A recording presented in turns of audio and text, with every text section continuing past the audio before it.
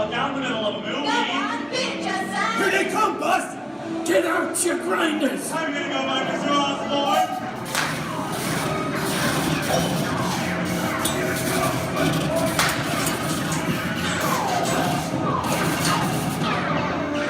I'm hit! Hey, I'm hit! Foxy! They got spin!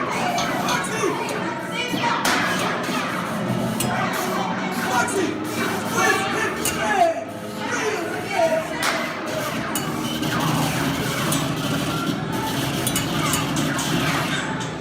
Hey, everybody, just sit tight. Run the red lights against the wall, and I would never break the law. Hey, watch this.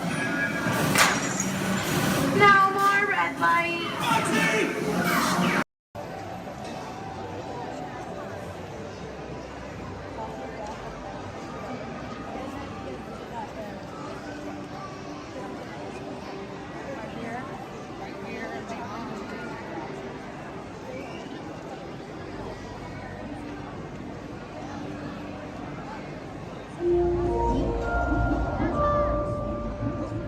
Attention marine life explorers.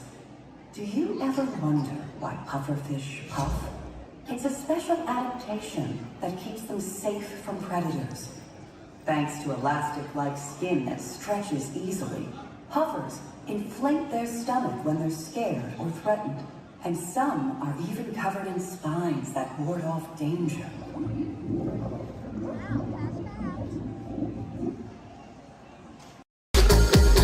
Welcome, foolish mortals, to the Haunted Mansion. I am your host, your ghost host.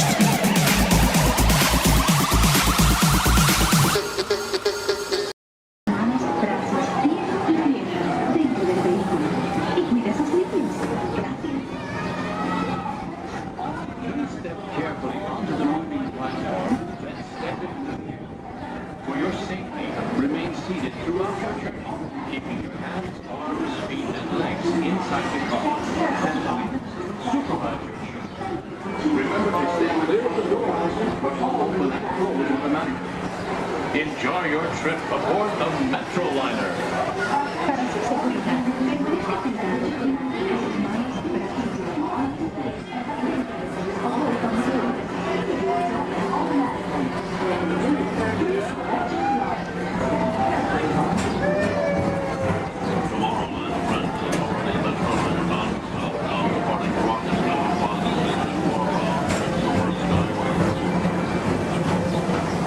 Welcome aboard, TTA travelers. We hope you enjoy Tomorrowland Transit Authority's Super Skyway.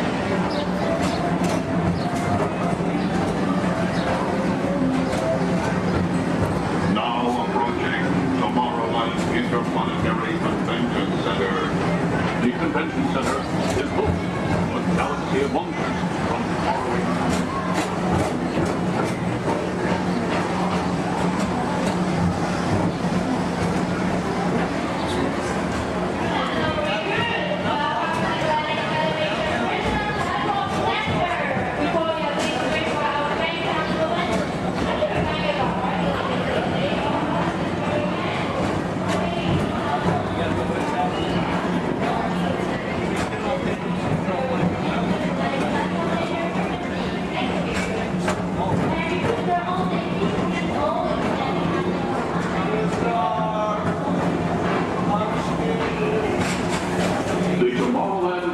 Metro Historical Society presents Walt Disney's 20th Century Vision for the Future.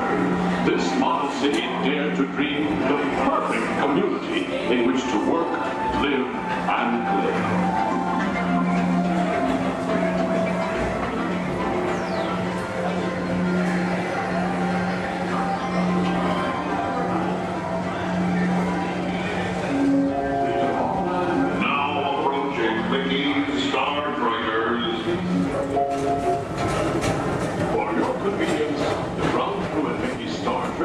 Will be glad to rocket ship to many planets in the galaxy. Hi there, Tomorrowland travelers. This is Mr. Johnson and Sky Eagle Hovercraft One, bringing you the latest Tomorrowland traffic report. As usual, everything is perfect on Tomorrowland Superhighway. Back to you at DTA Center.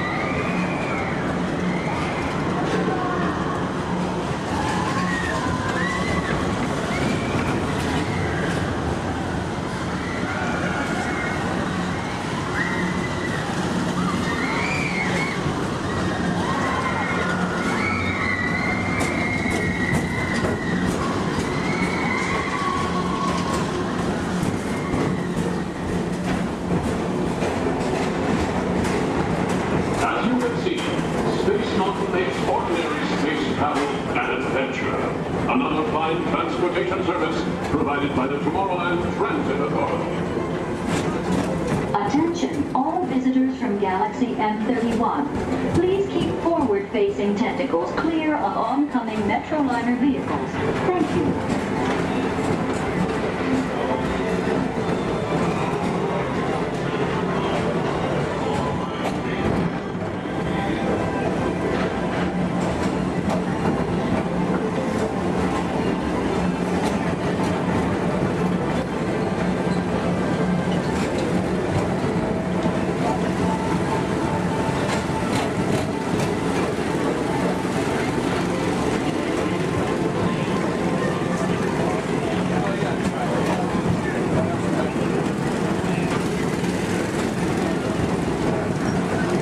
The centerpiece of Rocket Tower Plaza is the League of Planets Astro Orbiter. This symbol of universal harmony and interplanetary fellowship provides all beings with an exhilarating spin around the planets.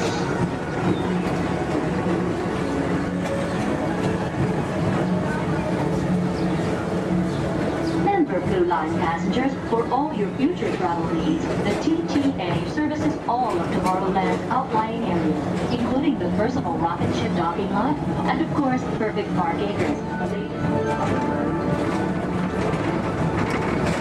Paging Mr. Morrow, Mr. Tom Morrow. Your party for the Saturn has arrived. Please give them a ring. Now approaching Walt Disney's Carousel of Progress.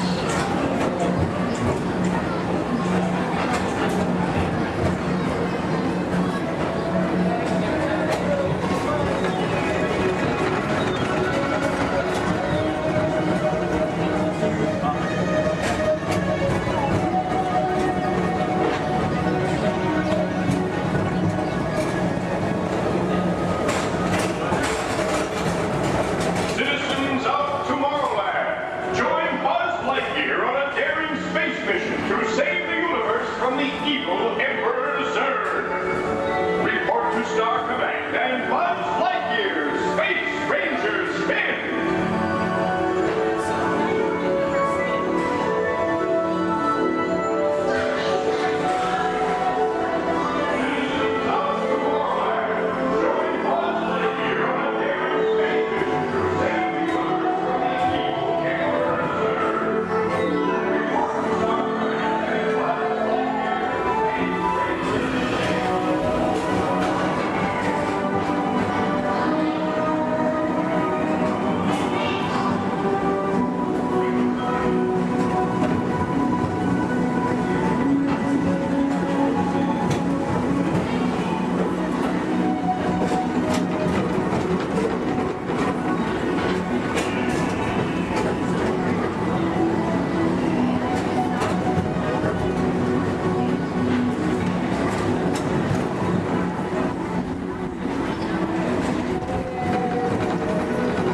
Welcome back to Rocket Tower Plaza at the heart of Tomorrowland. Come now, rejoin us and believe in the promise of tomorrow.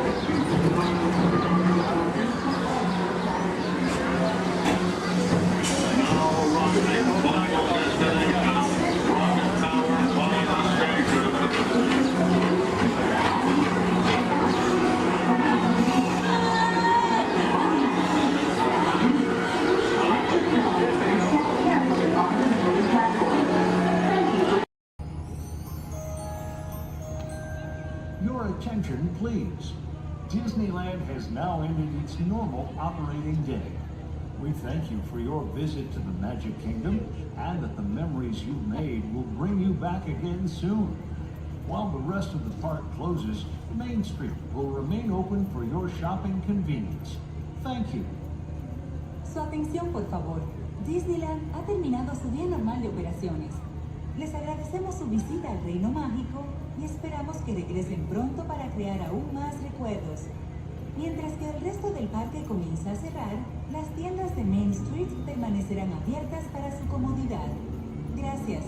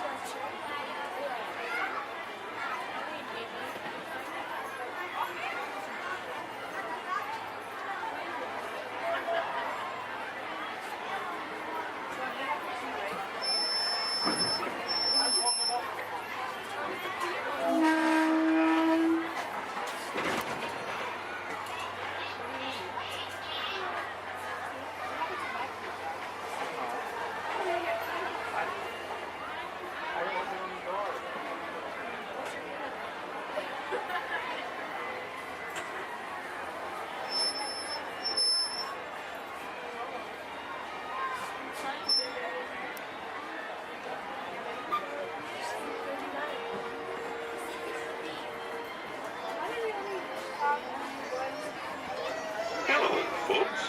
Welcome aboard the Disneyland Lego Road. We're now embarking on a grand circle tour of the Magic Kingdom, with stops at New Orleans Square, Mickey's Toontown, and Tomorrowland, followed by a visit to the Grand Canyon and the Primeval World. We got a lot of traveling ahead of us, so remember, for a safe trip, you need to stay seated, keeping your hands, arms, feet, and legs inside the train. And please, watch your children. Bienvenidos a bordo del Disneyland Railroad. Para su seguridad, permanezca sentado y mantenga las manos, brazos, pies y piernas dentro del tren. Y cuide a los pequeños. Gracias.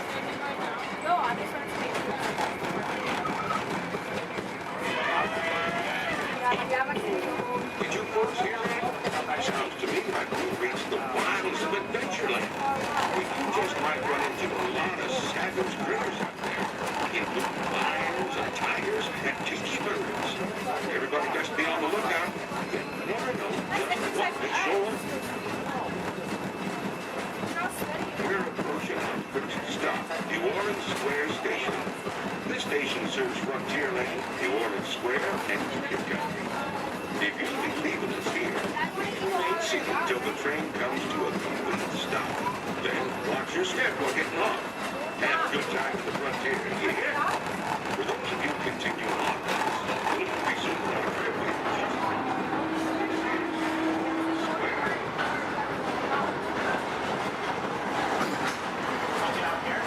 Mom, you want to get off here?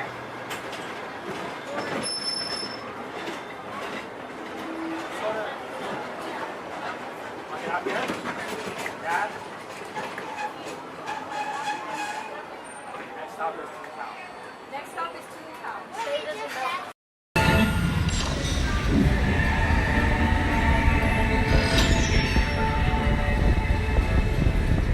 We'll begin with the capability test to see how your vehicle designs perform under challenging weather and surface conditions. Monitoring road surface. Connecting to OnStar. SIM card performance data acquired.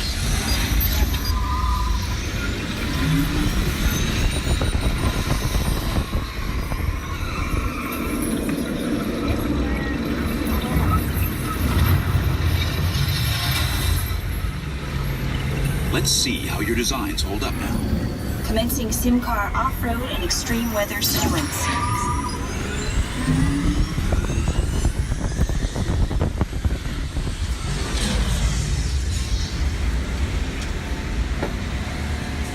Capability test results displayed and verified. Now let's see how your vehicles can handle when it comes to their efficiency. Scanning SIM card for optimal eco efficiency.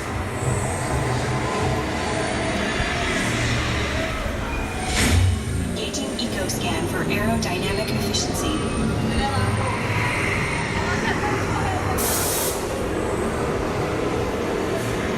Drive systems analysis. Hyperspectral imaging in progress.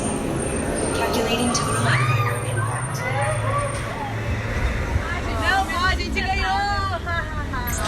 Commencing responsiveness test. Okay, the responsiveness data is now being synchronized.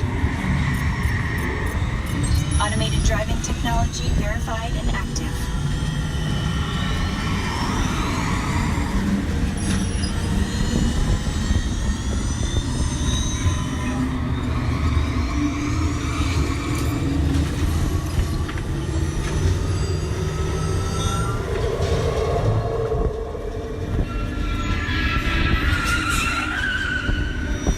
Automated crash avoidance technology disengaged. Displaying responsiveness data. Here comes the final test. Energizing for power test.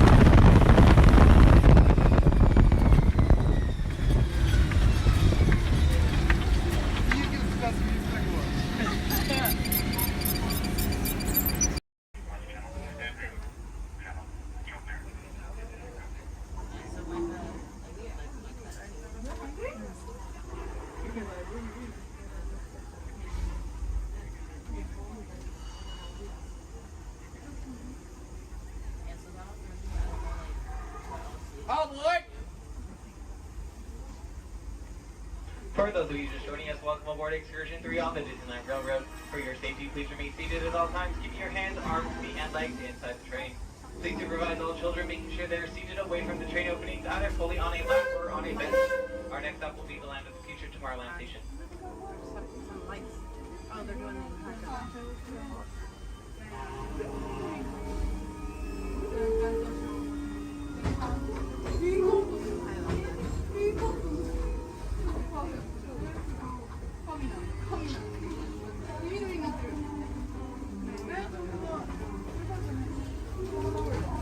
Hello, everyone.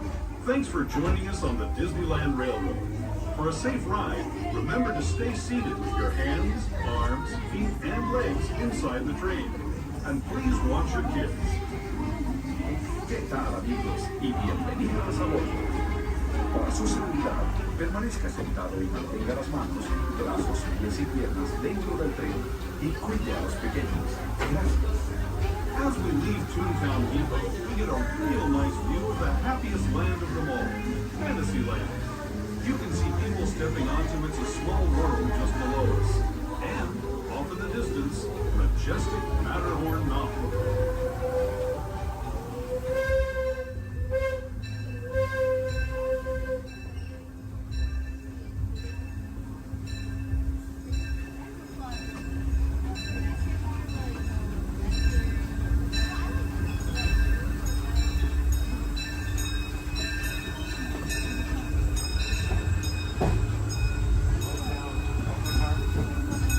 Steaming forward into the future to a land inspired by visions of tomorrow, both practical and imagined. Here you'll find rocket ships and star speeders, submarines and astroblasters, and if you look overhead, maybe a glimpse of a Mark 7 monorail. This is the latest version of the first daily operating monorail system in the entire Western Hemisphere, gliding above Disneyland since 1959. Below the monorail, and us, are the fun-filled roadways of the Autopia. Drivers of all ages can get behind the wheel of these cars. No experience or license required. If you're into soaring spaceships or doing battle with evil empires and emperors, Tomorrowland is definitely the place for you. Speaking of which, we're pulling into Tomorrowland Station right now. If you're leaving us here, just stay seated until we come to a full stop. Gather your belongings, including lightsabers and astroblasters, and step carefully from the train.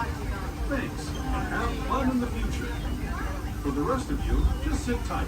We'll be on our way again in just a minute.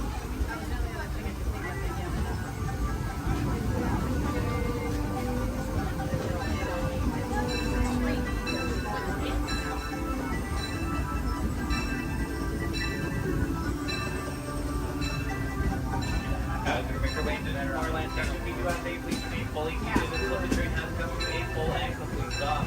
This will be your stop for all Tomorrowland attractions, including Space Mountain, Star Tours, the adventure continues. Finding have our submarine voyage, the monorail, the Octopia, and many more.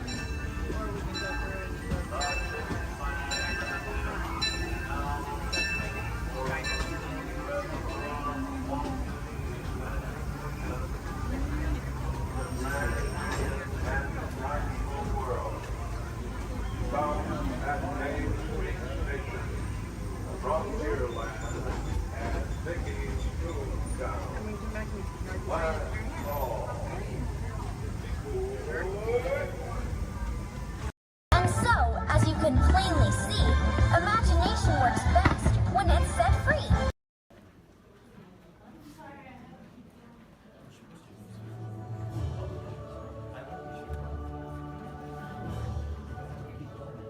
Hello. I'm Dr. Marsh, director of the Dino Institute, and I hope you enjoyed those quaint exhibits in the old wing. That's how dinosaurs have been presented to the public since the study of fossils began over 150 years ago. Today, that bare bones approach is about to become extinct. In a perfect blending of science and technology, the Dino Institute has created the Time Rover, an amazing vehicle that will literally transport you to the age of the dinosaurs. How? That's proprietary. But the result is a breathtaking journey through a prehistoric world where you will witness the most spectacular creatures to ever walk the earth. In a moment, you'll be going live to our control center for a comprehensive safety briefing, and then it's on to the tour that will convince you forever that the future is truly in the past.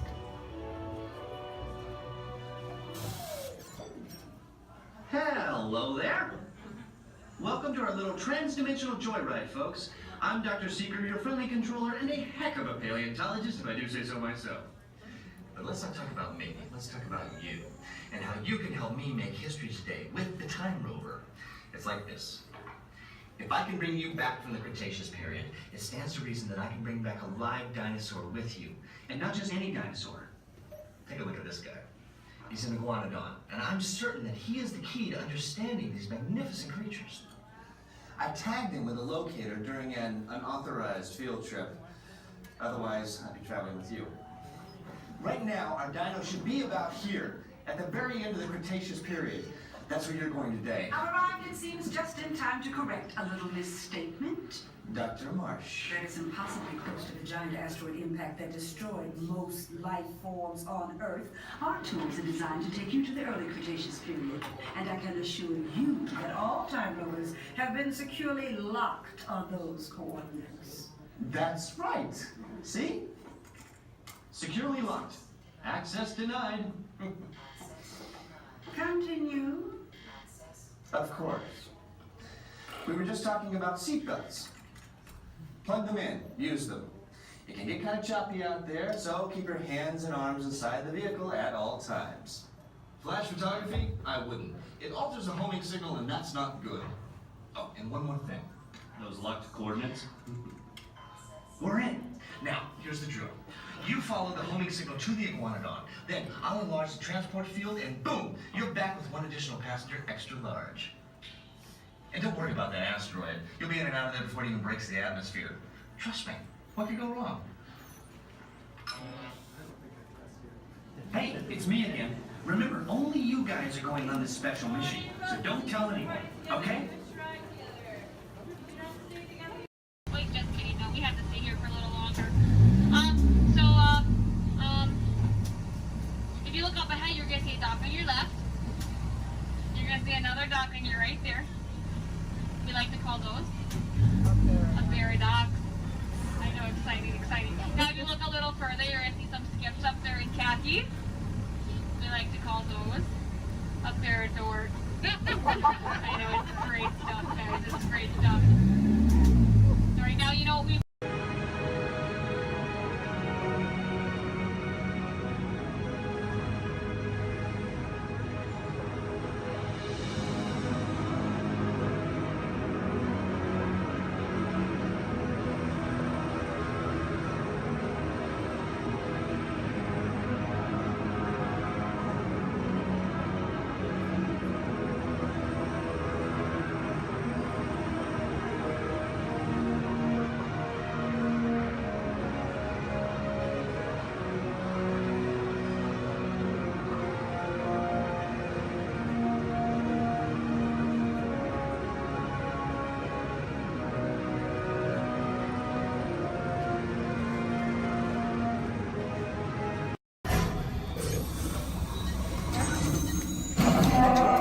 engineers.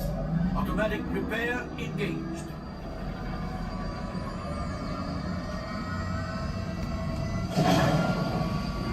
Right, pilot. Push the flashing button to take off. Pilot on the left. Move your stick to fly right and left. I was just about to say that. Pilot on the right. Pull back on the stick to fly out. And push forward to fly down. Oh, watch it.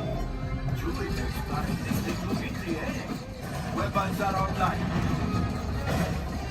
Left pilot. Hit the boosters. Now let's go get that coaxium. Right pilot. Make the jump to light speed.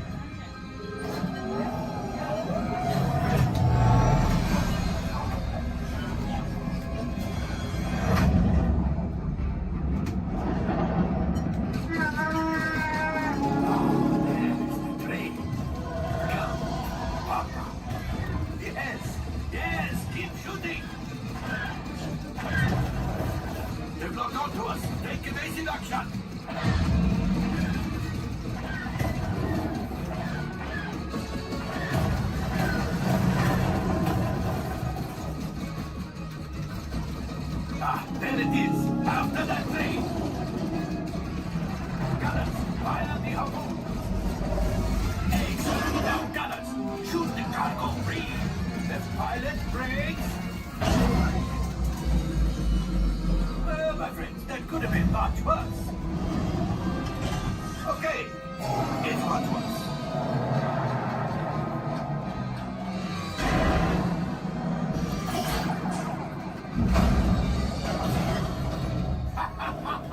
Yes, you got one. Excellent, my friends. Now power up the ship. Well, I grab the axiom. You see, just as I promised, my friend. Now that the resistance has what they need, maybe a little something for Hondo. Pilots, line up behind the train so we can harpoon that last car. Gunners, fire the harpoon. Gunners, shoot the train. The cargo is breaking free. Keep shooting. Good job, my friends. Yes, yes, yes. We got the coaxium. I will grab it. You keep up to the train.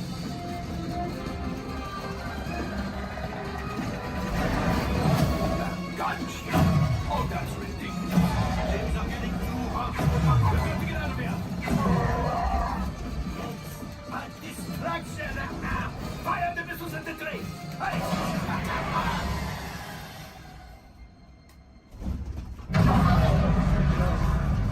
Watch out! The Star Destroyer is collapsing! Left pilot, hit the boosters! Boost! Boost! Boost!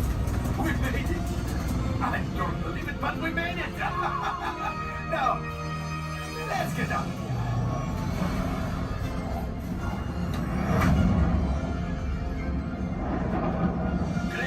My friends. You retrieved 2 containers of coaxium.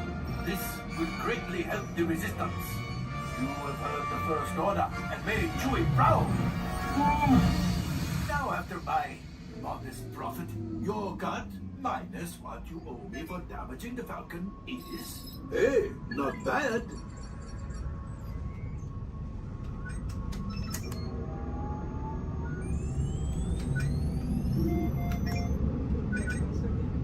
R5, damage report.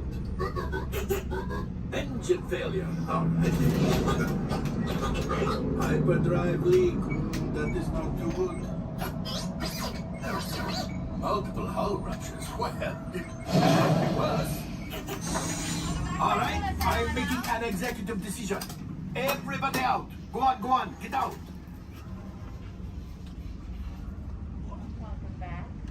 All available techs, we have a Corellian freighter that needs immediate transport back to the maintenance bay. This thing has seen better days. Better fix all that before the Wookiee sees it.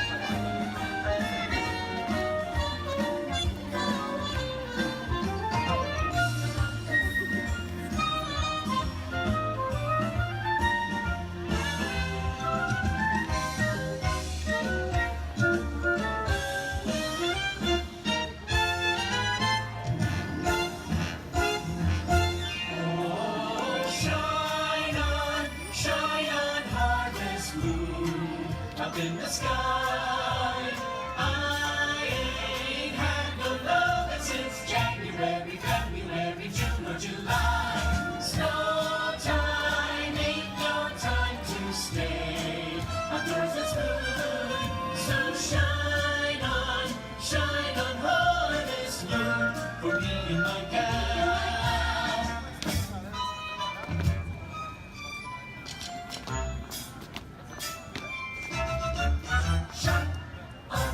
Shine on harvest moon. It's autumn, wonderful, beautiful autumn.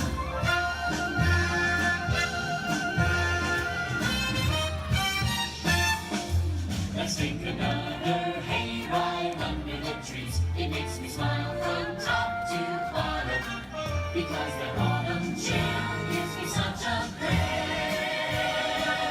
It's the magic that can happen when it's autumn. When it's autumn. When it's autumn. When it's autumn. It's the magic that can happen when it's autumn.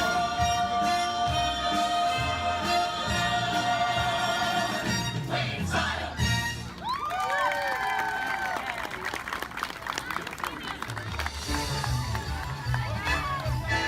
Thank you for joining us on Main Street, USA. And from all of us here in the Magic Kingdom, we hope to see you again real soon.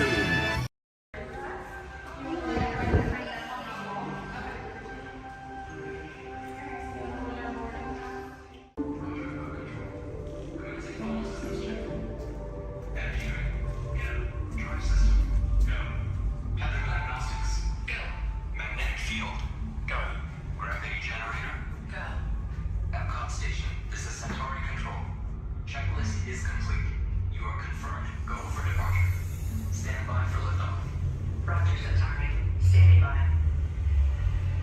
Welcome aboard this elevator. In just a few moments, you'll be on your way up to Space 220 aboard the Centauri Space Station. Enjoy the ride.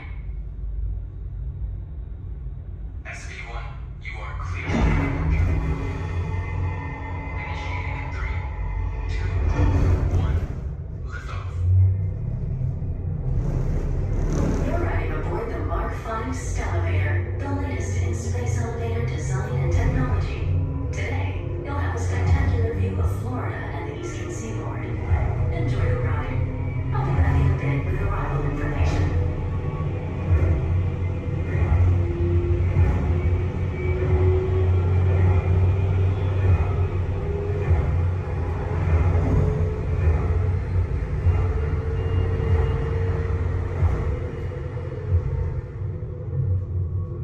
SV1, we are on our final approach. Roger that.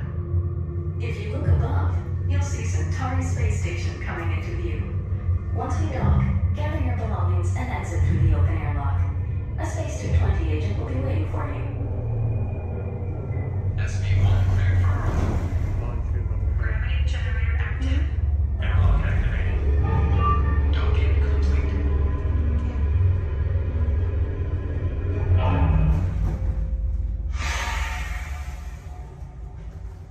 Welcome aboard. Is this where we go down? Yeah. Give me one moment. You guys are gonna head right down this way. Somebody should meet you there. If there's nobody, oh, there is somebody. Okay. Head on down. Thank you. All right, guys. Woo! You're slow. Is it okay? Good. We're safe.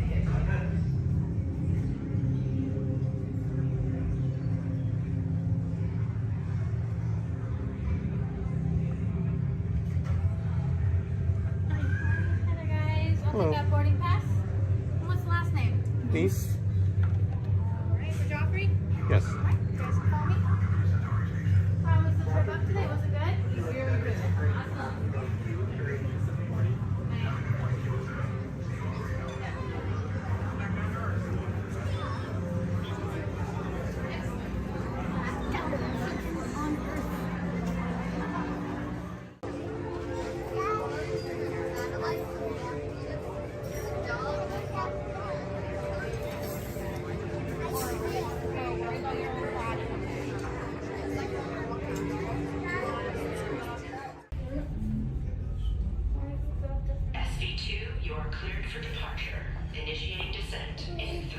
2, 1. Your journey back to epcot will be a smooth and quick one today, so enjoy the ride.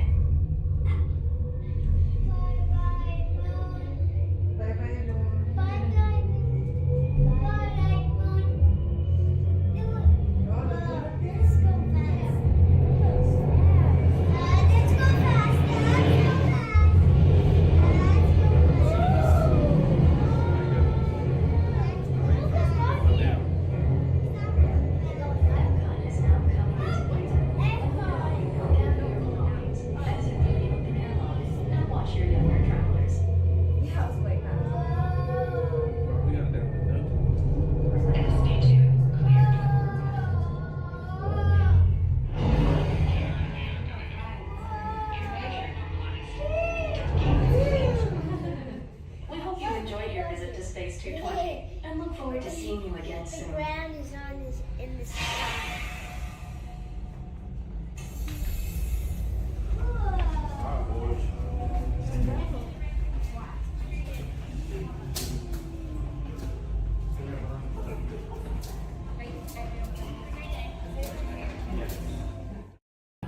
Sealed genetic matching room. Okay, Dr. Stevens, they're ready. Can everyone see me? Great. Welcome to the Avatar program. Soon, you're going to have a chance to undertake an amazing Navi rite of passage, flying on the back of this powerful animal called an Ikron, or as we call it, a Banshee. The way you're going to do this is by being matched to something called an avatar. And I'm here to help you guys get ready. But first, we have to scan you for Pandoran microparasites. All right, everyone, stay on your number and move your arms a bit. Whoa. Okay, start scan.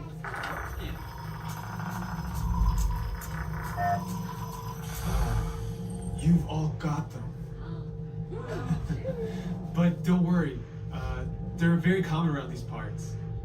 Let's start the decon. Initiating GMR decon. Stand still over your number. You're not going to feel a thing. Ow! You're doing great. Almost done here. You're all clear. Great. Now let's go over how all this works. Like I said before, you're going to be matched to these things called avatars, which look a lot like the Na'vi. They're created by blending human DNA and Na'vi DNA.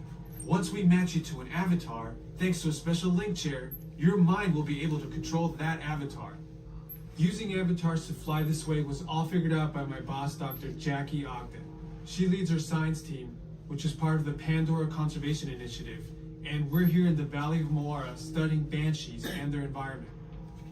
Over a generation ago, this enormous company called the RDA created a lot of damage to the area through their bad mining practices and conflicts with the Na'vi.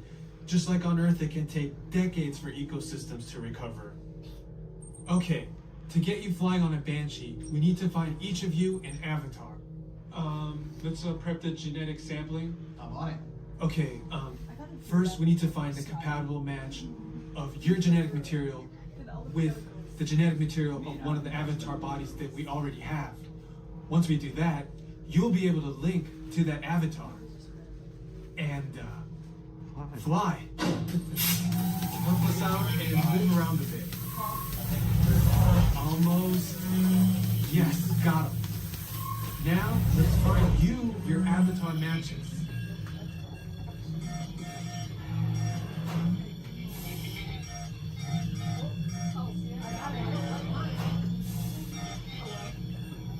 Oh, I got a match.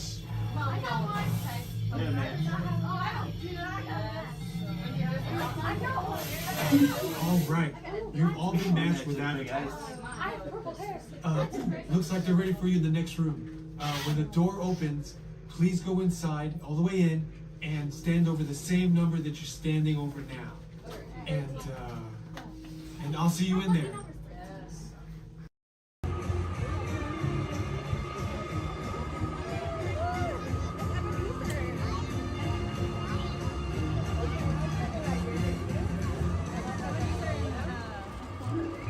Attention explorers! Set your sights exploits on the Discovery River because he's at it again. Yes, famed billionaire and thrill seeker Scrooge McDuck is back in pursuit of high adventure. At the navigation helm, why, it's his personal pilot, chauffeur, and travel companion, Launchpad McQuack. This expedition will surely produce a grand ducktail!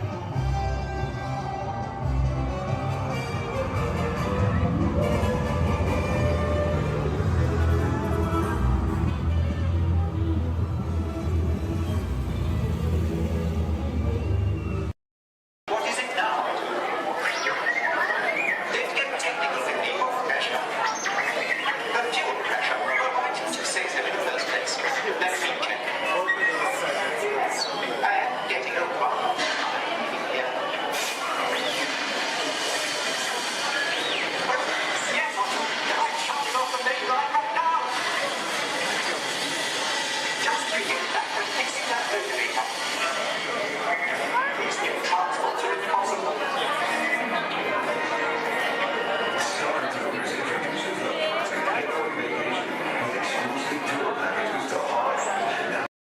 Journey into the movies is the perfect job for me because I love movies. So is everybody ready? Great, because it's showtime. Ready when you are, CB.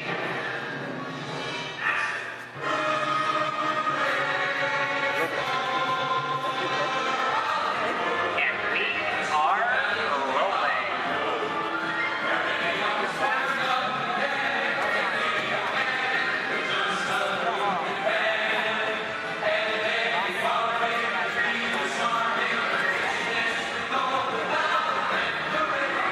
Hello everyone and welcome to the Great Movie Ride. Once again, my name is Michael, and I'll be taking you through this Hollywood soundstage right into some of the greatest movies of all time, all on one tour.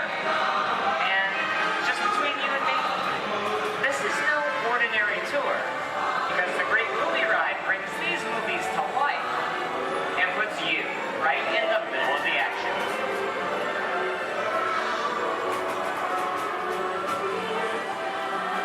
I don't know about you folks, but I just love those great Hollywood musicals of the 1930s. This scene is from one of my favorites, the Busby Berkeley classic Footlight Parade, starring James Cagney, Ruby Keeler, and Dick Powell. In 1952, Gene Kelly was singing in the rain with Debbie Reynolds and Donald O'Connor. Did you know that Gene Kelly co-directed this movie? And can anyone tell me what movie this is? That's right, it's Walt Disney's Academy Award-winning film from 1964, Mary Poppins, starring Julie Andrews and Dick Van Dyke. Julie Andrews won an Oscar for her portrayal of the nanny who was practically perfect in every way.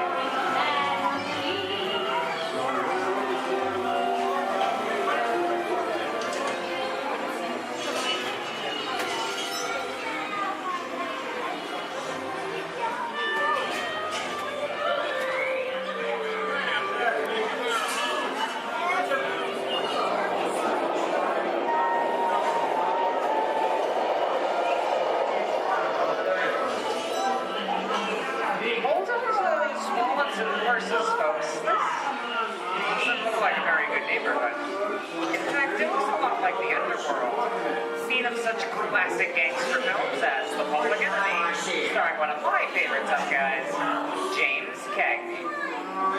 Even though Cagney is best known as one of the movie's greatest gangsters, he won his only Oscar for his role as the song and dance man George M. Cohan in Yankee Doodle Dandy. I'll tell you, very nice time. George comes around, he's gonna leave you some beer, but you're gonna take it. And you're gonna kick in with the dog. And if you don't, you're gonna drop by here and kick your teeth out, squat and side. You know what I mean? I get you. Somebody's coming. Somebody's coming. Get down. Oh, there isn't. Yeah, just a bunch of rubber-necked tourists. Sorry for the delay, folks. I don't want to run a red light, even if it is just a movie. You talking to me? You talking to me? Sweetheart, talking to I'm not supposed to leave my vehicle. I said get over here. Oh, okay, Mugsy, whatever you say. Hey. How'd you know my name anyway? I've seen this movie before. You're making a big mistake here, Mugsy. I can't slug out and move. I'm moving. Here they come, bud. I'll go for some more.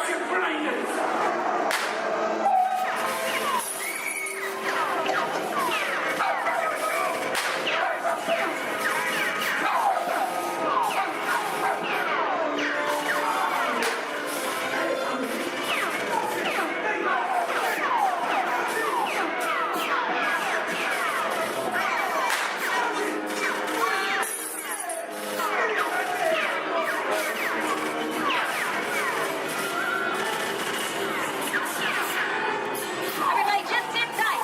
Running a red light's against the law. Never break the law, they get one. No more red lights.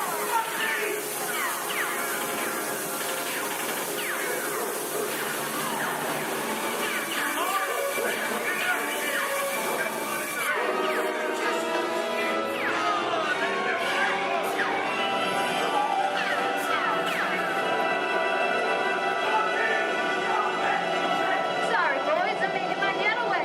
I'll see you in church. And what are you looking at? I'd everybody mind if he's accused, maybe you won't get hurt. Ah, must be the west side of town. And now, the Old West, and two of Hollywood's legendary stars, Clint Eastwood and John Wayne.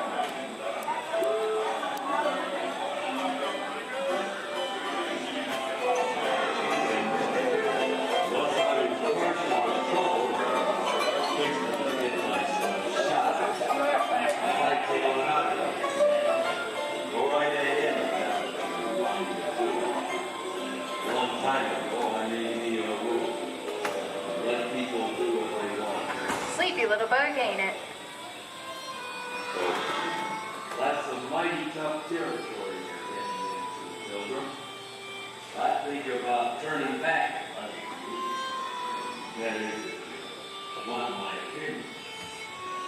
I reckon you ought to. Now that we're in the clear, this is the perfect time for me to collect up all your valuables. We'll start with the jewelry, then There it is. It's the bank robber. Don't let him get away. Look out of your park, this neighborhood copper. Drop your gun.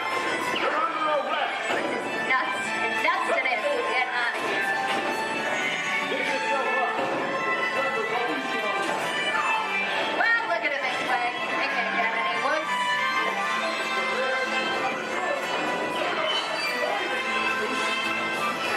Okay, it's worse.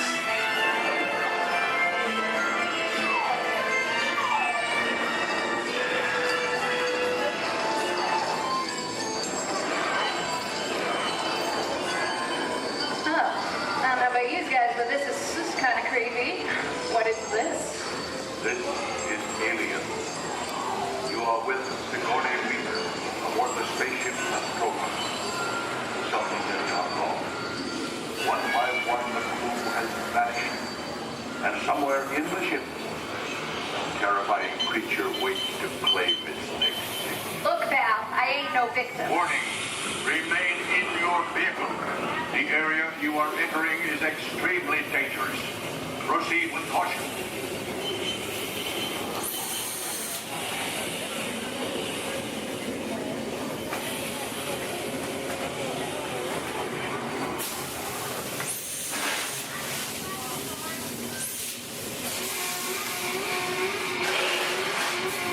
The emergency destruct system is now active. The ship will detonate in T-minus 10. The oxygen will Look out!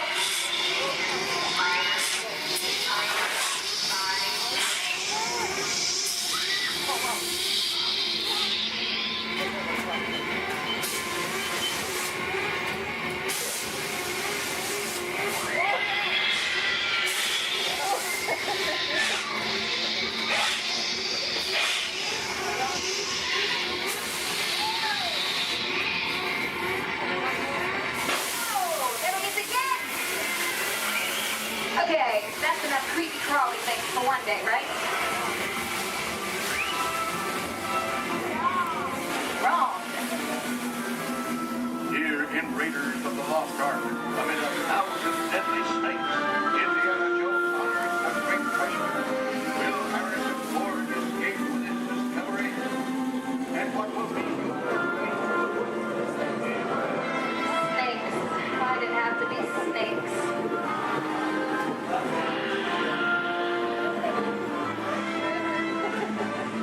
dust of 3,000 years lies undisturbed in this ancient burial chamber. And on the chest, the great stone god, a priceless jewel. Wow.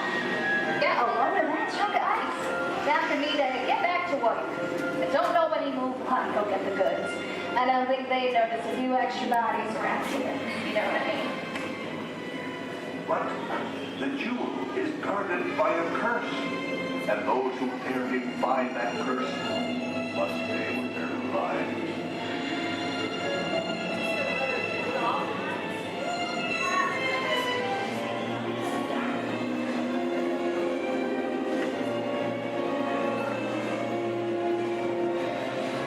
Halt, unbeliever. Disturb the treasure of the gods, and you shall all pay with your lives.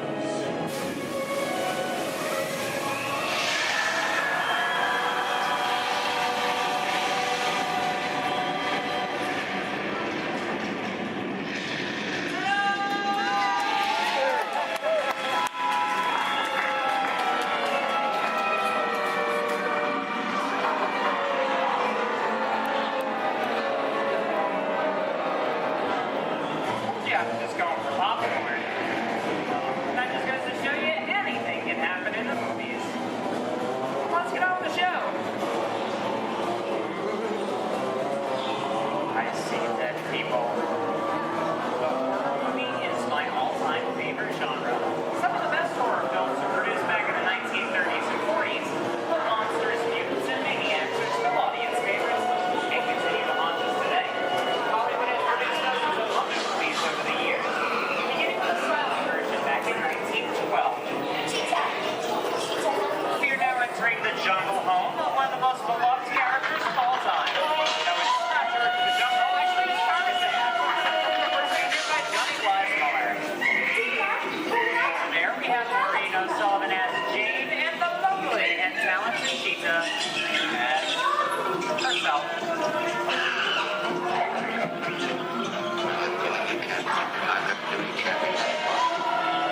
Those are not going to be noble. It doesn't take much to see the problems of three little people don't amount to a hill of beans in this crazy world. Someday you'll understand that. Louis, I think this is the beginning of a beautiful friendship. Best last line of a movie ever. On the Crickle Card, your favorite person, next to Toxic Romance.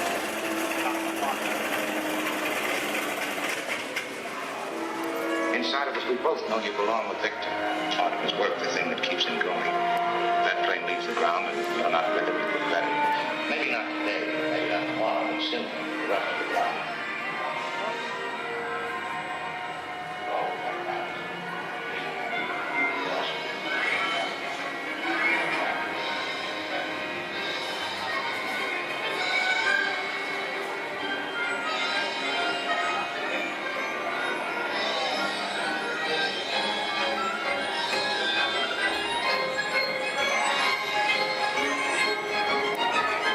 Here's one of my favorite movie stars, Nick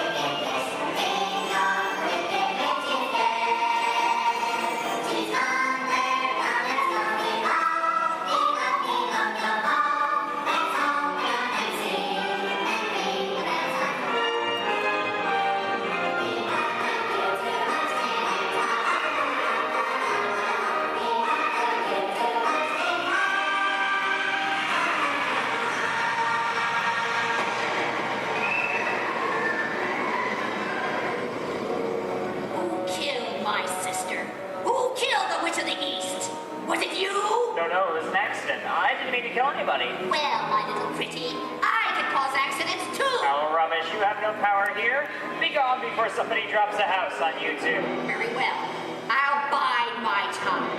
But just try to stay out of my way. Just try. I'll get you, my pretty, and your little dog, too.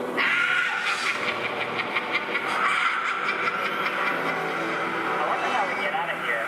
What do you folks think? Which way do we go? Follow the yellow brick road. Follow the yellow brick road. Why did I think of it? Swing along, folks. You know the word.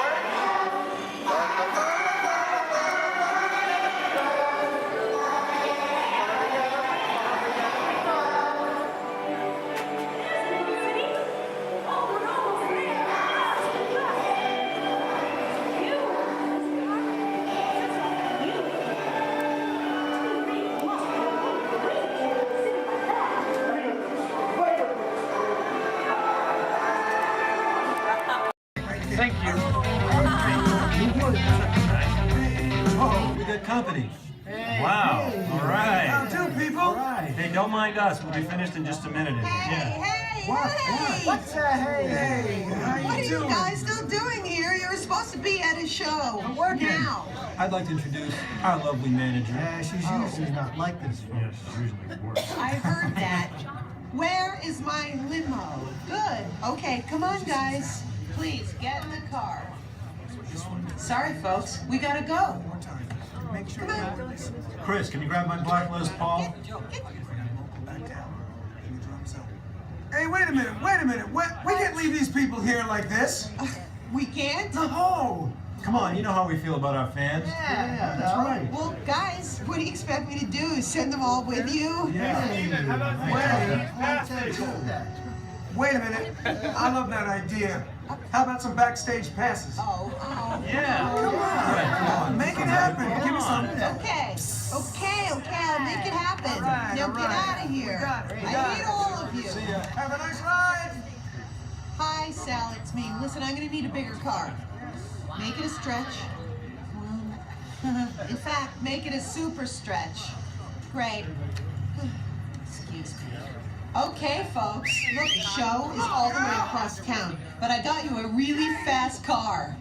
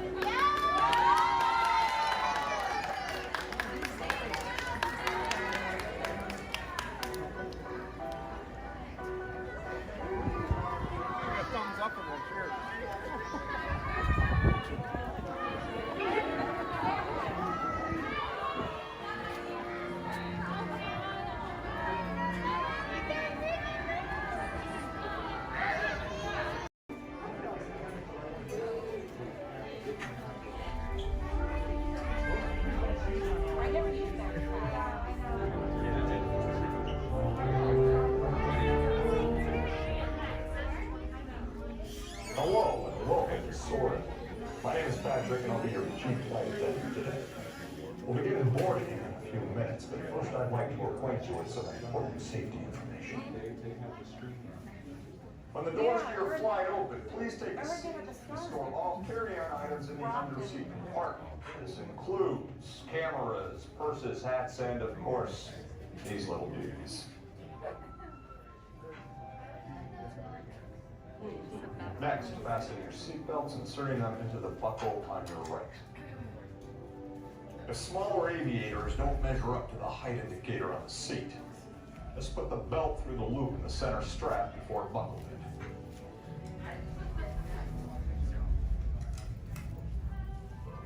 Nice work, pal.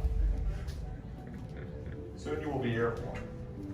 So if you or your little aviators have a fear of flying or of heights, you might want to wait for your party to arrive.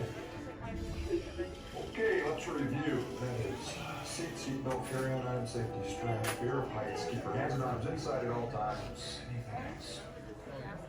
Yeah. Have a nice flight. All right, my friends, we're going to load about 3, followed by 2, then 1. Rotate, please follow me. 2, you're going to follow 3. 1, you're going to follow 2. Ladies and gentlemen, the voices of liberty. Strike up the band, strike up the band, strike up the band, strike up the band, strike up the band, strike up the band, strike up the band. And the drums roll on, the trumpets call, while the people shout, strike up the band. With the cymbals ring, on one and all, to the martial swing, strike up the band. There's a prize to be won to you on. Come, you son of a god. Take your stand, come on and take your stand. On the 9-gate board, come along, let's go. Hey, leader, strike up the band. Strike up the band. Come on and hear. Alexander's ragtime band. Come on and hear, come on and hear. It's the best band in the land. They can play bugle call like you've never heard before. So natural that you want to go to war.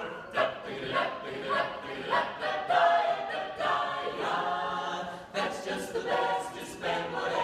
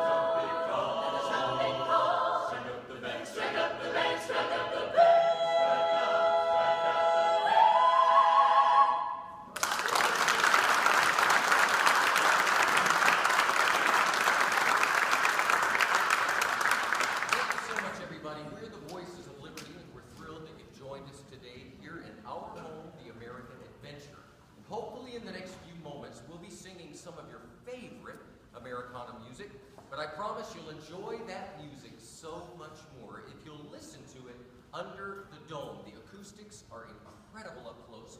So while our singers take a step back to give you lots of room, come on up to the edge of this red circle all the way up here. You guys can just a little closer. Especially if you're underneath the balcony, you'll really enjoy the music so much more up close. Have a seat on the floor so those folks behind you in wheelchairs or sitting on benches can enjoy the show.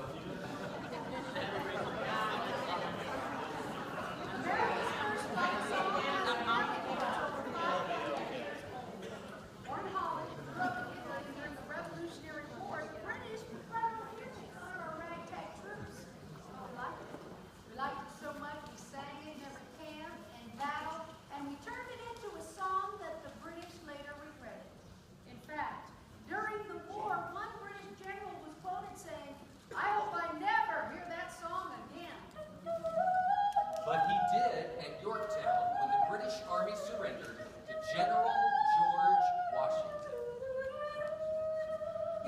Yankee Doodle, keep it up. Yankee Doodle dandy, mind the music and the step, and with the girls be handy. Yankee Doodle, keep it up. Yankee Doodle dandy, mind the music and the step, and with the girls be handy. Mind the music and the step, and with the girls be handy. Yankee Doodle went to London just to buy a pony, stuck a feather in his cap and called it macaroni. Yankee Doodle, keep it up. Yankee Doodle dandy, mind the music and the step, and with the girls be handy. Yankee Doodle, keep it up. Yankee Doodle dandy, mind the music and the step, and with the girls be handy. Mind the music and the step.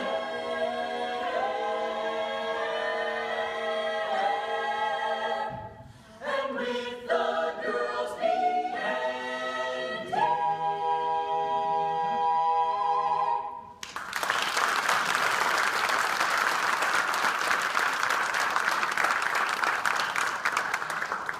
Well, there was a time not too long ago when many in our country knew full well the meaning of the word oppression. And out of that oppression were born songs of hope, songs of a better day.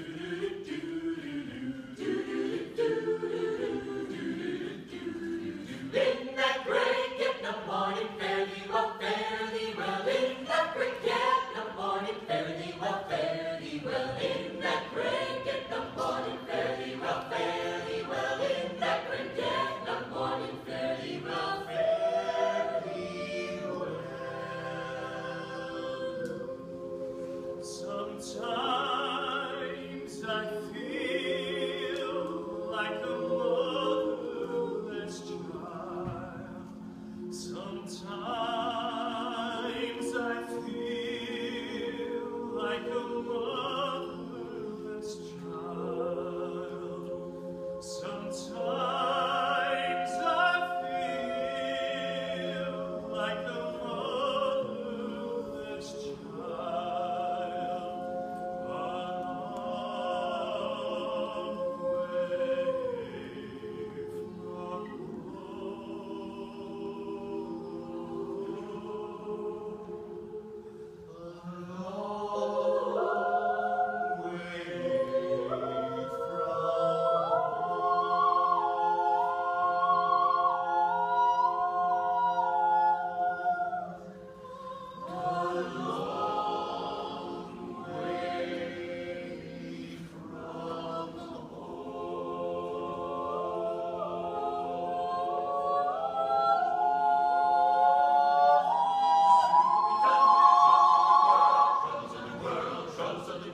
Sooner we'll be done with the troubles of the world. Going to live with God. No more reaping and wailing. No more reaping and wailing. No more reaping and wailing. I'm going to live with God. Sooner we'll be done with the troubles of the world. Troubles of the world. Troubles of the world. Sooner we'll be done with the troubles of the world. I'm going to live with God.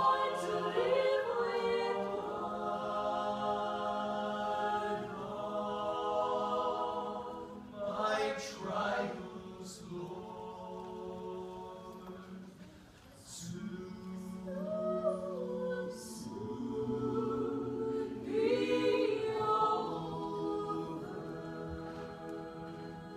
If religion were a thing that money could buy, the rich live die.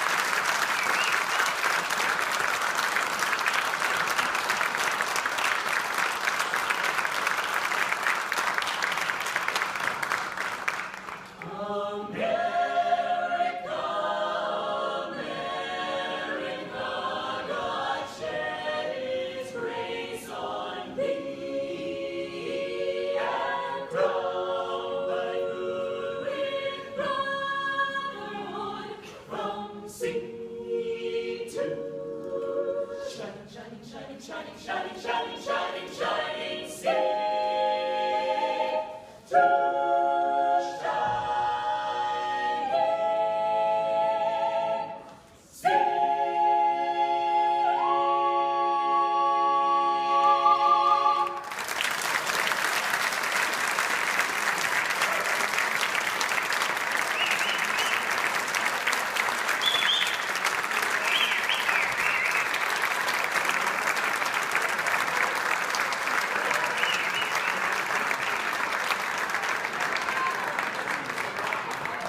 Pilot, push the flashing button to take off. Pilot on the left. Move your stick to fly right and left. Pilot on the right. Pull back on the stick to fly up. And push forward to fly down. Oh, that's it. Julie, sorry. Okay, I got it. Online. Sorry. Pilot, hit the booster. Let's go get that fly down. Pilot, make the drop to light speed.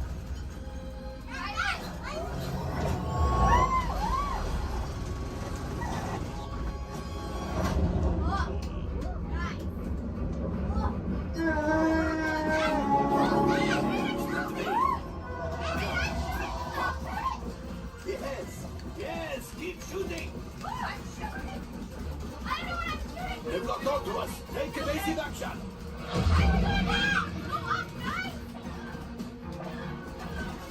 Gunners, we need to defend ourselves. Open fire. Gunners, blast away. Blast. Ah, there it is. After that train.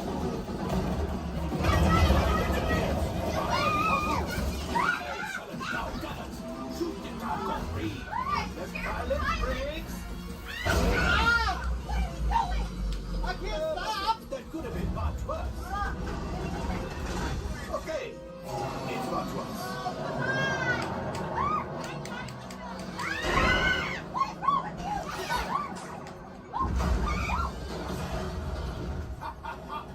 Yes, you got one. Excellent, my friends. Now power up the ship. Well, I gravity go axial. You see, just as I promised, my friend, now that the resistance has what they need to do something from Bungo. Pilots, line up behind the train so we can harpoon that last car. Gunners, shoot the train. Engineers, realize closer. Cargo's pretty, keep shooting. Good job, my friends. Yes, yes, yes. We got the coaxium. I will grab it. You keep up to the train. A gunship? Oh, that's ridiculous. Things are getting too hot. What distraction! Come on, let me get the train. Hurry.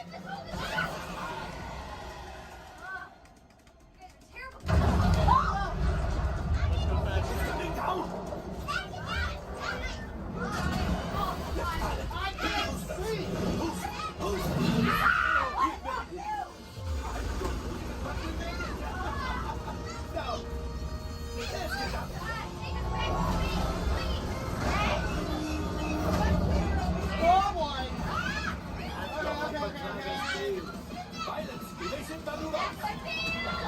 We've got company.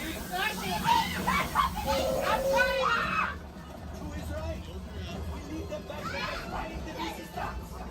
Only 3 left. He's the last. Watch out!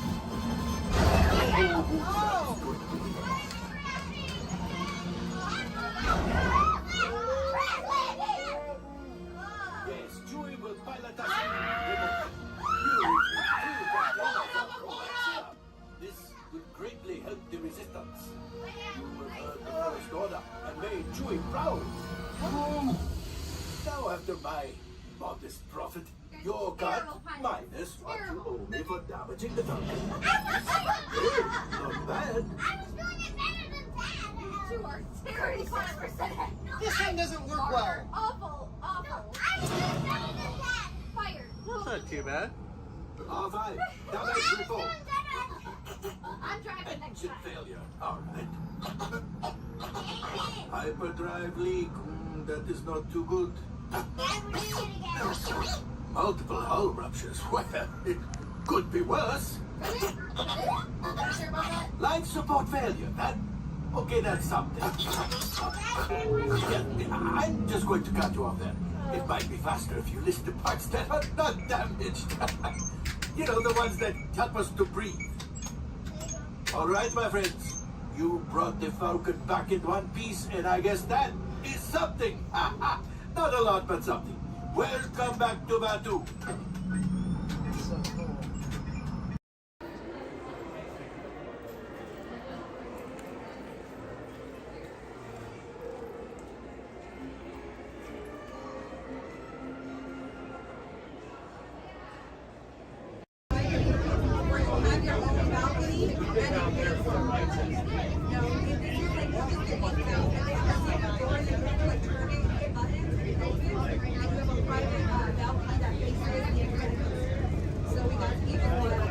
That's what they call it now, the incredible. Yeah, it's not Screaming California. But I remember the first time I ran, I went on it, there was a guy who had a cigarette in his mouth and he came in, he was so proud that he had it lit the whole time. That's like, I remember the first time I ran, I was like, okay, glad. I went on a ride 5 times with the kid.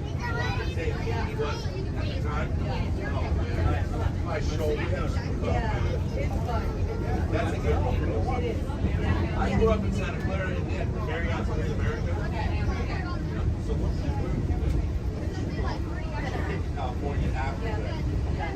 He's from Redondo. Yeah, so we're like 30, 25 years. And we just moved here to Oregon. Oregon for a while. There was years. It's like, the tide, it's crap, it's fish. So when we got Florida, I was like, You're gonna enjoy your I have. We played hooky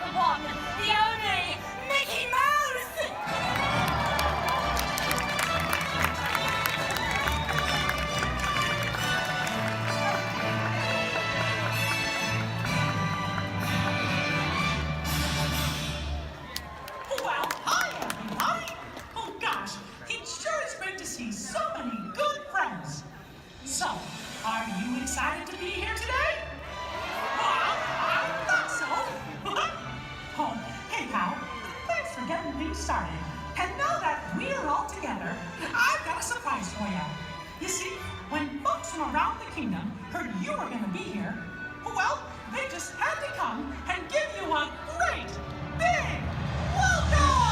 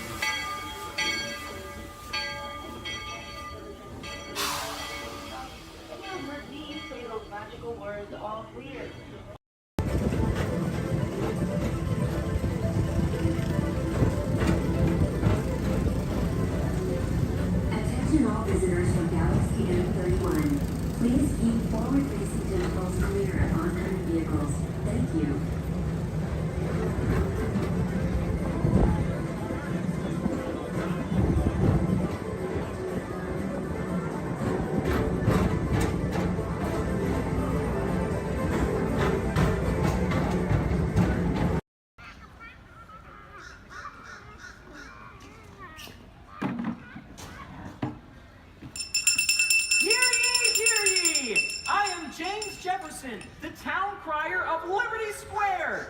But my friends, call me JJ. Come on, everyone, gather round. You're just in time. Come closer, all ye people, gather round and listen well. I've got a satchel full of history's greatest tales to tell. Your hair will stand on end with all the history and such. Unless, of course, you're bald like me, in which case, not so much. Hey, Sam! It's Sam Eagle, everybody! Tell us, Sam, what great American story are we sharing today? Today we shall salute the Declaration of Independence. Ah, a great story indeed. The people of the colonies, they said, let freedom ring! Declared their independence. And they overthrew the king. There were battles, there was violence, there were spies and triggers too. We won't speak about all that. This is wholesome through and through. Right, let's bring out some friends to help us. Hey there, that's your cue. Welcome! Hiya! Woo! Great moments in history. La la la la la. Great moments in history. And this one features more. And here's what you will take away in all your minds and hearts. Great moments in history. Great moments in history, but just the American parts. Hi-ho, and welcome to Great Moments in History. But just the American parts. That's right, Sam. And as the official Liberty Square historian, I have drafted tributes to every important event in American history. JJ, please remind everyone which great moment we are sharing today. The Declaration of Independence! Excellent! I read it every night before bed, and so should you. And now I will recite from memory the entire Declaration of Independence. When in the course of human... Excuse me, Sam? Kermit, you are interrupting America. Sam, the gang and I were talking, and we had some ideas to make your show more entertaining. Entertaining? Mm-hmm. In a theme park? Yeah. Highly unusual. Aw, please, Sam? JJ, I could use a little help here. Sure, Kermit. Let's put this to a vote. All those in favor of making Sam's story a little more entertaining, say aye. Aye. The ayes have it. Oh, it appears democracy has spoken. All right, Kermit, you and your band of weirdos can help. Okay. But please, do it with dignity. Oh, sure, Sam. We always do things with dignity. Hey, Kermit, the all-chicken chorus is ready for their big number. The cluck heard round the world. Hit it, girls! Back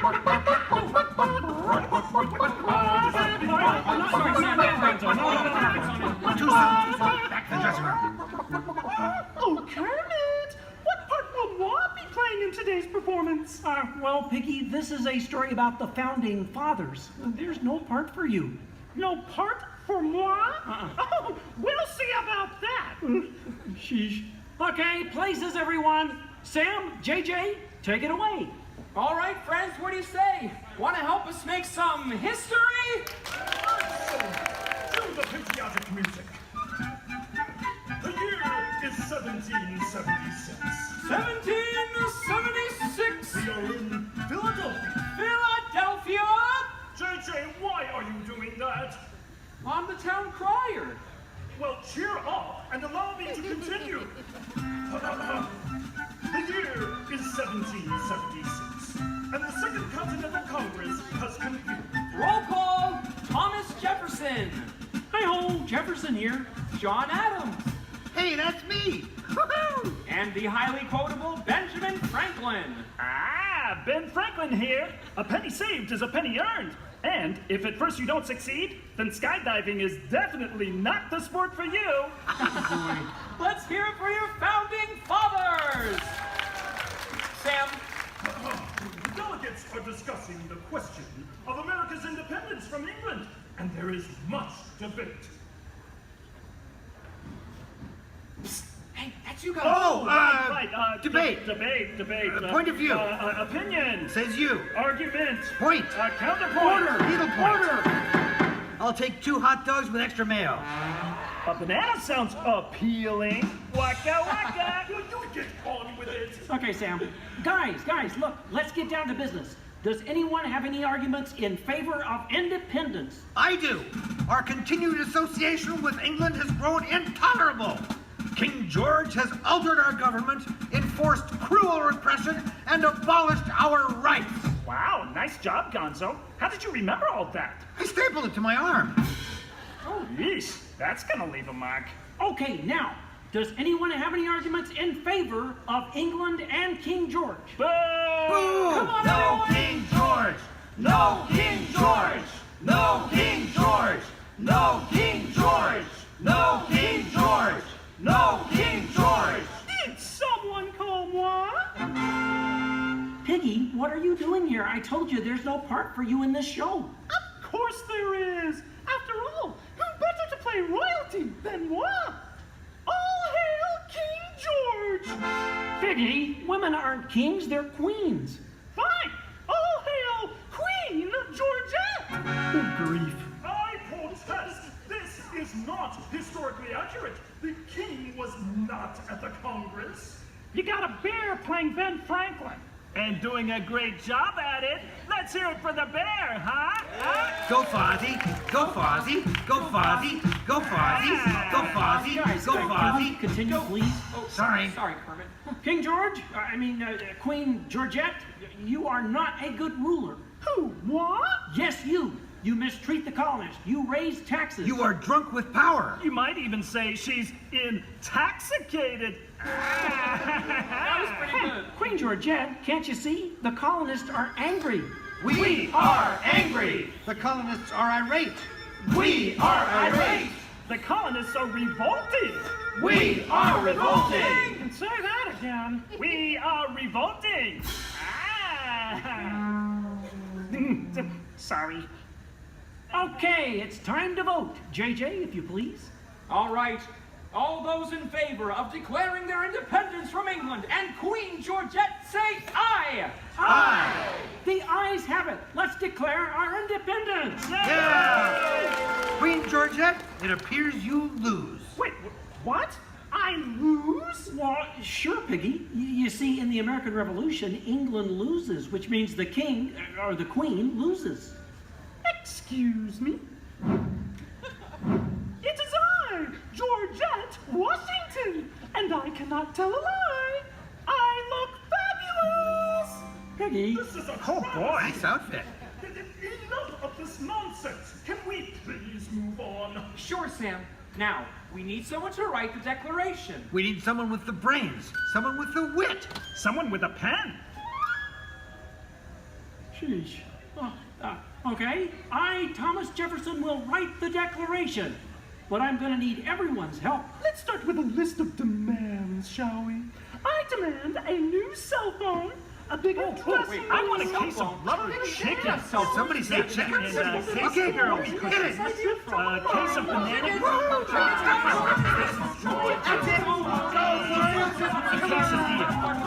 You're doing it. Guys, Guys, when Jefferson wrote the Declaration, it was more than a list of demands. What? Oh. What are you talking about? Yeah, it was about things we all believe in. Things worth fighting for. Things that inspired the birth of a new nation. Gee, Kermit, what do you mean? Well, like the Declaration says, we hold these truths to be self-evident, that all men are created equal, that they are endowed by their Creator with certain unalienable rights, that among these are All together! Life, liberty, and the pursuit of happiness.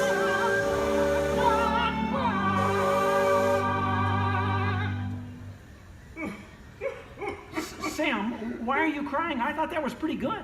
It wasn't good.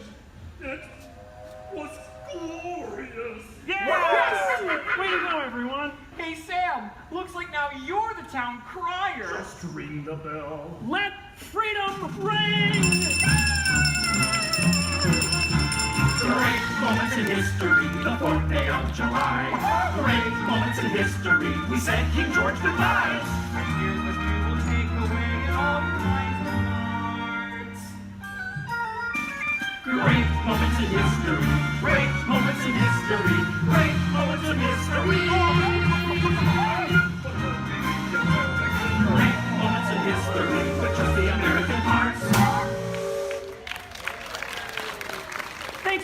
We couldn't have done it without you. And to England, no hard feelings. You're still one of our best friends. Thank you all for joining us for a great moment in American history. We hope you come by again soon and have a magical stay here at the Magic Kingdom. Bye-bye. Bye-bye. Bye-bye. Bye-bye. So long, everybody.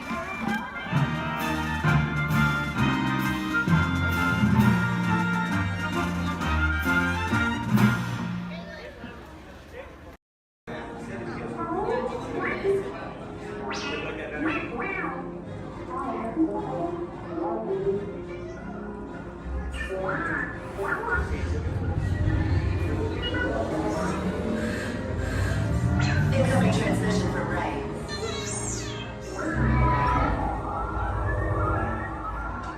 BB-8, is everyone assembled? Good. Should you be in flight prep? Recruits, thank you for joining the cause. A covert resistance team led by my friend Finn has infiltrated a First Order Star Destroyer that is now headed to this system. Your outpost on Batu is no longer safe. We have transports waiting to take you to General Organa's secret base on Pokhara. I'll regroup with you there. The Resistance desperately needs your help in our fight against Kylo Ren and the First Order. Remember, it is vital that you keep the location of the Pokhara base secret. Lieutenant Beck, one of our top commanders, will lead you. Affirmative. Transport is ready. Line up and I shall personally see them delivered. Thank you, Lieutenant. Welcome to the cause. May the Force be with us. Commander Poldan and a squadron of X-Wings shall escort us to the rendezvous point on Pokhara. Roger, this is Black Leader. I hear you're a fine-looking group of recruits. Well, no time to waste. Let's get you on your way to the General.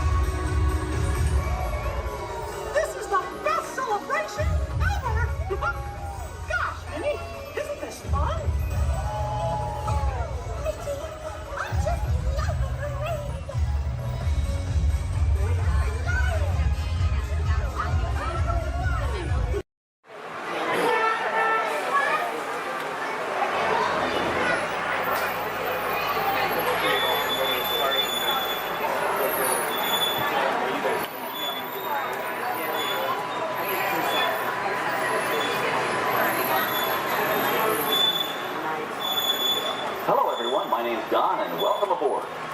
We're heading into the back lot of Disney's Hollywood Studios.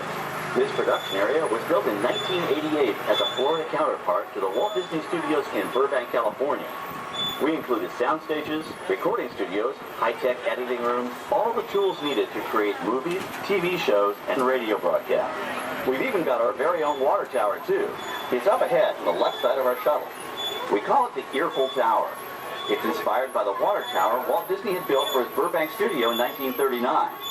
Our Florida tower stands a lucky 13 stories high, and we added our own creative touch, a giant set of Mickey Mouse ears. If you wanted to wear those ears, you'd have to have a hat size of 342 3/8. Up ahead, after the next bend in the road, you'll have a perfect opportunity to take a picture of this famous icon. In the world of entertainment, every project starts with a screenplay and a lot of creative ideas. A production studio is where the ideas of writers, producers, and directors are transformed into an on-screen reality. Within these huge spaces, filmmakers can literally create their own worlds. Our Florida sound stages are soundproof, weatherproof, and most importantly, air-conditioned, all vitally important for the cast, crew, and equipment. Many of the crafts needed for filmmaking are located right here on the lot. On the left, we have our own greens department. It grows flowers, trees, shrubs, and topiaries. A few well-placed plants can cover up empty spots in the set and add a touch of natural beauty to a scene. On the right are two of the aircraft from the 2001 blockbuster hit Pearl Harbor. These exact full-scale replicas of P-40 fighters were used in the special effect fight sequences. Of course, many of the planes we saw flying through the aerial battles or sitting on the ground weren't real at all. They were created entirely within a computer. Oh, keep your cameras focused to the right. We're coming up on that perfect angle of the Earful Tower I told you about.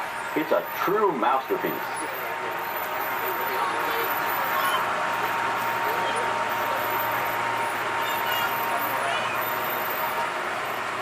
We're entering one of our most glamorous and colorful departments, creative costuming. Every star has to have just the right wardrobe, and it all begins here with a designer's sketch. Our team of designers, seamstresses, and tailors can turn 1.5 million yards of fabric into over 25,000 costumes every year. Many of these costumes will become part of the shows and attractions of the Walt Disney World Resort. In fact, here in Florida, we have the largest working wardrobe department in the world. Why, Mickey Mouse alone has over 175 different outfits to choose from, while Minnie Mouse keeps more than 200 unique costumes in her wardrobe. On the left are costumes worn by the stars in recent studio productions. You'll probably recognize some of those costumes from the big screen. Every story needs a setting, and our design staff can create just about any place a script calls for, from an urban city street to a remote desert canyon. On the left is our scenic shop where large-scale sets and props are built. Our team of set designers, carpenters, artists, and engineers has created caves and caverns, game show sets, even replicas of the U.S. Supreme Court and NASA's Mission Control, all on our sound stages. The shop also provides sets and props for our shows and parades here at Walt Disney World. The same skill and craftsmanship that goes into a movie set can also be used to create magic for our parks. Either way, it's all about making dreams come true.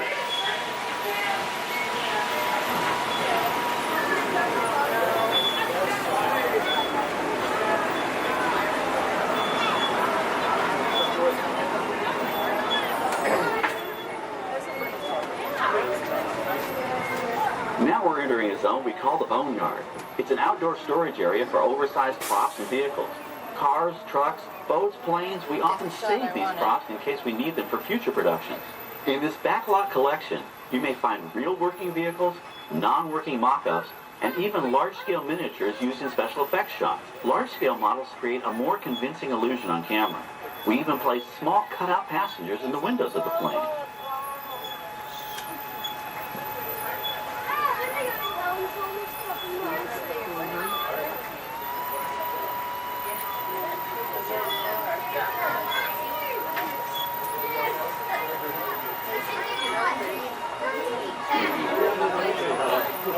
We're now passing by the sets for our Lights, Motors, Action, Extreme Stunt Show. On the left, you may catch a glimpse of the Mediterranean fishing village that sets the stage for this thrilling attraction.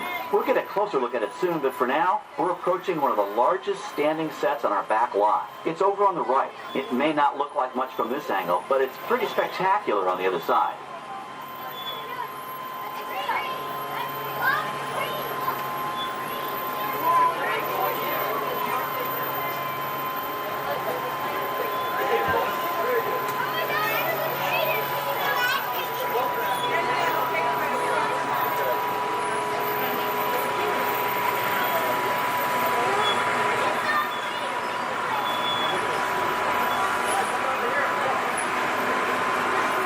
This is great, folks. The production crew has just given us clearance to enter the set.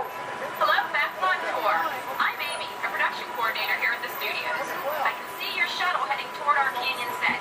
I've given your driver permission to come in and take a look around. I'm up here with our effects crew, and we're getting ready to shoot a test sequence.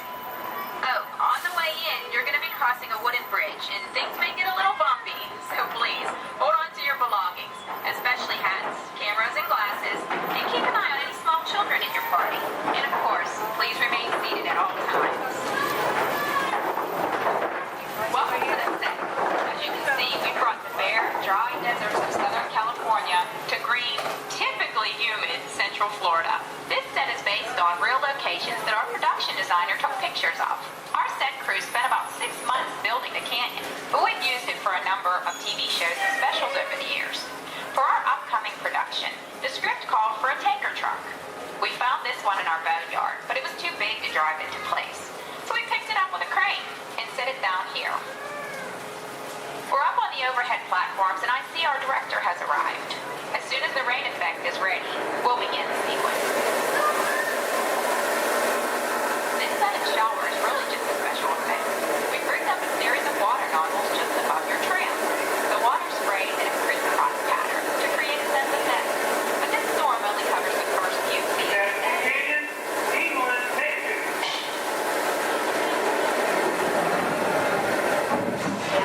Okay, it's showtime. Everybody stay seated. Hang on to your belongings and watch your children.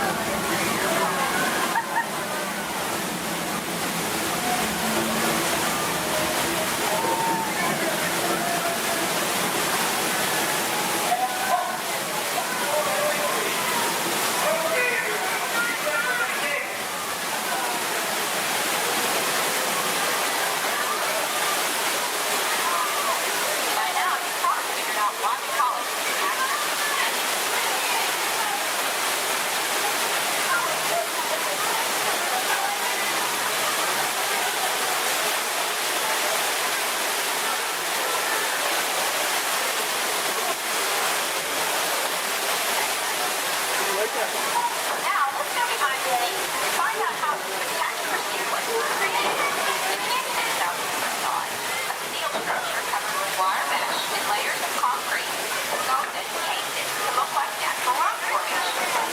Narrow yellow pipes carry propane gas to fuel these flow tubes and fire effects. For the flash flood, we used 100% real water, about 70,000 gallons of it, dumped from overhead tanks. Oh, but don't worry, we recycle. All of that water will be pumped right back up to the top for the next take. We shoot some of the water through air cannons for an extra dynamic effect. Those air cannons are powerful enough to shoot a basketball over the top of a skyscraper the size of the Empire State Building. To top it off, our shuttle was sitting on hydraulic shaker tables. They provided the shaking, rattling, and rolling sensations for the scene. The entire sequence can be reset in 3.5 minutes. That's just enough time to bring in the next shuttle. Well, I've got to get ready for our next take. Thank you all for being part of the action. Hey, I'm needed back on the set, so enjoy the rest of your tour. Okay, well, thanks, Amy, for giving us access to the set.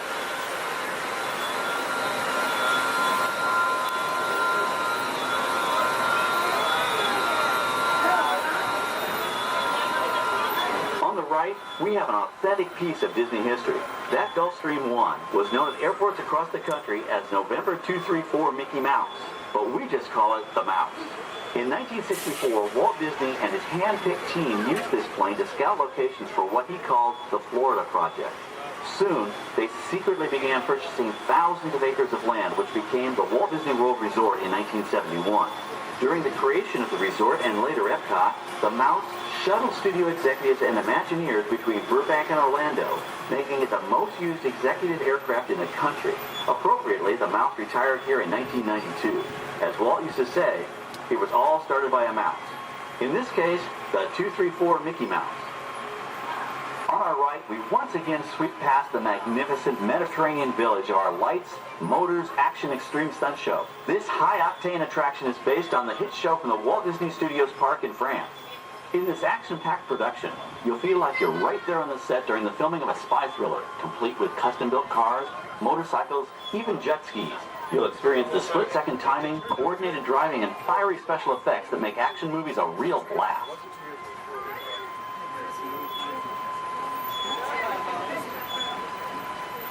The staging area to our right is known as Acceleration Alley. Here, the custom-built stunt show vehicles rev their engines up to 70 miles an hour before making their high-speed entrances onto the stage for our Lights, Motors, Action Extreme Stunt Show. Of course, these are professional stunt drivers. We hope you'll enjoy their daring driving skills, but please, don't try them yourself.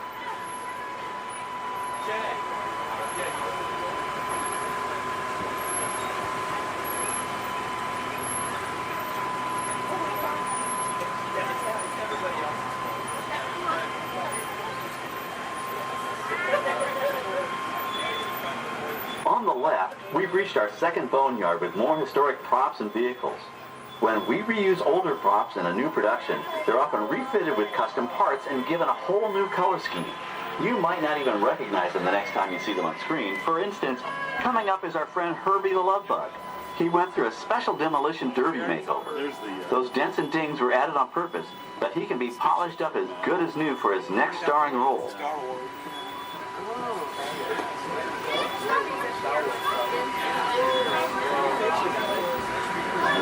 On our right, we now have a very different view of the fishing village set. From this point of view, you can see that there is no inside to the buildings. They are just false fronts or facades. In the movie business, set builders only create what the camera has to see. It's an old movie trick dating all the way back to the silent era.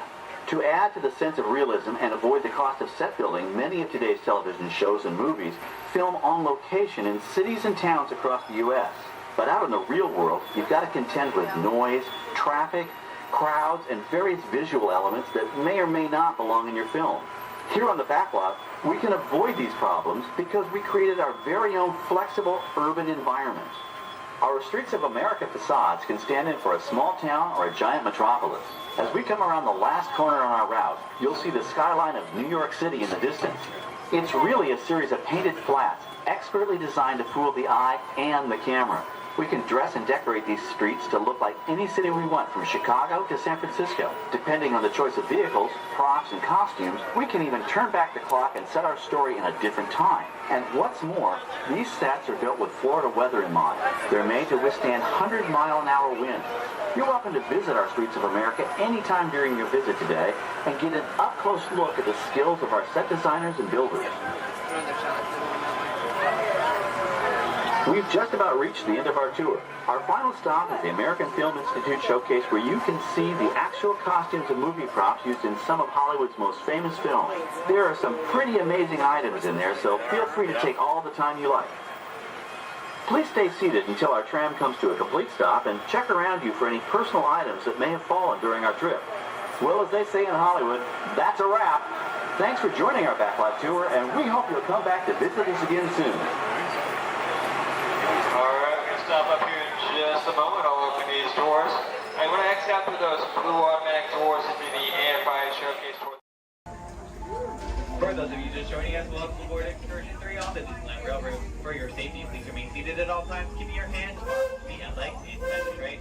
Please supervise all children, making sure they are seated away from the train openings, either fully on a lap or on a bench. Our next stop will be taking to Town Depot, your gateway to all Fantasyland attractions. We'll meet you at the front. We're taking the train to the front.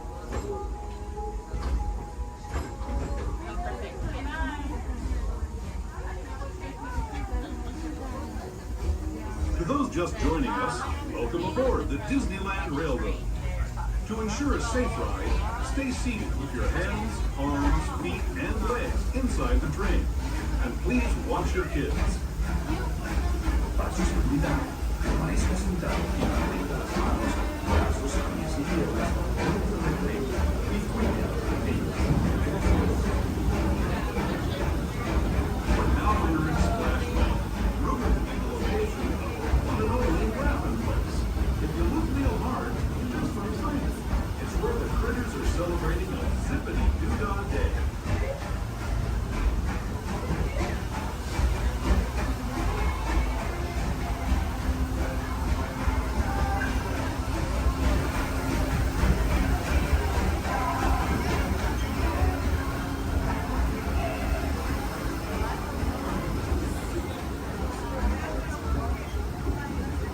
Speaking of critters, this place we're passing over is home to a whole bunch of them. Here in Critter Country, you can join Winnie the Pooh, Tigger, Brer Rabbit, and Brer Bear on their fun-filled adventure.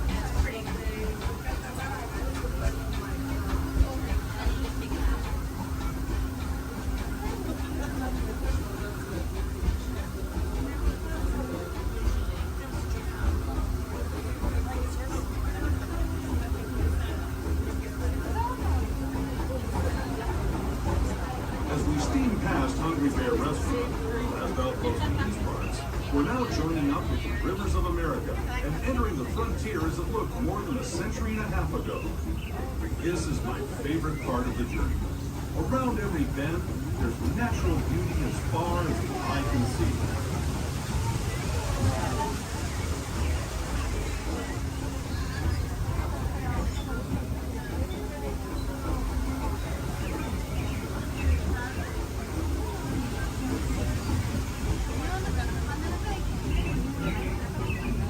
There is the revered Indian shaman, sharing his stories with those in the great river valley below.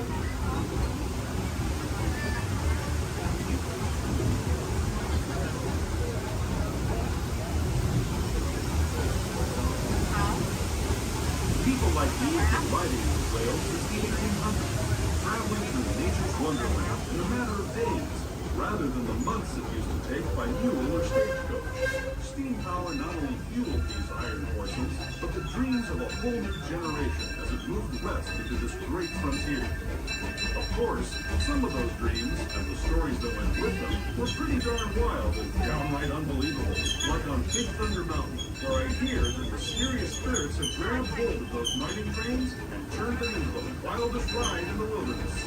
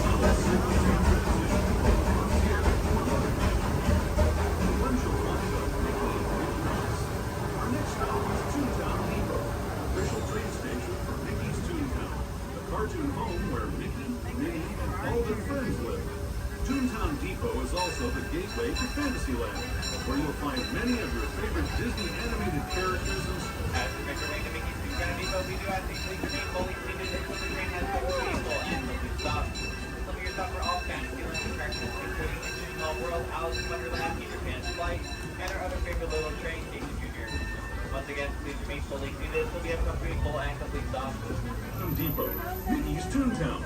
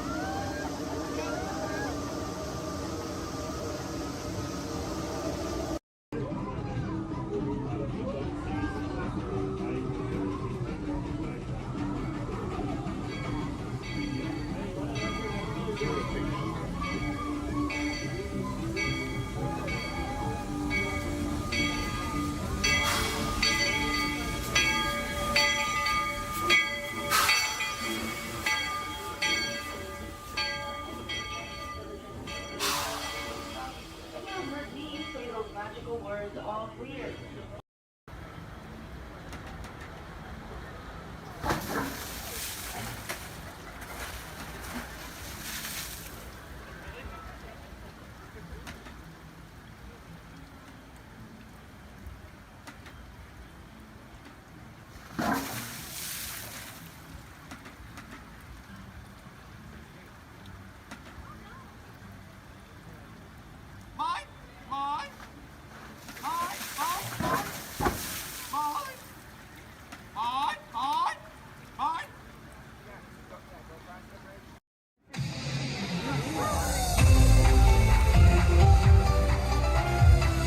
To all who come to this happy place, welcome and good morning, everyone.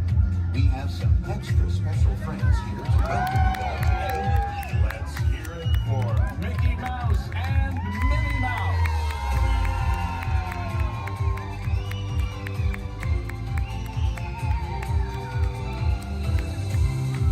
Well, hi, everybody. Good morning. Gosh, it sure is great to see so many amazing friends. It certainly is. Oh, I have a feeling today is going to be the best day ever. You said it, me. And now that we're all together, we've got a surprise for you. When everybody heard that you were going to be here, they just had to come and give you a great big Magic Kingdom welcome.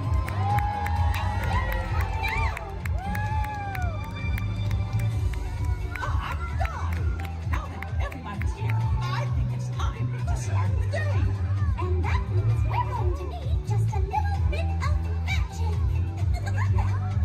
I bet these folks can help with that. Oh, I know they can. On the count of 3, everybody shout, "Let the magic begin." Are you ready? 1, 2, 3. Let the magic begin!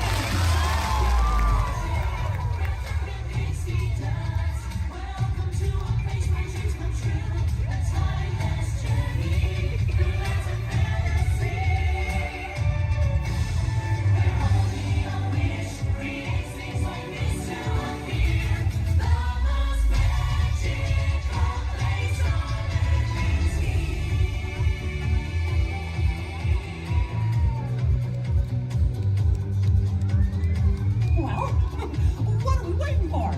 Let's get going! Bye-bye, everyone.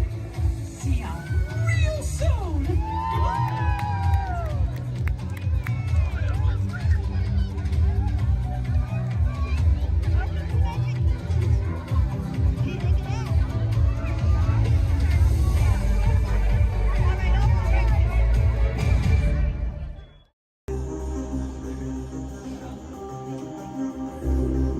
You see alligators on this ride?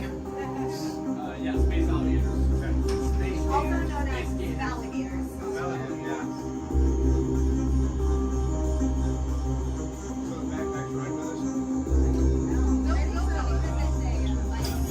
Users, prepare to be digitized into the world of Tron.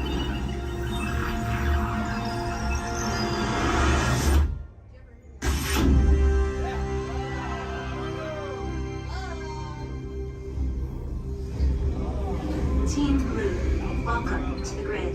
Proceed to gates.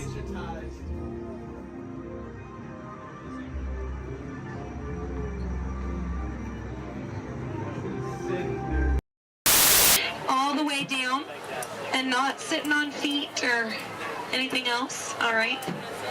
Well, here we go. Everyone say bye. Bye. Bye. Bye. Everyone say hi. Hi. Hi. Now say bye. Bye. Bye.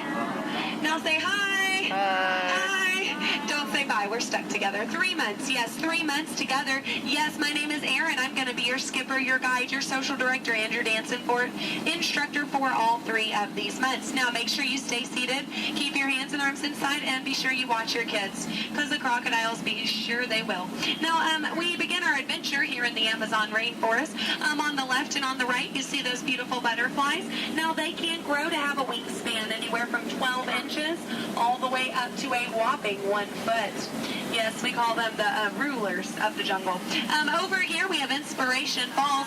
If you're wondering why it's called Inspiration Falls, it's because if you stare into it long enough, it'll inspire you. Yeah, watch this. Everybody say, ooh.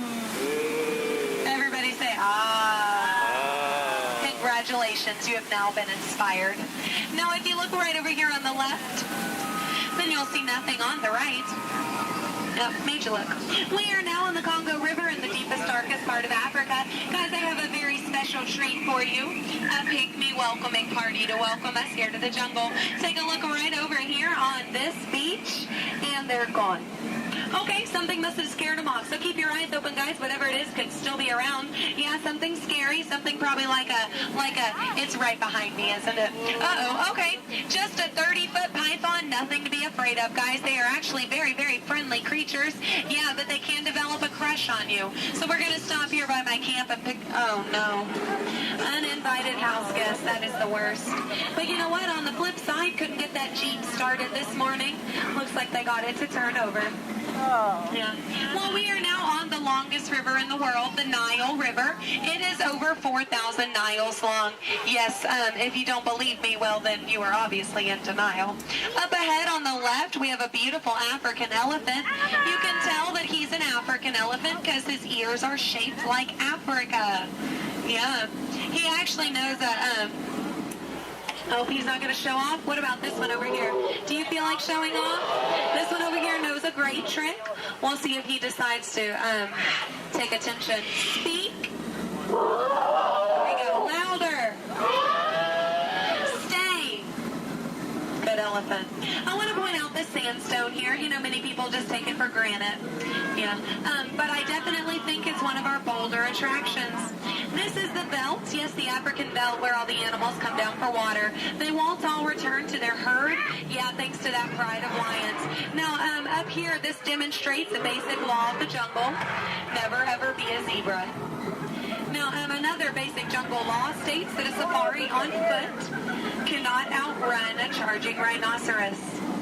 Yeah, I tried to warn them, but they didn't listen. But you know what? I feel like they got the point. In the end, you know, when you hate to be the low man on that totem pole. Now, danger lurks around every bend in the jungle. As we come around this next corner, we are entering crocodile country. The big croc on the left, that's Old Smiley. Old Smiley is 75 years old. He just lays there all day looking for a handout. Yeah, I had an English teacher on my boat, try to give him one time. Now she's teaching shorthand. Up ahead is Schweitzer Falls. Now, Schweitzer Falls is named for Dr. Albert Falls. Those of you in the back, you might want to lean in. Lean in, guys. Lean in, lean in. It's going to be close. Lean in, or don't move a single muscle. That works too. Paralyzed with fear, sir, I understand.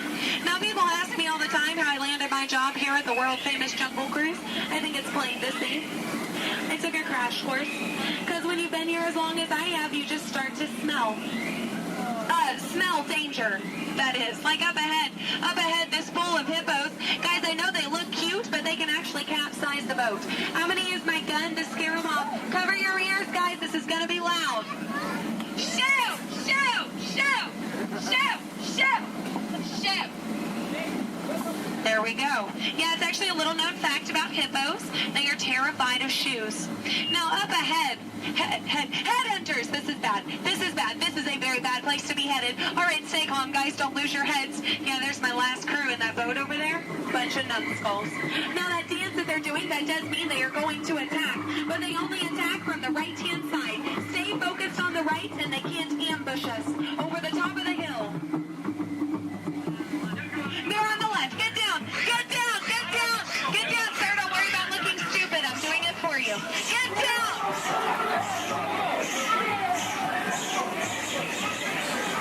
All right, we're safe. We made it. Now, this is it, folks. The 8th wonder of the world. The reason you rode the Jungle Cruise today. The backside of water.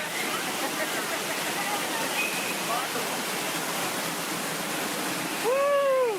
Yeah, you feel that mist? Kind of nice, kind of cool. That is the largest concentration of bacteria in the jungle. You're welcome. Well, we are now in Southeast Asia, deep in the heart of Cambodia. Up ahead, we have a temple. Uh-oh. Guys, I was going to take you in this temple. I think there's been an earthquake or something. This is a new entrance. I don't know where it leads.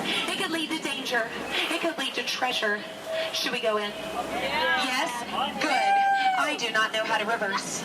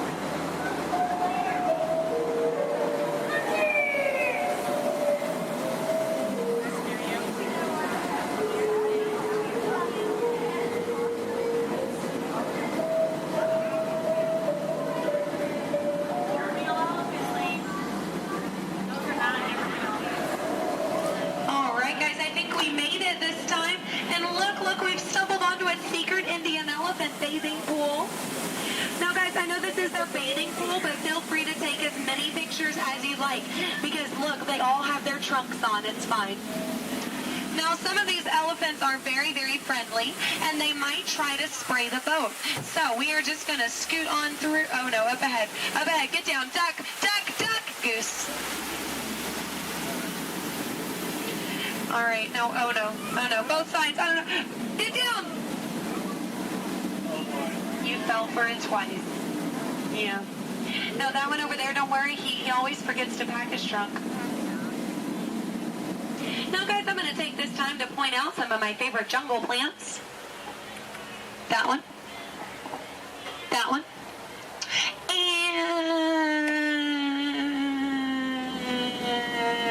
that one.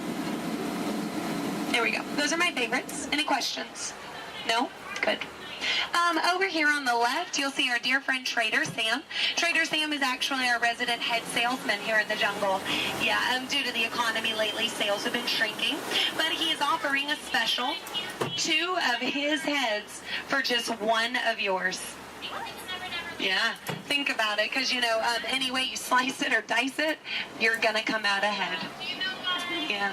All joking aside, Sam is a really lucky guy. He was the only man from his entire tribe to go to college. Yeah, he actually got kicked out, though, before getting his degree. He got caught trying to butter up one of his professors. Yeah. But he's a nice guy. He actually threw a dinner party last night. Yeah, he invited all the skippers. I got there 20 minutes late, though. All I got was the cold shoulder. Nothing left but finger foods. Yeah, and I was looking forward to it. I mean, his wife makes a great stew. I told him so, and he said, I know. I'm going to miss her. Yeah. You know what Sam's favorite Disney song is? You Got a Friend in Me. Yeah.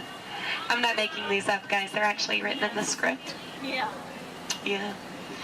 Now we are approaching the dock, yes, which means it's the most dangerous part of our journey. My attempt to dock the boat. So make sure you stay seated. Watch your elbows over here on this side. We don't want unnecessary peer pressure up ahead. Now, when the boat and the dock reach the same speed, you'll exit out the same way you came in. Everybody over here will use the back door. Everybody over here and in the center will use the front door. Just remember not to cross the crates. Yes, don't cross over the boxes. I don't want you to trip and fall. You'll have 2 bad trips on the same boat. I thought 1 was enough. Now, guys, we've really been through a lot. I have to tell you, out of all the crews I've had today, you guys have been the most recent. There we go. No, really, that is an honor only a few thousand people get a day. So you should feel very, very special. No, really, guys, if you find yourself passing by the Jungle Cruise later, I understand. Yeah. But if you want to stop and say hi, I'll be around. And around. And around. Stay in school. No, I'm kidding, guys. I'm kidding. 4 years of college. Yeah, my mom is so proud of my brother. He's a doctor. I tried to be a doctor, I really did, but I don't have the patience. Yeah, no, is that? Those are raindrops I hear hitting the top of the boat. So, yeah, it looks like we're gonna get a little wet. Just a reminder, our dock is made out of pure hickory. Yes, so as you exit, you will be stepping out onto a slippery hickory dock. Make sure that you watch your step on the way out. Yes, watch your step, but don't step on your watch. That is just a waste of time. Yeah. Now, guys, if you did enjoy your cruise today, my name is Skipper Aaron. If you did not, the name's not important. No, it's not. Now we are, here we go. Oh, here we don't go. But I'm out of jokes. Ooh, why is Cinderella so bad at soccer? She keeps running away from the ball. Yeah, but I mean, can you blame her? She had a pumpkin for a coach. Yeah. Oh, why does Peter Pan fly everywhere he goes? Because he can never land. Yeah. Why does Tigger bounce everywhere? He would really hate to step in poo. Yeah. What was Aladdin doing in the Haunted Mansion? He was looking for a boo. Yes. Well, I guess if we're still here, I could leave you with a few words from our sponsors. Yes, today's cruise has been brought to you by the Miracle Boat Engine Company. Yes, if this boat made it all the way around the river, well, it must have been a miracle. Yes, and Animal Crackers of the World, teaching children everywhere that all animals taste exactly the same. Delicious. And, the Cannibal Cafe, finding new and interesting ways to serve you every day. Now serving shish kebabs, shish freds, and shish teds. Yes. Now, guys, if you are planning on catching the fireworks tonight, just make sure you let them go. Okay? They're going to be very hot. They can explode in your hands. Yes. All right, here we go. Now, guys, there's a dock on the left and a dock on the right. It is a paradox. Don't let it confuse you. Yeah, but the skipper on the left and the skipper on the right, we just call that a paradorx. Look, they can't even deny it. It's true. Guys, I really don't want to say goodbye to you today, so I won't say goodbye, but I will say this. I mean it from the very bottom of my heart. Get out.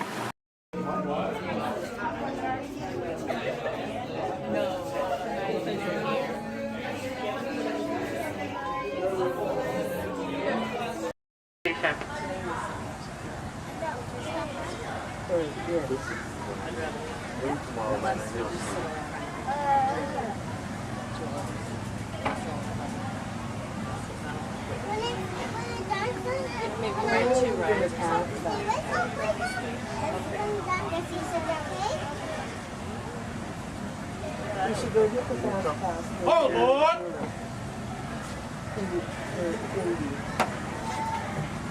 Because they're all right there.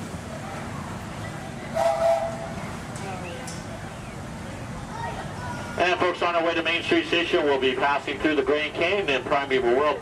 This is a perfect opportunity to take out your cameras and snap a few pictures. However, as a courtesy to those around you, we ask you please turn off the flash photography and video lighting on your cameras. Once again, no flash photography or video lighting inside the tunnel. Thank you.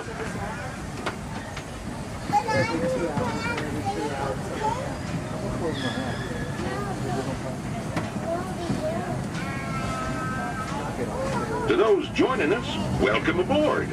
The next leg of our journey will take us along the rim of the Grand Canyon. It's a mighty long drop to the canyon floor. So for your safety, stay seated with your hands, arms, feet, and legs inside the train. Be sure to watch your kids and no flash pictures, please. Para su seguridad, permanezca sentado y mantenga las manos, brazos, pies y piernas dentro del tren y cuide a los pequeños. Por favor, no tome fotografías con flash.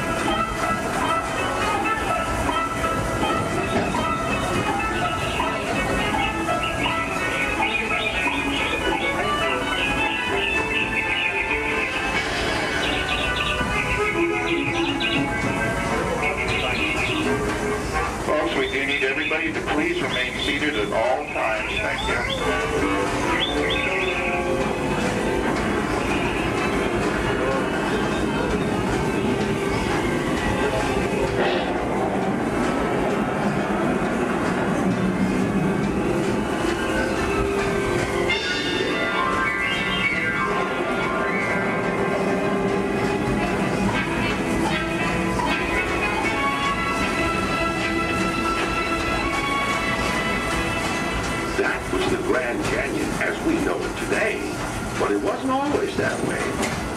Right now, as we travel back in time, back to the fantastic primeval world, land of the dinosaurs.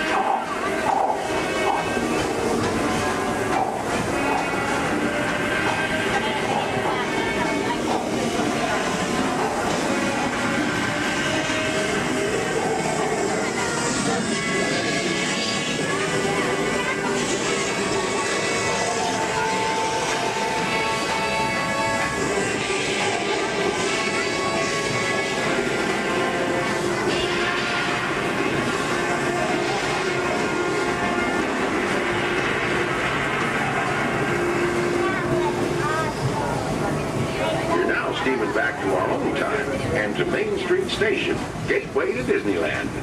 If you'll be leaving us here, stay in your seat till we come to a full stop. And remember to gather all your personal belongings, including the young'uns if you got any, and step carefully from the train. I'd especially like to thank those of you who've been with me for the Grand Circle Tour of Disneyland. We surely hope you enjoyed your travels with us and that you'll come back and see us again real soon.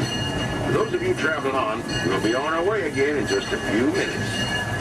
This is Main Street Station, Main Street, USA.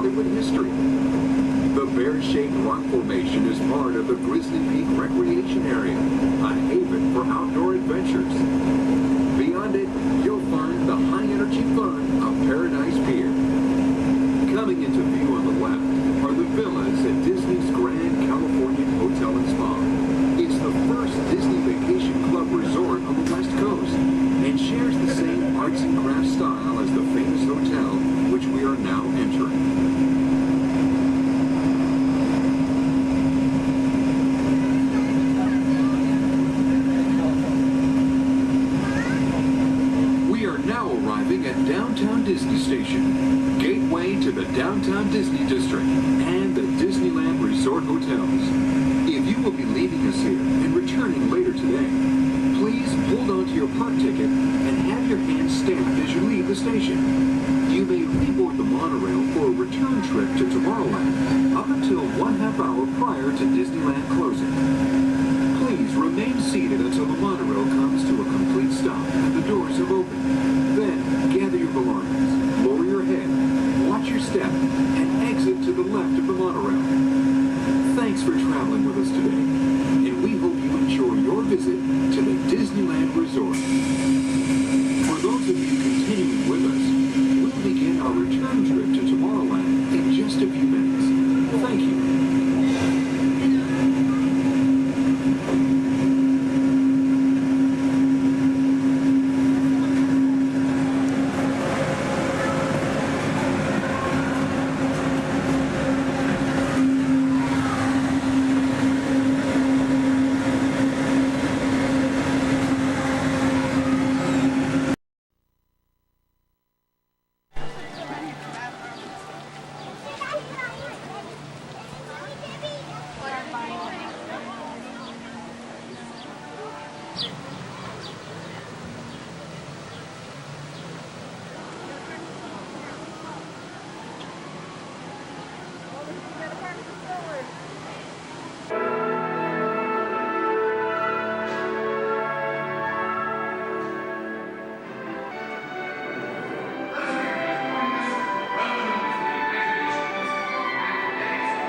Test we can try right here, in keeping with our charter to promote and encourage the imagination, and because it has been clinically proven that certain types of music can actually make you smarter, a little Mozart, please.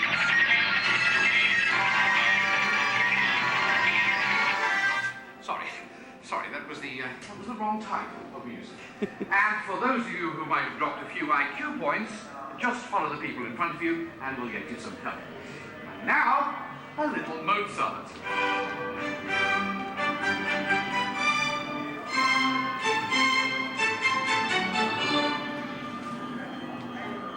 Dr. Chang, please pick up line 4, line 7, and 9. Telecommunications. Dr. Nigel Channing, here with a quick one of my imagination. Please remain seated with your hands and arms inside the vehicle at all times.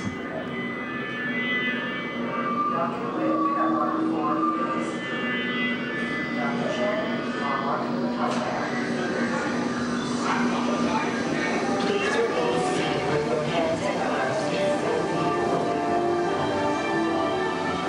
We're about to measure your imagination, so relax as the scanner sees what's in your heads just now. Scanner on.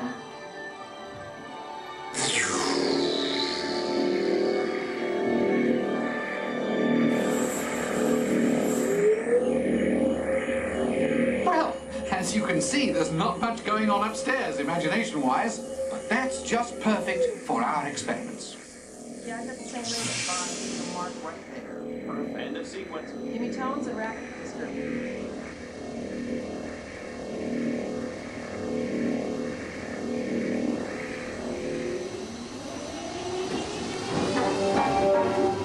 We begin with an exercise in sound. Listen closely and see what you hear.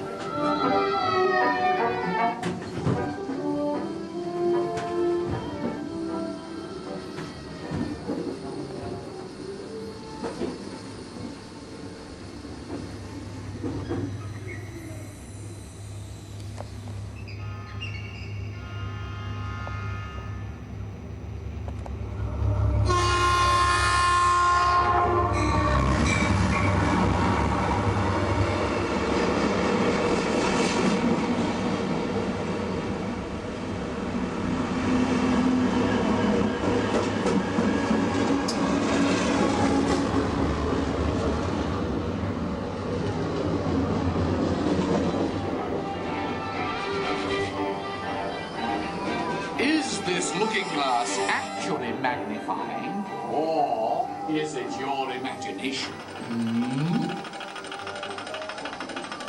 Here However, one quickly learns that when the laws of physics and common sense are shattered,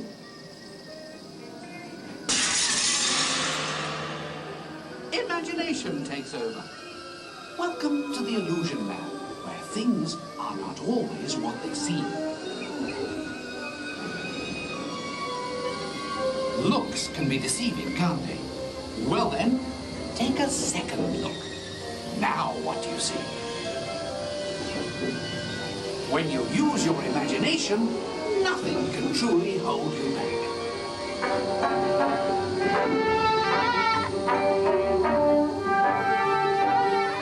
In the next experiment, let color work its magic on your imagination.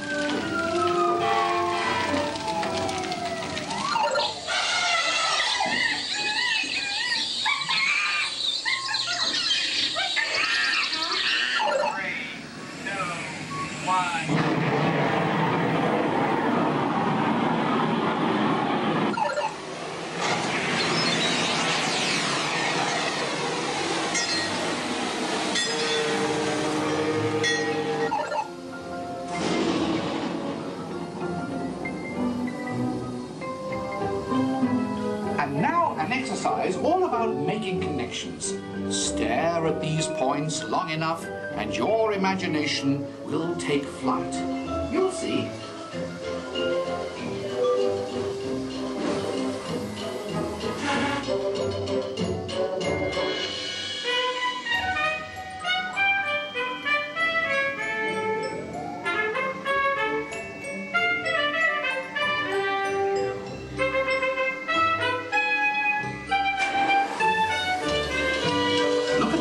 A different angle, and anything is possible in the Gravity Land.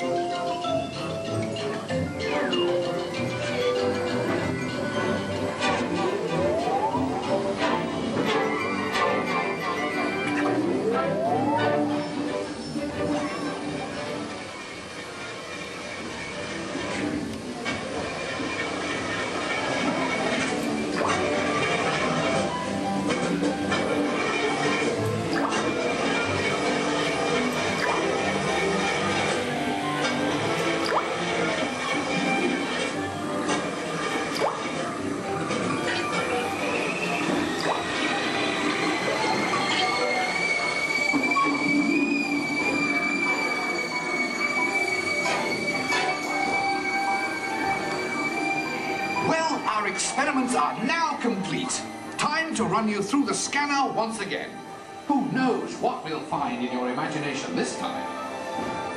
Scanner on. Initiate feedback program. This is your believing this. Recalibrate for a wider scan. Interesting. Stand by. Recalibrate. Settings at full. Scanner readings at 150, 175. Test for existing performance. Level that optimum.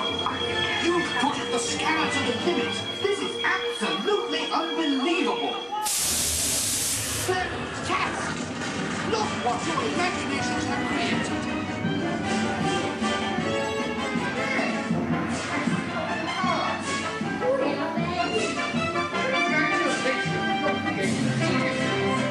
Quite clever, all of you. What a brilliant burst of creativity. Incredible, awesome, absolutely fabulous. I couldn't have imagined a better...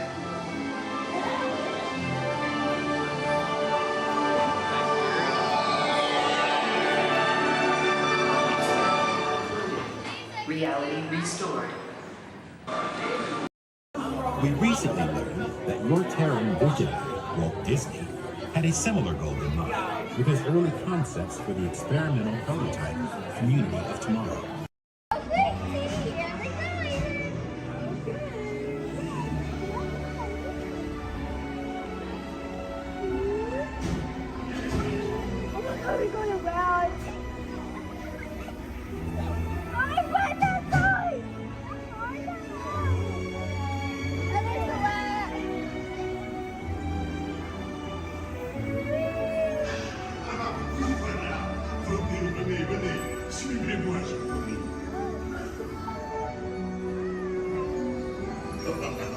Chef Happy is waiting for you. Cease.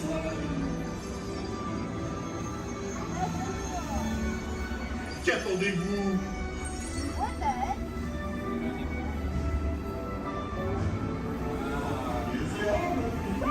Invité pour le dîner. Here. What do I like to add? Alcohol? No. A simple omelet? Too simple. What? Oui, that's it.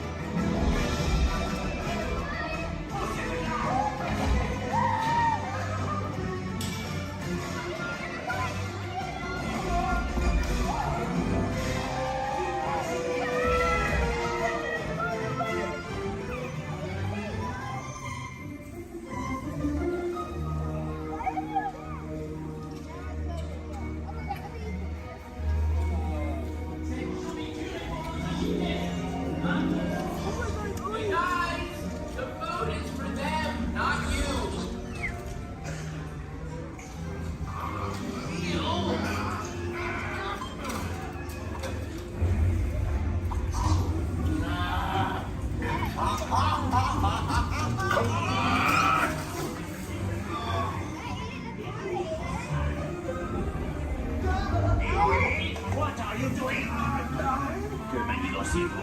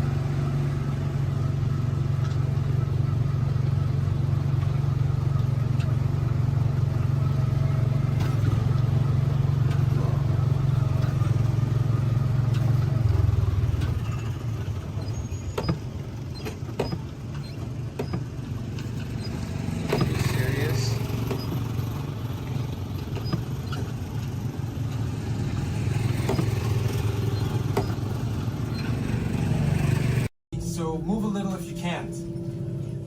Before we send you into the link chamber, let's watch this piece by Dr. Ogden, who runs the program. Welcome, everyone. I'm Dr. Jackie Ogden from the Pandora Conservation Initiative. You're about to experience a ceremony that's very special to the Na'vi, flying on the back of an ikran, or as we call it, a banshee. To the Na'vi, connecting to an ikran and flying on its back is an incredibly important rite of passage they call Ikni Maya. With permission from the Na'vi and in partnership with Alpha Centauri Expeditions, we can now bring this amazing experience to you. The way you'll be able to fly is by linking to an avatar that's already on the back of an ikran. Let's see how this works. We establish a link using powerful psionic amplification equipment. A human driver is connected to an avatar, which could be physically hundreds of kilometers away. When you follow our technician into the link chamber, you'll see a series of 16 link chairs. Please go to the number that matches the number you're standing on now. First, stow your gear in the storage containers on the back wall. This should include all bags, cameras, and other items, including cell phones. It's important to push them all the way into the bin. Then get onto the chair as you would a bike. Straddle the seat, step forward, and sit down.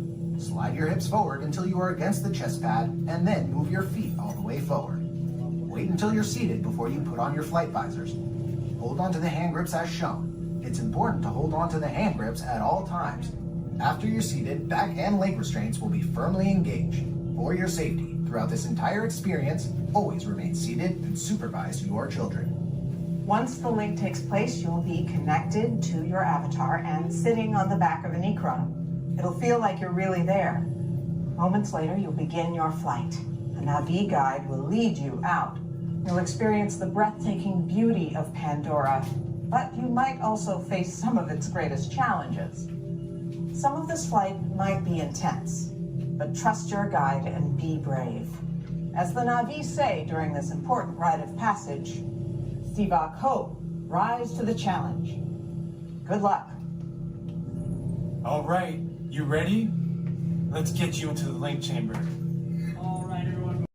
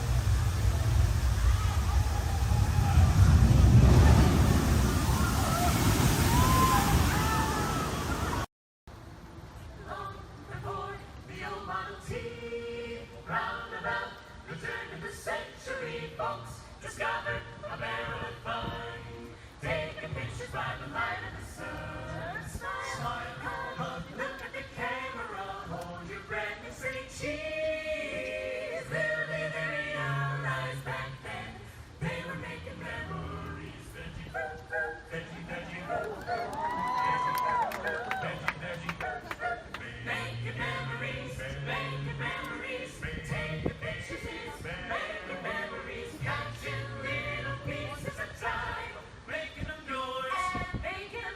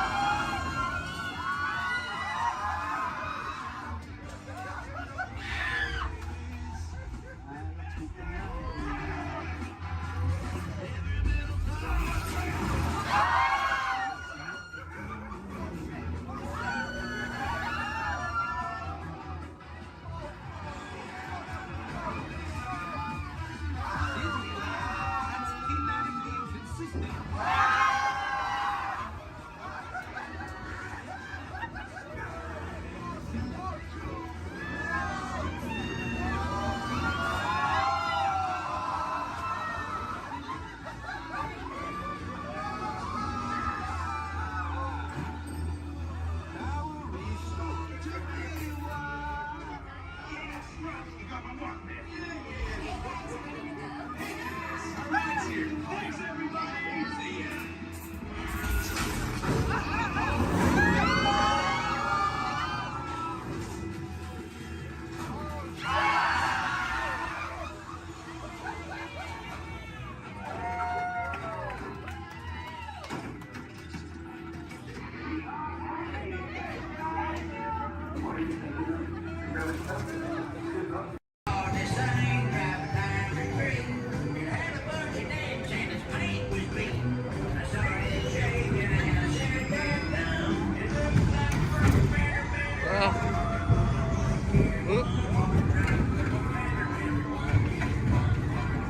Wait, what?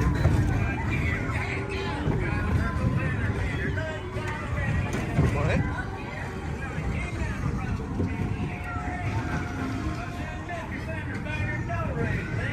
I heard him say the voice of the railroad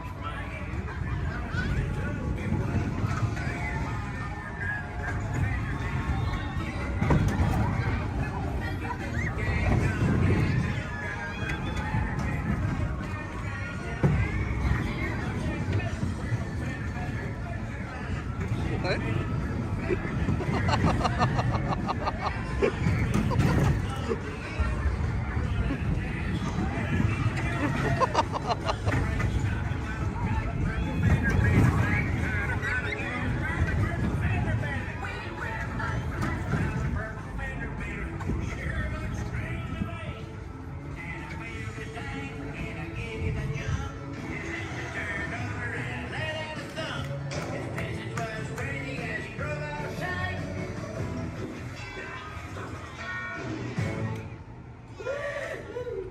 Can you believe that? All right, grab all your junk and keep an eye out for that purple fender bender.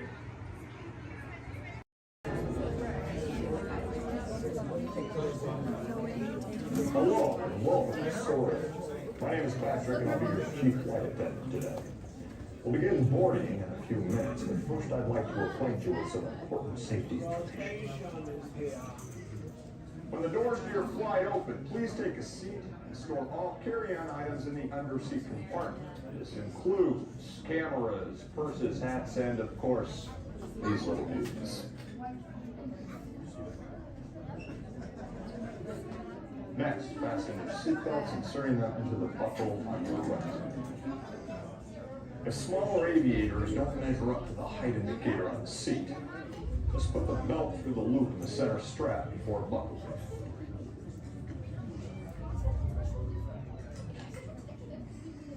That's worth about.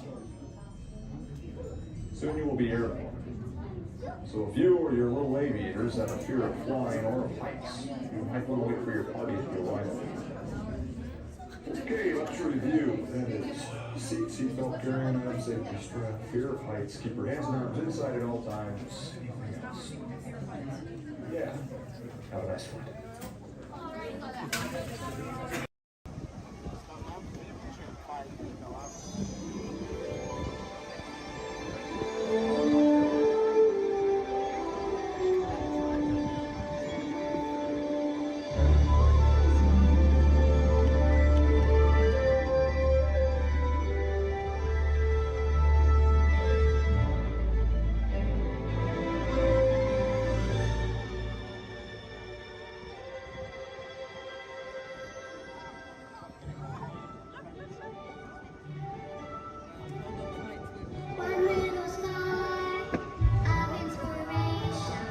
We call it epcot.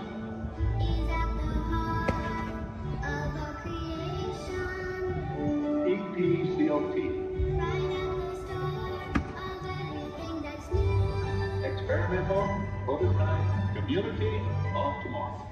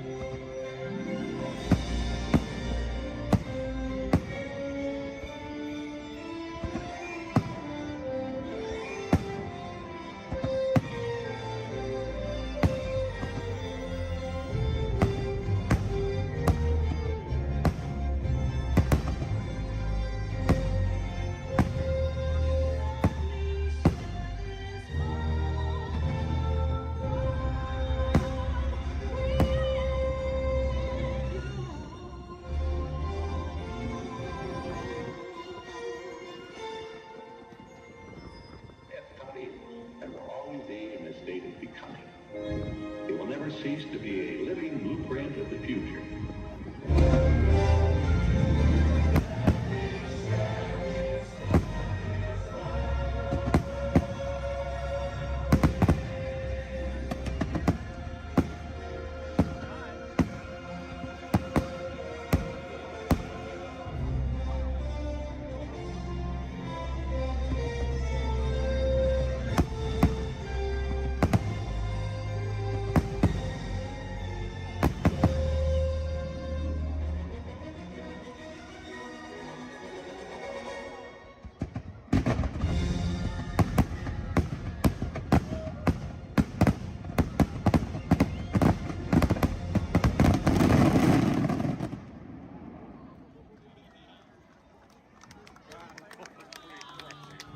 You to walk and get that movie star treatment, there you go, that you know you deserve, and you know what, you might look and see. This could be the start of something wonderful. Disneyland Limited, now arriving from a trip around Walt Disney's Magic Kingdom. Passengers will stand by to board.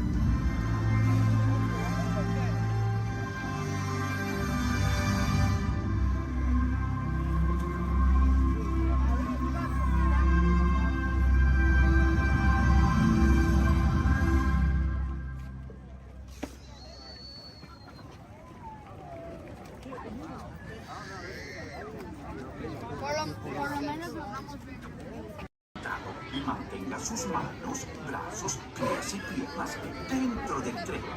Cuide a sus pequeños. Muchas gracias. Howdy, partners. For your safety, remain seated with your hands, arms, feet, and legs inside the train, and be sure to watch your kids. If any of you folks are wearing hats or glasses, best remove them, because this here's the wildest ride in the wilderness.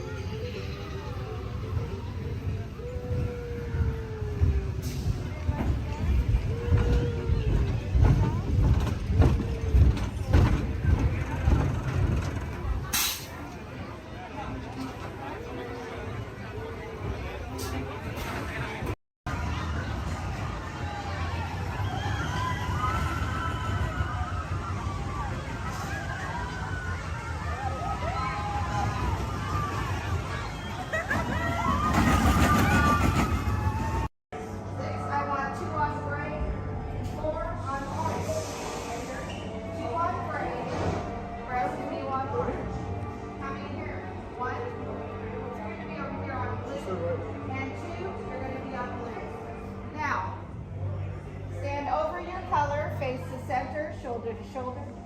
Now remember the color you've been assigned: blue, red, gray, and orange. It'll be an important part of your interrogation process. You're going to need to know that color at the end of your interrogation and possible long-term motive. How many? Maybe it's time blue. Yeah. Quickly, to the end of the hallway. How many? 4. It'll be a sign red. How many? 3. It'll be a sign gray. How many? Now,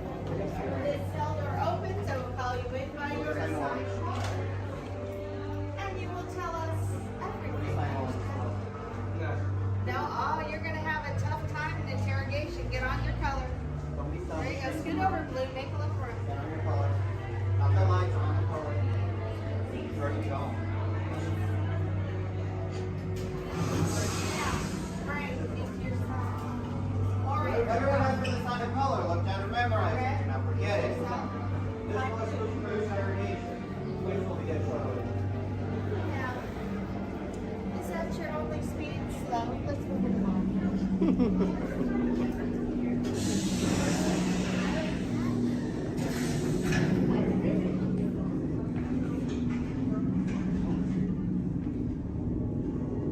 Leave us. Yes, General. Enemies of the First Order. We will soon snuff out your meager resistance. You chose the wrong side, and now you will pay. The resistance prisoners. You have what I want. You know the location of the secret base, and I will take it from you. We're needed on the bridge. Keep the prisoners here. I will return to finish this personally.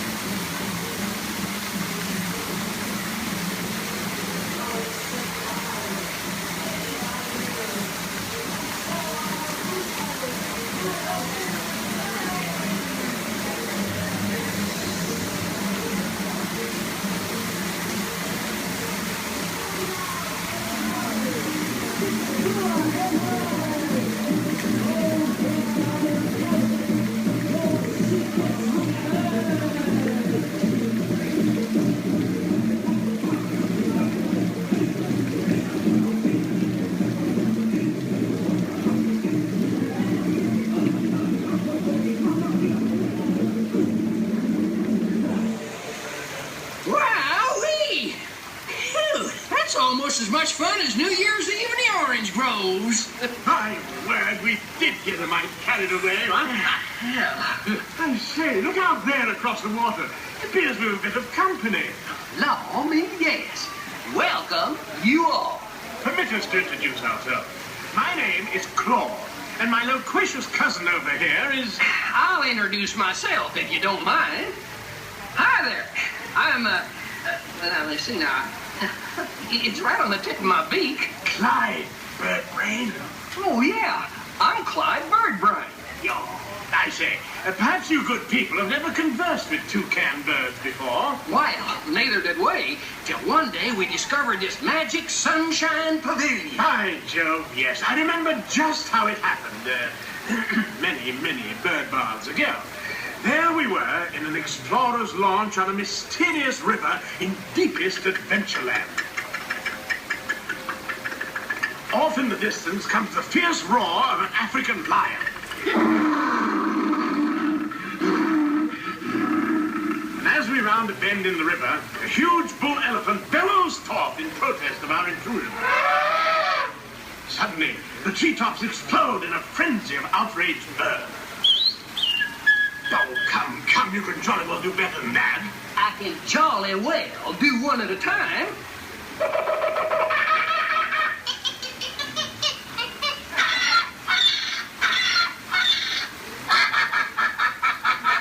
Meanwhile, shifty-eyed crocodiles lurk by the water's edge. Lurk, lurk, lurk. And the giant python slithers down from an overhanging limb. What's happened? What's wrong? I think stain snakes. Don't be ridiculous. I'm only relating a story. All right, Clyde, enough is enough. That wasn't me. I never even opened my beak. Excuse me, I really hate to interrupt such an exciting story, but you're calling us for a show. For sakes, it's already showtime. And say yes, it is already showtime. And now, Claude, it is your turn to make the announcement to all our guests. Righto. Ladies and gentlemen, boys and girls, gather up all your cameras, purses, and other articles, and now turn to your left towards the tall doors.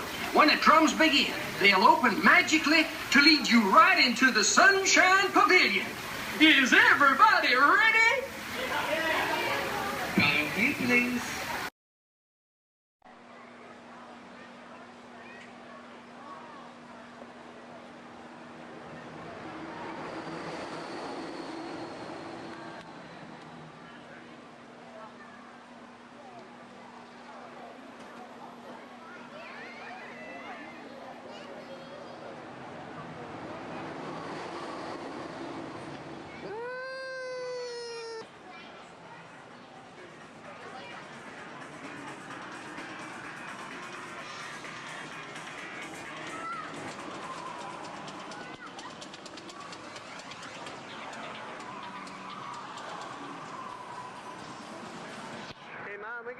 We can look around a little bit too.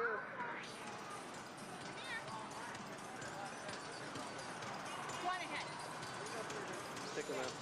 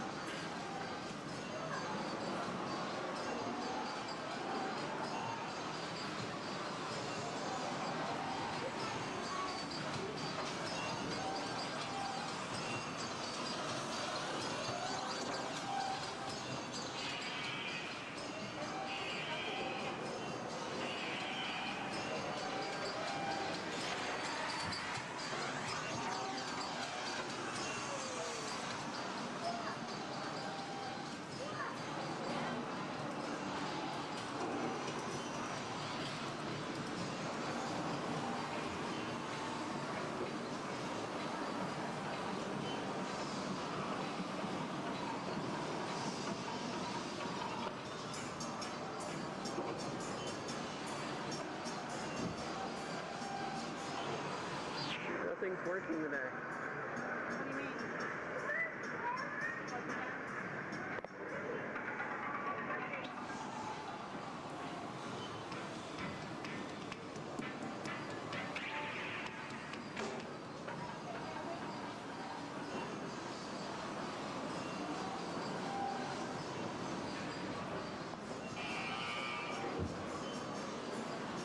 Mom.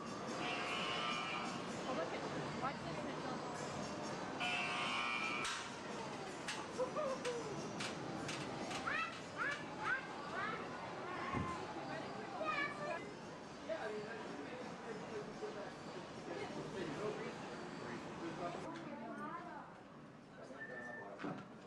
Yeah. Uh-huh. Oh, yes. Oh, okay. Hold on. 1 second. Okay, got it. Yeah? Okay. Thank you.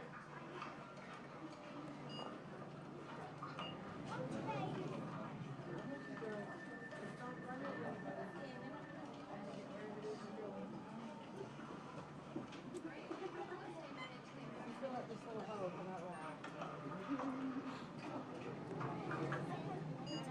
Bill. Yeah. The next group's ready. Oh. Thanks. Hi, everybody. Welcome to the test track. My name is Bill McKim. I'm up here in the control center. In just a couple of minutes, you're going to be out there on that track. But first, let's put together your test schedule. These are the same kinds of tests that are run at GM test facilities all over the world. Let's put up the 26 8th grade. Got it. Okay, we're going to start you off on an accelerated hill climb. Now, these steep grades give us a chance to evaluate the effects of heat and stress on your engine and on the transmission. Twisted or blocks? Let's put up the blocks, German and Belgian. Next, your vehicle is going to go over a variety of rough road surfaces. These are designed to test the integrity of the suspension and the chassis. It's going to get a bit bumpy. Yeah. Next, you're going to see and feel what it's like when your brakes lock up and you lose control of the steering. Not such a good feeling, but hang in there because we're going to do the test one more time, this time with the ABS or the anti-lock brakes. Okay. All right. What's next? Let's do some environmental tests. Put up a 2, 5, and 7. 7? Yeah, 7. Okay. After that, we're going to subject your vehicle to some extremes in temperature, as well as corrosive conditions, to see how it handles nature's worst. And finally, we'll take you out for some handling runs. Off-road or corner? Let's do the corner. I'm going to send you through some hairpin turns, and then we'll take you out and do the high-speed loops. And depending on how your vehicle and you hold up, we'll even throw a few surprise tests in there. Surprise test? Yeah. Pick one. Jack? Now, if this whole routine seems a bit extreme, you're absolutely right, but that's what a test track is all about. The cars you drive at home are made up of over 15,000 different parts, and every one of them has to pass the test under very extreme conditions before we ever let it off that test track and out onto the road. Now, as you can imagine, safety is a big concern of ours, so we're going to insist that you buckle up your safety belt securely. You'll be glad you did. Oh, we're ready. Oh, great. Well, Sherry says we're ready, so we'll see you out there on the test track. So please make sure your safety belts are securely fastened, as they always should be in your vehicle. We're clear for dispatch. Okay, let's move them up to the test area.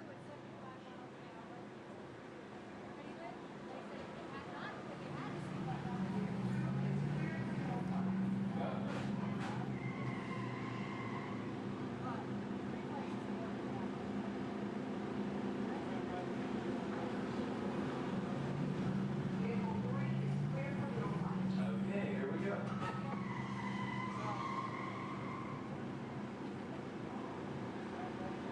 Mitchell? Vehicle 4 is clear for hill climb. Okay, here we go.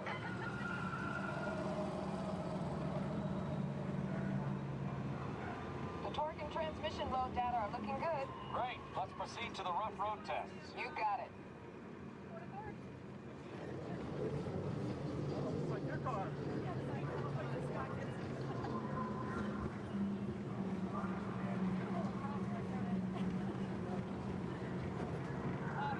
Okay, I'm going to take you right up to the cones, hit the brakes, and see if if I can steer you through. Hold on. Braking now. Okay, we're back on track. Let's do that other sequence. Okay, let's try it again, this time with the anti-lock brakes. ABS reactivated. Braking.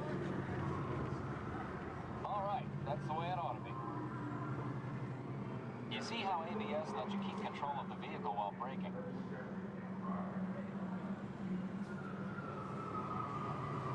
Let's demonstrate some extreme test conditions. Okay.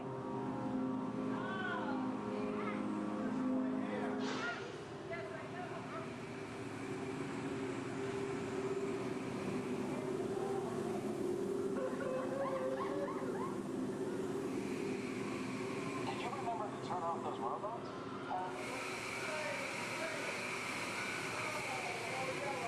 Clear for track course A. All right, let's pick up the pace. Increasing speed 10%.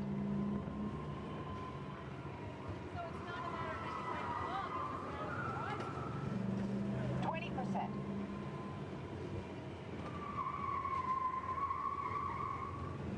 30%. Are you seeing an increase in lateral forces? Sure am.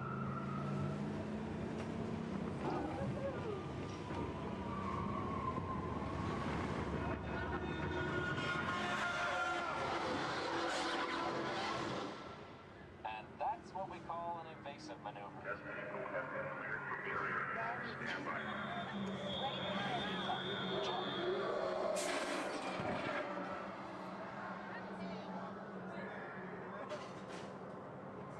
Hang on tight.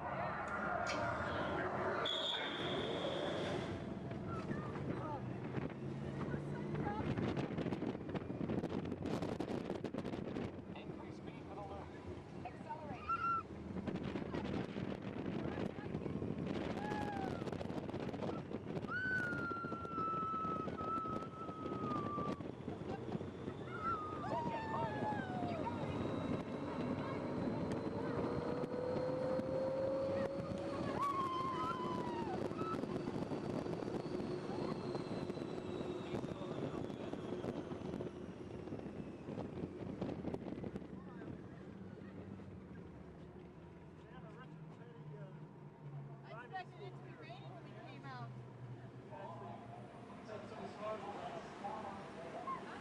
As long as they're heated up, let's grab a thermal image.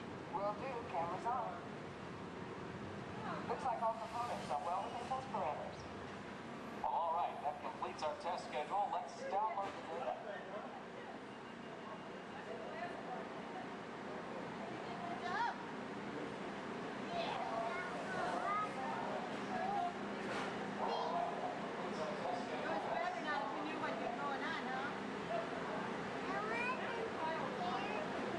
Wasn't as scary, was it?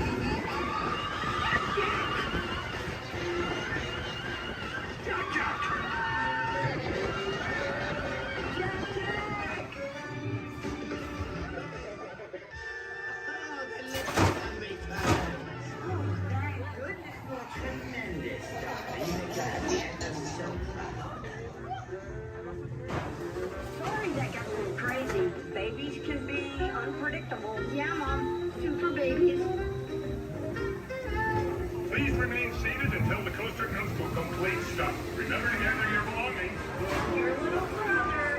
And safely exit area. Have an incredible day.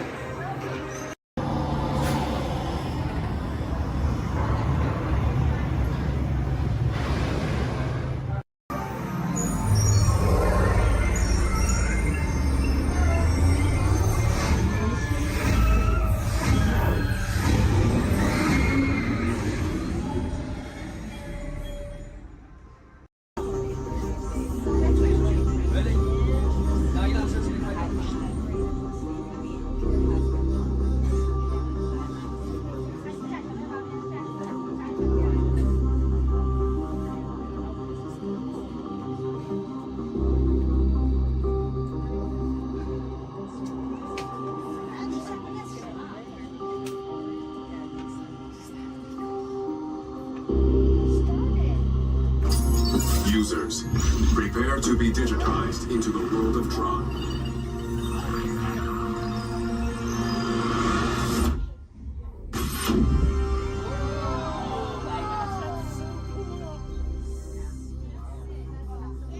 Team Blue, welcome to the grid. Proceed to gates.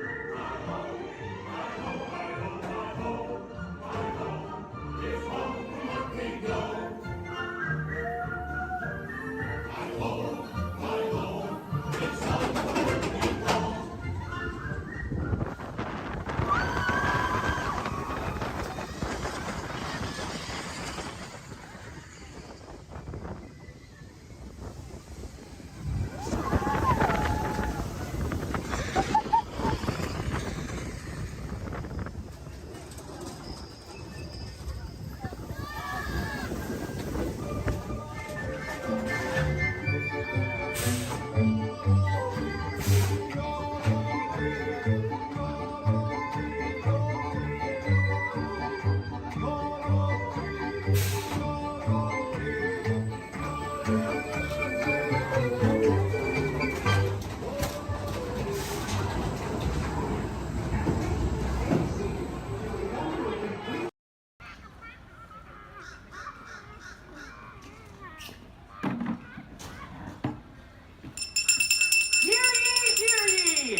am James Jefferson, the town crier of Liberty Square.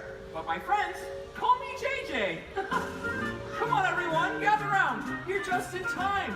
Come closer, all ye people, gather round and listen well. I've got a satchel full of history's greatest tales to tell.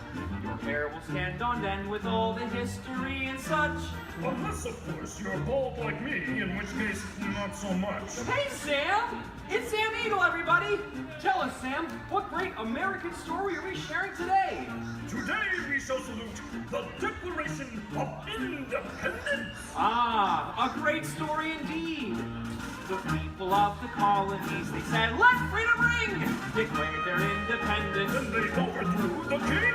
There were battles, there was violence, there were spies and tricks too. We won't speak about all that. This is wholesome through and through. Right, let's bring out some friends to help us. Hey there, that's your cue. Welcome! Hiya! Woo! Great moments in history. La la la la la. Great moments in history. And this one features more. And here's what you will take away in all your minds and hearts. Great moments in history. Great moments in history, but just the American parts. Hi-ho, and welcome to Great Moments in History. But just the American parts. That's right, Sam. And as the official Liberty Square historian, I have drafted tributes to every important event in American history. JJ, please remind everyone which great moment we are sharing today. The Declaration of Independence! Excellent! I read it every night before bed, and so should you. And now I will recite from memory the entire Declaration of Independence. When in the course of human... Excuse me, Sam? Kermit, you are interrupting America. Sam, the gang and I were talking, and we had some ideas to make your show more entertaining. Entertaining? In a theme park? Yeah. Highly unusual. Aw, please, Sam? JJ, I could use a little help here. Sure, Kermit. Let's put this to a vote. All those in favor of making Sam's story a little more entertaining, say aye. Aye. The ayes have it. Oh, it appears democracy has spoken. All right, Kermit, you and your band of weirdos can... Okay. But please, do it with dignity. Oh, sure, Sam. We always do things with dignity. Hey, Kermit, the all-chicken chorus is ready for their big number. The cluck heard round the world. Hit it, girls! Back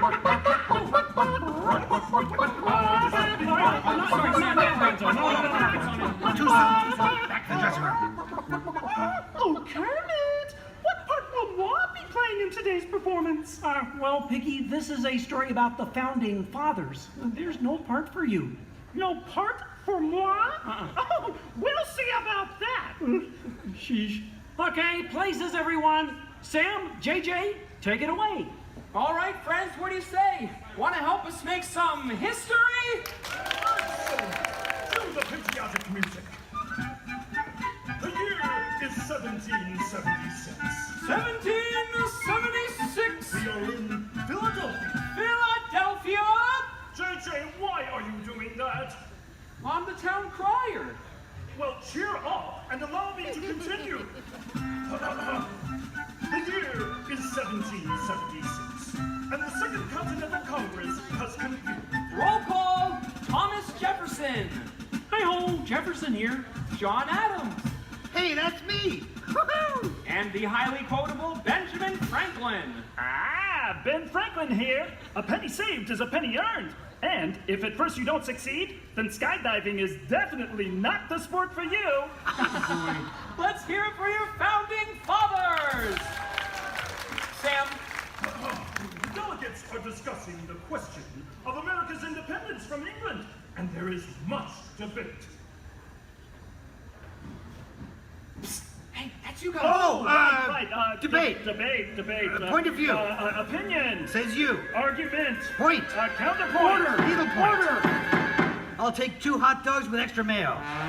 A banana sounds appealing. Waka waka. You get on with it. Okay, Sam. Guys, look, let's get down to business. Does anyone have any arguments in favor of independence? I do. Our continued association with England has grown intolerable. King George has altered our government, enforced cruel repression, and abolished our rights.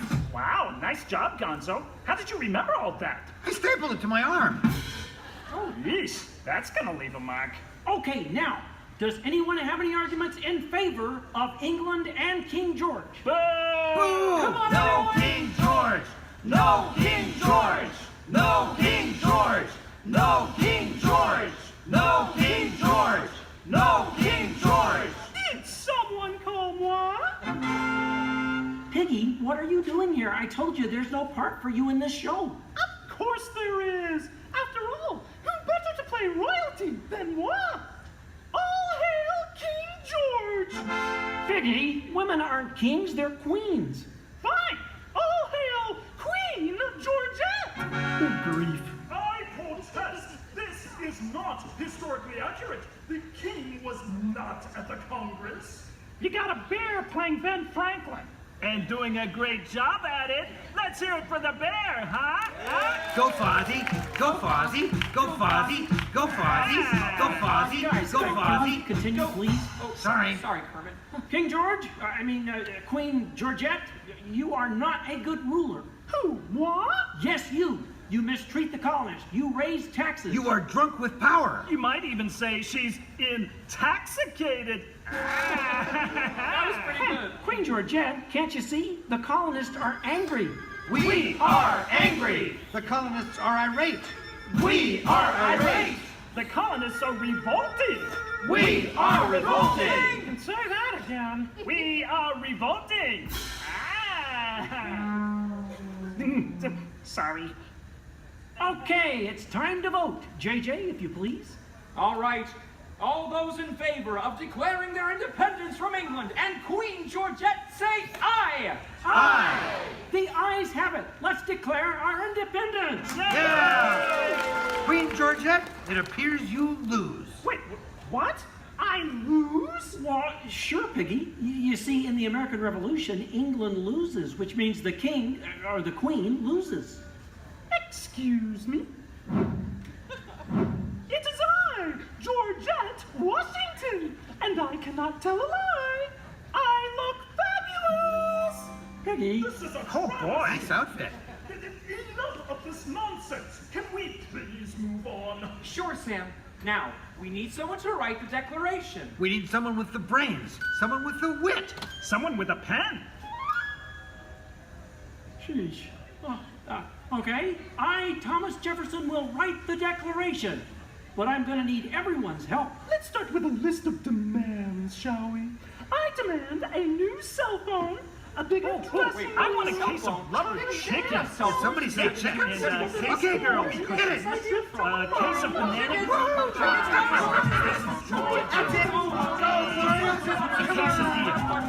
You're doing it! Guys!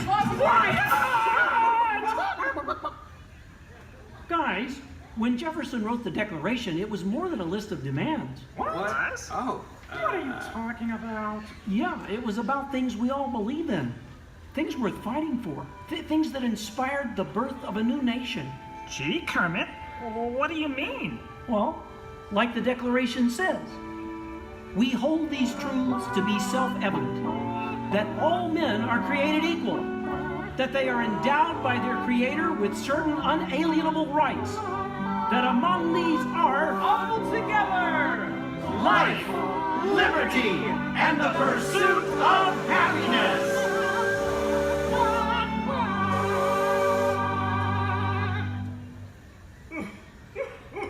Sam, why are you crying? I thought that was pretty good. It wasn't good. It was glorious. Yes! Way to go, everyone. Hey, Sam, looks like now you're the town crier. Just ring the bell. Let freedom ring! moments in history, the 4th day of July. Great moments in history, we said King George goodbye. And here's what you will take away in all your minds and hearts. Great moments in history, great moments in history, great moments in history. Great moments in history, with just the American parts. Thanks, everyone. We couldn't have done it without you. And to England, no hard feelings. You're still one of our best friends. Thank you all for joining us for a great moment in American history. We hope you come by again soon and have a magical stay here at the Magic Kingdom. Bye-bye. Bye-bye. Bye-bye. So long, everybody.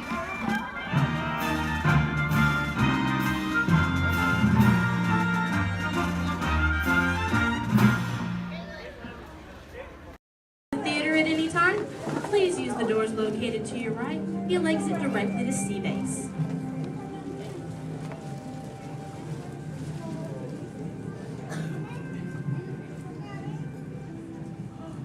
Hi everyone and welcome to Turtle Talk. My name is Andy and before we begin, I have just a few reminders. Here at Sea Base, there is no eating, no drinking, no smoking, and absolutely no flash photography. Thanks, guys. The piece of equipment you see hanging in the water is called a hydrophone, and it allows us to hear sounds from beneath the sea.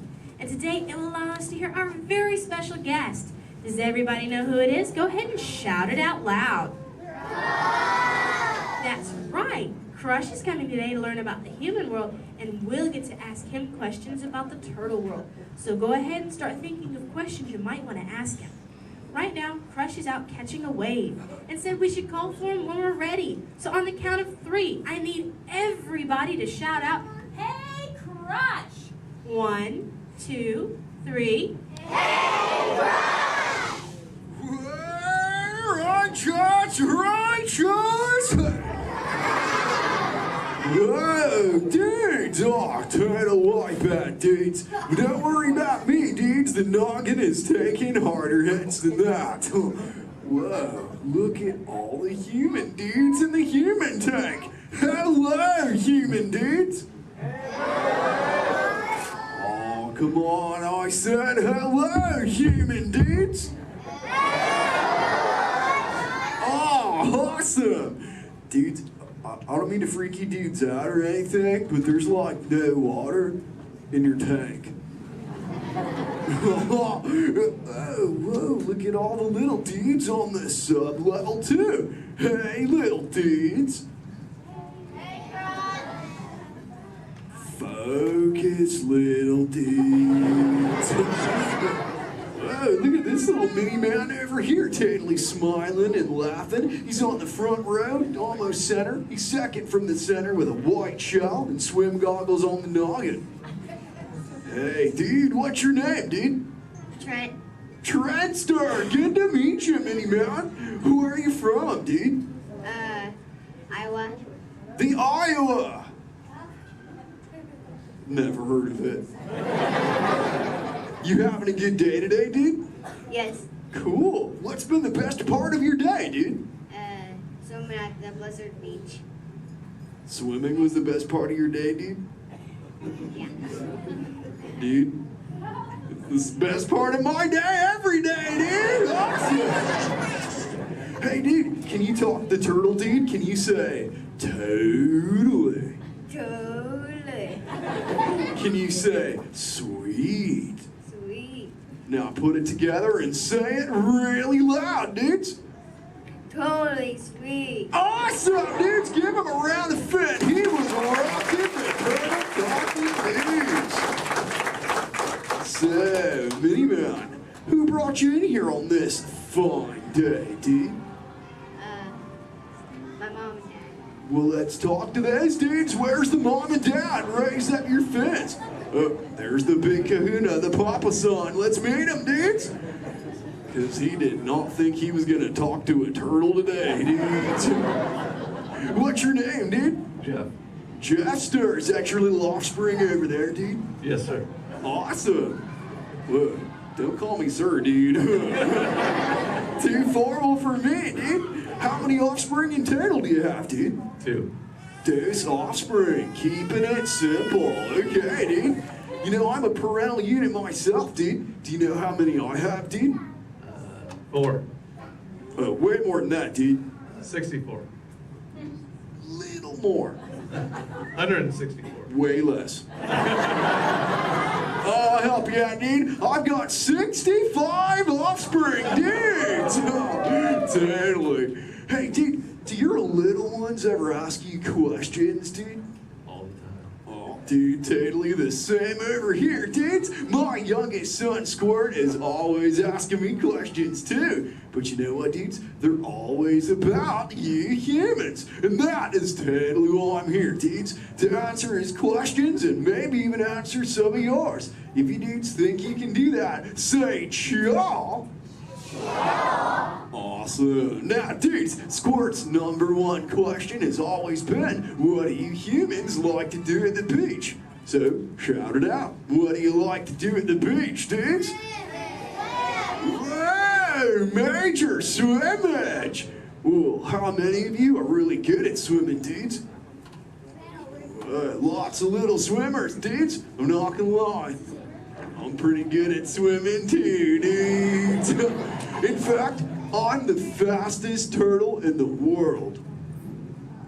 You dudes believe me, right, dudes?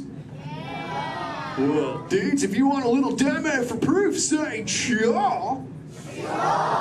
Okay, now I'm gonna need your help here, dudes. I'm gonna go for a little lap, so I need all you dudes to time me, okay? I'll tell you when to start counting, dudes. First, I gotta rev up the motor.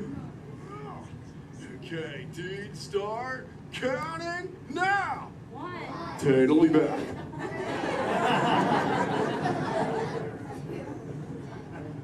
And you know what the best part is, dudes? I just swam around the world. Wait, dudes, where are my manners, dudes? I'm eating up the Q&A time. Hey, if any of you humans have got any questions for me, raise up your fins. You know what? First fin I saw was this little dude over here with a red shell front row. What's your name, dude? Tyler. What was that, dude? Tyler. Tyler. Don't get angry at me, dude. So what's your question, Tyler, dude? How are you? How old are you? I'm good. How old am I? Is that your question, dude? How old are you? Okay, dude. Well, check it out, dudes. On average, us Greens live about 80 to 90 years. But I'm no average turtle, dudes. I am 150, dudes, and still young. Check out this 6-pack. Thanks, dudes. Who else has got a question for me, dudes? Let's talk to this little mini man over here. He's on the front row. He's got like a grayish shell with the short, dark locks on his noggin, dudes. Chaw, that's the dude. What's your name, dude? Mitchell. Oh, the Mackin Mitchell. What's your question, mini man? Have you ever been? Have you ever been close to being eaten?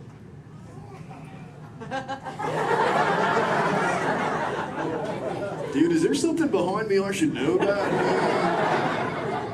You were worrying me, dude. Well, there have been a couple close calls, but as you can see, the shell is intact. Have you ever been almost eaten, dude? No. We'll keep that going, dude. Trust me. Hey, dudes, I just remembered one of Squirt's questions, dudes. We found this thing on one of my migrations, and it belongs to you humans. Maybe you can identify it for me, dudes. So what is it, dudes?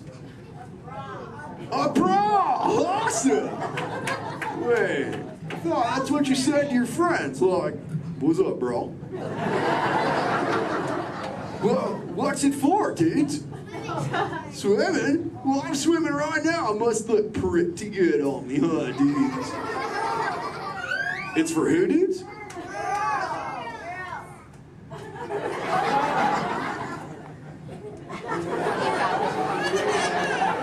Is this really for girls, dudes? Okay, if this is really for girls, dudes, I have to ask you dudes a personal question. Does it make me look fat?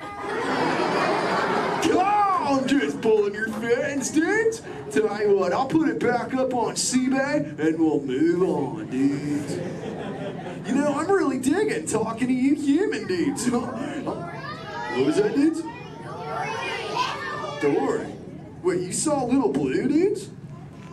Where? Whoa, dudes! Hey. Hey, Little Blue. Don't I know you? Yeah. Hi, I'm Dory. I remember you. You're Flush. Oh, totally my Little Blue. Say, Little Blue, before you got here, I was totally teaching all the humans the turtle knowledge. Hey, maybe we can teach you something together, like, I don't know, maybe how to speak the whalage. I can speak whale. Awesome. Okay, everyone, repeat after me. Hello.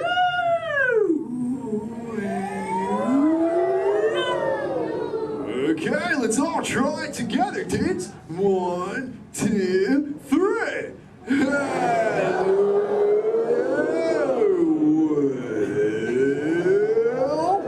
Awesome whalage, dudes. Totally. You know, sometimes you speak whale and there are like 80 whales swimming around you. Sure. But not today. No. Nope. No whales. No whales today. What is that, dudes? A whale? Where's there a whale? What? Little Blue, we call it a whale. Really That's the mountain in that. Little Blue, crop shot, Little Blue.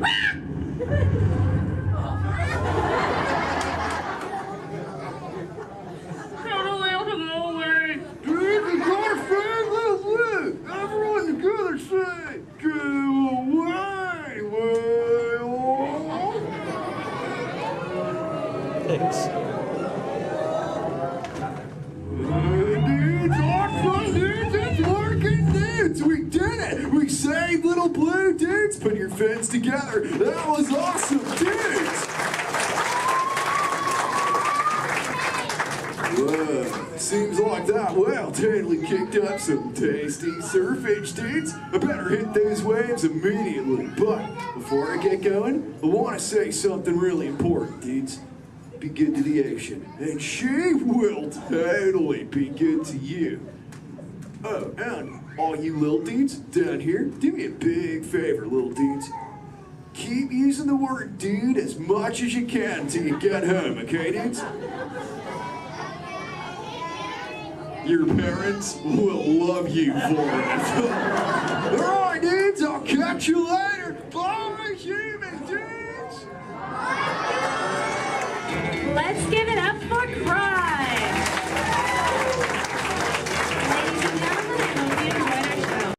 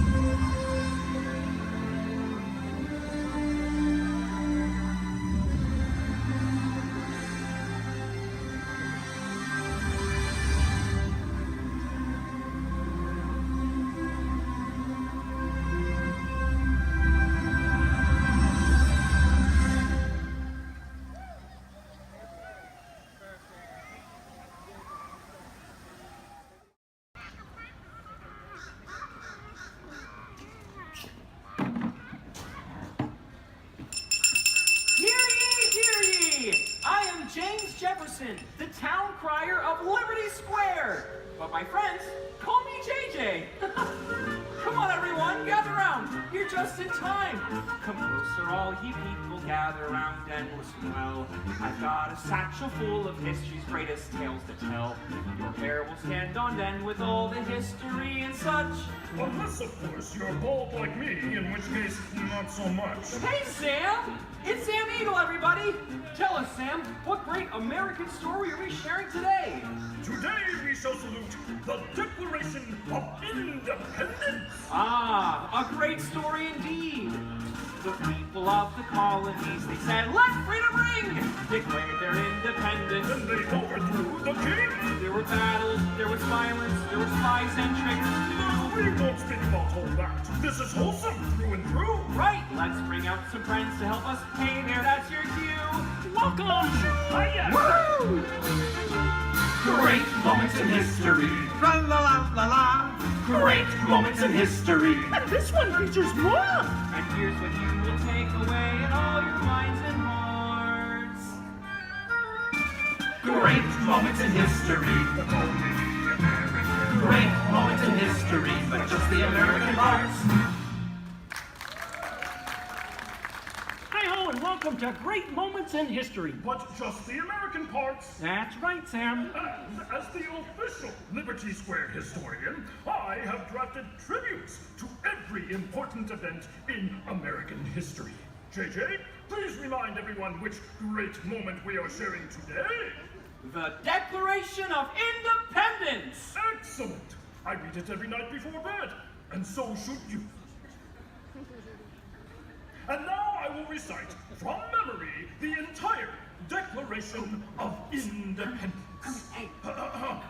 When in the course of human... Excuse me, Sam? Kermit, you are interrupting America. Sam, the gang and I were talking, and we had some ideas to make your show more entertaining. Entertaining? Mm-hmm. In a theme park? Yeah. Highly unusual. Aw, please, Sam? JJ, I could use a little help here. Sure, Kermit. Let's put this to a vote. All those in favor of making Sam's story a little more entertaining, say aye. Aye. The ayes have it. Oh, it appears democracy has spoken. All right, Kermit, you and your band of weirdos can help. Okay. But please, do it with dignity. Oh, sure, Sam. We always do things with dignity. Hey, Kermit, the all-chicken chorus is ready for their big number. The cluck heard round the world. Hit it, girls! Back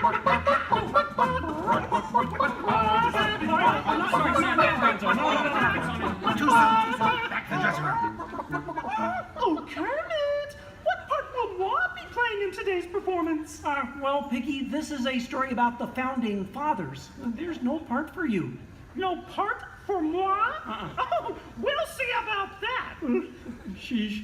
Okay, places, everyone. Sam, JJ, take it away. All right, friends, what do you say? Want to help us make some history? To the patriotic music. The year is 1776. 1776. We are in Philadelphia. Philadelphia. JJ, why are you doing that?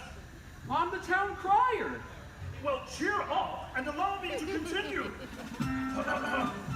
The year is 1776, and the Second Continental Congress has convened. Roll call, Thomas Jefferson. Hi-ho, Jefferson here. John Adams.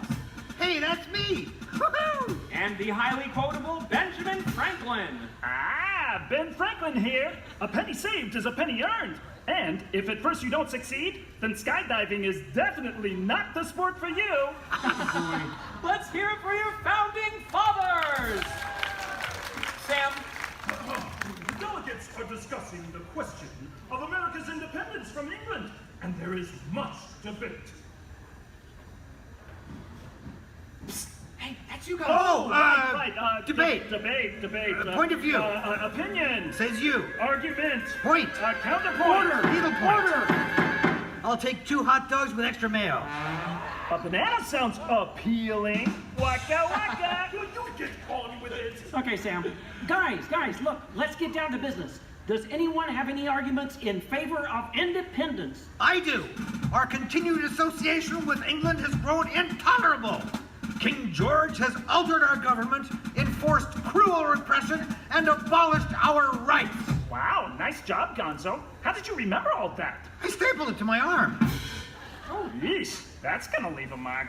Okay, now, does anyone have any arguments in favor of England and King George? Boo! Come on, No everyone! King George!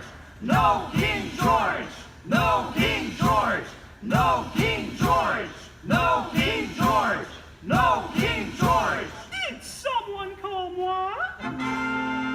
Piggy, what are you doing here? I told you there's no part for you in this show. Of course there is. After all, who better to play royalty than moi?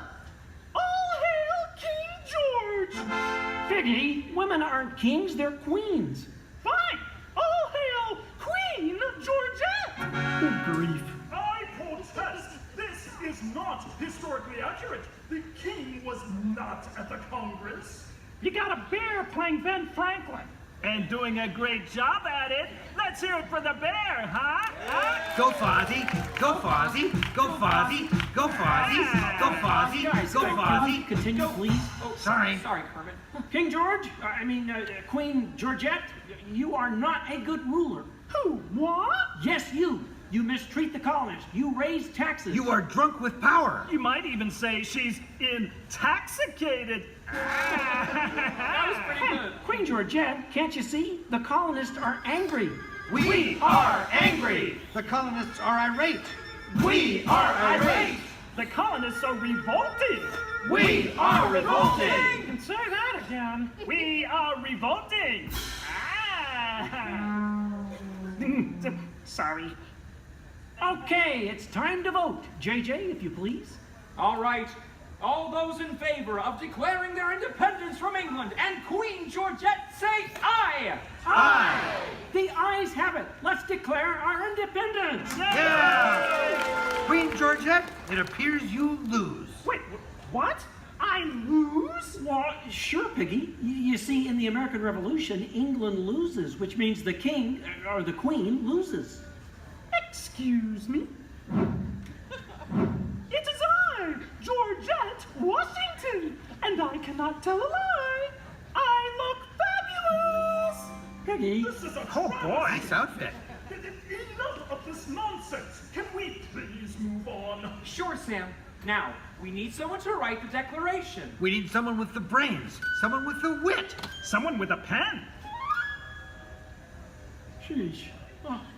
Okay, I, Thomas Jefferson, will write the declaration. But I'm going to need everyone's help. Let's start with a list of demands, shall we? I demand a new cell phone, a bigger dressing room. I want a case of rubber chicken. Somebody say chicken. Okay, girls, hit it. A case of banana. A case of beer. You're doing it! Guys! Guys, when Jefferson wrote the Declaration, it was more than a list of demands. What? Oh. What are you talking about? Yeah, it was about things we all believe in. Things worth fighting for. Things that inspired the birth of a new nation. Gee, Kermit, what do you mean? Well, like the Declaration says, we hold these truths to be self-evident, that all men are created equal, that they are endowed by their Creator with certain unalienable rights, that among these are All together! Life, liberty, and the pursuit of happiness!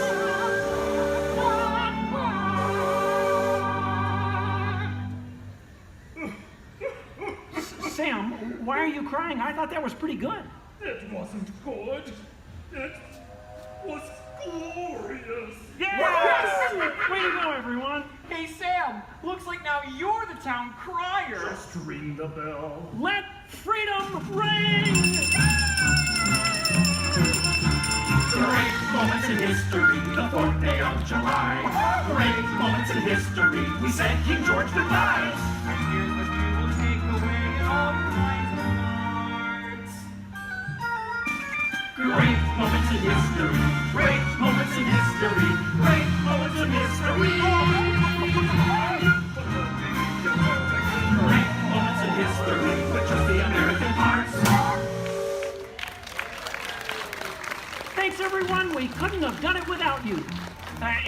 England, no hard feelings. You're still one of our best friends.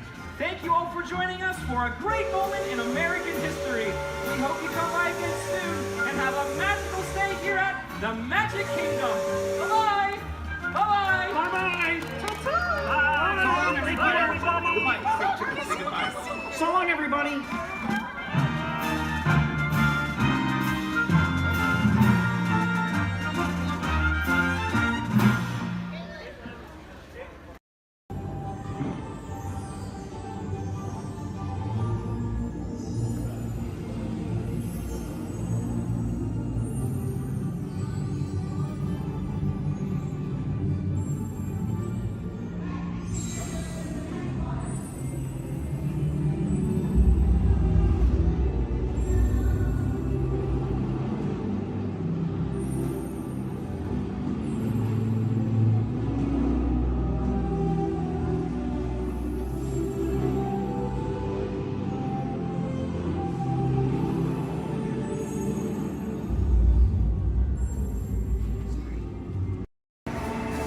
Welcome to the Sim Track.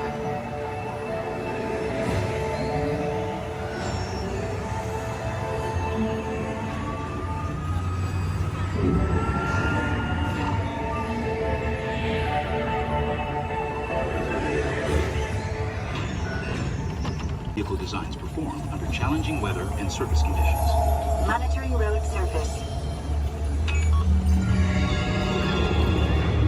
Connecting to OnStar. SIM car performance data acquired.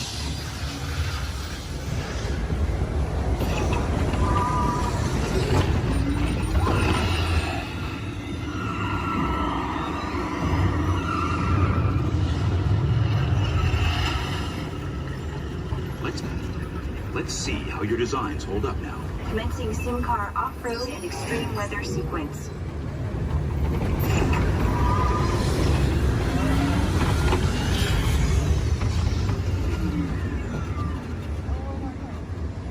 Capability test results displayed and verified. Now let's see how your vehicles compare when it comes to their efficiency.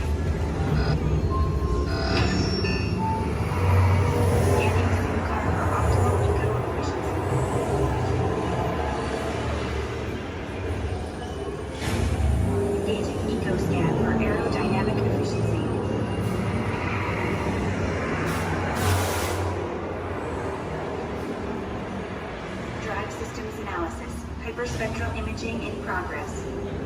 Calculating total enviro impact.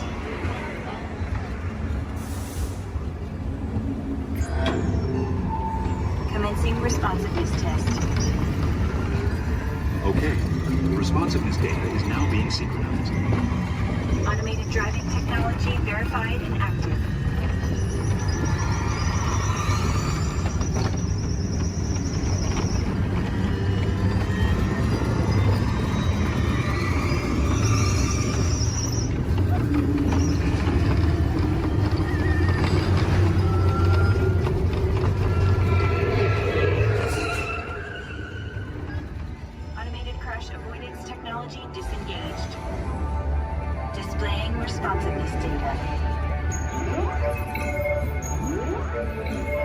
Here comes the final test. Energizing for power test.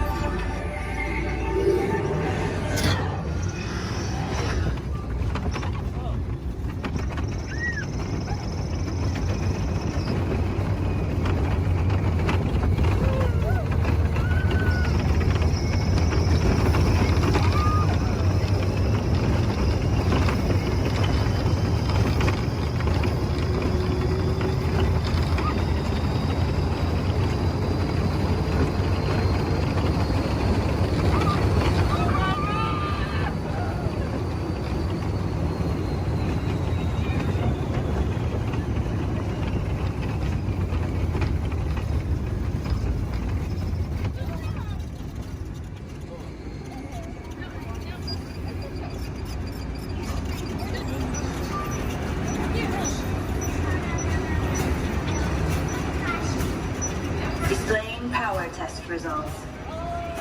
SimTrack performance testing complete. This concludes your performance testing. You'll be able to see how your Chevrolet custom concept vehicle designs compared with the sim car after you disembark. Please watch your step as you exit, and remember to take all your personal belongings with you. Be sure to check your final performance numbers in our scoring area.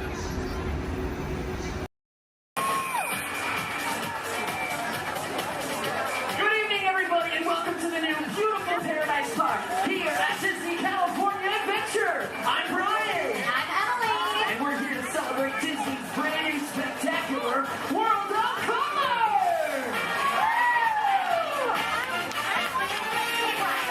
Do you think these people really know what kind of treat they're in for tonight? I don't know. Let's find out. How many of you have seen World of Color before? All right. So how many of you are seeing World of Color for the very first time? Woo! That's great, guys. All right. You know what? We won't spoil the surprise, but we can promise you this. Why don't you tell him, Brian? Something good is gonna happen to you tonight. Oh yeah. Something real good gonna happen and it's so right. Something, something, something good. Something, something, something good. Something, something, something good. Something, something, something good. Something real good. All right, everybody, let's kick things off by everybody shouting out their favorite color on the count of 3. Are you ready? 1, 2, 3! What did you hear over there? I heard a whole lot of yellow. All right, for all you yellow lovers in the audience, say yellow to our favorite candlestick. Look over there, it's Lumiere, everybody. Bonsoir. Is this where they're throwing the party? It sure is, and who better than you to brighten up the festivities? Ah, Madame and Monsieur. It's so good to see you. All right, put your hands together for Lumiere, everybody. Such a colorful celebration, don't you think? You can say that again. Such a colorful celebration, don't you think? Very nice, Lumiere. What service? I love this song. Okay, now whose favorite color out there is orange? Anybody? Well, gee, I sure wish I knew somebody orange who could kick this party up a notch. Well, I know somebody, and I'll give you a hint. He's orange and black, and he loves to bounce. That's right, it's not Tiger, it's a Tigger!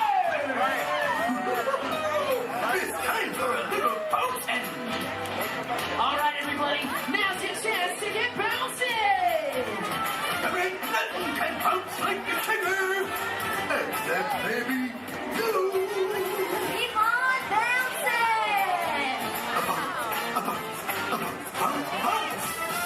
All right, we've got yellow, we've got orange, now we need somebody green! Oh, don't tell me, Peter Pan. No. Who's the other kid? Alex. Jiminy Cricket. Picture somebody larger and a little more round. Just picture a big billiard ball with one eye. Did somebody say there was a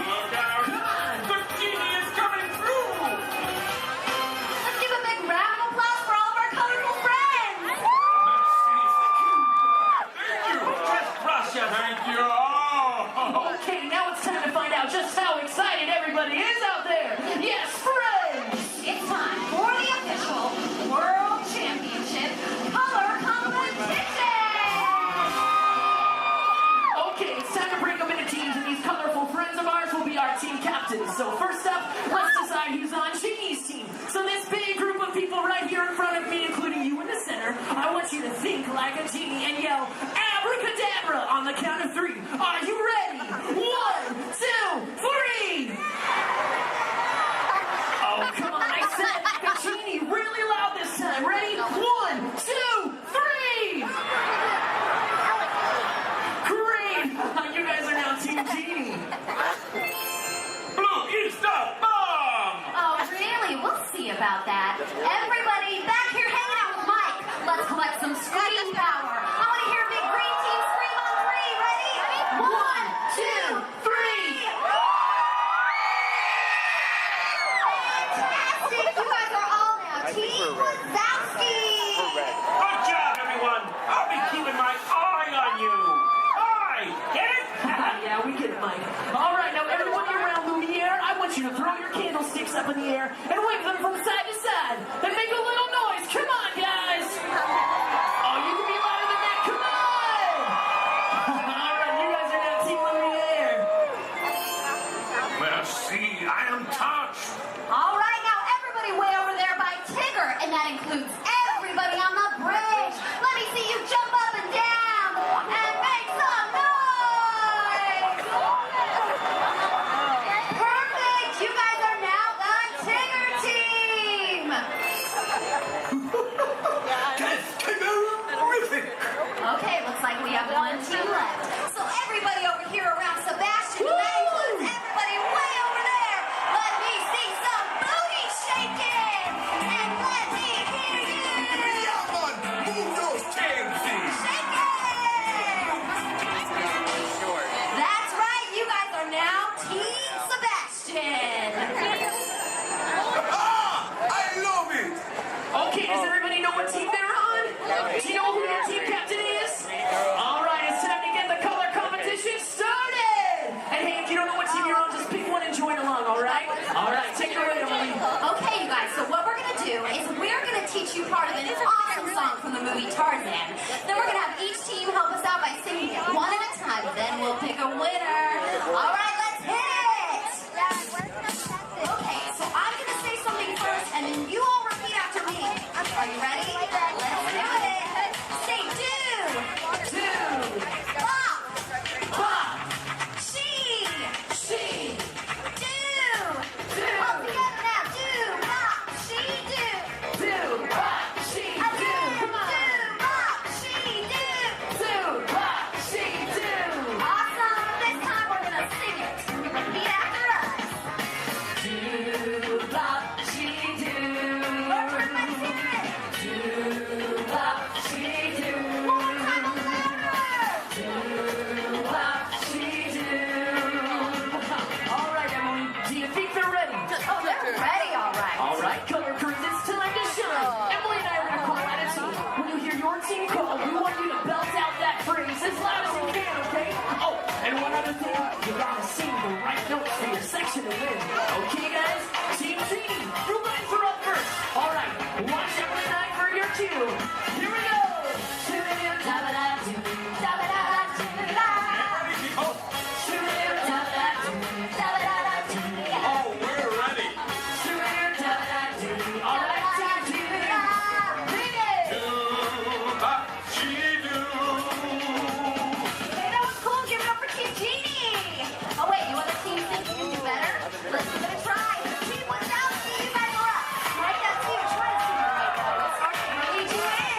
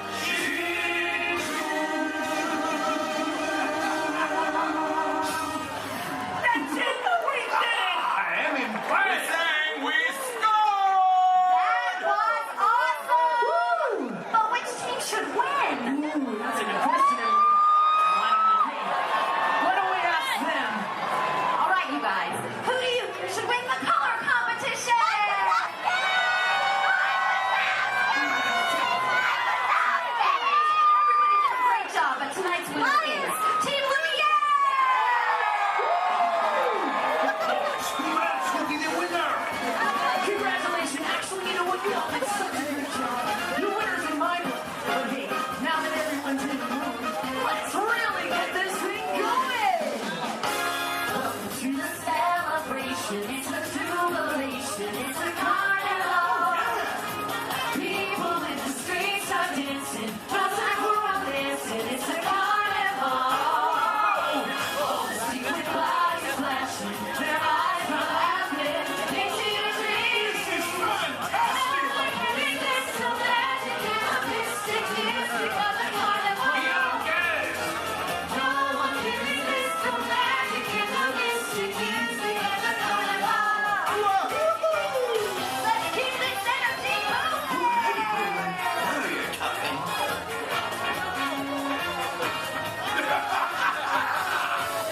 Come on, people. Let's get moving. We're grooving. We're moving. Oh, yeah. I love the carnival. Whoa, look at all these photos, Emily. Are you seeing this? Oh yeah, Paradise Park is now one great big carnival of color. Welcome to the celebration. It's a jubilation. It's a carnival. People in the streets are dancing. No time for romancing. It's a carnival. All the secret lights flashing. Their eyes are laughing. Into your dreams. Wonderful. No one can resist the magic and the mystic music of the carnival. No one can resist the magic and the mystic music of the carnival. All right, everybody. I don't know about you, but I had a blast. All right, it's about time for all of us to take our places for World of Color. All right, let's give it up one last time to all of our colorful friends. Give it up for Sebastian, Lumiere, Tigger, Gene, and of course Mike Wazowski. Thanks everybody. We hope you enjoyed our carnival of color. Remember the exciting colorful magic is over. Now we're gonna show something really spectacular. Something, something, something good. Something, something, something good. Something, something, something good. Fun, people. Something, something, something good. Thank you. Good. Oh, it's so Real good. Good. Something real good. In just 15 minutes. Everybody make sure we're staying seated. Sante Sun Award, and that is me. Thank you. There's another one we like to say out here in Harambe, which is Tuwende, and Tuwende means let's go. Jumbo, everyone. My name is Julia, and I will be your safari guide today. A few quick safety reminders before we head on in. Just make sure to keep your hands, arms, feet, and legs inside the truck, and make sure everyone is staying seated for the entire safari ride. Above you, you'll see that animal spotting guide. That'll help you identify some of the animals that we might be seeing out there today. So go ahead and look it over for a quick second, see if you can find any of your favorites. That's also a great time to get any cameras or phones out and ready, as the roads are going to be pretty bumpy and we won't be able to stop for every animal.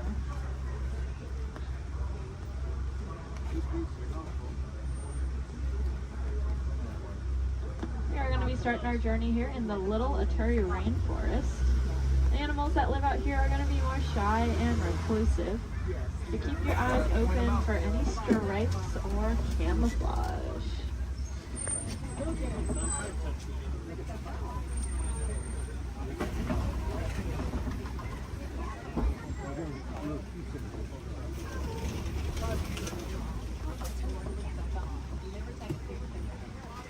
Looks like off to the right there is that okapi.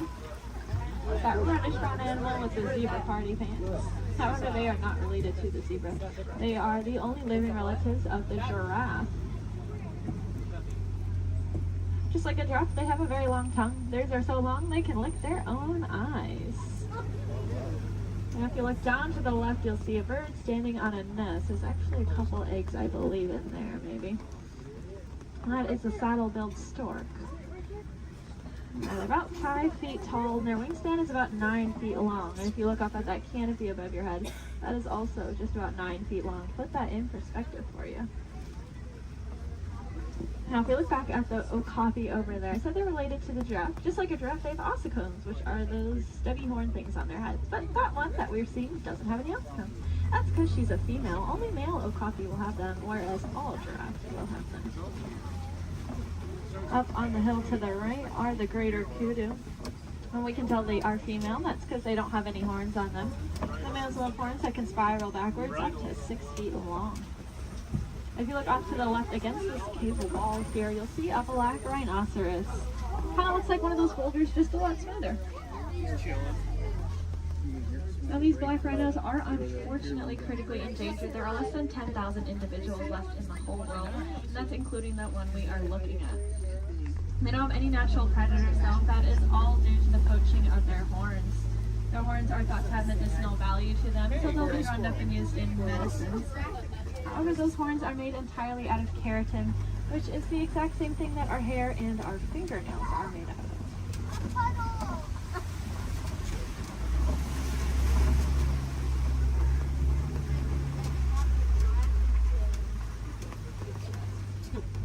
I said the animals that live out here are all going to use camouflage. We saw how they use their colors or patterns to blend into the trees around us. That's why it's really important that we use our paper products responsibly, since our paper comes from the trees that these animals' lives depend on. Looks like we are getting to the edge of the forest here.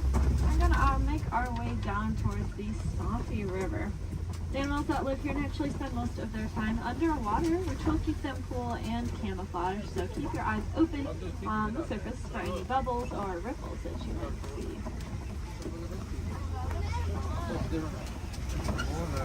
Looks like off to the right there are some pink-backed pelicans.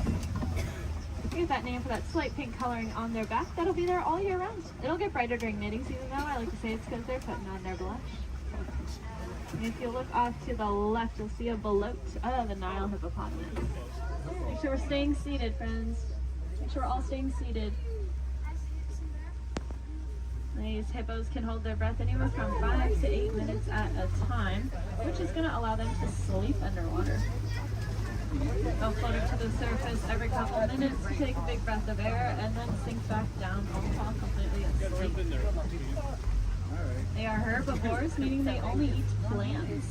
They'll come out towards nighttime and graze on about 80 pounds worth of grasses. And they'll go back in the water.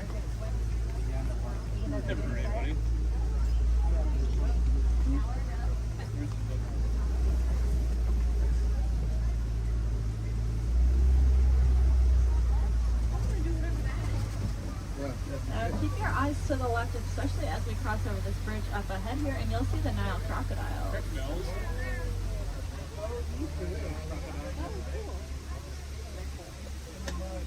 Three of them.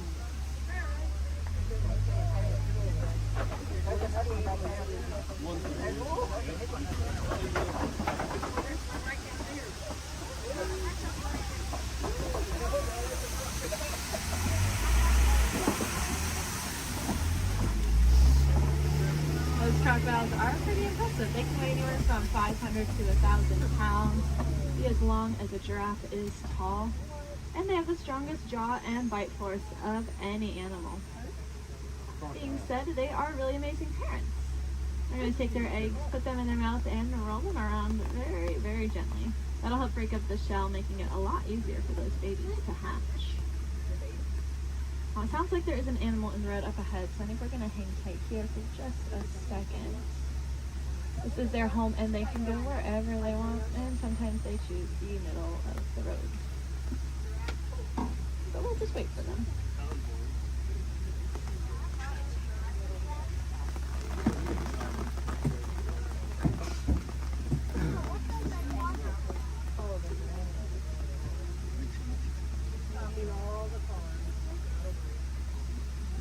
Does anyone know how to tell the difference between an alligator and a crocodile? Yeah, a lot of people say the shape of their snout, which is true. That personally confuses me though, because it's the opposite of what you think it would be. So what I do is I look at their teeth. When their mouths are closed, if you see teeth sticking up and out, then it's a crocodile. And if you don't see any teeth when their mouth is closed, it's an alligator.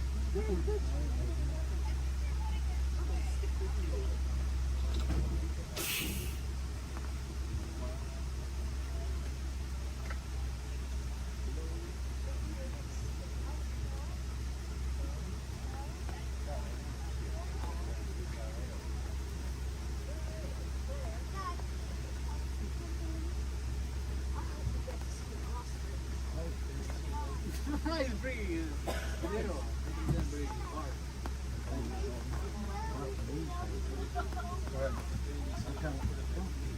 Well, thanks for your patience here. Hopefully the animals will look soon.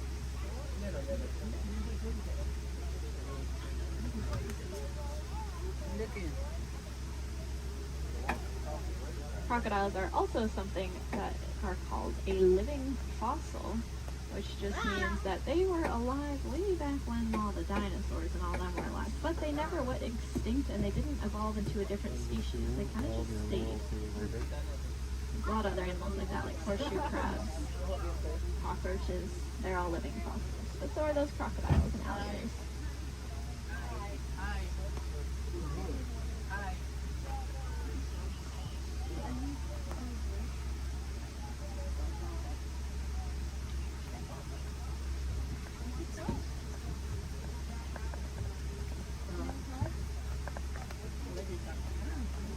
Sounds like there are some giraffes that just keep walking in the road. This is just what we call a giraffic jam. Now you can say you went to Disney World and got stuck behind a giraffe.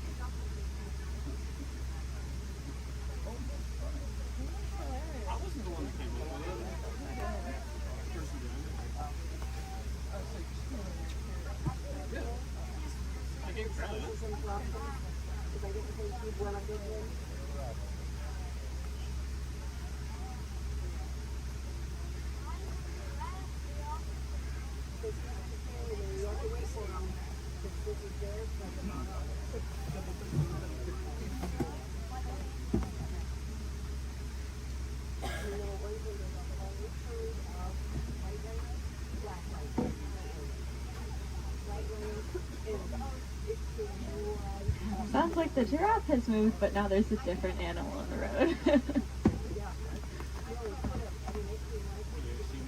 The animals really like the rain, so they are very active. Okay, it sounds like maybe we'll be back on the move soon. I think all the animals are out of the road, at least at this very second. But I don't want to jinx it. But that's good news for us because that means once we get down into the savannah, there's going to be a lot of cool animals really close to see. Alright. See how far we can get.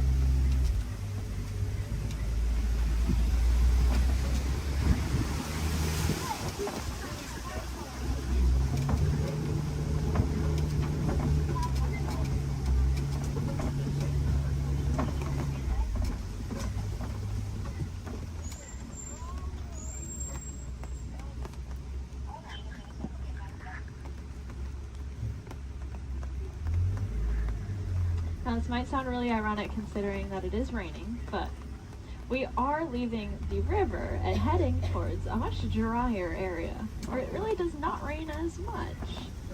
And I say that because the baobab tree that's off on the right there, it is going to be leafless about 9 months out of the year just to conserve water. Some people call it the upside down tree because, well, it looks like the roots are on the top.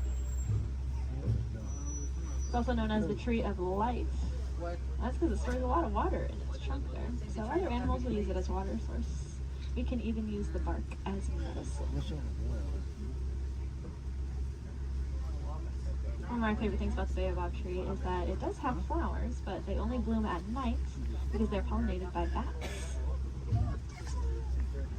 Alright, looks like we are finally able to head here into the savannah.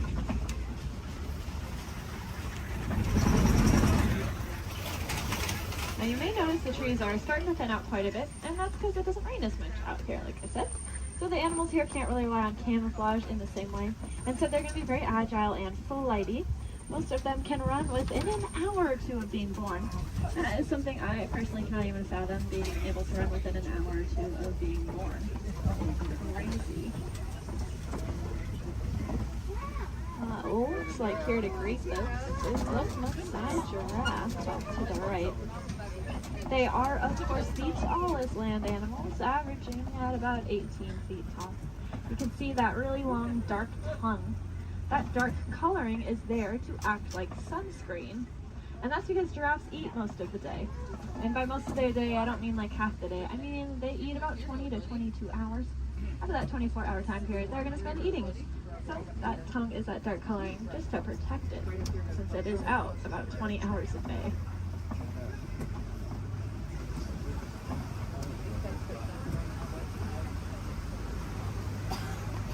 Off to the left here in this den, you'll see some African painted dogs. They are the most successful hunters out here with an 80 to 90% success rate. That is so successful that their young, sick, and elderly will eat first, and the healthiest adult will wait and eat last. What makes them so successful is that they are so cooperative. As a pack, they're not going to move on until everyone's got the chance to eat. Those painted dogs are there on the left. On the right, you'll see another giraffe as well as some Ankole cattle. I think these two were the culprits that were in the road earlier.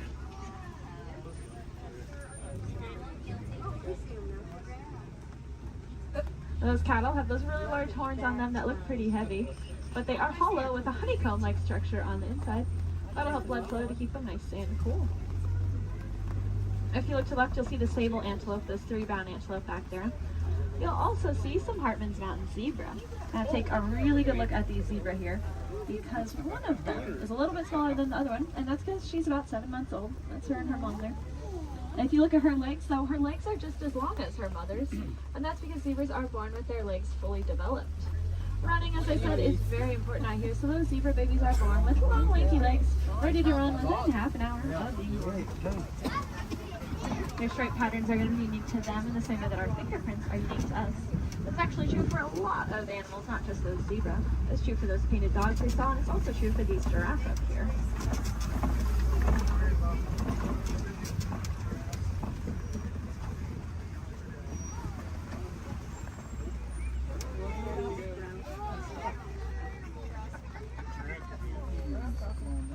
See, I told you they just go wherever they want. Oh, look, the zebras are in the road now. Over here, they're in the road too.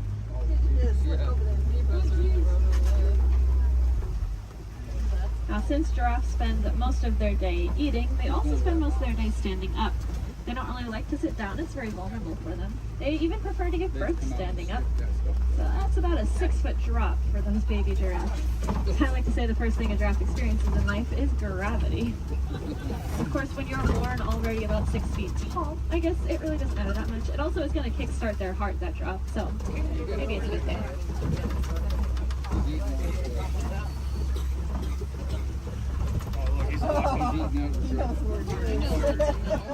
Just gotta steal some more goodies. If you look to the left here, you'll see these really large tan antelope. These are the eland. Elands are the heaviest just antelope species. About 6 feet just at their shoulders, and they can jump straight up from that standstill position up to 10 feet in the air.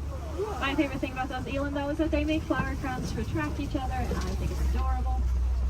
The males will gather up a bunch of branches and twigs and leaves and even flowers and decorate his horns with them, and then walk around proudly to attract all of the females. I would highly recommend looking up a picture of that if you have never seen it before. It is, like I said, adorable.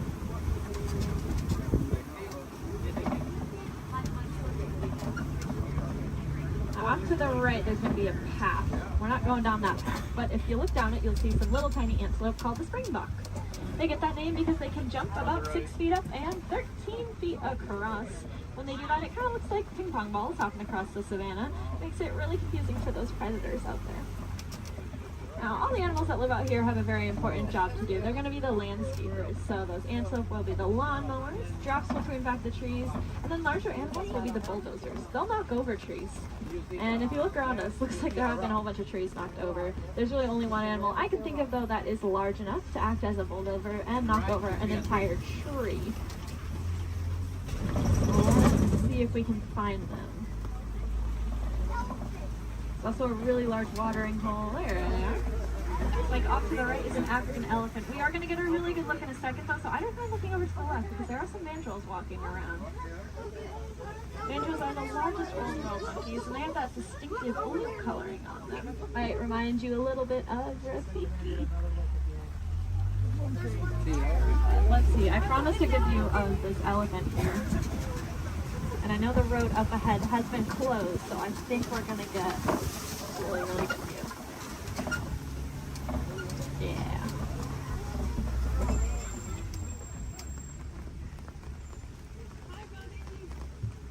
Elephants largest land animals. Also very, very intelligent.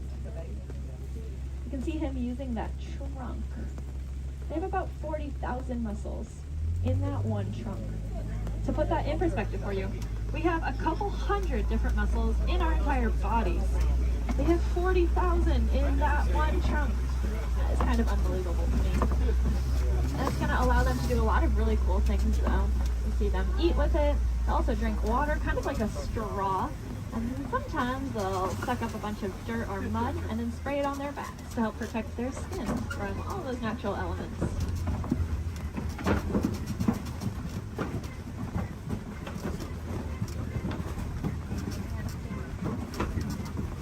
Lucky for us, I think we are headed deeper into elephant country here. And I say that because elephants love to eat red clay. If you look around us, it looks like we are surrounded here by this red clay.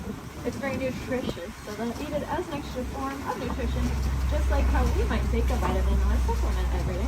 And there are some tusk marks over to the right and some footprints down to the left. So the herd must be nearby. I think I see them off to the left there. Elephants are matriarchal, and that means the oldest or wisest female is going to be the dominant one in charge. Males are going to leave the herd at about 15 years old, and if they don't do it willingly, they will be forced out by those females. They're going to go hang out in bachelor herds, which can consist of up to 140 individuals that come and go as they please.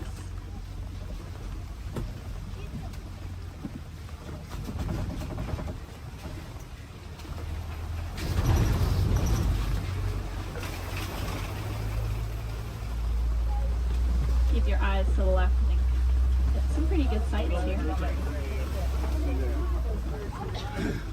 Unfortunately, though, elephants are running into a lot of different conflicts out there in the wild. They are losing their homes for various reasons and getting forced closer and closer to people, specifically farmers and their crops. Not knowing any better being elephants, they see those crops as yummy treats and they eat them, or they stomp all over them, which of course upsets the farmers, putting the elephants in danger. Luckily, we did some research recently and learned that elephants are afraid of bees. They have very sensitive skin and do not like to be stung. So now out in Kenya, farmers are building fences out of beehives. That scares off the elephants, which keeps them safe, and in turn keeps the crop safe and the farmer's livelihood. And the farmer gains a new crop, which is, of course, the honey from the bees. And if you like honey, you can look up the Elephant Safe Honey Project and learn a little bit more about how you can support that. If you look to the left here, you'll see the greater flamingos. They are the largest flamingo species, but the lightest in coloring. They're going to get that pink coloring from the brine shrimp that they eat. There's a protein in there called beta-carotene, and that's what will turn them pink. It's the same thing that's in carrots. They're going to get their food by doing something called filter feeding. So if you can picture a pasta strainer, the noodles get stuck inside and the water comes out. That's how their beaks work. They take a big mouthful of water, the food gets caught inside, and the rest of the water flows right on out. That's why it's super, super important that we keep our waterways clean, because if we have plastic or trash floating around in that water, they could take a big mouthful of that. And we don't want any of our trash ending up in those flamingo beaks.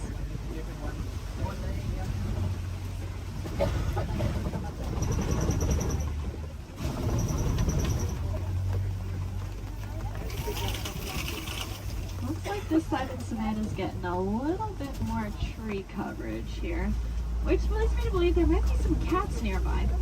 Please help them out while they are hunting. So keep your eyes open. I know I've seen cats roaming around on the hills up ahead before. If you look down that path though on the right, you see a white rhinoceros.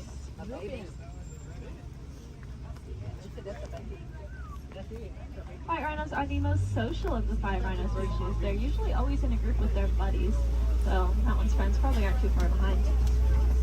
They have a really, really good hearing too. Their ears will wiggle independently of each other, and they look like funnels, which helps them pinpoint the exact location a sound is coming from.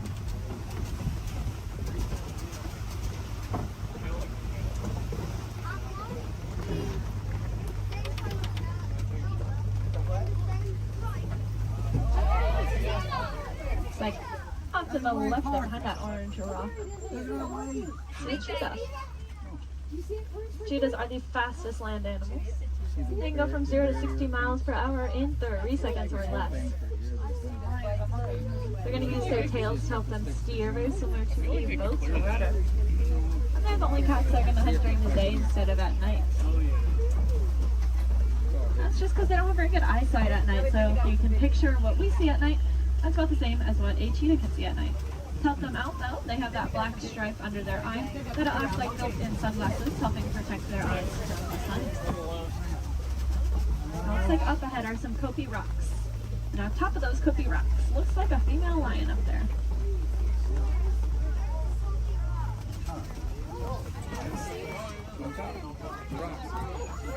The second tallest rock on the top of it. She's laying up there. Females are going to be the ones that go out and hunt. The males are going to stay behind to protect their territory and any cubs they may have. Males have a mane on them, which is about 20 pounds of hair, just protecting his neck in case of illnesses. Male lions also have the loudest roar of any animal. You can be heard up to 6 miles away.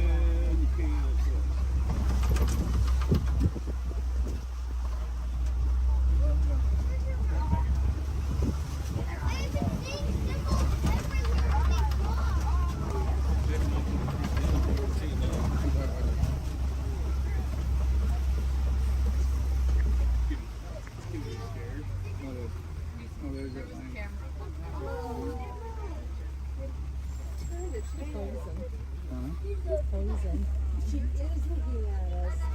That is so cool.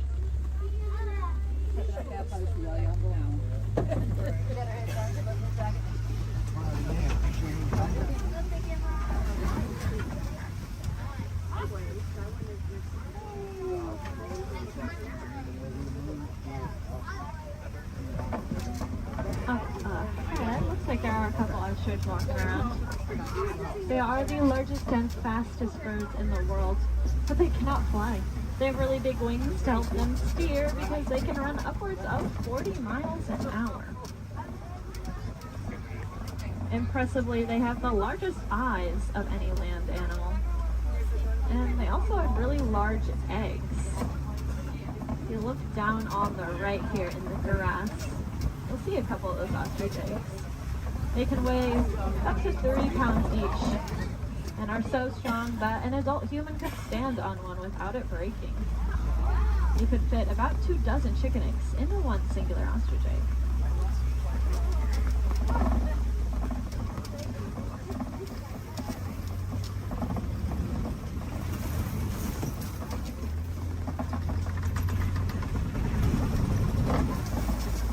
Up ahead is the warden's post. The warden takes care of all the animals out there on the reserve.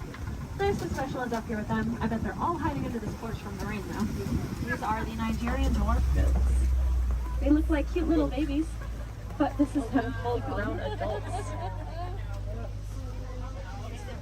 They really do not like that rain. They have a very sweet and nutritious milk that is high value in Africa, so in return for it, we'll give them a nice place to live and some yummy. It just goes to show that we can peacefully coexist with a lot of amazing animals.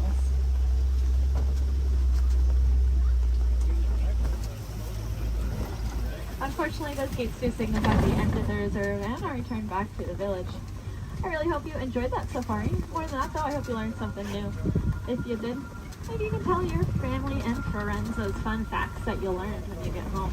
That's pretty important because the more we learn about these animals, the more we'll care about them, and the more likely it is we're actually going to do something to help protect and save them, so that then the generations after us get to enjoy all those really cool animals that we saw today. If you want to take it a step further in doing your part, you can go ahead and recycle your old electronics. Our electronics are made with a a mineral called coltan that comes from the forest out in Africa. So when we mine for it, we are making things away from many, many animals. That's why I challenge each and every one of you when you go home. See if you have any old electronics that you're not using anymore. Go ahead and recycle them. We'll take out that coltan and reuse it, and then we can just keep reusing what we already have instead of mining for more. That way we get to use our cool technology, and those animals, well, they get to keep their homes. I think that's kind of a win-win for everyone. Now up ahead, it looks like a bunch of docks where people would get off, but that is not us. I'm going to hang on to you a little bit longer and bring it right back to where I got you from. Just hang tight here for a couple more minutes.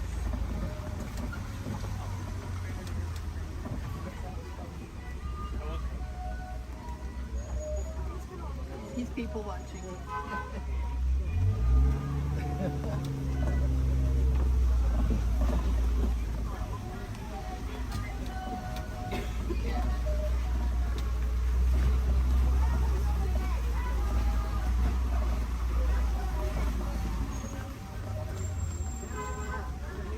if you want to learn a little bit more about the animals that we saw today, but maybe from the comfort of your own home, and you happen to have Disney Plus, there is a show I highly recommend. It's called The Magic of Disney's Animal Kingdom. It's really, really cool. It gives you a behind-the-scenes look at how we take care of all the animals that call this park home.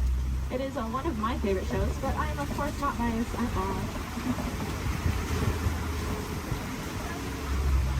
If you want to see some more animals while you're in the park today, I'd recommend heading over to the Gorilla Falls Exploration Trail. Lucky for us, it's going to be right where I drop you off. Once you get off my truck, you'll go down a ramp, and if you take a right, you'll just be exiting the area. If you take a left, though, you are magically already on that trail. It's about a 10 to 15 minute walking path, where you can see a bunch more African animals, including, of course, those gorillas. If you head over to Asia, there's an Asian version of that trail as well called the Maharaja Jungle Trek, and they have all those Asian animals that we love, like bats, Komodo dragons, and tigers. There's also an aviary in both of those trails. If I had any wilderness explorers on board, you are riding the Simba 1. That is the code you'll need to get your safari badge, the Simba 1.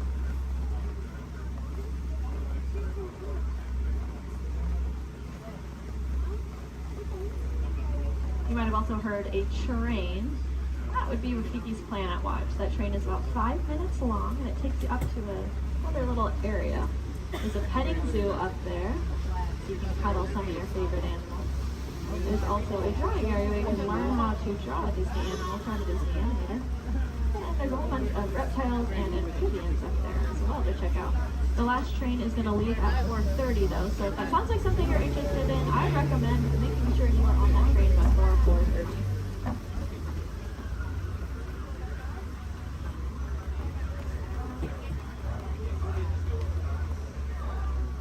Looks like we are almost there. Thank you for your patience. I know that was a little bit longer than expected.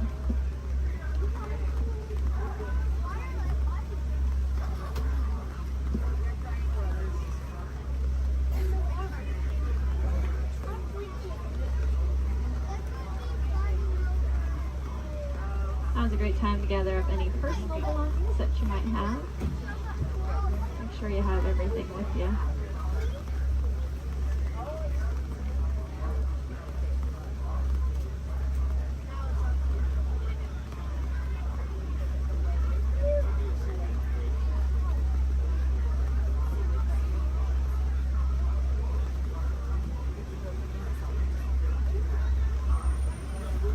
Here in Harambe, we do not like to say goodbye because it is far too sad and final. Instead, we say Kwaherini, which means to go well. So Kwaherini, my friends. Again, my name was Julia from Fort Collins, Colorado. I really hope that y'all had just as much fun out there as I did.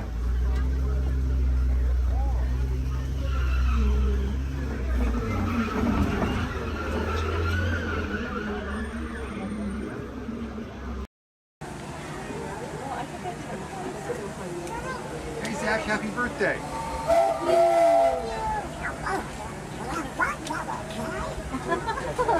Who's that?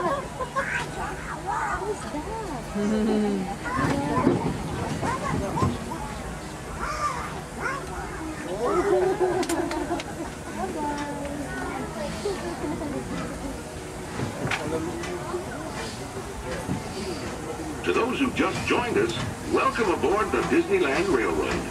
To ensure a safe ride, remember to stay seated with your hands, arms, feet, and legs inside the train. And please, watch your kids.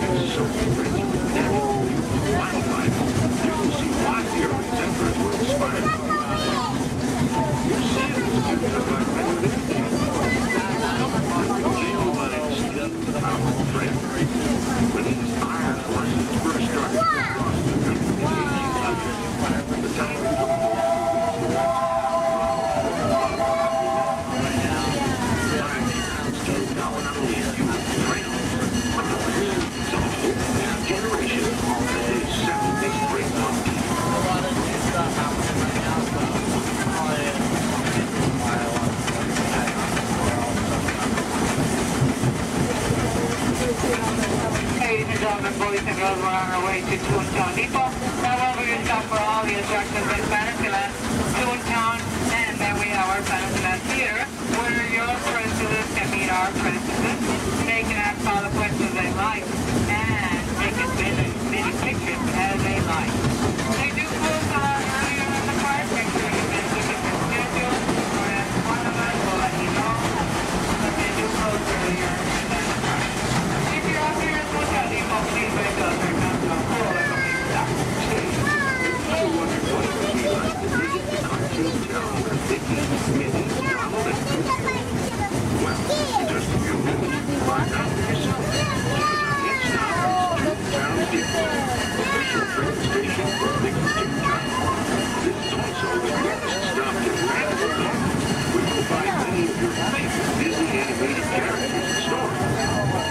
If you'll be leaving us here, please wait until the train comes to a full stop. Remember your personal belongings, then step carefully from the train. Y'all have fun and say hi to Mickey for me. For those of you continuing on with us, we'll be resuming our trip in just a moment. This is Toontown Depot.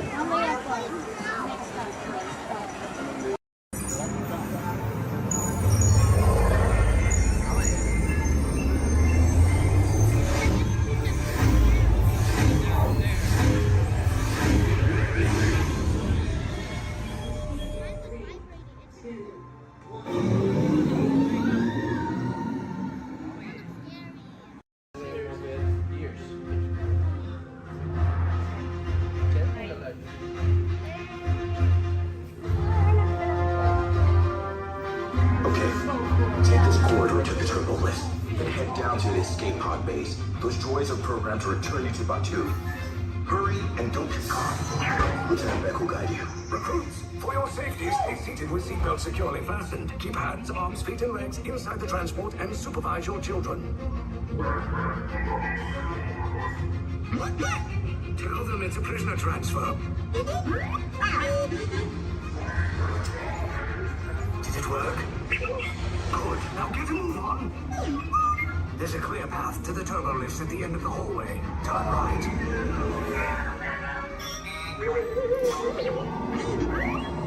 A probe droid. You're lucky it didn't spot you. Take those turbo lifts and stay out of trouble.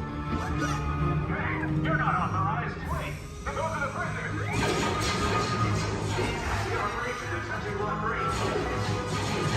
Cover is blown. Find an alternate route. Who picked these two droids anyway?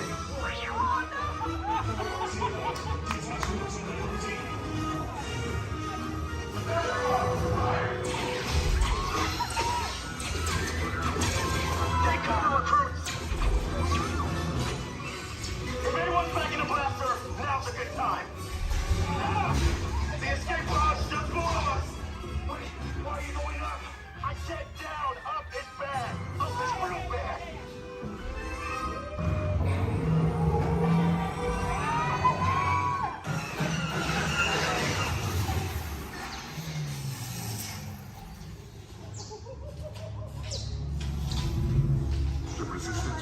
Rescue the prisoners.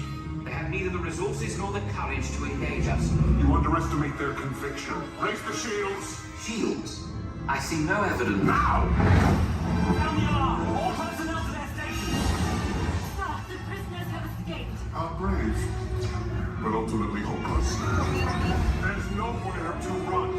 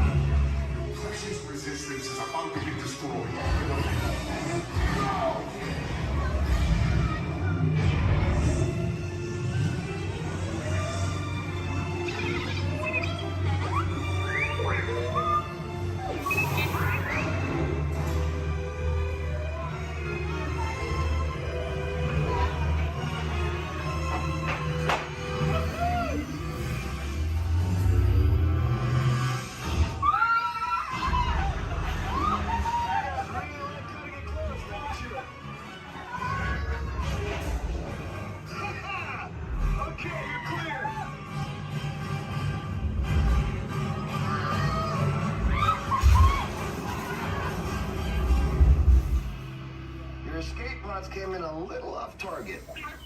Ground crews will meet you outside the wreck. All right, nice job, recruits. Not what you signed on for, but hey, you're resistance now. I think you have that authority. Right, Beck? Where's the lieutenant? I need eyes on Beck. Line up, scout for response. More escape pods down in Sector 4. Verification pending from Key Command personnel. Where's the lieutenant? Lieutenant Beck here. Beck! You're alive! I should hope so. Great job, recruits. Thanks to your heroism, the location of the resistance base is secure. Bravo! Yes, R5, you too.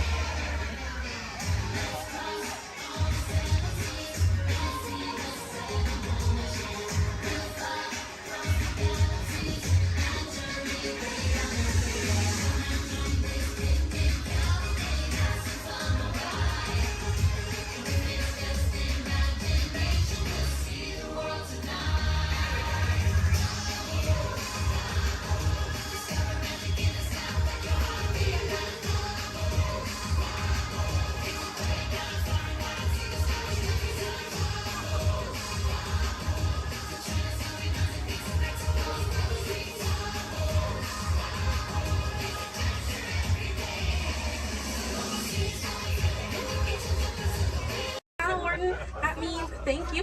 Another word that we say here on the reserve is Twin Day, and Twin Day means let's go. Jumbo everyone, my name is Selena. I'm going to be your safari guide here today.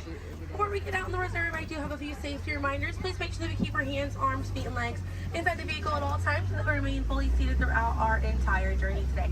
Now, if you take a look above your head, we have an animal spotting guide. You can use that guide to help me spot some animals out here on the reserve. I can't promise that we're going to see all of them, but I usually have some pretty good luck.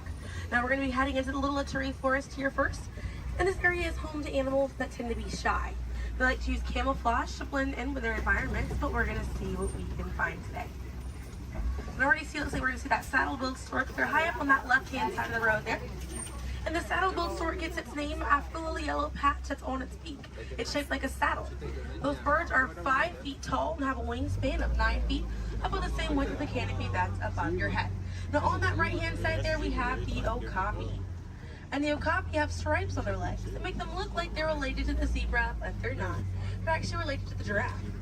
They have long, prehensile tongues that they use to grab vegetation. Their tongues are so long, they touch their eyeballs and clean their ears.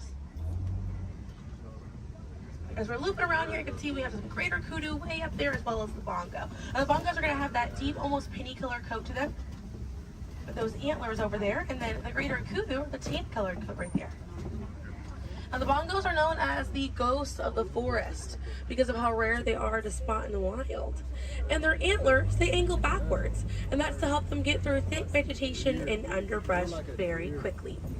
Now, the greater kudu that we see right there, the greater kudu are one of the tallest antelopes in Africa, or the second tallest antelope here on the reserve. They stand at 55 inches tall at their shoulder, and they can leap about 8 feet forward. Now, coming up here on the left-hand side, we're going to see the black rhino.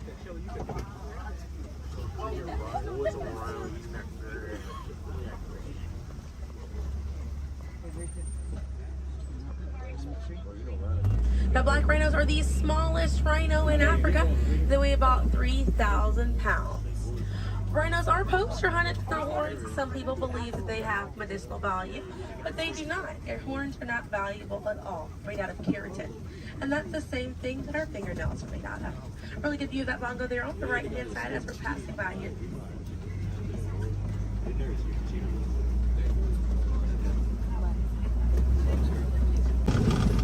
Now we're going to be heading out of the Little Tree Forest, but we're going to be on our way to the Safi River. And animals in this area like to hang out in and around the water.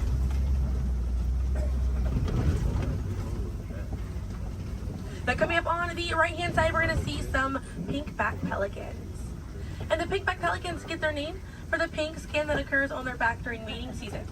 Now those animals are colonial nesters, so they'll nest between 20 and 500 pairs. That's a group of 40 to 1,000 pink-back pelicans.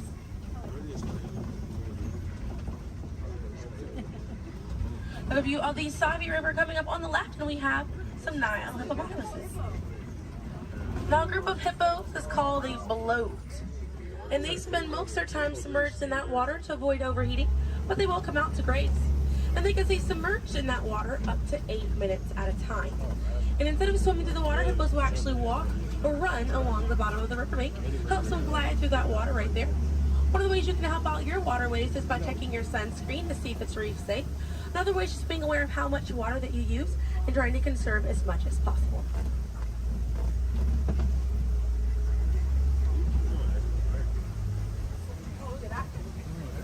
Another one there, taking a nap on that left-hand side.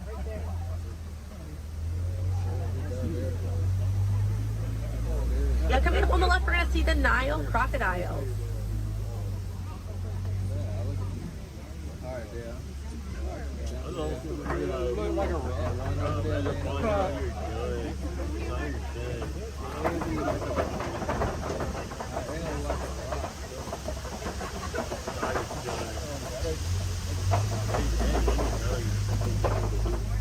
Now the Nile crocodiles can eat half their body weight in one sitting, and they can go months without eating if food is scarce. Now mother and father crocodiles are great parents, and they'll gently roll their eggs in their mouth. It softens up their shell, and it makes it easier for their babies to hatch. But we're going to be heading into the savannah now, and the savannah hosts millions of migrating animals every year. And it's home to Africa's most well-known animals, such as zebras and giraffes. I'm hoping that we'll be able to spot some today, but as we're getting out here, we have a pretty good chance to identify some animals with that animal spotting guide. We have lots of wide open spaces. Already see, looks like I can see the elands are out there. Wondering what other animals. I'm hoping it'll be a pretty busy day out there.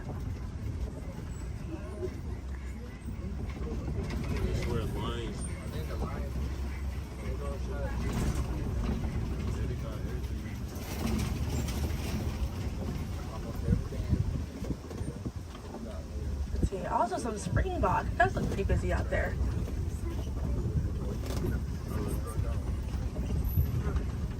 So we're still looking around here. Keep an eye on the right. They're going to be past this kind of rocky area. It's a herd of wildebeest way back there in that pathway.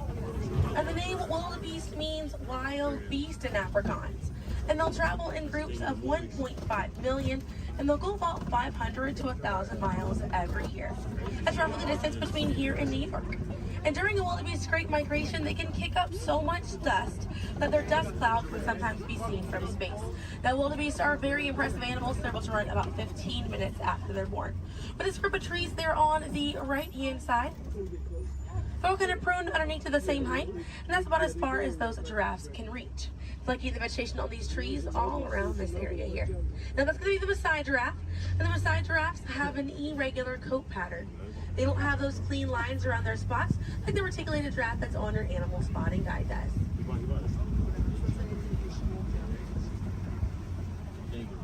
Now on the left-hand side, we do have the African painted dogs. There might be a little bit more people once we're a little bit further up here. Now, African painted dogs get their name after their fur pattern. It kind of looks like they have paint on them. It's unique to each animal, and that's how they identify each other. African painted dogs are Africa's most successful hunters. They have a catch rate of 90%. Now, right here on the left-hand side, we're going to have a really good view of the Ankole cattle. We're going to sneak on by here. The Ankole cattle are the only domestic cattle breed that we have here on the reserve. They're in the bovine family, same family as buffalo and bison. And their horns right there, they grow about 3 to 4 feet in length, and they're filled with a honeycomb-like structure. It allows for blood circulation, and it helps keep them cool on hot days. Now, further back, that's a sable antelope in that back left corner. And the sable antelope are very special because of the symbol of the Harambe Wildlife Reserve, because of how courageous they are. So in a choice between fight or flight, the sable antelope will choose to fight, just how we should fight to protect these animals and the environment that they live in. And their antlers are angled backwards to deter animals like lions from jumping on their backs. And we have a really good view there of that Maasai giraffe. We're gonna have another pretty good view there on the right up ahead too. Maasai giraffes stand about 18 to 20 feet tall when they're adults. And when they're born around 6 feet tall. They have about a 6-foot drop the moment that they're born. And just like the okapi, they do have those long prehensile tongues that they use to grab vegetation. They kind of use like how we use our fingers to grab food.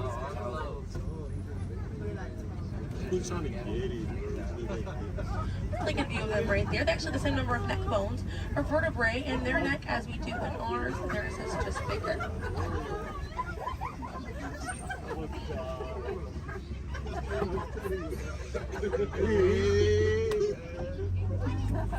Group of giraffes is called a tower.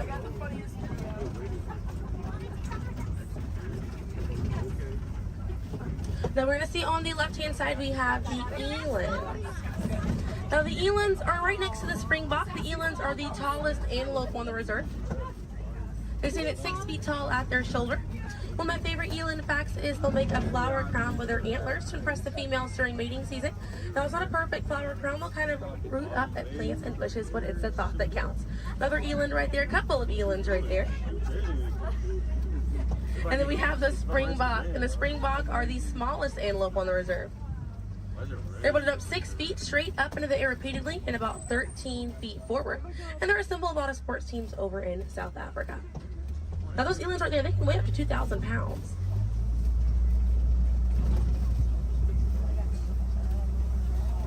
Another view of that Maasai giraffe right there.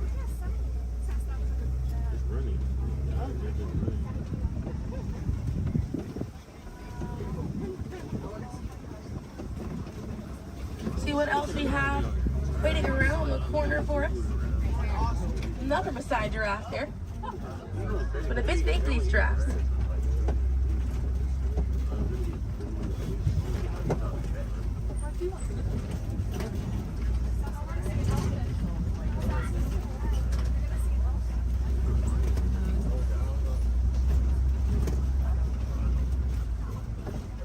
We're going to see the African elephant up here. It's going to be on the right-hand side of the truck.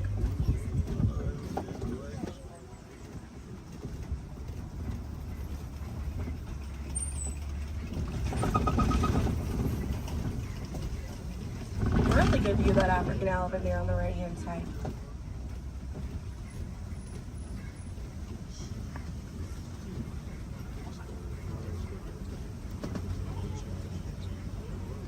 And on the left we have the mandrill. That's the male mandrill on the left. Lots to look at right here. Male mandrills weigh about 100 pounds. Females grow up to 30 pounds. And they can bare their teeth at each other as a sign of aggression, but they usually don't. They usually do it as a friendly gesture. So it's kind of like the mandrills are smiling at each other. Now we can see that elephant back there. And elephants are social creatures. That's going to be the African elephant. The females and their young will hang out in large groups together, and the males will form a loose bachelor group, or sometimes they will kind of hang out on their own, depending on their mood. And the way that African elephants stay cool is by flapping their ears. It runs air over the blood vessels that are dispersed all throughout their ears, and it helps bring their body temperature down.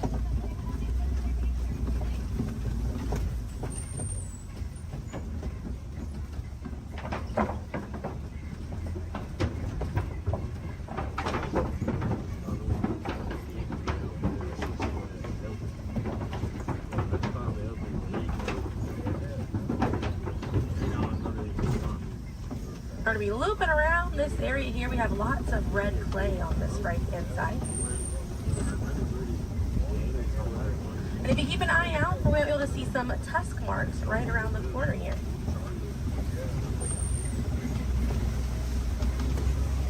So those tusk marks on the right were caused by African elephants. And they'll scrape up against that clay and they'll eat it. More elephants there on the left-hand side. And they eat it because it contains the minerals that they need, sort of like how we take vitamins.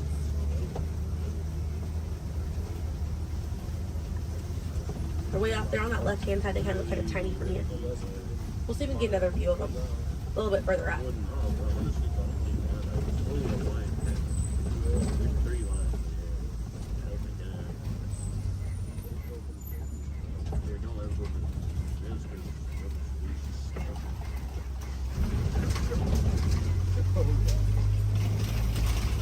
So on the right-hand side, we're going to pass by a couple of trees. There's one on the left by those elephants as well.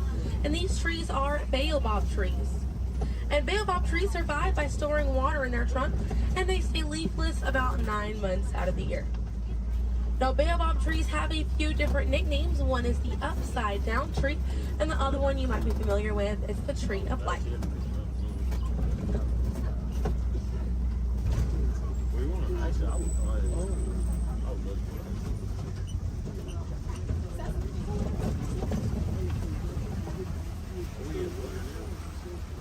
And we're coming up here on a group of flamingos.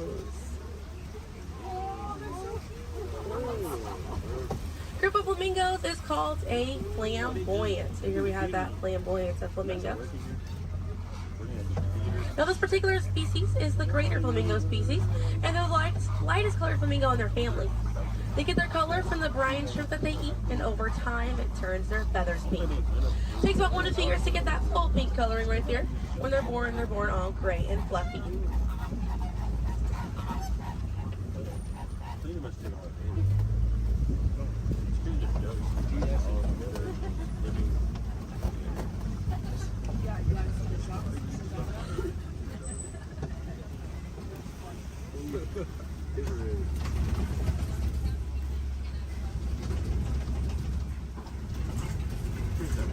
We have some white rhinos right around the corner here. So they're going to be hanging out by a mud wallow on this left-hand side, and they'll use this mud wallow to cool off it. And they'll coat their skin in the mud to act as a natural sun protectant, sort of like how we use sunscreen. Now elephants will do something very similar, and they'll fling dirt and mud on their backs as well. Just how important it is to protect ourselves outside in these environments by wearing hats, sunglasses, sunscreen, very, very important, as well as staying hydrated. Now that white rhino right there, they weigh about 4,000 to 5,000 pounds. Group of rhinos is called a crash, and they can run at 35 miles an hour. Now on the right-hand side, those are some ostriches way back there. Ostriches are the largest bird. They have wings, but they do not fly. They use those wings for balance and to help them change direction. Comes in handy because ostriches can hit speeds up to 40 miles an hour.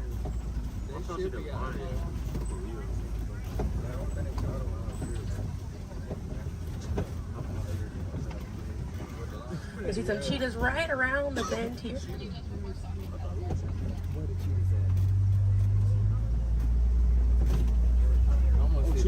That's a good view of that cheetah here on the left.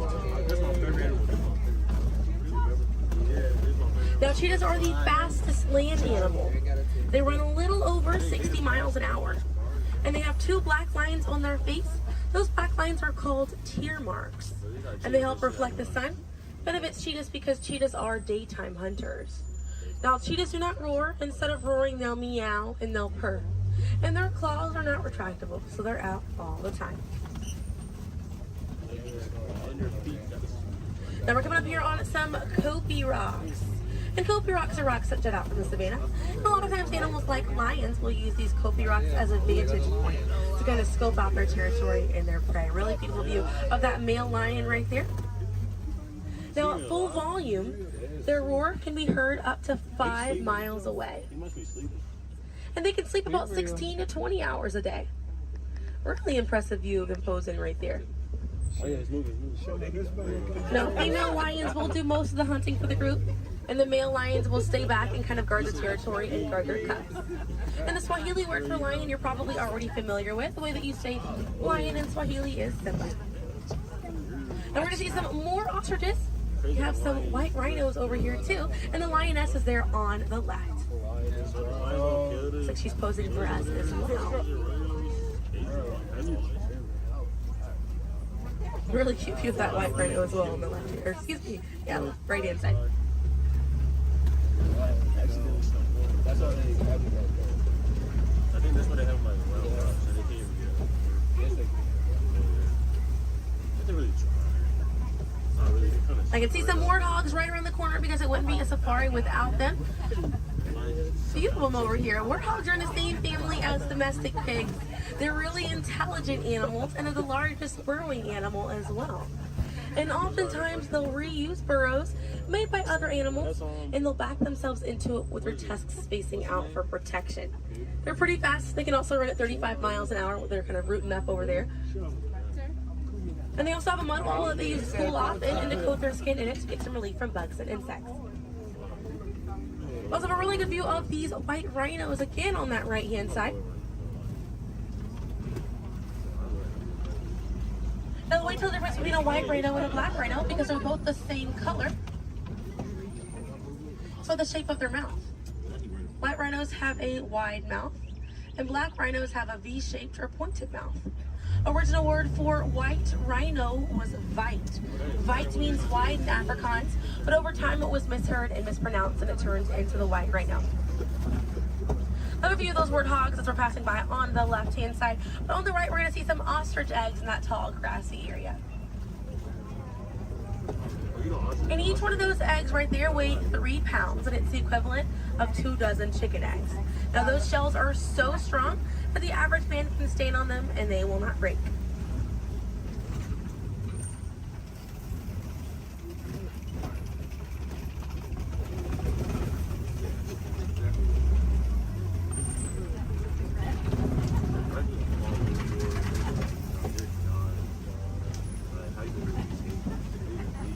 We're gonna see, looks like we have some Nigerian dwarf goats over here. And these goats are used for their dairy products, such as milk and cheese. So they take up a lot less land than cattle, so they're easier on the environment, and they're very cute. Now their milk is considered high value, so selling that milk helps take away the need to rely on wildlife. Now if you do want to see some more goats today, you can head over to Rafiki's Planet Watch. They have a petting zoo area, an animators area, and a kind of behind the scenes look at Disney's Animal Kingdom. Very, very cool. Definitely check it out if you have the time. They have a conservation station over there, and inside that they do have an animal hospital as well. Pretty cool. It's going to be a train right away through the Wildlife Express. Those trains are going to start running at 9:30. The last train leaves at 4:30 today. The petting zoo is going to close at 5 o'clock once you're over there, and the animators experience is going to close at 4:45. But we got to see a lot of really cool animals today. If you'd like to learn some more information, you can check out DisneyAnimals.com, or National Geographic is a really good resource.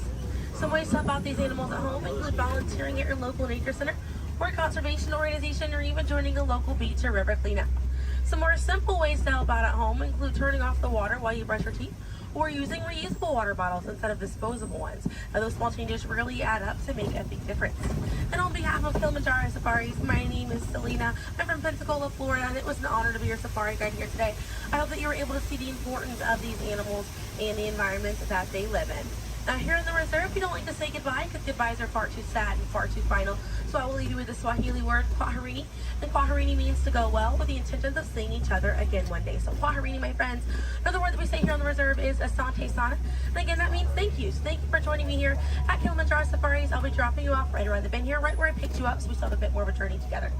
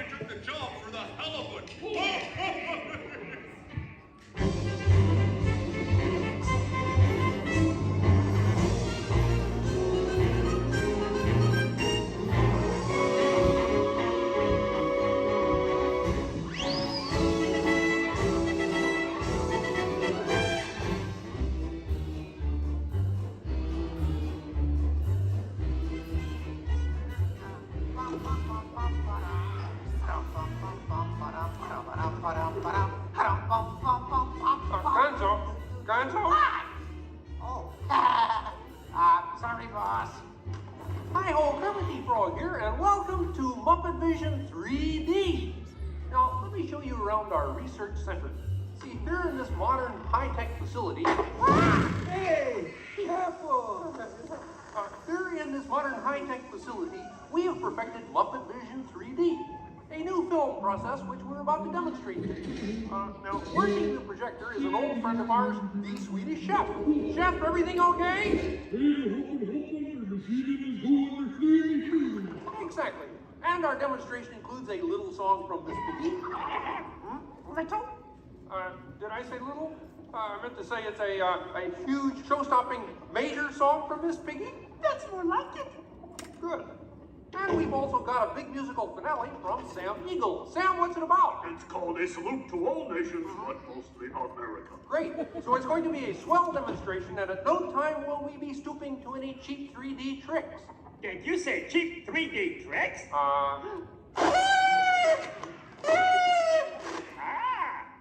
And here's something I wanted to spring on you.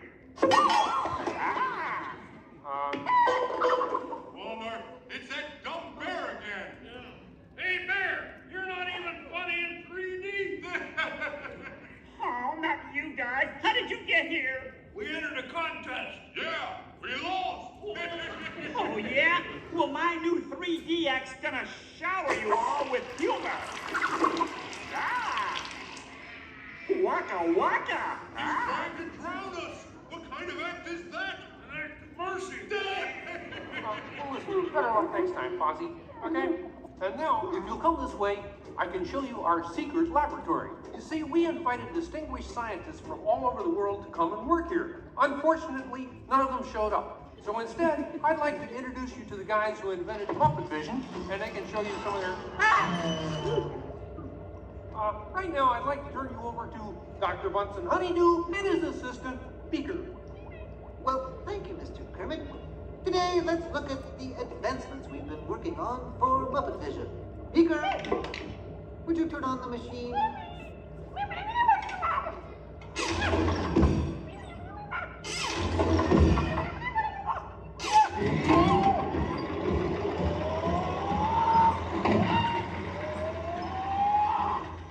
We at Muppet Labs have been able to grab hold of the future. The wheels of progress turn swiftly here as we strike upon ways to bring science safely to you. This user-friendly machine will now generate the first living 3D effect just by flicking a simple switch.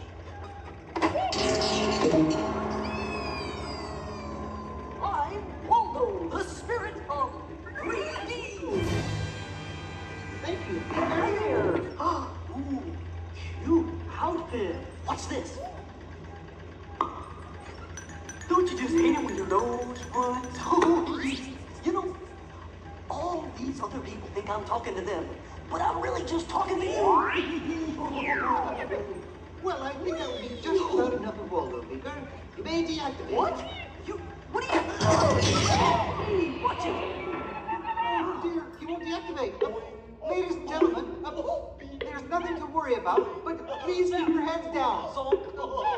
I'm bouncing on people's heads. Beaker, activate the inflatomatic. The what? You... Whoa!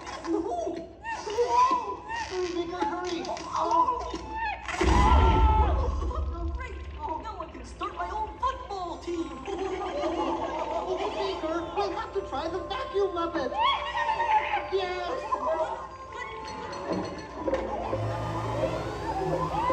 Ladies and gentlemen, for your own safety, please rest your armrest firmly.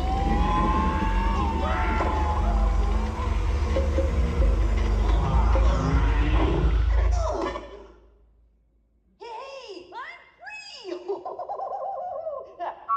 Taxi! All right, now I'm getting out of this place.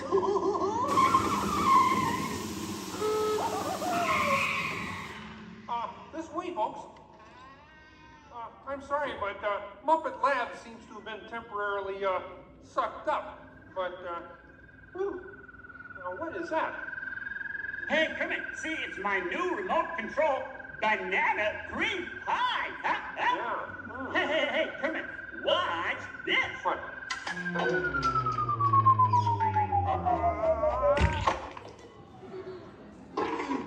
Ozzy, that's terrible. You're right. Needs more sugar. And now, ladies and gentlemen, for the first musical portion of our demonstration, we have Miss Piggy in a wonderful 3D number. That's you, penguins.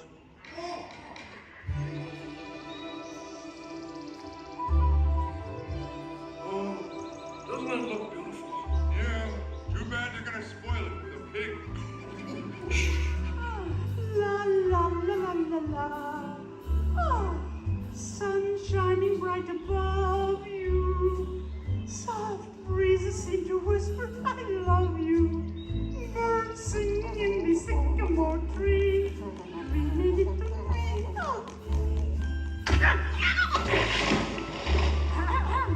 Look in my eyes and kiss me.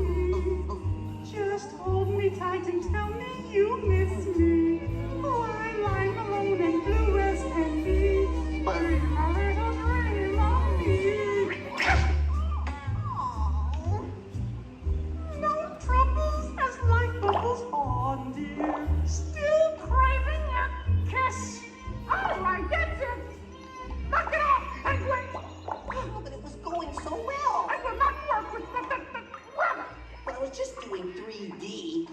Guess I won't be needing this. What's that? It was for the big water skiing finale. What?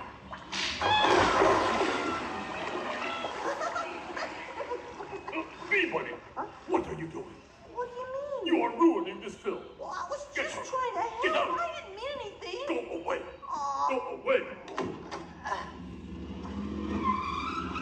Does anybody know the way out of this film? Hey, you got a map down there? Well, you can come with me if you like. I just got fired and I'm running away. Terrific! Let's go. Okay. Hey, Bean, what's up? I'm going away. Forever. Oh, great. Could you give me a sandwich? Would any of you people like anything? I mean, since he's going out, he could forever? Bean? Bean? Oh, Kermit! Kermit!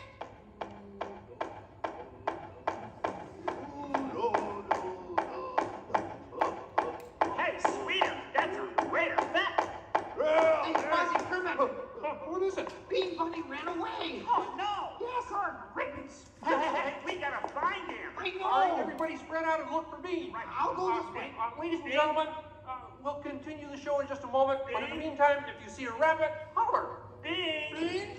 Oh, Bean! Bunny! Bunny! Bean! Where are you? Bean? Bean? Bean?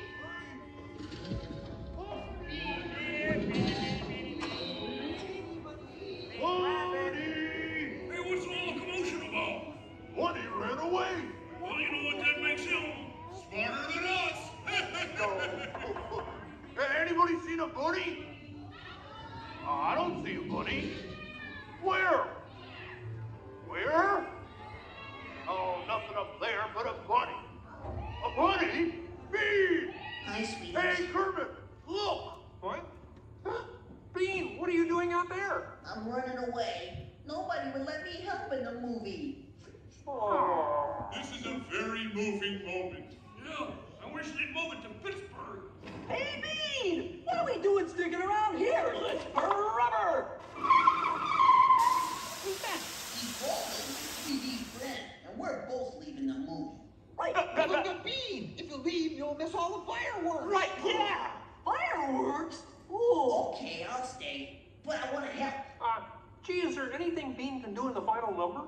Oh, gosh, maybe Bean could set off the fireworks. That sounds great! Yeah, and I'll stay and help. I love fireworks! Well, okay. Sam, are you about ready? Yes, it's a glorious 3-hour finale. You got a minute and a half. Okay, everybody, get ready. Right. Ladies and gentlemen, the Muppets proudly present the final demonstration of Muppet Vision 3D.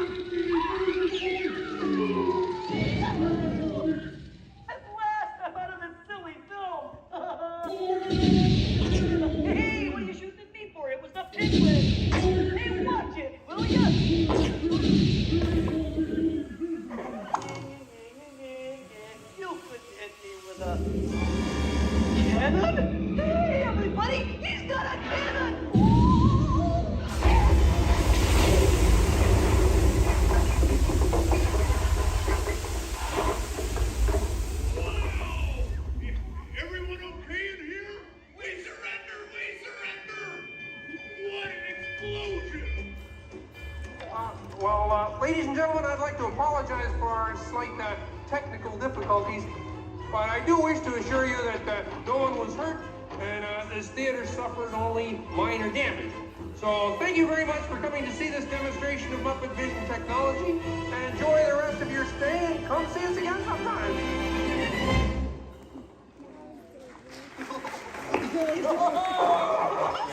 They'll never recognize me now. Forward!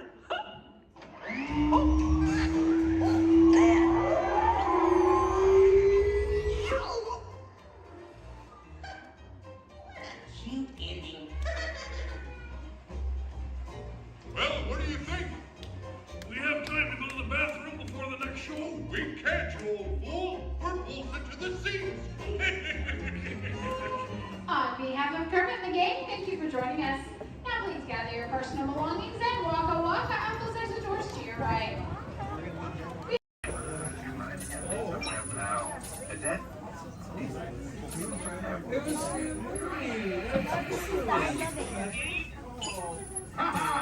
Gotcha. Oh, what are you guys still doing here? Tour's over. The cages are open and the creatures are loose. You gotta get out of here. Wait. Don't get out of here. I could use a hand. My little pal Groot is lost in the fortress somewhere, and I need to find him before he gets ate. I found his tiny little heat signature, see? All those other heat signatures are, well, don't worry about them. Listen up. You guys can be a big help while I look for my pal. A gantry lift full of warm currents makes a really great distraction. I just need you to wave your arms, scream, whatever it takes, and then all these things will, never mind. You in? It doesn't matter. That was rhetorical. Now let's move. Meet me at the gantry lift. Yep, I'm gonna go back that way.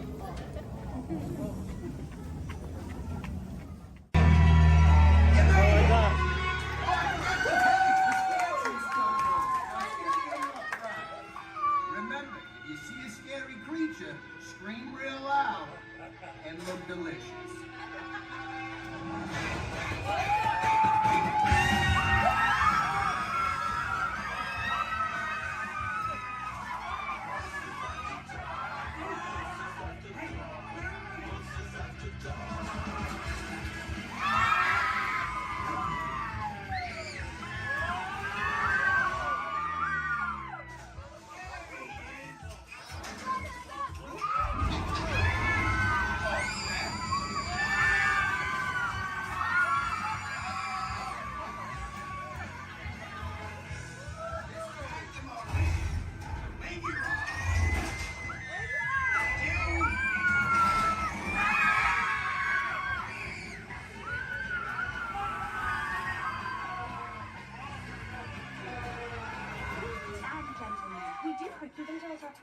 Please gather your purse souvenirs.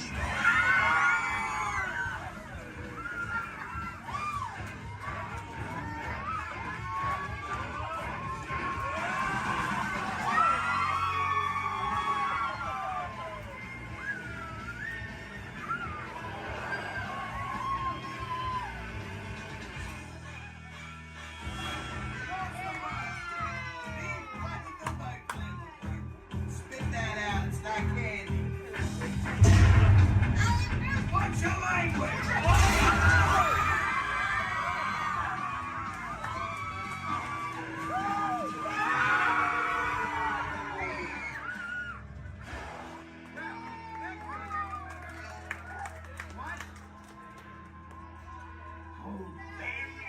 Very still.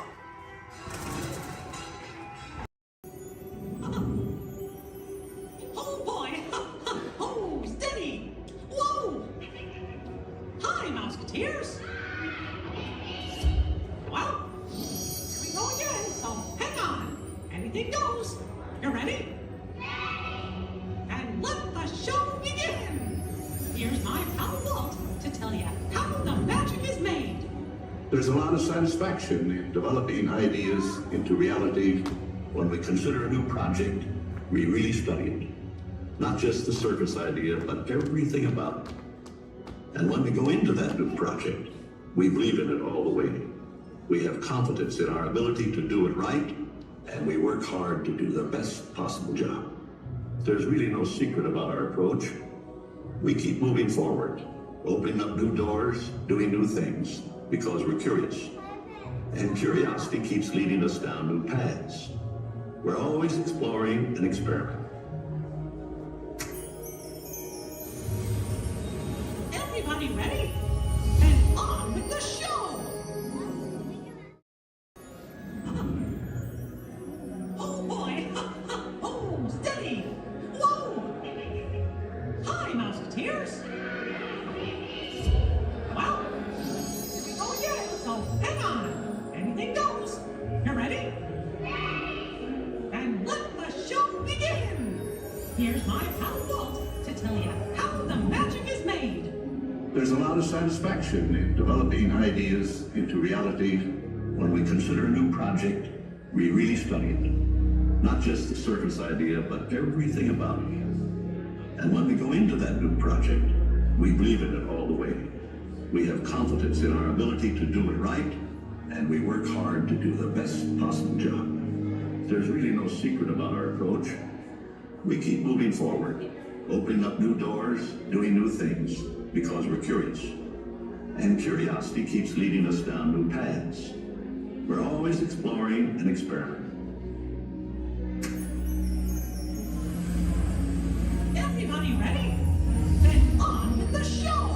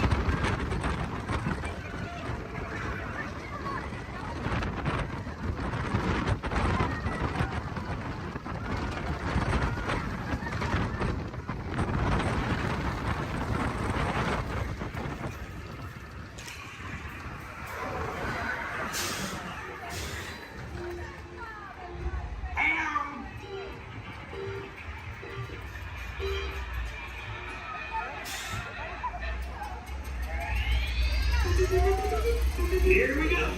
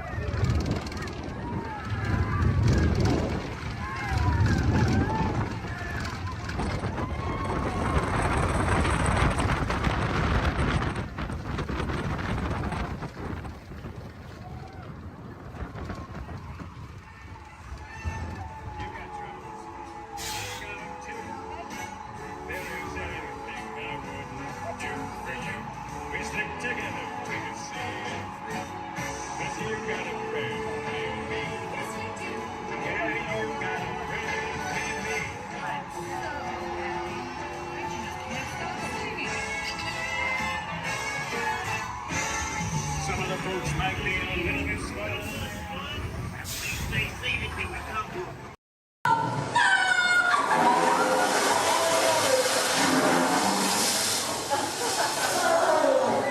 Careful. I can't watch. He's got it. Can you stop it? Yeah, you're doing it.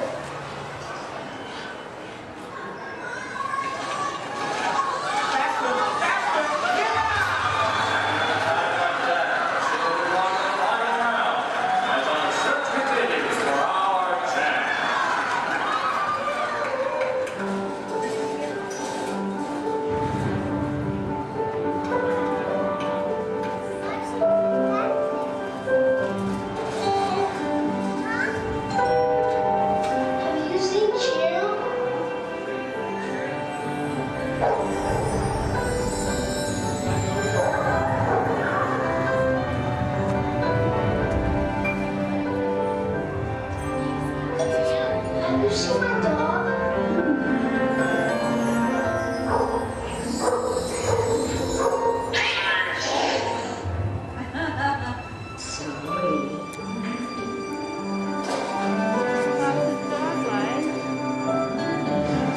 shore.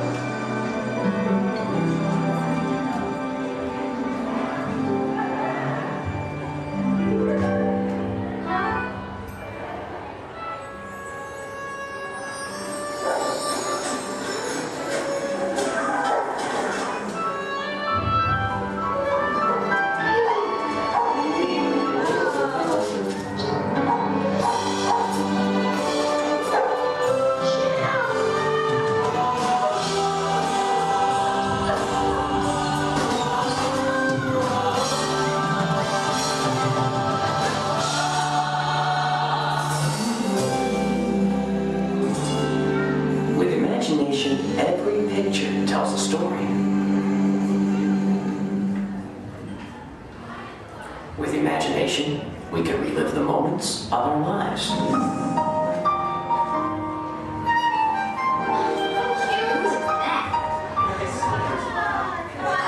monster. Look, a snag-tooth tiger. Here's my little shortstop. She's got frog feet.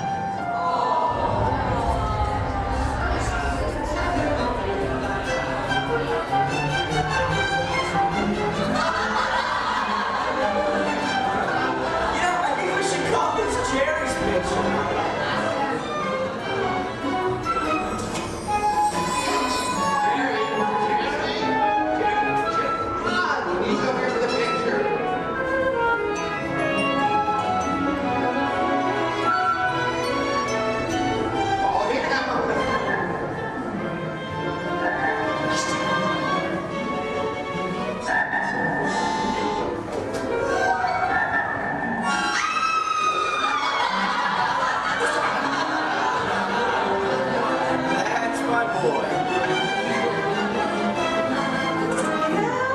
I think we could call it Dee's picture, couldn't we, Dee?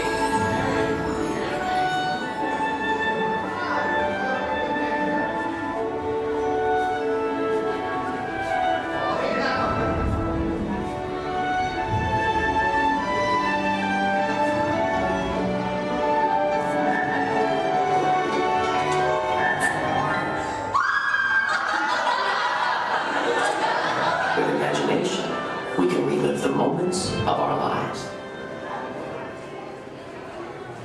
With imagination, anything is possible. I'm gonna be a fireman just like my dad.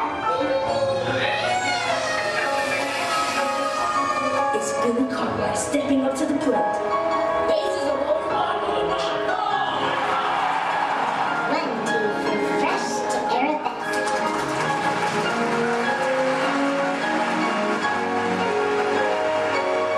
This is Houston.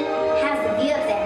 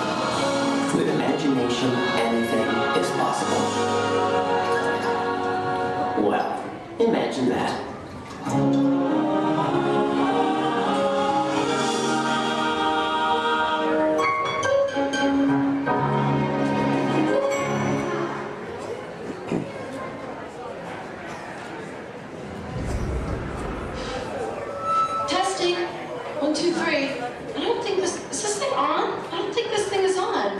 Can anyone hear me? Good, you can hear me. Hi, everyone. I'm Christy Smithers, an assistant here at the Institute. We're just about ready for you next door. But before we go in to see today's presentation, here's a message from my boss, the head of the Imagination Institute. Hello, Dr. Nigel Kemp here. Welcome to our annual open house. It is my pleasure to have you here, just as it is your pleasure to be here. For over 100 years, the Imagination Institute has honored the world's leading thinkers, dreamers, and innovators with the Inventor of the Year Award. This year's recipient, Professor Wayne Zielinski, holds patents on numerous unique, one-of-a-kind inventions, including the hands-free phone helmet, the hands-free personal grooming helmet, and his newest creation, the video camera helmet, which, if I'm not mistaken, is also hands-free. But what brought Professor Zielinski to our attention was not headwear, but his incredible shrinking and enlarging machine. Although he's had some small setbacks, he has demonstrated a truly enormous gift for imaginativeness. Today, before receiving his award, the good professor will demonstrate for us his latest inventions, all developed right here at the Institute. Before we begin, I have one special reminder. Do remember, safety goggles must be worn during the presentation. But please, for your safety, do not put on the safety goggles until you are safely seated safely inside the theatre safely. Right. Now, please gather up your personal belongings and move all the way into the auditorium. See you in a few minutes. Cheerio.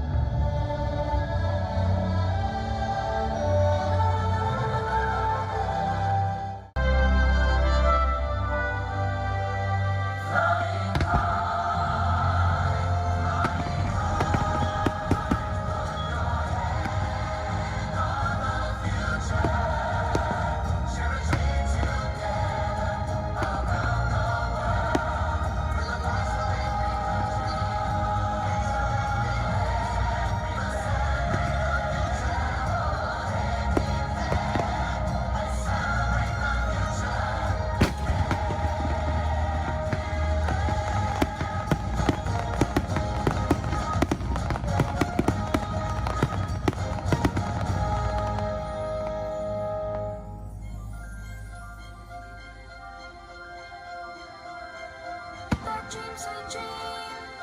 The hopes inside us ignite the path we take to guide us. And hand in hand, the future is unfurled from just what's left.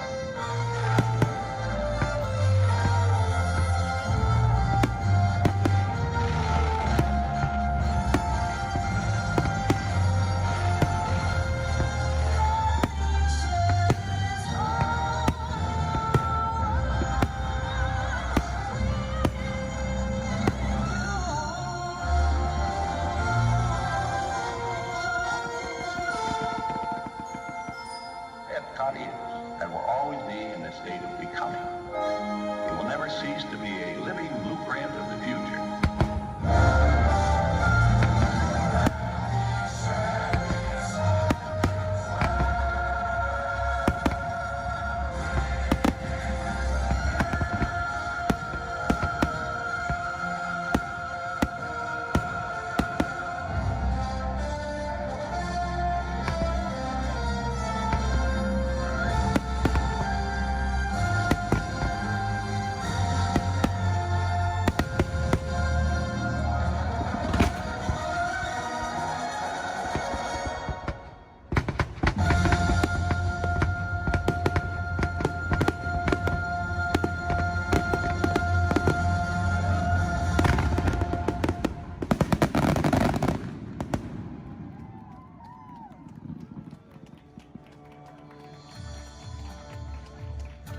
Thank you for joining us for Epcot Forever. As you take your next steps into the future, we hope you'll continue exploring, creating, and discovering wherever you go. Remember, it only takes one little spark of inspiration to unlock the possibilities of tomorrow. From all of us here at Epcot, we wish you a wonderful evening and a safe journey home.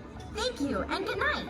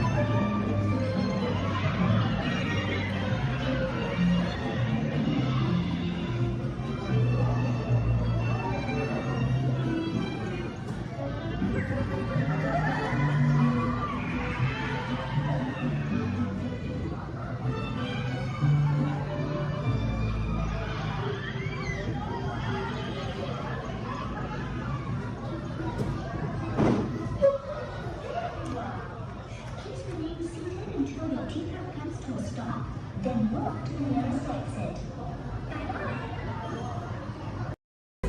In the life cycle hunt, there are winners and there are losers. Who are you? Loser.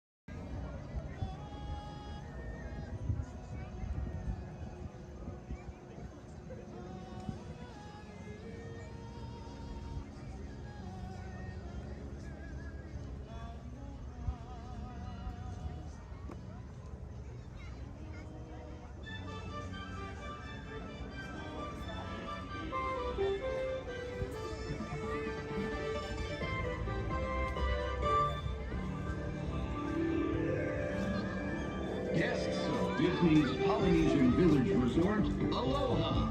Since 1971, the electrical water pageant has lit up the shores of Bay Lake, entertaining generations of dreamers from the young to the young at heart.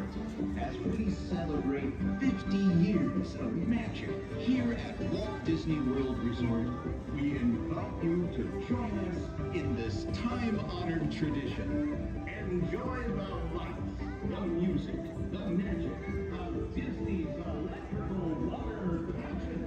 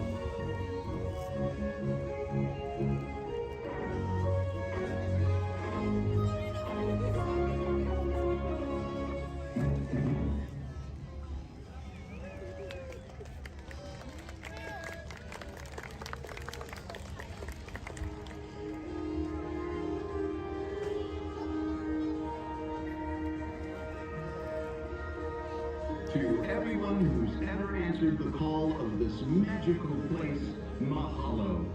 We have shared the breath of magic. For 50 years, you have trusted us with your dreams, and tonight we hope you feel them twinkling in your eyes, enduring like the sparkle of Disney's electrical water pageant. From all of us to all of you here at Disney's Polynesian Village Resort, we bid you aloha and hope you wake tomorrow to find your dreams are even brighter in the light of a new day.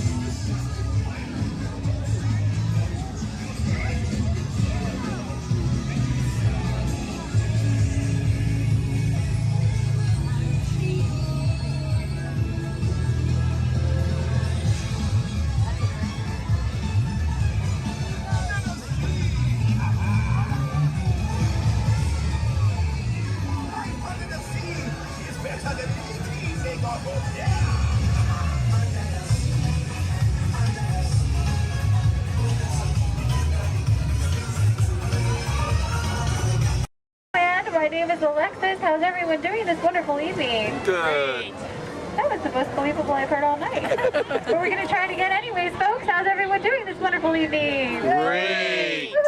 All right. Once again, my name is Alexis. I'm going to be your storyteller and captain for the evening. Just as a friendly reminder, please keep your hands, arms, and fingers inside the boat because Monstro does not like finger food. Oh, my folks, it looks like we are being swallowed by Monstro the whale. This is the very same whale that swallowed Pinocchio. But not to worry, folks, because Pinocchio was a smart little puppet. He lit a fire in here that made Monstro sneeze, and Monstro sneezed so hard that he blew his tail right off. Now, Monstro's not half as scary as he used to be. Around the bend to your left, you'll find the cave of the big bad wolf. And across the way, the homes of the three little pigs, the one made of straw, the one made of sticks, and the one made of 100% wolf-proof brick. Just beyond this bridge to your left, you'll find the village of Alice in Wonderland. Alice's home is the one in the corner with the thatched roof, and if you follow the small cobblestone walkway, you'll find the home of the White Rabbit. This is where Alice fell down and began her adventures in Wonderland. To the right, in the center of the canal, you'll find London Park, made famous by the film Peter Pan. This is where Wendy, John, and Michael, with a hum of Tinkerbell and a few happy thoughts, followed Peter Pan all the way to Neverland, where you never have to grow up. Straight ahead, you'll find the city of Agrabah, city of mystery and enchantment. The busy marketplace below is where Aladdin and Jasmine first met, and Aladdin, being that prince of thieves that he is, he not only stole bread that day, he stole Princess Jasmine's heart. Aww. And it's underneath these rose-covered arches where Aladdin and Jasmine took their first magic carpet ride into a whole new world.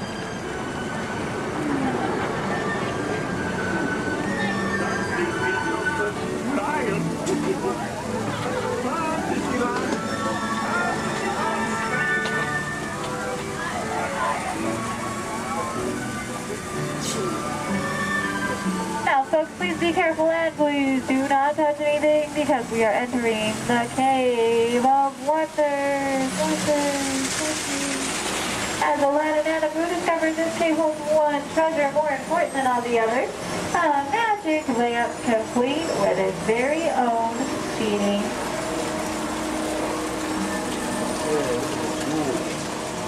To the right, you'll find the home of Snow White and the Seven Dwarfs. The Seven Dwarfs are still back up in that jewel mine, whistling while they work. See? And to the left, you might recognize this French chateau as the home of Cinderella and her evil stepsisters and wicked stepmother. But not to worry, folks, because Cinderella now lives in that pink castle high atop the hill, where her and Prince Charming have lived. Does everyone know the rest of the sentence? Happily ever after. To the right, folks, in case you are like Dory from Finding Nemo with a short-term memory, you'll find the city of Agrabah, city of mystery and enchantment.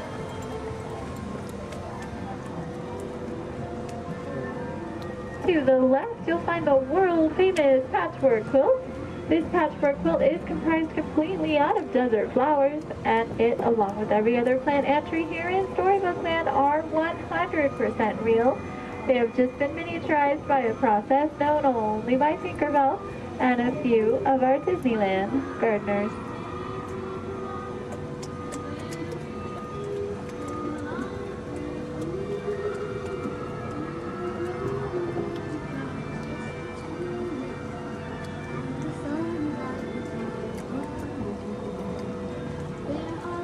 Coming up on your left, you'll find the humble home of Mr. Mole. And just beyond that is the not-so-humble home of Mr. Toad. Doesn't look like either of them are home right now. I've heard it's because they're on some wild ride. Bordering the canal to your left, you'll find the 3 Dutch windmills. The windmill in the center is best known for sheltering the local animals in Disney's animated film, The Old Mill. Straight ahead, below those Alpine mountains, you'll find the village of Geppetto and Pinocchio. That workshop near the waters where Geppetto made his wish for Pinocchio to become a real live boy. If you listen carefully, you just might hear them still celebrating inside.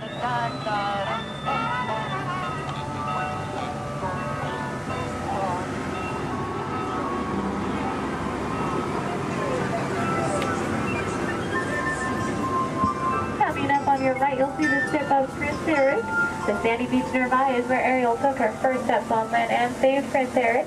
That castle on top of the beach is where her and, you guessed it, Prince Eric, now lives happily ever after. And it is behind this waterfall that you'll find the Kingdom of Princess. This is where Ariel grew up and is still the home of her friends, the Boston and Sparkles. Folks, it looks like our journey is coming to an end. For those of you closest to the dock, please remain seated with your hands, arms, and fingers inside the boat. Thank you for joining us here in Storybook Land. We hope you have enjoyed your... I'm not sponging for rum. It be gold I'm after. Strike your colors, you brazen wench. No need to expose your superstructure.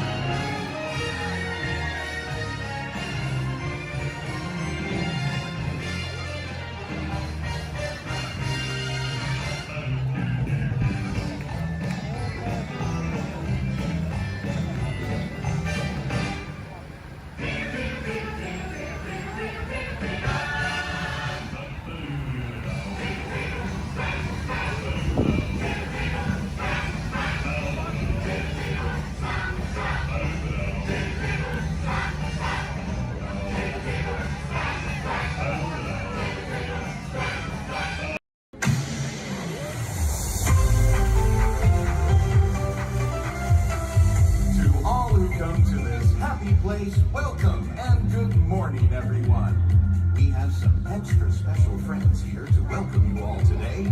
Let's hear it for Mickey Mouse and Minnie Mouse.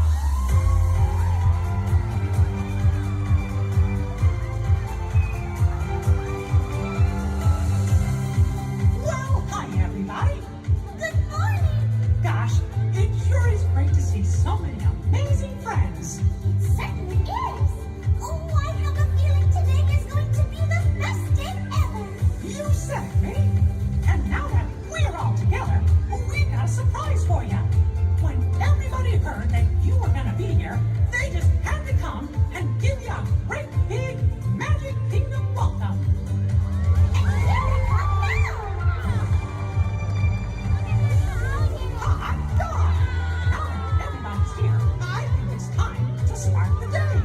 And that means we're going to need just a little bit of magic. I bet these folks can help with that. Oh, I know they can. On the count of three, everybody shout, let the magic begin. Are you ready? 1, 2, 3. Let the magic begin. Welcome to a place where dreams come true. A timeless journey through lands of fantasy. Where only a wish creates things like this to appear.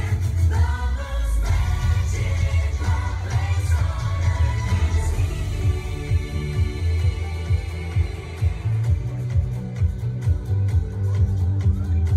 Well, what are we waiting for? Let's get going. Bye-bye, everyone. See ya real soon.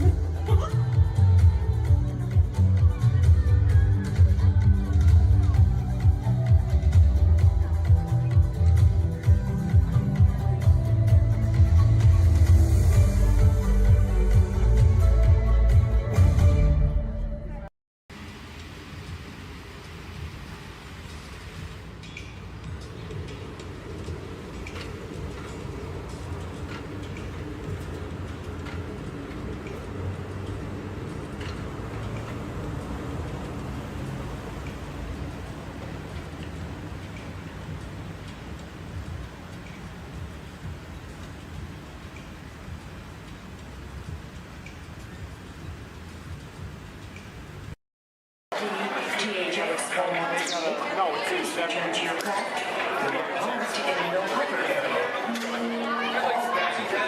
Exchange currency prior to their departure.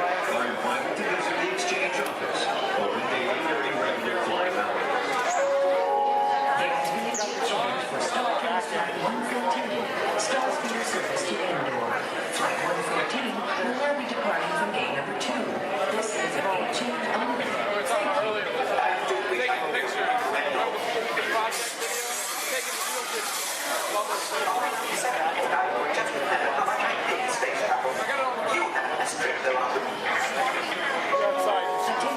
Startours Flight 1119, non-stop service to Indoor, is now ready for boarding at gate number 1. All passengers, please proceed to the boarding area immediately. Good job. 사람을 죽여버리니까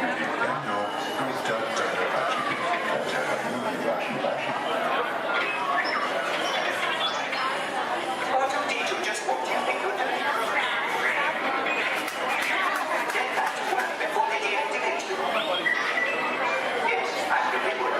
And hurry, they'll need this console any moment now. Then, I think you'll solve your problem.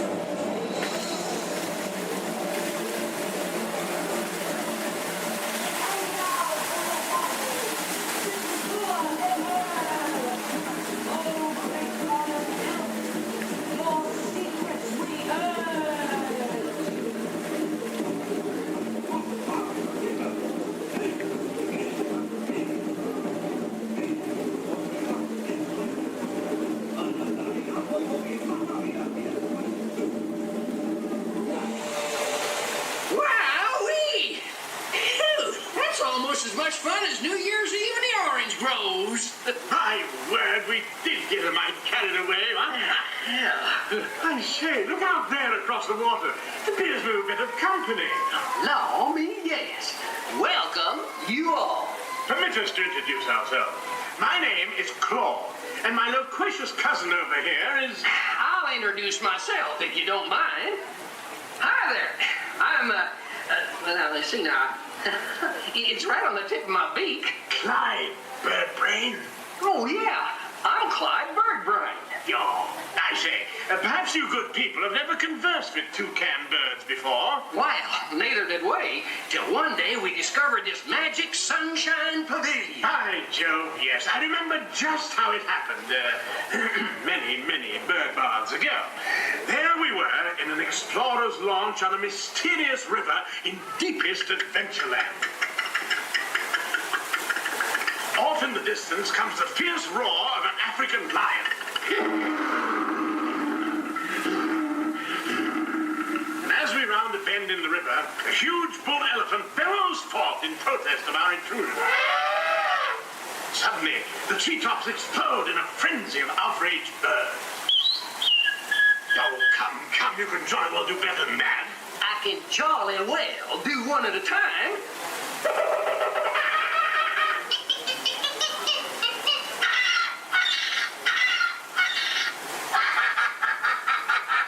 Meanwhile, shifty-eyed crocodiles lurk by the water's edge. Lurk, lurk, lurk. And the giant python slithers down from an overhanging limb. What's happened? What's wrong? I can't stand snakes. Don't be ridiculous. I'm only relating a story. All right, Clyde, enough is enough. That wasn't me. I never even opened my beak. Huh? Excuse me, I hate to interrupt with an exciting story, but they're calling us to the show. Land's sakes, it's already showtime? Land's sakes, yes, it's already time for the show. And Claude, I do believe it's your turn to make the announcement. Righto. Ladies and gentlemen, boys and girls, gather up all your cameras, purses, and other articles, and now turn to your left towards the tall doors. When the drums begin, they'll open magically to lead you right into the Sunshine Pavilion. Is everybody ready?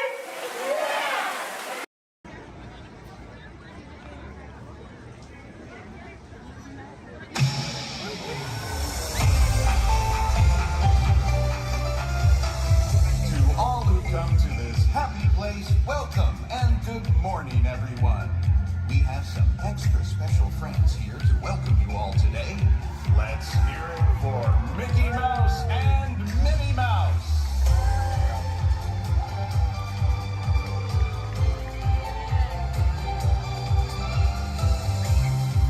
Well, hi, everybody. Good morning.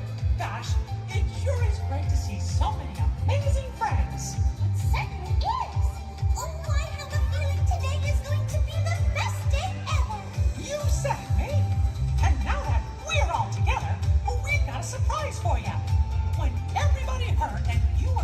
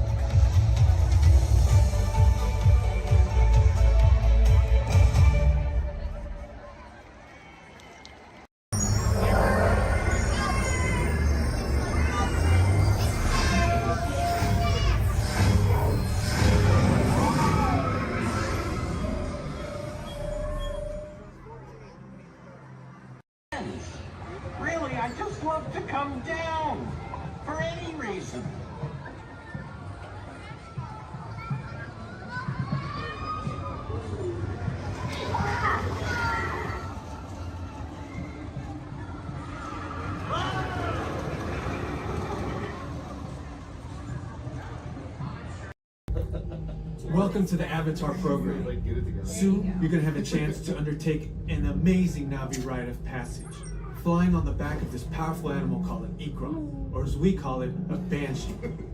The way you're going to do this is by being matched to something called an avatar.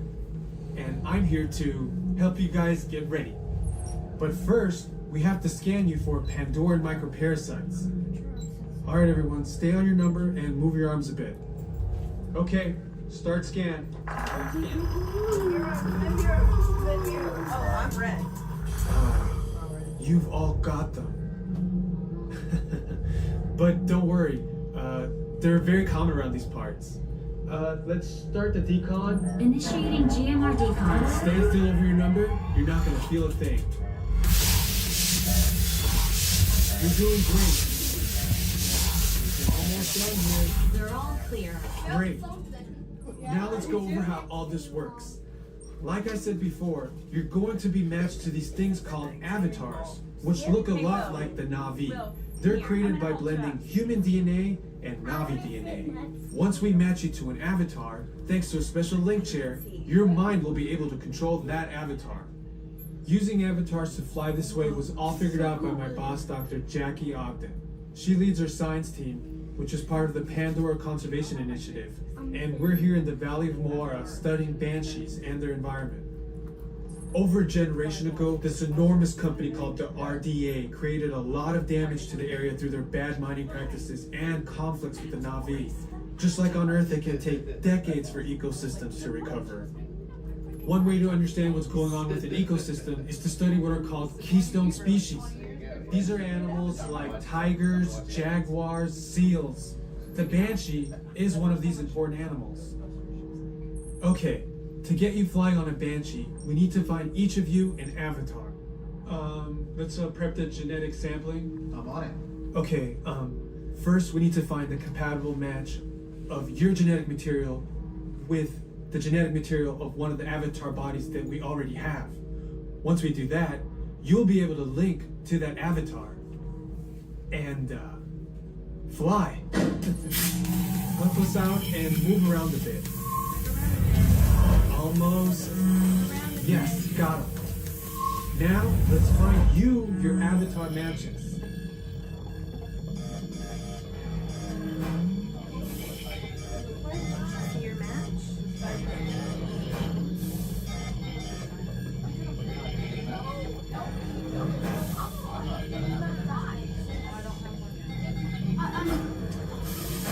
All right, you've all been matched with avatars. Looks like they're ready for you in the next room. When the door opens, please go inside, all the way in, and stand over the same number that you're standing over now. And I'll see you in there. I'll be for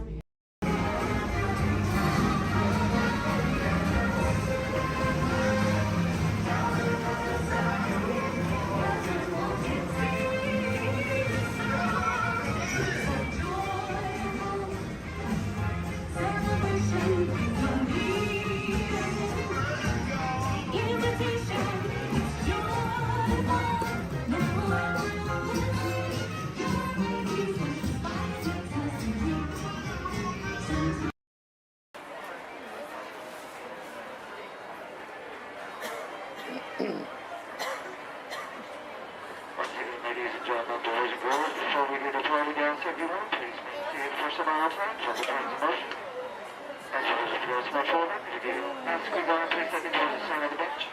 And a motion to the crowd, please, and here we go. Our board.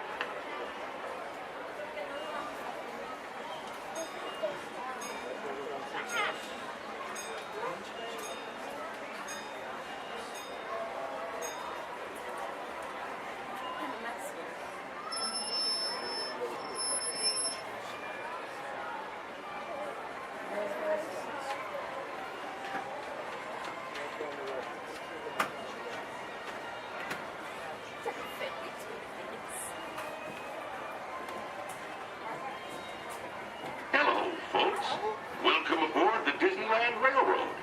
We're now embarking on a grand circle tour of the Magic Kingdom, with stops at New Orleans Square, Mickey's Toontown, and Tomorrowland, followed by a visit to the Grand Canyon exciting world. We got a lot of traveling ahead of us, so remember, for a safe trip, you need to stay seated, keeping your hands, arms, feet, and legs inside the train. And please, watch your children. Bienvenidos a bordo del Disneyland Railroad. Para su seguridad, permanezca sentado y mantenga las manos, brazos, pies y piernas dentro del tren y cuide a los pequeños. Gracias.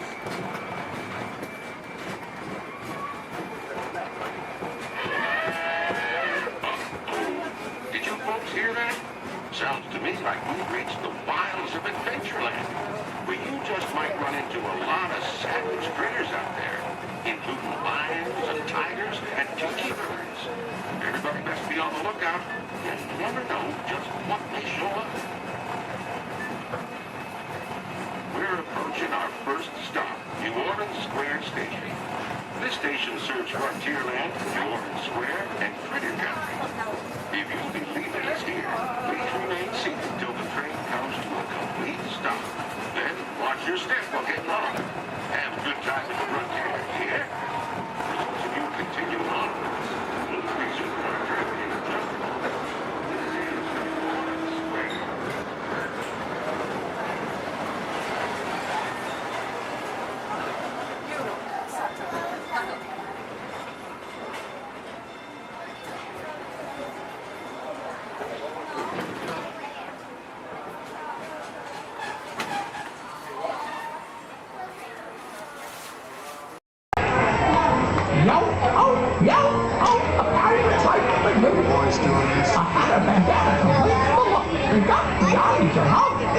With patches of feathers, it's like that can look. A pirate's life for you. You pick out a hat and you rig it with blue. It's got the armies your home. Like earrings and medals and dreadlocks and boots. It's got the armies your home. A pirate's life for you. Hats off to you, mateys. Hats off to you. Star Tours announces the arrival of the Indoor Express. Once we've had a chance to service the Star Speeder, we'll begin our boarding procedures. Thank you.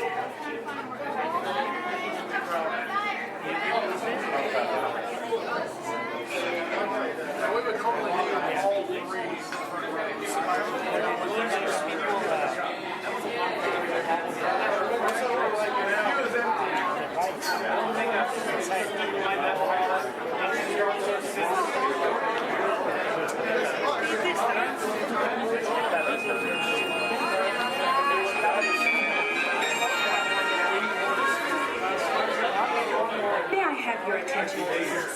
At this time, I'd like to take a moment to review our boarding process with you. When the automatic doors are open, please proceed directly across the ramp into the cabin. Continue to move all the way across the ramp, filling in every available seat. For your safety, all passengers are required to wear safety restraints throughout the flight. To fasten the restraint, pull the strap out from the right side of the seat and snap it into the console on your left. Galactic regulations require that all carry-on items be safely stowed beneath your seat. While on board, flash photography is not permitted. And please, no smoking at any time. If you have any questions, feel free to ask an attendant. You'll be boarding in just a few moments. Thank you, and have a pleasant time.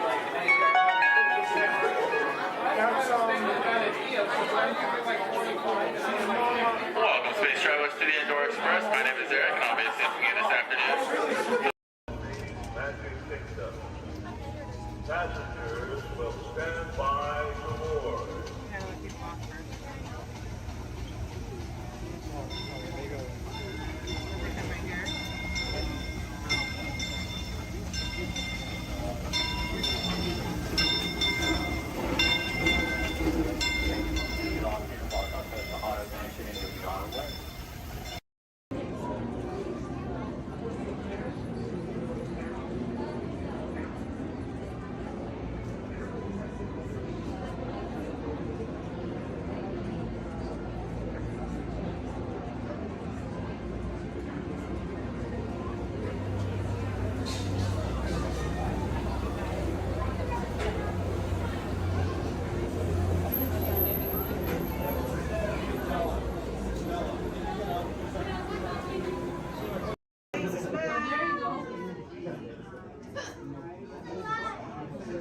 As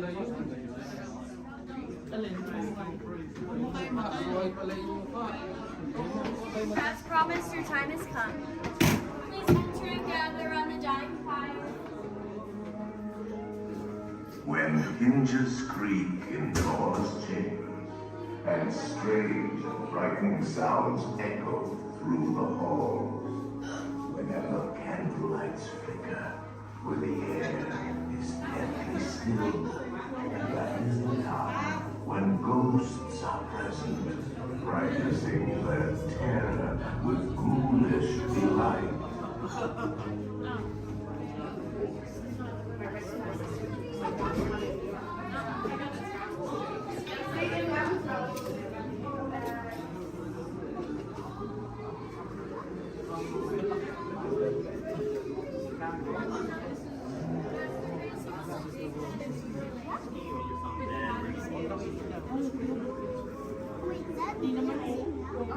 Welcome, foolish mortals, to the haunted mansion.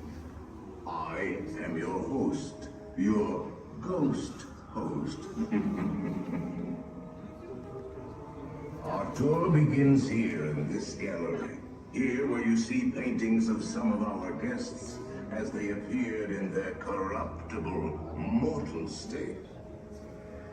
Kindly step all the way in, please, and make room for everyone. There's no turning back now. At this time, I need everybody to drag their bodies away from the walls and gather in the dead center of the room.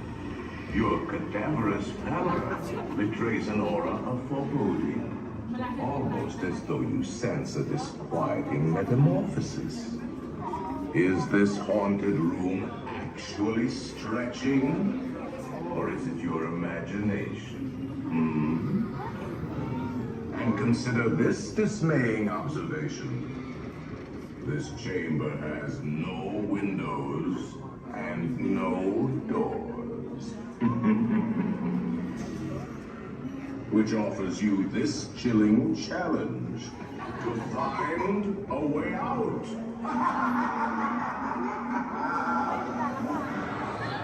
Of course, there's always my way.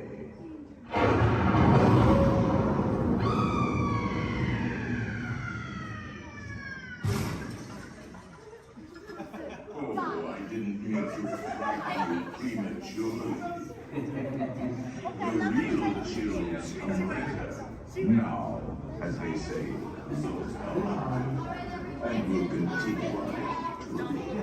And let's all stay together. You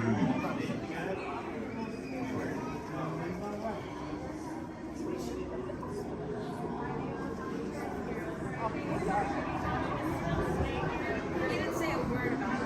I'm just going to go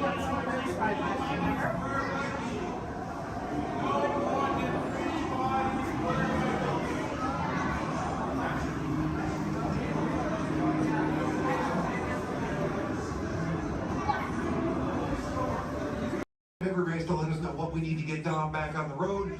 Spoiler alert, 9 times out of 10, it's either body work or a transmission. Guys, spread on over to this side, left side, left side. People on the left side, step forward, step on up, make a friend. Everybody here looks freshly laundered, okay? You'll be fine. Come on in, right this way, everybody. Keep on coming, folks in the hallway, let's go. I don't want to see anybody end up working on the transmission that doesn't know what they're doing. Come on in. Hey, oh, look at that, there's Mia. What's up, Mia? Hey, Pat, I see our partygoers have arrived. Yeah, they're still coming in, but say hey, everybody. Hey, I'm Mia, Dom's sister. Well, another race just wrapped, and it looks like my brother with another car for his collection. Anybody surprised? Honestly, I don't know why anybody challenges him. Hit me, Mia. Well, we're meeting up at Sullivan's Garage for the after party, and while Tej works on your rides, you guys enjoy the break room. My brother calls this the family room. Oh, here we go. Dom says he doesn't have friends, he has Family. And the faces you see on these walls are our Family. When I'm in this room, I feel like we're all Family. So, welcome to our family. There it is. It's a thing around here. Hey, Tej, how's that Matthew McConaughey impression? All right. What's up, Mia? Hey, Tej, just welcoming these good people to our family. How are their rides coming along? The rides are ready to roll out and roll out inside. Perfect. Let's get the show on the road. I'll let Dom know.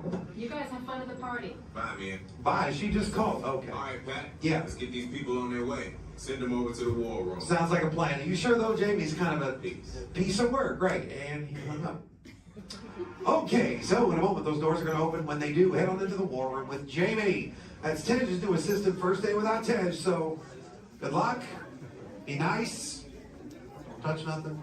Too much last night, so bear with me. Tej left me alone today, so yeah, that's pretty much it, you guys. In just a moment, these doors will be closing, and okay, so yeah, you guys want a tour of the war room? Okay, so basically, got some monitors over here. My name is Jamie, by the way, you guys. Oh, and there is Tej. Jamie, the buses are here. Okay, what do you want me to do with them? They're just staring at me. Should I send them now? Dom's calling. I got this, Jamie. Okay, great. Dom, what up? Tej, just got a heads up from Hobbs. The FBI's about to raid your location. Crazy. Man, they always ruining our fun. For real. It gets worse. They're leading Owen Shaw right to your door. Shaw? That cockroach we beat down in Spain? What's he got to do with this? Everything, right? Nothing yet. And let's keep it that way. Get those people on those buses. You need to start plugging out right now. And get that turbo truck ready. I'm sending Letty there to pick it up. I'll call Letty. I'm on it. Never mind then. Hobbs needs our help. He needs our team. Spread the word. Spread the word, you guys. But keep it in our family. Never mind. Don't listen to me. And keep it quiet. Just keep it in the room. Oh, the other bald guy's It's calling. Hobbs. Hobbs, my man. What up? Sorry, Brother Tej, no time for chit-chat. I just sent you a brief on FBI agent Novak. Has Toretto filled you in? Yeah. He wants us to get everybody over to the party at Sullivan's.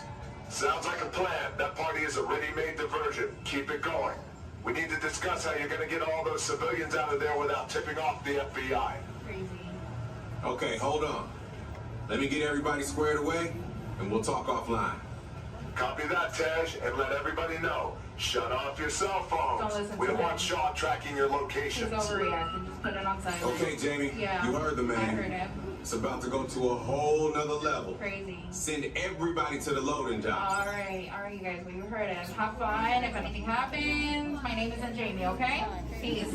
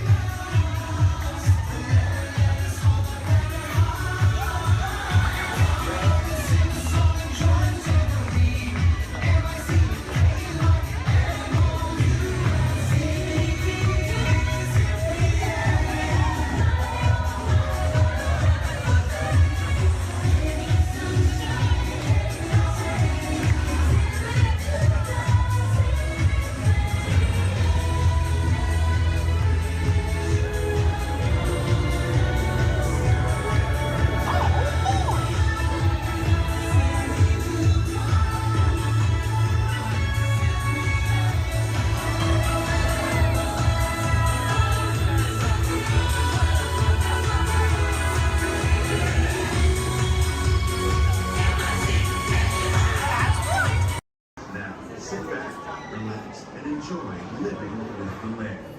Por su seguridad, permanezca sentado con sus manos y brazos, pies y piernas dentro del banco y cuida a los pequeñitos. A manera de recordatorio, no tomar foto con flash y luz de video antes de llegar a Ninandero.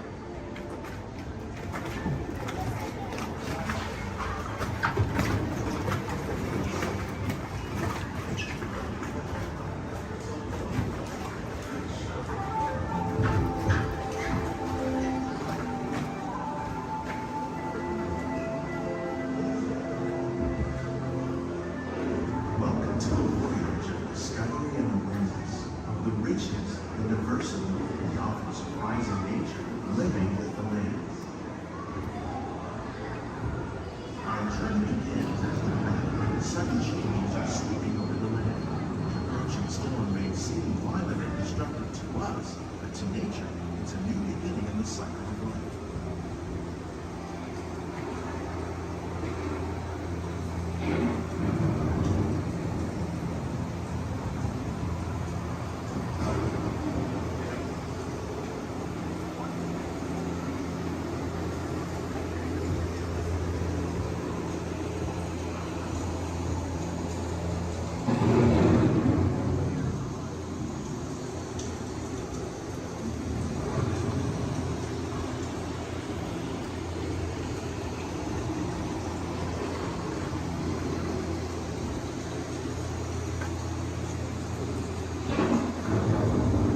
Beneath the surface of the land, roots trap water from the flowing mud, extracting precious nutrients and minerals.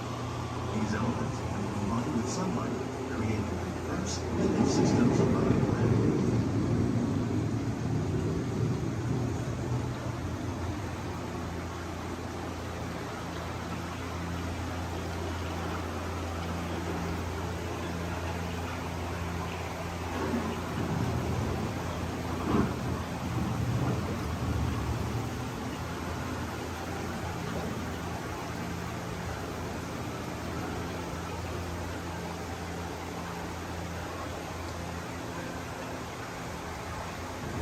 One of those living systems is the rainforest, home to the most amazing concentration of life on our planet. These dense and beautiful forests cover only a tiny portion of the Earth's surface, but they contain more than half of its plant and animal species. Rainforests are also extremely rich in productive living systems, providing us with oxygen, food, medicines, and other elements essential to our lives.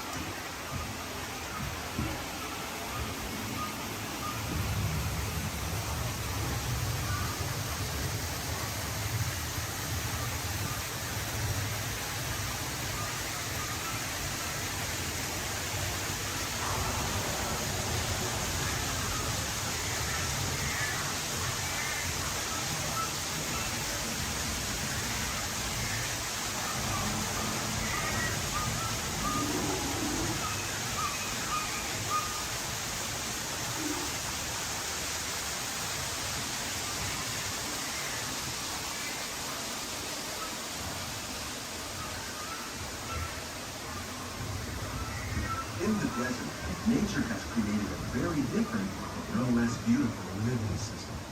And while this arid landscape may seem lifeless, it is very much alive. The plants and animals that have learned to survive in these harsh conditions make use of what little water they can find and avoid the scorching rays of the relentless sun.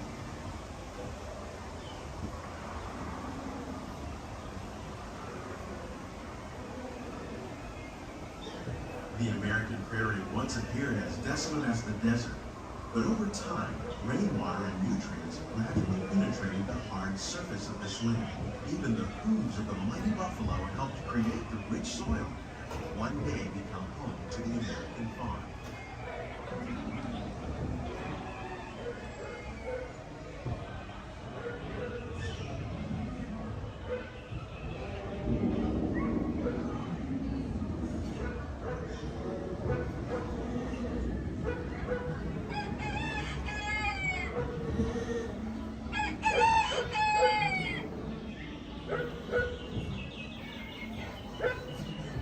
Of all the forces at work on the land, humans have had one of the found effects, the need to produce food for a growing world led to the enormous use and sometimes overuse of land. In our search for more efficient ways to grow food, we often fail to realize the impact of our methods.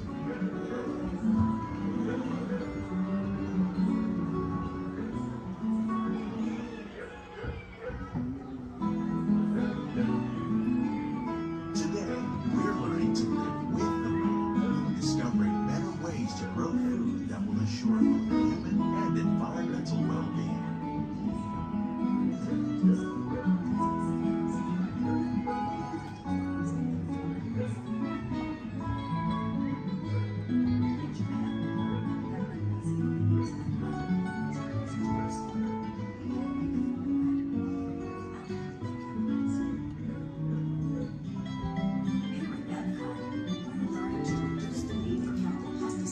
By breeding and using natural predators like ladybugs and wasps to control pests. In the farmlands across America, we're learning that by plowing under vegetation containing natural fertilizers, we can enrich the soil without the use of chemicals. In arid regions, we're learning to produce food on desert seacoasts by developing and planting crops that thrive on salt water. In Japan, we're learning that by mixing leaves and other living materials into our soil, we can make farmland more fertile without the need for chemicals. Here at epcot, we're learning to reduce the need for chemicals. How will we meet tomorrow's growing needs for food production, yet still respect the needs of the land? Some of the answers are being discovered just ahead.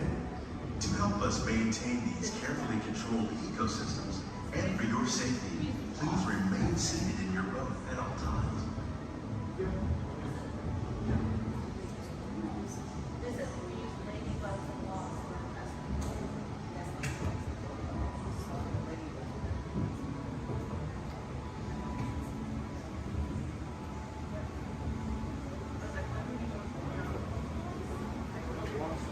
Welcome to our living laboratory, where scientists from epcot and the U.S. Department of Agriculture are exploring innovative ways to produce milk harvests now and into the future.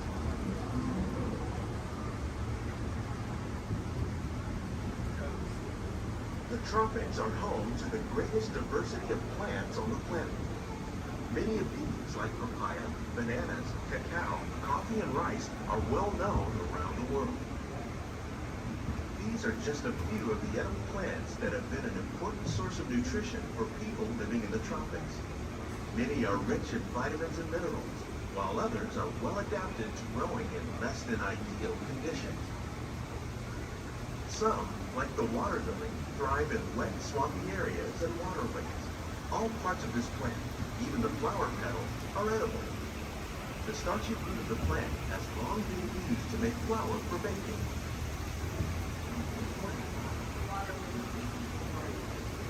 One day, many of these lesser-known tropical plants may be as important as the bananas growing on both sides of the boat. More than 28 million tons of bananas are eaten annually, making it the most popular fruit in the world.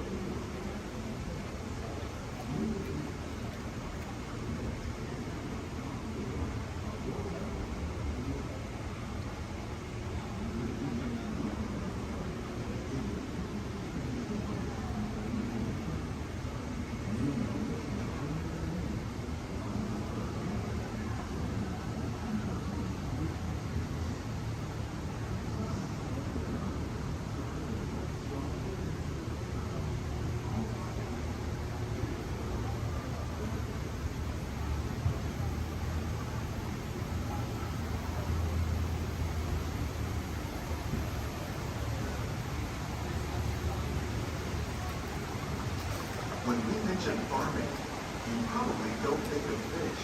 But fish farming, or aquaculture, accounts for nearly half of all the seafood consumed globally. Tilapia, bass, and catfish, like the ones you see here, are three of the more popular crops raised by fish farmers. The sustainable system we're using here recycles the water in the tanks. As a result, we're able to save millions of gallons each year.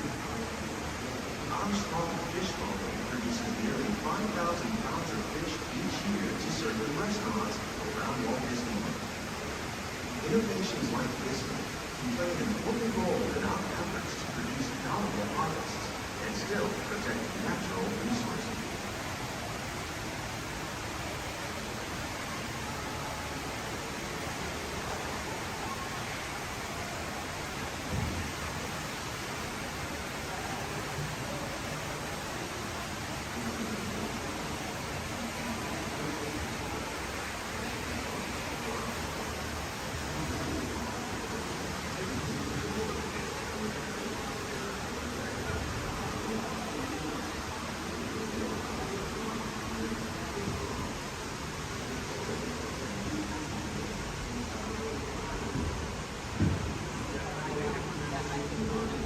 While there are more than 50,000 edible plant species in the world, most of us are only familiar with the handful that make up our everyday diet.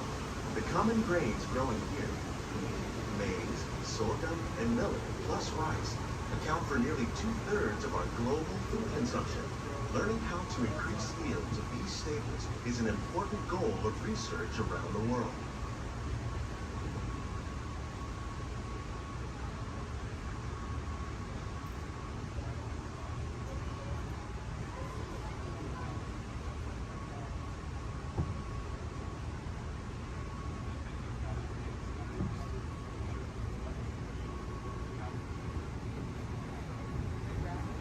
These plants are definitely on their way up.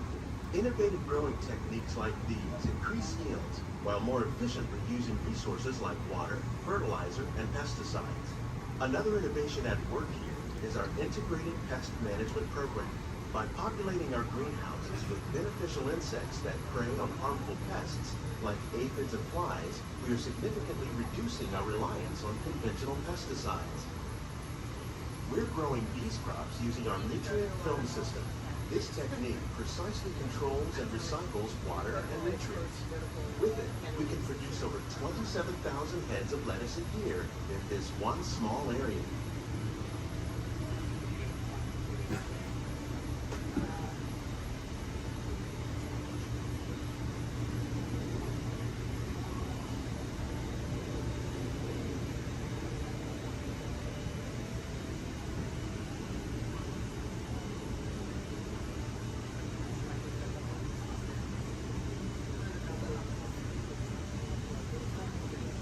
Some of our best ideas have been inspired by nature, like these fruit and vegetable trees. By growing these ground plants vertically, we can increase yields and better control diseases. These crops taste as good as they look. In fact, we serve more than 15 tons of produce from our greenhouses in restaurants here at the land every year.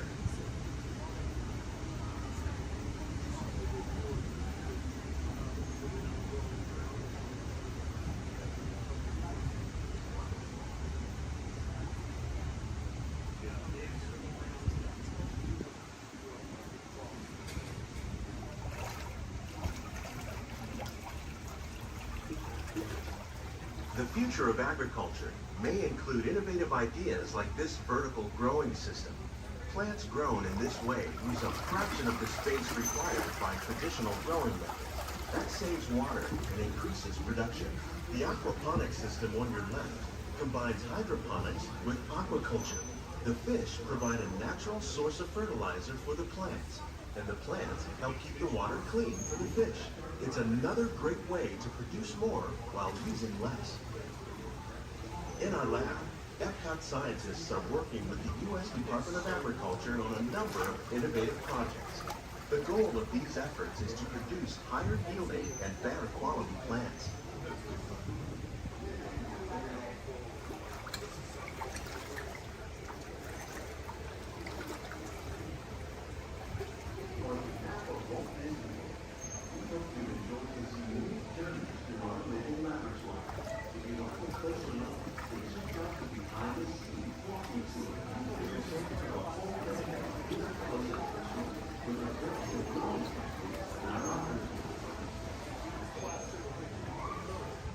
Please keep your hands and feet inside the boat and remain seated until the boat comes swimming on the side.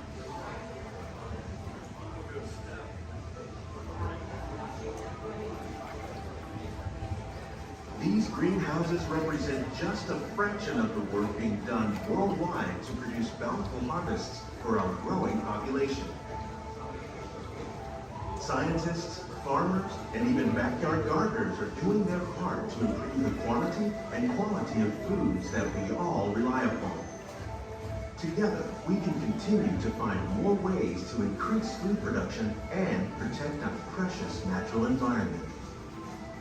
Only then will we truly be living with the land.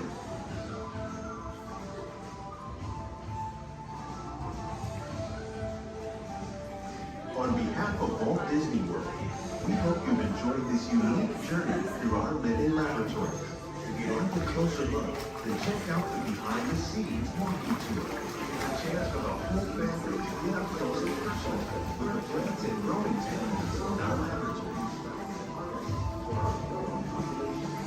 Please keep your hands and feet inside the boat and remain seated until the boat comes to a complete stop.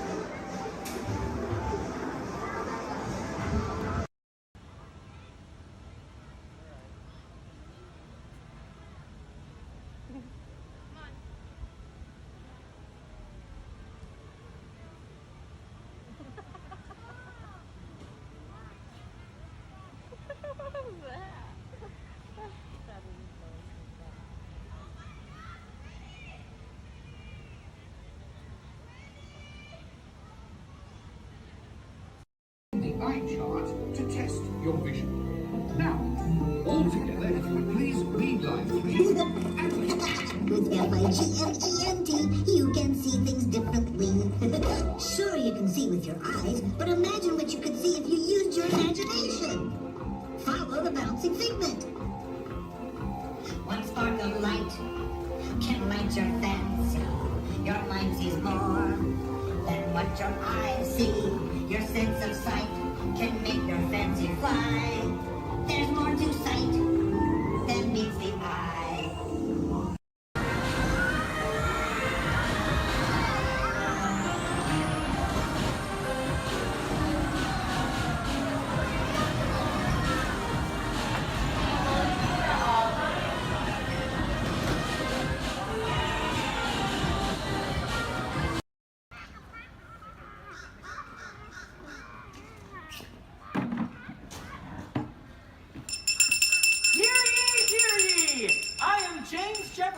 The town crier of Liberty Square. But my friends, call me JJ. Come on, everyone, gather round. You're just in time. Come closer, all ye people, gather round and listen well. I've got a satchel full of history's greatest tales to tell. Your hair will stand on end with all the history and such. Unless, of course, you're bald like me, in which case, not so much. Hey, Sam! It's Sam Eagle, everybody! Tell us, Sam, what great American story are we sharing today? Today we shall salute the Declaration of Independence. Ah, a great story indeed. The people of the colonies, they said, let freedom ring! Declared their independence. And they overthrew the king. There were battles, there was violence, there were spies and triggers too. We won't speak about all that. This is wholesome through and through. Right, let's bring out some friends to help us. Hey there, that's your cue. Welcome! Hiya! Woo! Great moments in history. La la la la la. Great moments in history. And this one features more. And here's what you will take away in all your minds and hearts. Great moments in history. Great moments in history, but just the American parts. Hi-ho, and welcome to Great Moments in History. But just the American parts. That's right, Sam. And as the official Liberty Square historian, I have drafted tributes to every important event in American history. JJ, please remind everyone which great moment we are sharing today. The Declaration of Independence! Excellent! I read it every night before bed, and so should you. And now I will recite from memory the entire Declaration of Independence. When in the course of human... Excuse me, Sam? Kermit, you are interrupting America. Sam, the gang and I were talking, and we had some ideas to make your show more entertaining. Entertaining? Mm-hmm. In a theme park? Yeah. Highly unusual. Aw, please, Sam? JJ, I could use a little help here. Sure, Kermit. Let's put this to a vote. All those in favor of making Sam's story a little more entertaining, say aye. Aye. The ayes have it. Oh, it appears democracy has spoken. All right, Kermit, you and your band of weirdos can help. Okay. But please, do it with dignity. Oh, sure, Sam. We always do things with dignity. Hey, Kermit, the all-chicken chorus is ready for their big number. The cluck heard round the world. Hit it, girls! Back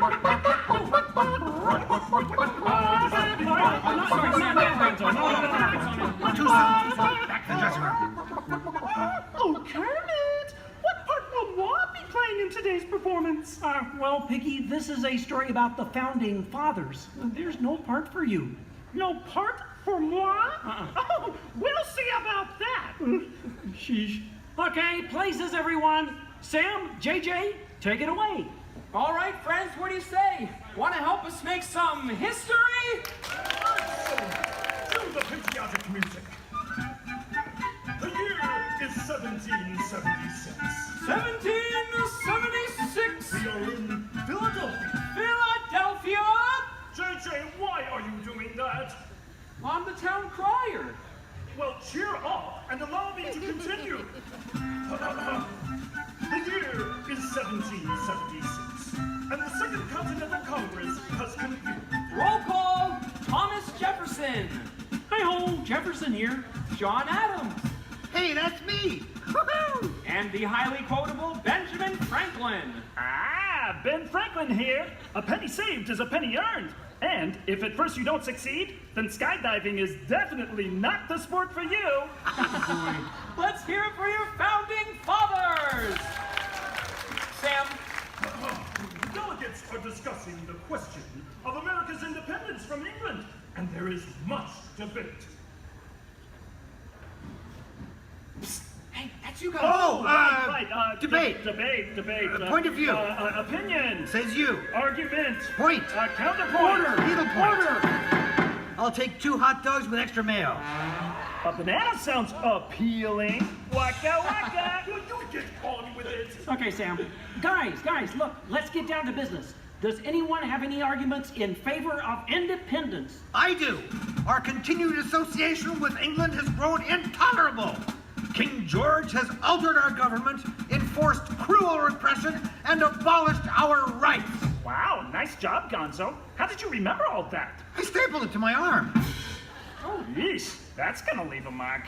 Okay, now, does anyone have any arguments in favor of England and King George? Boo! Boo! Come on, No everyone! King George!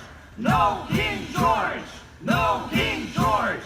No King George! No King George! No King George! Did someone call moi? what are you doing here? I told you there's no part for you in this show. Of course there is. After all, who better to play royalty than moi? All hail King George! Figgy, women aren't kings, they're queens. Fine! All hail Queen Georgette! Good grief. I protest! This is not historically accurate. The king was not at the Congress. You got a bear playing Ben Franklin. And doing a great job at it. Let's hear it for the bear, huh? Go Fozzie, go Fozzie, go Fozzie, go Fozzie, go Fozzie, Guys, go can we Fozzie. continue, please? Oh, sorry. Sorry, Kermit. King George, Queen Georgette, you are not a good ruler. Who? What? Yes, you. You mistreat the colonists. You raise taxes. You are drunk with power. You might even say she's intoxicated. That was pretty good. Queen Georgette, can't you see? The colonists are angry. We are angry. The colonists are irate. We are irate. The colonists are revolting. We are revolting. And say that again. We are revolting. Sorry. Okay, it's time to vote. JJ, if you please. All right. All those in favor of declaring their independence from England and Queen Georgette say aye! Aye! The ayes have it. Let's declare our independence. Yeah! Queen Georgette, it appears you lose. Wait, what? I lose? Well, sure, Piggy. You see, in the American Revolution, England loses, which means the king, or the queen, loses. Excuse me? It is I, Georgette Washington, and I cannot tell a lie. I look fabulous! Piggy. This is a Oh boy, nice outfit. Enough of this nonsense. Can we please move on? Sure, Sam. Now, we need someone to write the declaration. We need someone with the brains, someone with the wit, someone with a pen. Sheesh. Okay, I, Thomas Jefferson, will write the declaration. But I'm going to need everyone's help. Let's start with a list of demands, shall we? I demand a new cell phone, a bigger dressing room. I want a case of rubber chicken. Somebody say chicken. Okay, girls, hit it. A case of banana. A case of beer. You're doing it. Guys,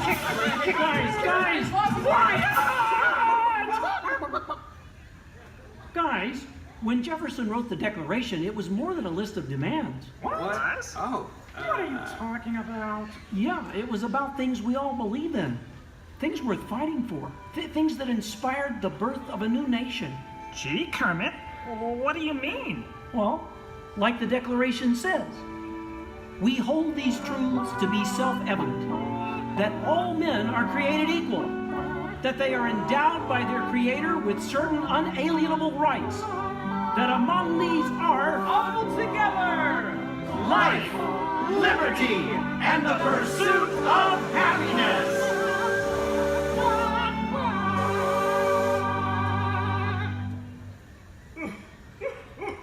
Sam, why are you crying? I thought that was pretty good. It wasn't good. It was glorious. Yes! Way to go, everyone. Hey, Sam, looks like now you're the town crier. Just ring the bell. Let freedom ring! Great moments in history, the 4th day of July. Great moments in history, we said King George goodbye. And here's what we will take away in all your minds and hearts. Great moments in history, great moments in history, great moments in history. Great moments in history, with just the American hearts. Thanks, everyone. We couldn't have done it without you. And to England, no hard feelings. You're still one of our best friends. Thank you all for joining us for a great moment in American history. We hope you come by again soon and have a magical stay here at the Magic Kingdom. Bye-bye. Bye-bye. Bye-bye. Bye. So long, everybody.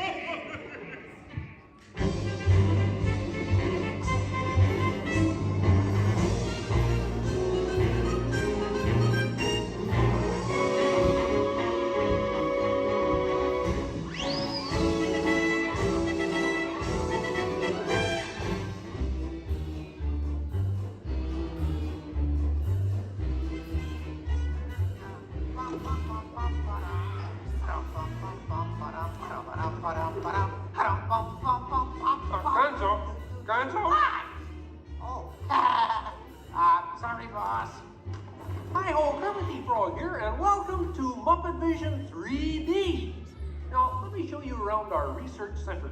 See, here in this modern, high-tech facility... Hey! Careful! Here in this modern, high-tech facility, we have perfected Muppet Vision 3D, a new film process which we're about to demonstrate. Now, working the projector is an old friend of ours, the Swedish chef. Chef, everything okay? Exactly. And our demonstration includes a little song from Miss Piggy. Little? Did I say little? I meant to say it's a huge, show-stopping, major song from Miss Piggy. That's more like it. Good. And we've also got a big musical finale from Sam Eagle. Sam, what's it about? It's called A Salute to All Nations, but mostly America. Great.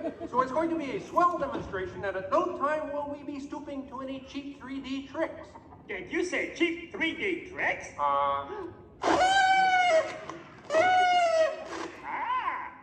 And here's something I wanted to spring on you.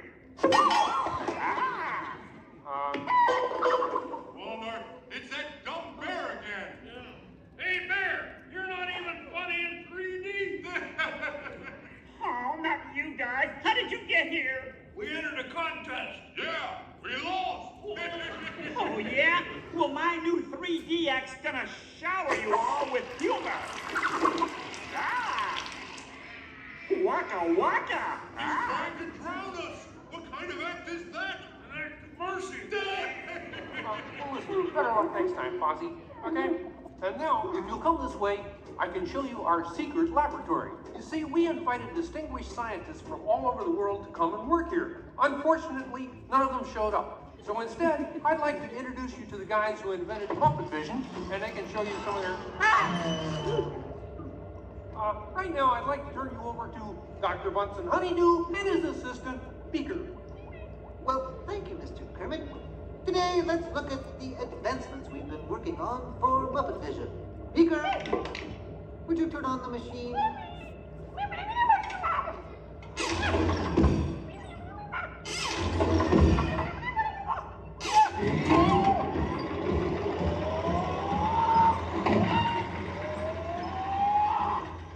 We at Muppet Labs have been able to grab hold of the future.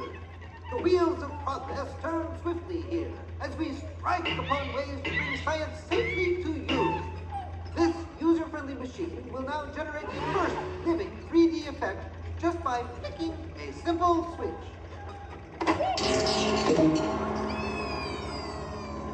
I'm Waldo, the spirit of 3D.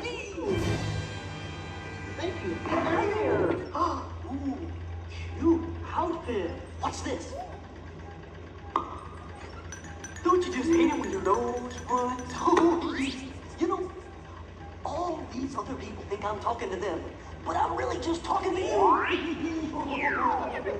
Well, I think that would be just about enough of Waldo, Beaker. You may deactivate. What? What are you... Hey, watch it. Oh dear, he won't deactivate. Ladies and gentlemen, there's nothing to worry about, but please keep your heads down. I'm bouncing on people's heads. Beaker, activate the inflatomatic. The what? You... Beaker, hurry. Great. Now I can start my own football team. Beaker, we'll have to try the vacuum Muppet. Yes.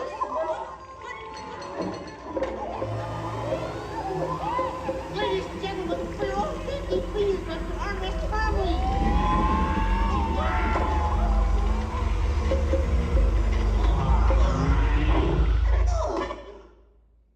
Hey, I'm free! Taxi! All right, now I'm getting out of this place.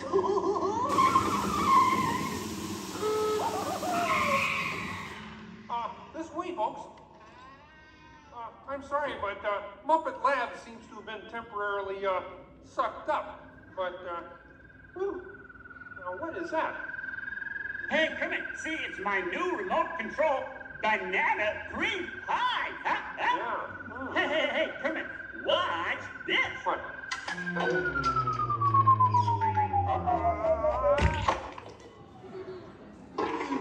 Ozzy, that's terrible. You're right. Needs more And now, ladies and gentlemen, for the first musical portion of our demonstration, we have Miss Piggy in a wonderful 3D number. That's you, penguins.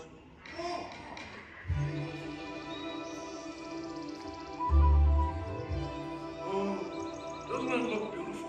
Yeah, too bad they're gonna spoil it with a pig.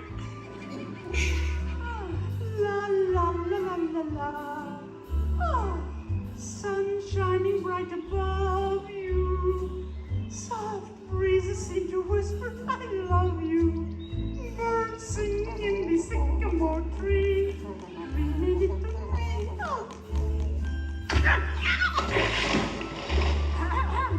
Look in my eyes and kiss me. Just hold me tight and tell me you miss me. While I'm alone and blue as can be. Dream a little dream of me. No troubles as life bubbles on, dear. Still craving a kiss. All right, that's it. Knock it off, penguin. Oh, but it was going so well. I will not work with the rubber. But I was just doing 3D. Guess I won't be needing this. What's that? It was for the big water skiing finale. What?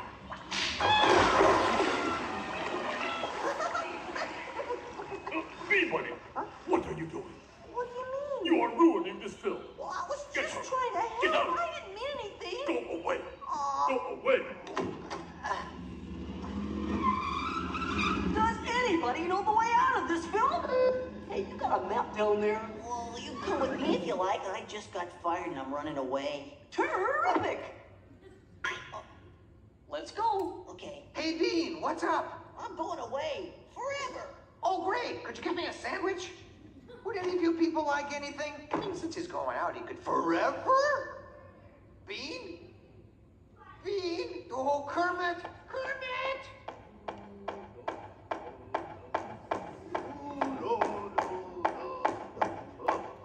Hey, sweeter, that's a great effect. Hey, Fuzzy, Kermit!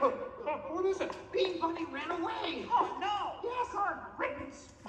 We gotta find him. I know! All right, everybody spread out and look for Bean. Right, I'll go this way. Ladies and gentlemen, we'll continue the show in just a moment, but in the meantime, if you see a rabbit, holler. Bean. Bean? Oh, Bean. Bunny! Bunny! Bean! Where are you? Bean? Bean? Bean?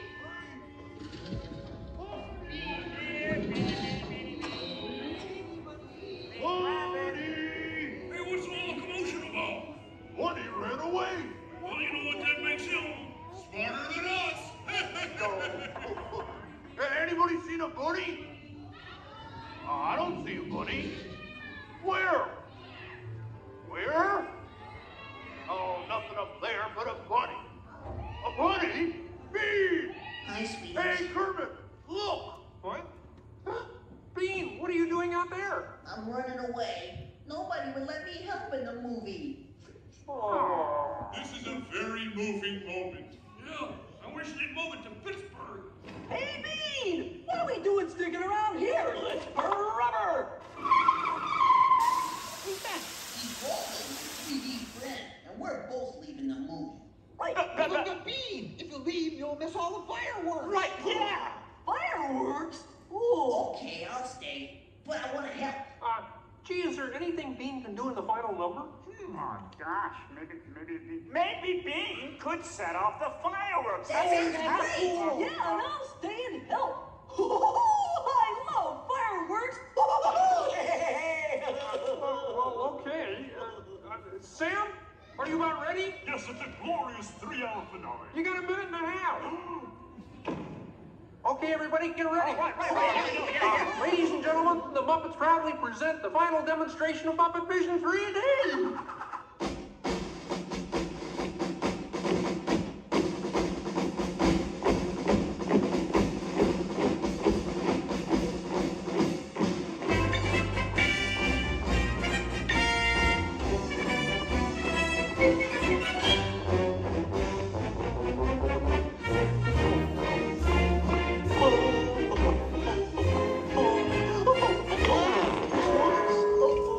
Where am I?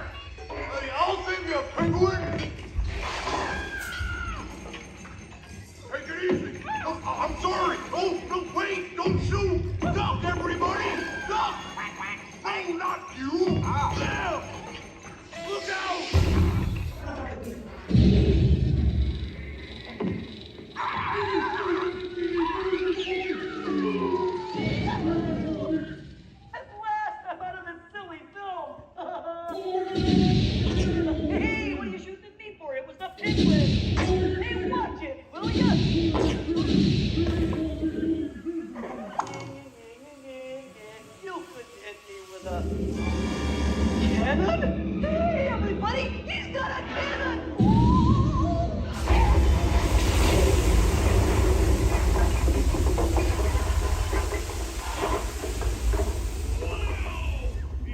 Everyone okay in here?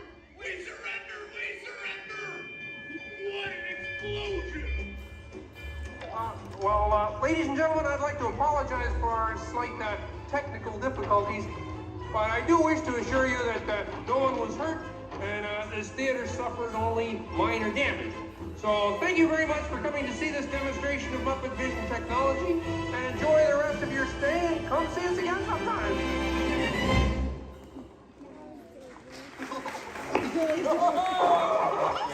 They'll never recognize me now! Forward!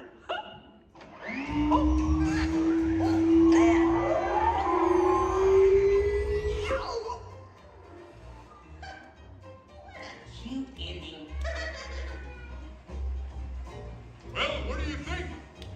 We have time to go to the bathroom before the next show? We can't, you old fool! We're bolted to the seats! On behalf of Kermit the Gang, thank you for joining us.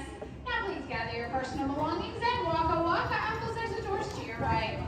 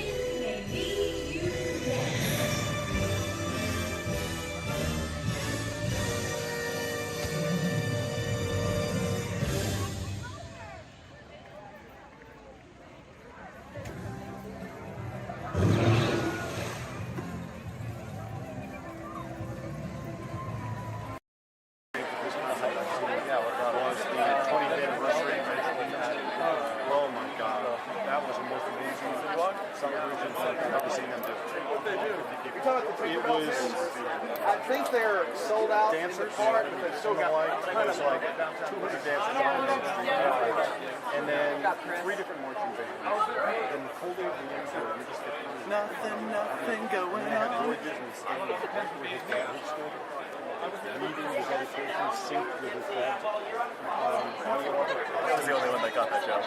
Then, so he really began. Nothing to see here. Ladies and gentlemen, boys and girls, 55 years ago today, Walt Disney dedicated the happiest place on earth. Since then, Walt's dream has brought joy to millions around the world. Join us now as we go back to that memorable day, July 17th, 1955. To all who come to this happy place, welcome. Disneyland is your land. Here age relives fond memories of the past. And here you may savor the challenge and promise of the future. Disneyland is dedicated to the ideals, the dreams, and the hard facts that have created America, with the hope that it will be a source of joy and inspiration to all the world. And now, let's all join together in singing Happy Birthday to Disneyland. Are you ready?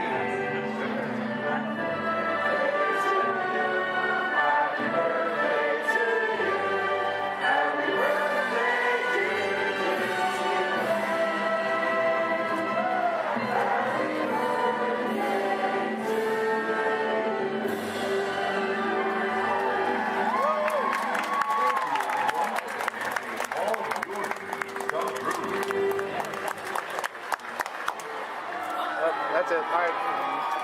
Everyone go home. Oh, dancing.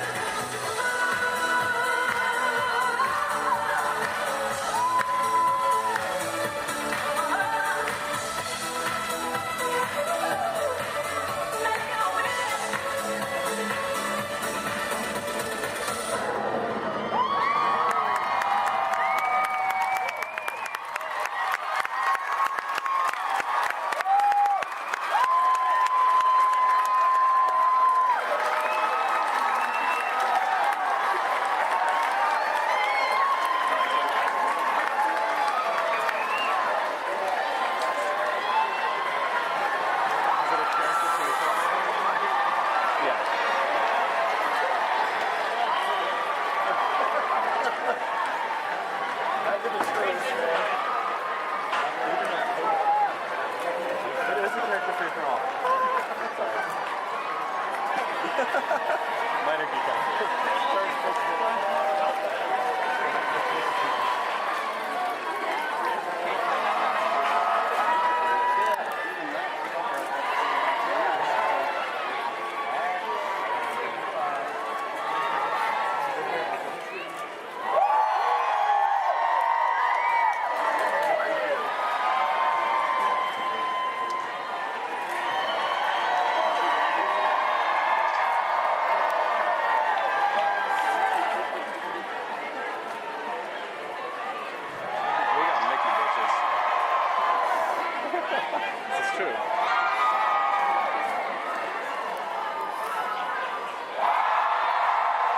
Joe and Mulan are here.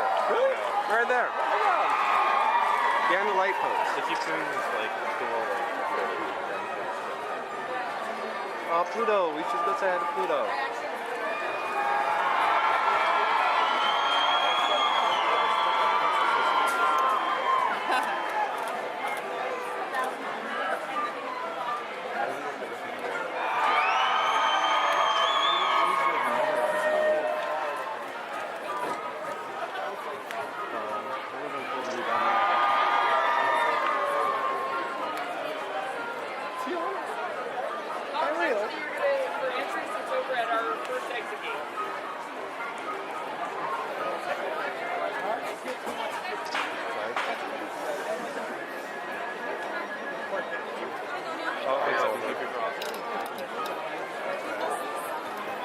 Some of them are leaving now.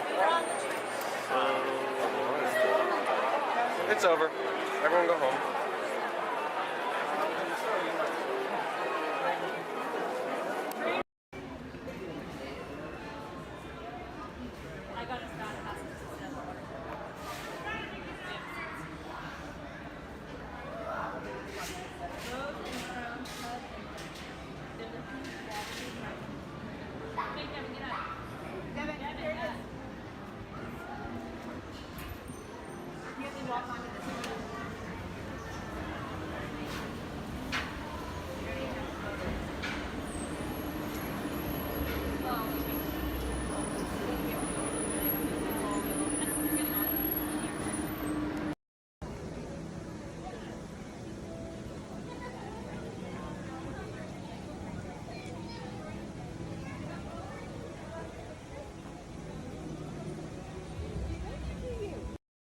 Up to the castle, and you all got to stay seated because we're going to be hitting speeds upwards of 5 miles an hour. Please stay seated. No eating on the bus, no drinking on the bus, and no dancing on the bus. Now feel free to wave to the folks as we go up the street. A little elbow, wrist, touch your lips, and blow. Yes, here we go. We're going by the Opera House on the right-hand side there. They have great moments with Mr. Lincoln. That's a great show. You need to catch it before you go home. It's really good. Where are you off from? Camarilla, all right.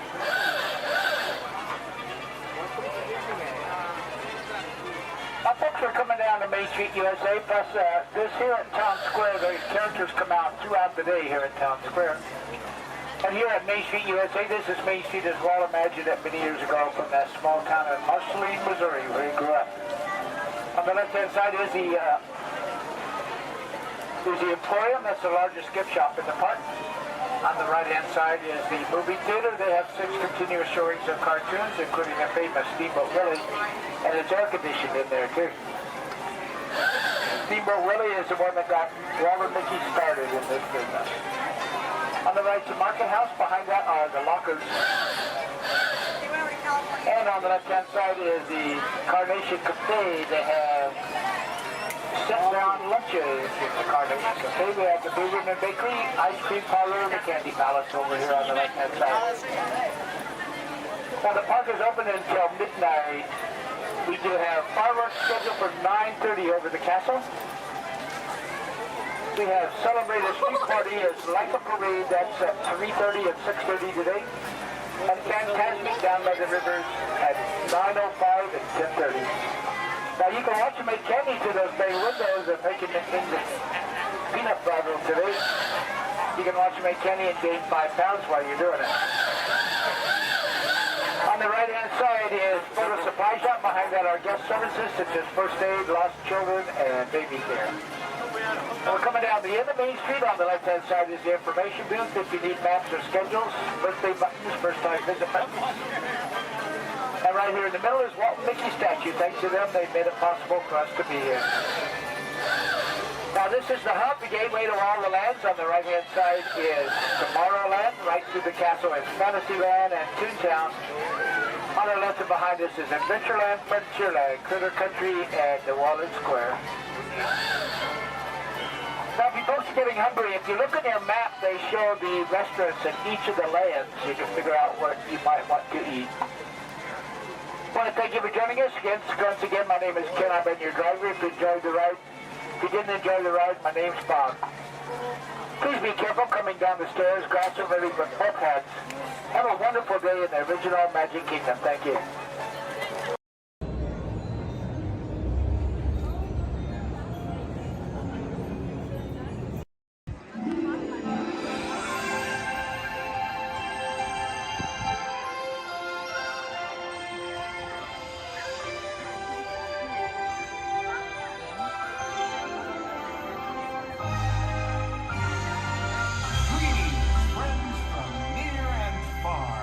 Welcome to the magical Friendship Fair.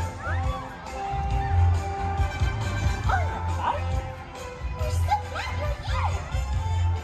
What a great day. This is wonderful. Welcome to the place where the stories come alive for the child inside. So much more than you see, so much more than you dream.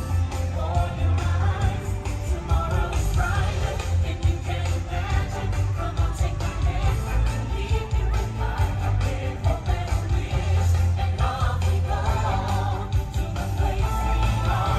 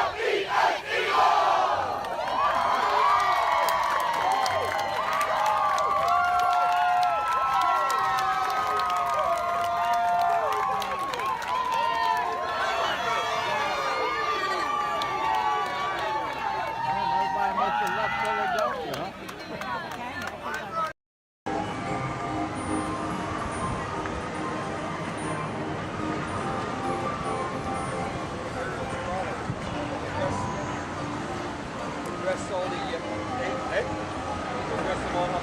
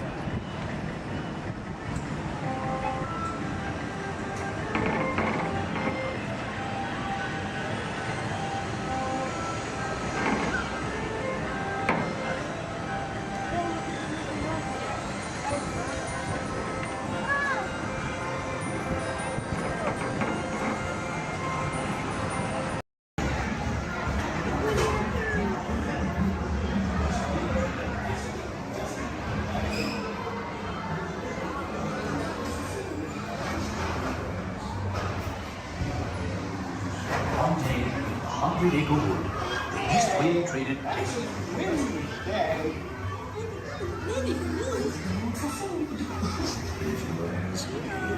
He'll never reach there.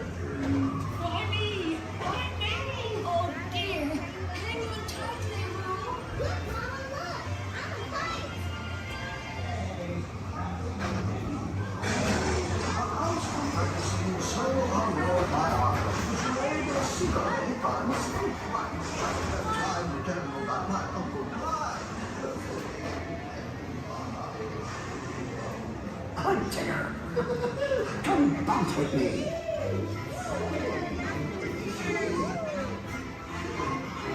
Bouncing makes you feel just great, doesn't it?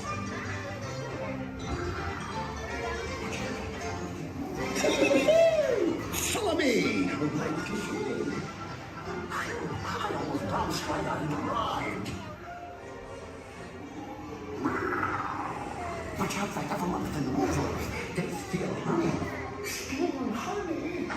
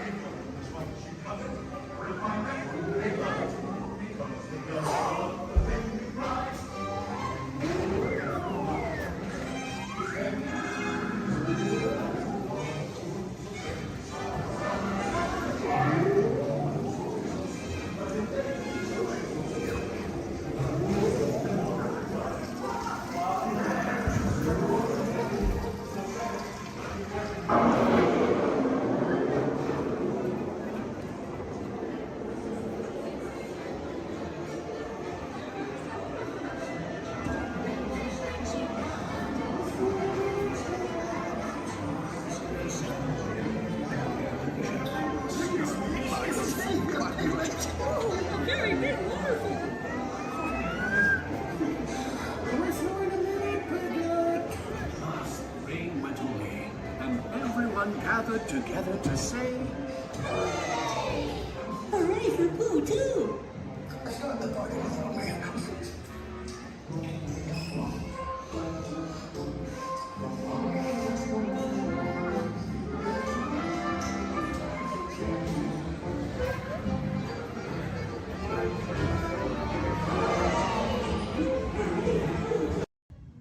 Welcome to Turtle Talk. My name's Andrew. Before we get started, there are a few things that I would like to go over with everyone.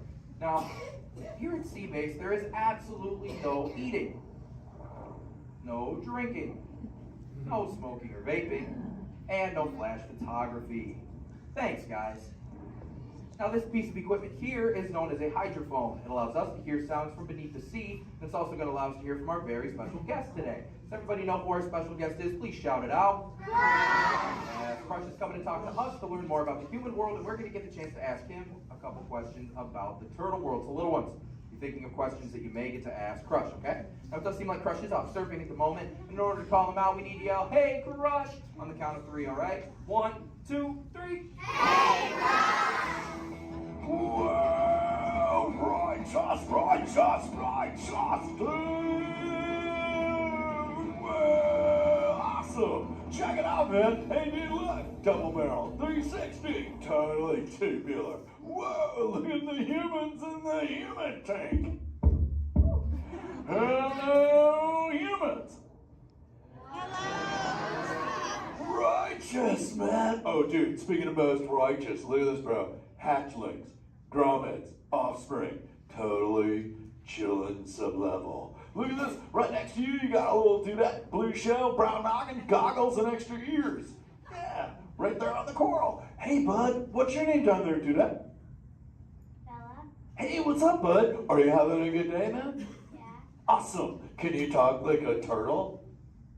No. Oh, I got your back. It's really easy. Just say, awesome. Awesome. Nailed it. Try this one. Say totally. Put them together. Say totally awesome. Totally awesome. Give it up for that dude. That righteous. Good job, bud. Totally good. You talk like the turtle. Hey, I got a dude over here with a gray shell, curly noggin, and goggles too. Sweet. Hey, man, what's your name down there, bud? Gustavo. Hey, where are you from, Gustavo? Where are you from? New York. Whoa, dude. Who brought you here today? I went on my car. Oh, we'll find out together. Don't sweat it. Hey, dudes, is there like maybe a parental unit, a life guardian of the Gustavo If anybody's with them, right? Okay, let's talk to that chick and see what's up. All right, awesome. Hey, dude, what's up, bud? What is your name? Karen. Hey, how many kids you got? My English is not good. I'm from Brazil. Oh, I don't speak English either. I talk turtle. Karen, does it freak you out? Gustavo has no clue you're here. Don't worry, Karen. They come back when they get hungry. Karen, did you feel it, bud? Did you feel it? We're sharing a moment. Awesome. Dude, my son Squirt, he's like this. He goes, Dad, Dad, Dad, Dad, Dad, Dad, what's up with all the humans? And I go, dude, I do not know. Human dudes, I need human help. Can all of you help out and answer Squirt's questions? If you want to help, say, Chaw! Righteous! You so totally rock, dude! Oh, wait a minute. Sorry, dude, my bad. Check this out. When a turtle says, you so totally rock, everyone says, dude! Here we go. You so totally rock! Dude! You so totally rock! Dude! Now all of you totally talk turtle. So, on to Squirt's question. Numero uno. He goes, Dad, if humans go to a beach, what do they do? I said, bro, I do not know. Humans, do you go to the beach? Yeah. Awesomeness. Okay, answer it for the Squirt dude. What does a human do at a beach? Shout it out. Swim. No way. Who likes to swim? Wave some fin if you love to swim, man.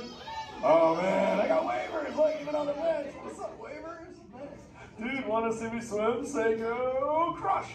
Go crush. Let's rock. Everyone yell. Rip it. Rip it.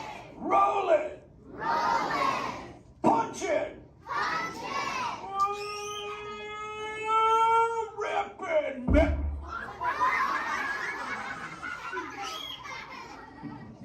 Hey, Crush, watch out for the glass. Hey, dude, thanks, Hank. How long has that dude been there? Oh, no, man. My bad, bro, my bad. Where are the manners? I've been asking the questions. Dudes, do any humans have a question about being a turtle? Raise a fin. Hi, if you have a question about turtles. Cool. Got a chick over here, aisle style, red shell, brown knock, hanging loose. Hello, bud. What's your name? Hey, bud. What's your question? What turtles eat? Oh, dude, we're chowing green seagrass and green sea kelp. Big dudes, you're sitting on green seagrass benches. But check it out, Harper. We only eat green stuff, and so it actually turned us green. So, like, I'm green, and my kids are green, and my parents are green. Oh, and my wife's green, and my favorite color ever, purple. He's pulling your fin. It's green. Hey, there's a purple chick over here with like a jellyfish lid. Let's talk to this one on this side. Hey, bud, what's your name down low? Scarlet. Hey, cool name, Scarlet. What's your question? My name's not Scarlet. Oh, wait, what's your name? It's Charlotte.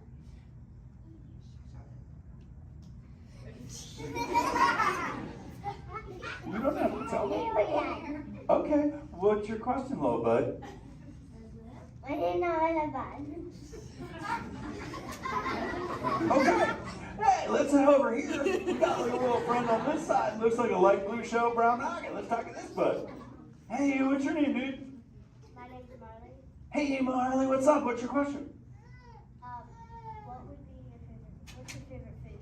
Oh, dude, besides eating green seagrass and green sea kelp, we totally chow on the jellies. Yeah, they're like so tasty. Hey, wait, Marley, do you eat food and sleep and stuff? Yeah. Do you know how to swim? Yeah. You're a turtle. Because all we do every day is eat, sleep, and surf. Hey, we got a bud by the bench. He's got a red shell curly noggin. Let's talk to that guy. Sweet. Hey, big man. What's your name, dude? Ezekiel. Hey, Ezekiel. What's your question, friend? How do turtles breathe? Okay, here's the deal. We have to go up every 15 minutes, bud, because I'm like you. I breathe oxygen. But here's the deal. We have to go up every 15. But when I sleep, Ezekiel, we can go in this little cave right there. See the green shelf sticking out over there? We got to tuck under, and we can sleep 5 hours straight and absorb oxygen out of water when we're underwater. Who else has a question? This is kind of cool.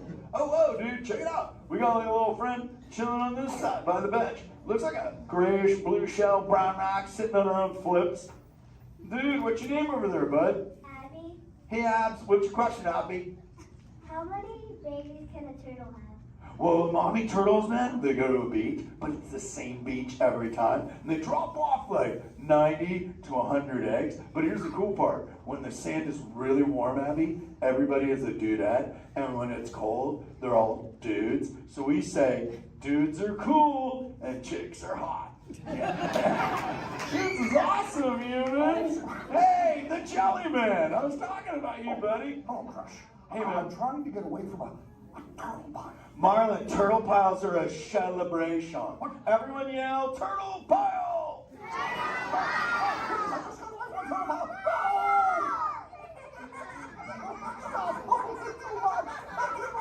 Oh, cool. Hey, boys, surf's up, dudes. Thanks a lot, Crush. For what?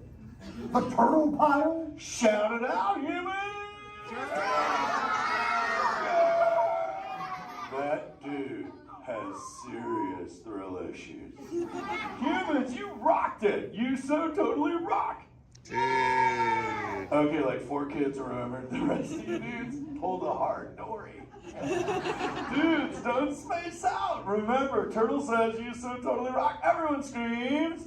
You so totally rock! There you go, you're back again. Oh, bummer. Hey bro, the frequency thing is not working. Whoa, it's Bailey. Call him back with your fins. Put your both fins up. Yeah, put your both fins up. Go.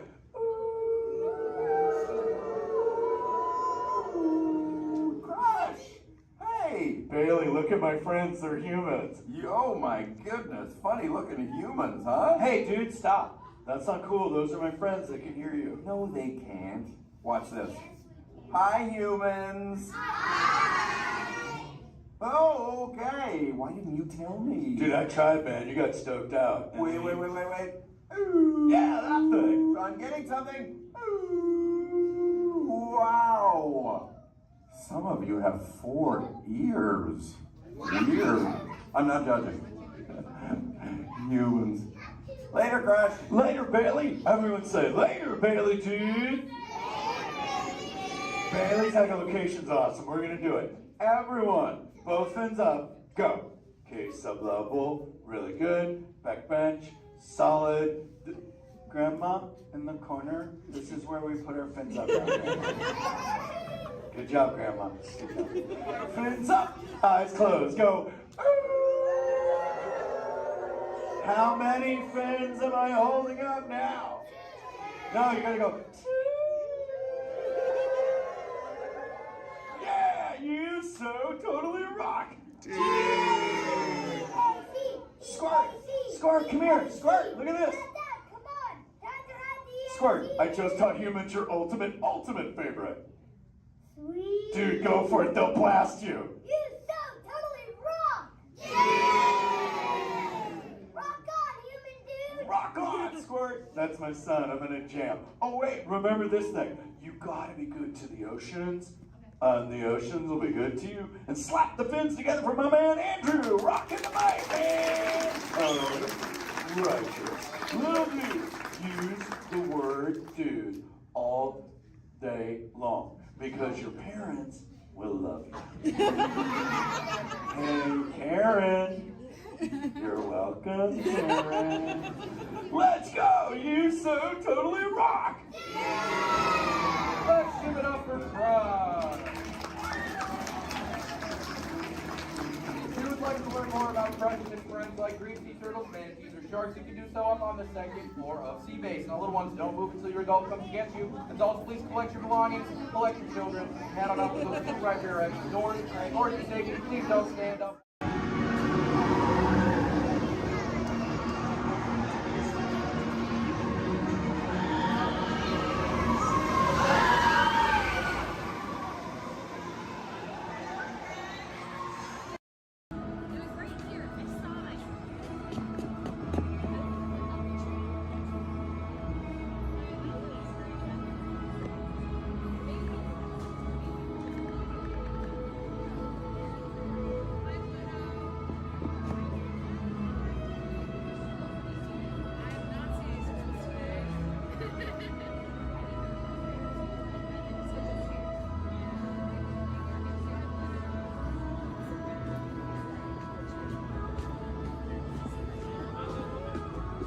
Hi, Pluto. There. Now you don't chase those cats up those trees. Oh no, we don't chase any cats. No. We're big friends of Pickers, so we love him. He's the best. We're out looking for some treats, so have you guys found any? Or maybe you have some Pluto? Nope, haven't seen any treats yet. Yet? Okay. I'll keep an eye open though. It's a promise you'll let us know if you find I will certainly let you know. Perfect. Pinky swear. There you go. Thanks, Red. You're welcome. Bye.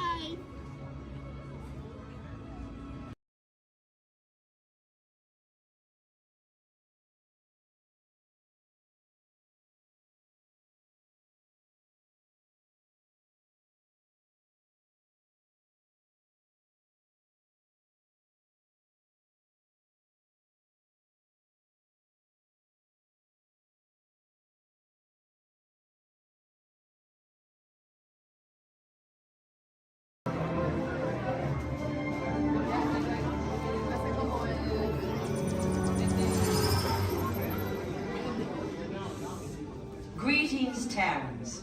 I am Nova Prime Irani Rayan, Commander of the Nova Corps. On behalf of all Xandarians, I hope you have enjoyed exploring the wonders of Xandar.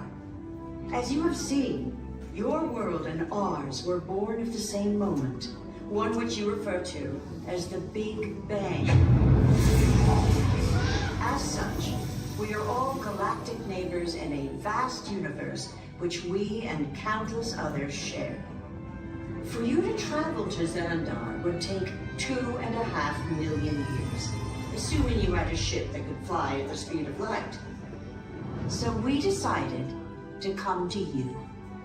But even we could not have reached you so easily were it not for the Cosmic Generator, an advanced piece of Xandarian technology that creates jump points, artificial tunnels that act as shortcuts, linking distant points in space. It is our desire to share this wondrous technology with your people so that together we might explore new worlds and create a brighter tomorrow. And now, as the culmination of the wonders of Xandar, you will be teleported to a Nova ship above your planet for a demonstration of the Cosmic Generator. I trust you will find it an unforgettable experience.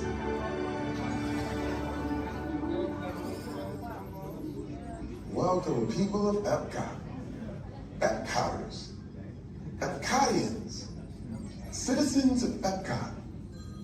Does anyone know what they call themselves? What? I'm on? Someone needs to tell me when I'm on. Welcome, Epcot-tarians. I am Centurion Tal Merrick, and we're just about ready to teleport you up to the ship for the demonstration.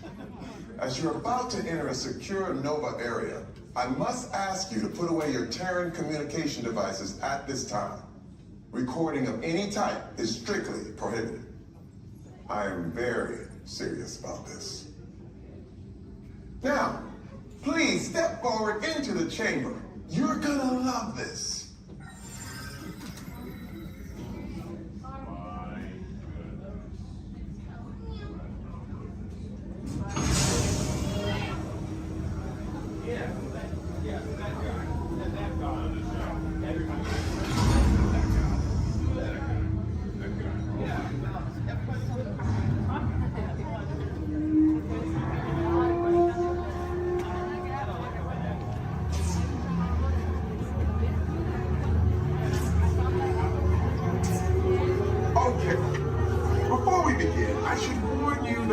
Never teleported Terrans before.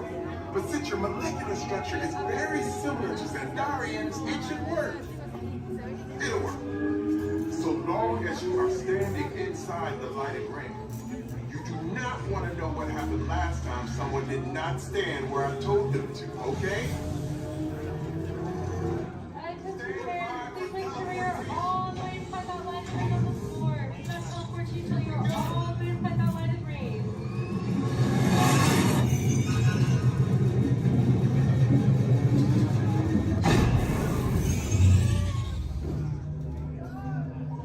You made it! I mean, of course you did. Nova Prime, they're ready. Excellent. What you see before you is the cosmic generator. And in just a few moments, we'll be activating it so you can experience for yourselves what's happening. I'm not sure. Our power's out. And the cosmic generator is gone. Cheerio, Mother. Go to Code Red. Prepare the fleet. And call the Guardians. Now. There is no cause for alarm. Turn off that alarm. I've got an important transmission coming in. Hey, what's up, Novacore? Our cosmic generator has been stolen. What? How? Why didn't we think of that? That thing's gotta be worth a fortune. I am Groot. Good question. Yeah, who do you think took it? Perhaps that really big man outside your ship. Oh, that is a big man. I need to alert Nova Prime. I have been watching Terrans for eons. That's not creepy at all. This species has failed. Wait, whoa. We didn't even know there was a test. He's got the cosmic generator. He's creating a new jump point. Jump point to where? Not where. When. It's some kind of mutant jump point. He's going back to the dawn of time. Dawn of time, why? To erase an error. Well, that doesn't sound good. Your time is over. Wait, what do you mean? What do you mean it's so vague? The jump point is closing. Hey, Nova Dude, you're Novacore need to follow that whatever it is until we get there. We can't. Our power is down, and I've got to get these Terrans onto evacuation shuttles. I got it. I reprogrammed the shuttles to follow them through the jump point. Wait, what? Look, they're our only chance of keeping track of that whack job until we get the cosmic generator back. Piece of cake. Wait! There's cake. Where's this cake? The odds are impossible, Yeah. but it's our only shot. Good luck. Are you sure you can control it? Come on, it's me. I got this. We're all toast. First it was cake, now there is toast. This plan is making me so hungry. Terrans, listen up. Okay, they're headed for the jump point. This plan's never gonna work. Well, Okay, I'm locked onto your vehicle. We'll be right behind you. nothing to worry about. Unless we do not stop this unusually large man. We are likely doomed. Good luck. You're gonna need it.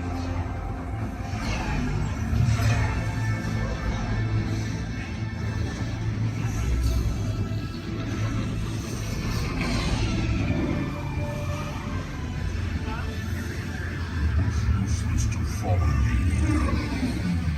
What is that noise? Noise? Nothing's gonna stop rock and roll from existing.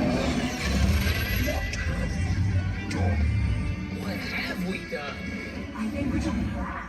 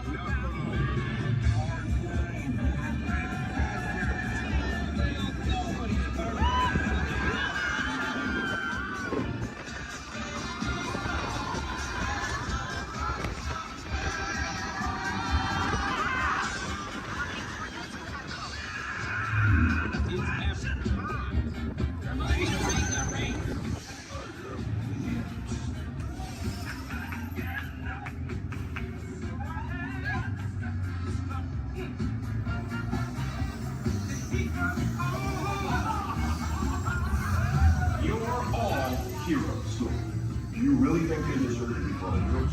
Do you see how they dress? It's just a figure of speech, Drax. You are lying to them. Now I understand.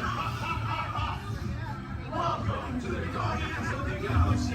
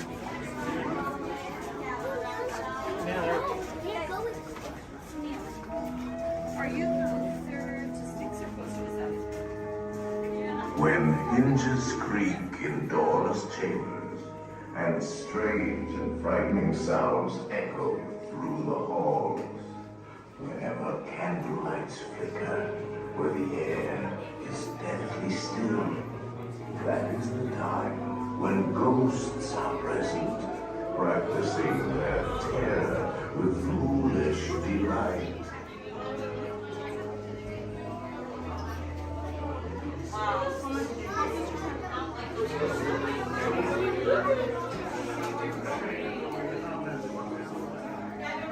Proceed all the way to the chamber and all the way across the walls.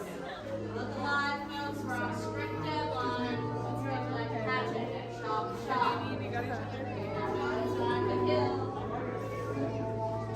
Welcome, foolish mortals, to the haunted mansion. Your host, your ghost host.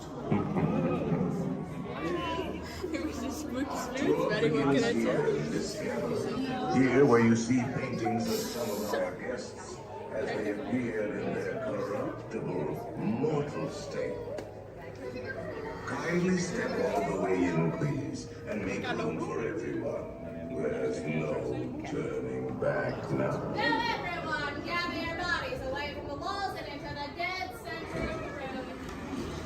Your cadaverous pallor betrays an aura of foreboding, almost as though you sense a disquieting metamorphosis. Is this haunted room actually stretching? Or is it your imagination? And consider this dismaying observation. This chamber has no windows and no doors. which offers you this chilling challenge to find a way out.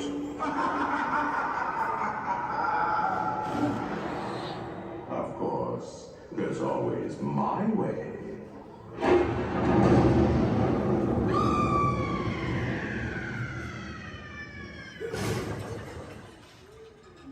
Oh, I didn't mean to frighten you prematurely.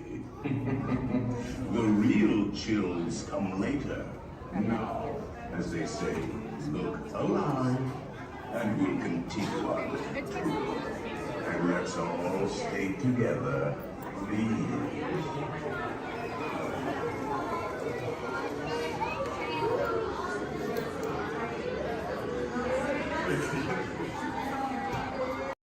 Good evening, friends.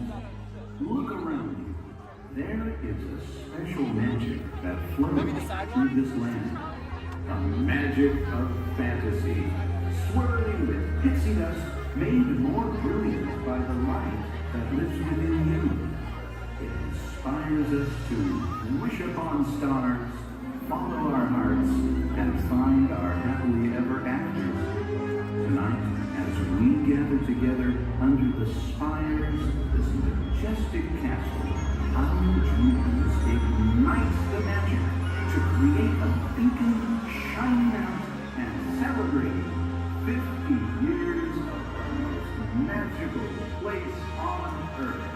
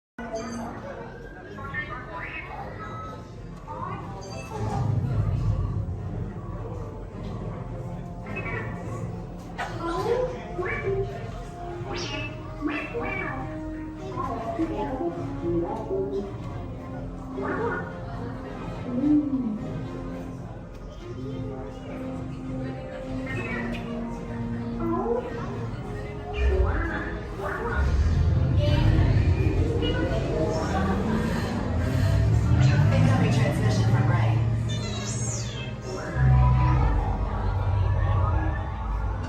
BB-8, is everyone assembled? Good. Should we be in flight prep? Recruits, thank you for joining the cause. A covert resistance team led by my friend Finn has infiltrated a First Order Star Destroyer that is now headed to this system.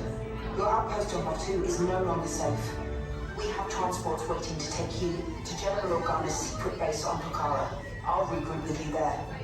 The Resistance desperately needs your help in our fight against Kylo Ren and the First Order. Remember, it is vital that you keep the location of the Pucara base secret. Lieutenant Beck, one of our top commanders, will lead you. Affirmative. Transport is ready. 9 Num and I shall personally see him delivered. Thank you, Lieutenant. Welcome to the cause. May the Force be with us. Commander Poltam and a squadron of X-Wings shall escort us to the rendezvous point on Pucara. Roger, this is Black Leader. I hear you're a fine-looking group of recruits. Well, no time to waste. Let's get you on your way to the General. Stand clear. Deck doors opening now. Hurry, all recruits to transport. No need for safety gear, it'll be a smooth ride. Ground crews, deck is in motion. Recruits crossing to transport. Initiate pre-flight sequence on Deck 3 for Pucara.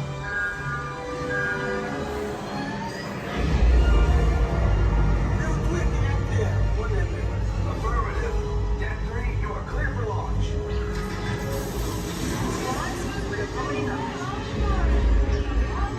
Combat personnel, this is your final call on board. Transport away from the blast doors.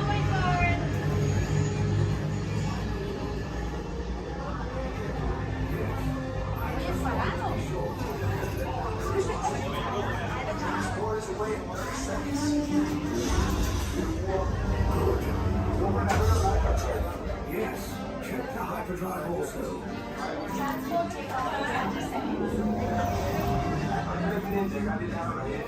Good. Airspeed sensor?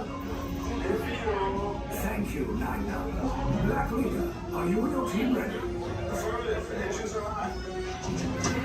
Red 2, blue 5, reporting. Red 2, check. Blue 5 standing by. Engage repulsors and hold on, recruits. More ships. Launch.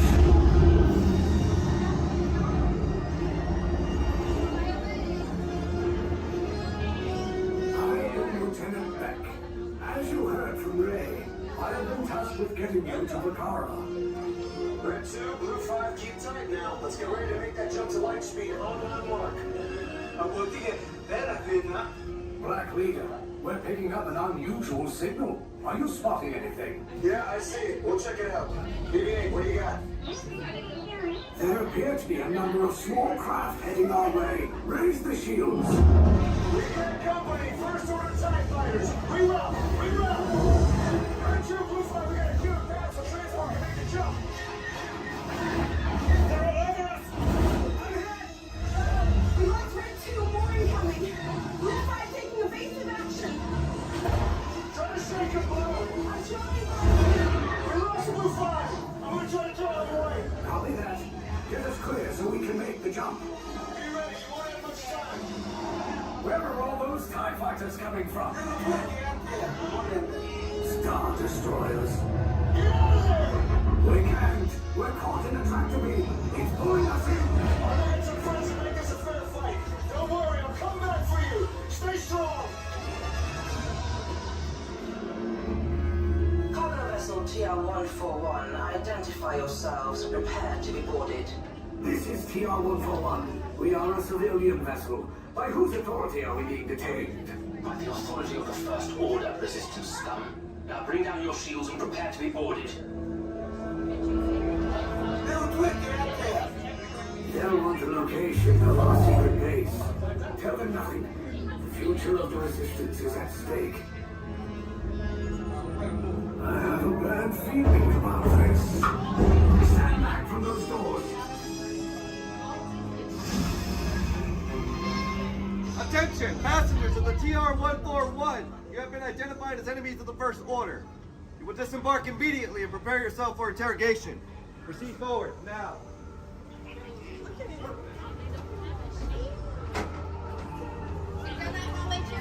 Interrogation. Keep your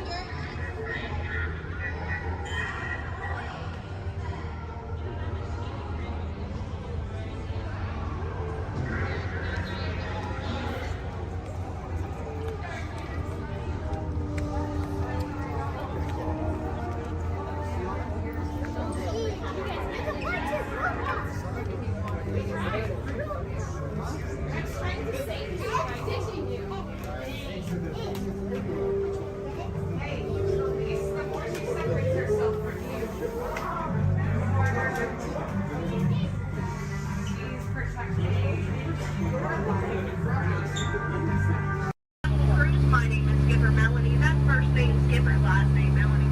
And for the next 5 days and 8 romantic nights, I'm going to be your skipper, your guide, your lion tamer, your dance instructor, and if you don't laugh at my jokes, your swimming instructor. Off to a long ride. We're going to start our journey here in the Amazon rainforest, where it rains 365 days a year. Or only 2 days if you have Amazon rainforest dry. That joke's all about the delivery. If you look on either side of the boat, you're going to see our beautiful large red flies. And I know what you're thinking. I can't believe they're not butterflies. Yeah, me too. Right over here to the left, we have Inspiration Falls. Now, you know, a lot of people wonder why it's called that. And that's because the longer you stare at it, the more it inspires you to go. Yeah, that's our number one joke here. Well, we're now turning down the Congo River, so we'll see how far this boat can go. It's probably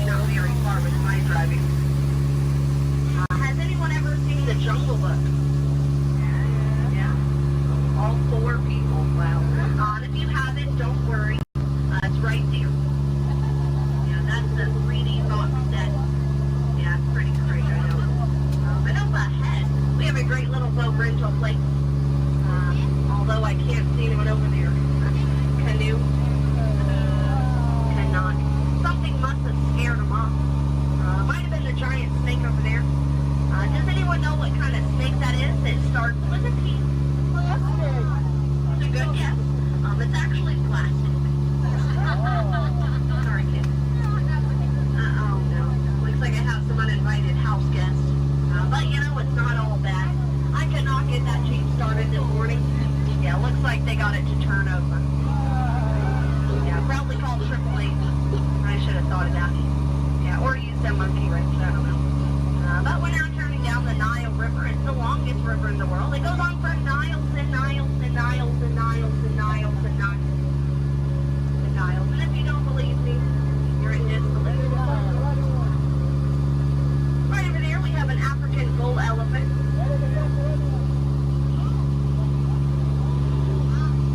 Now that elephant right there is actually the fastest elephant in the entire world. Yeah, he's already over here. Wow, Disney magic, right?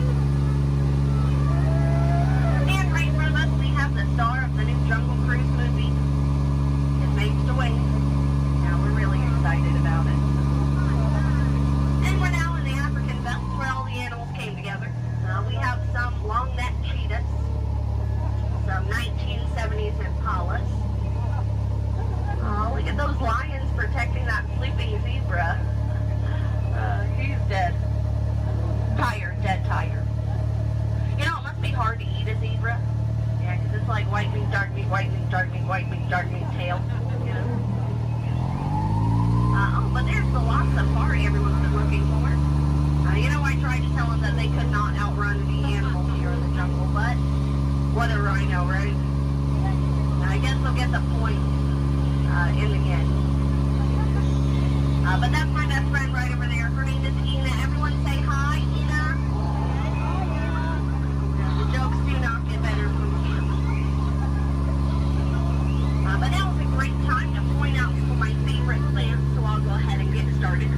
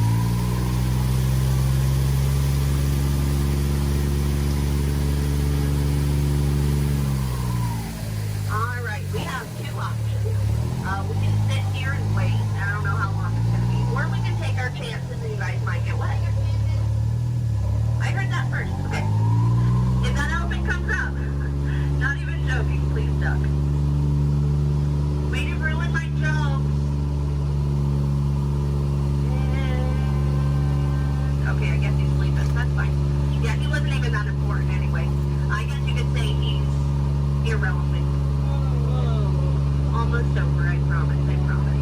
You know, I had so much fun, I think I'm going to go around again. And again. And again. And again. It's only 7:30. Okay. Oh, look at that. They're boxing. Well, that's fun. Alrighty, folks. Well, if you laughed today, thanks so much for laughing. And if you did not laugh today, thanks so much for leaving. It's been a pretty awkward 10 minutes for everybody. As we approach drop-off, try to keep your hands and arms inside the boat. You know, folks, we laugh together, we cry together, we very nearly die together, so it kind of makes us like a family. But just like any family, 10 minutes together is enough, so you know what they say, get out. Oh, sorry, that was rude. Let me try that one again. What I meant to say was, please, get out.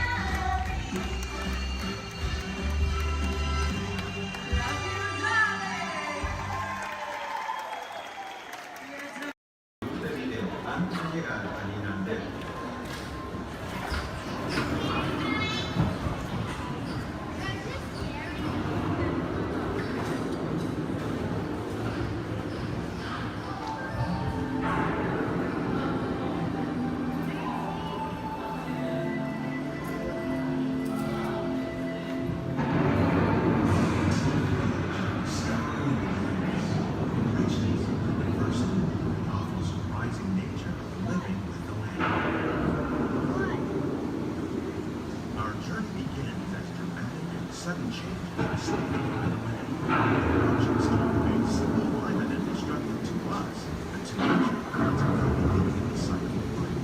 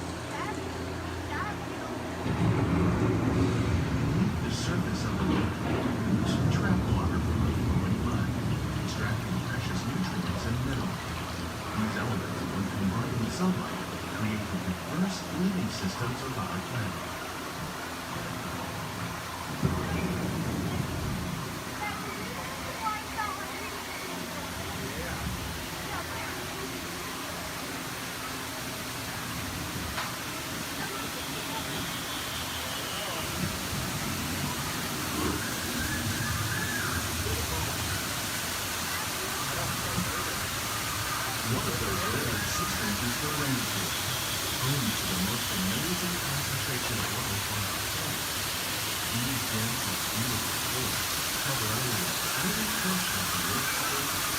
But they contain more than half of its land and animal species. Rainforests are also extremely rich in protected living systems, providing us with oxygen, food, medicine, and other forms of essential life.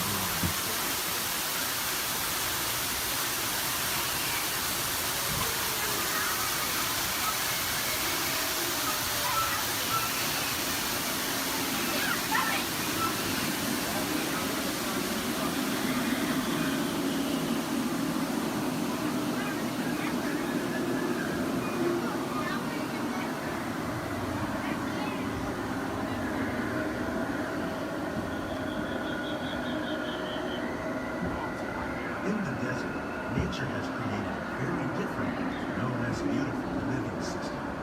And while this arid landscape may seem lifeless, it is very much alive. The plants and animals that have learned to survive in these harsh conditions make use of what little water they can find and avoid the scorching rays of the relentless sun.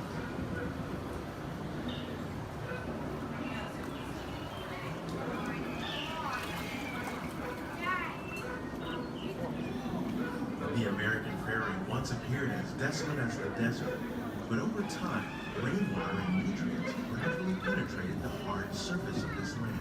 Even the hooves of the muddy buffalo helped create the rich soil that one day become home to the American farm.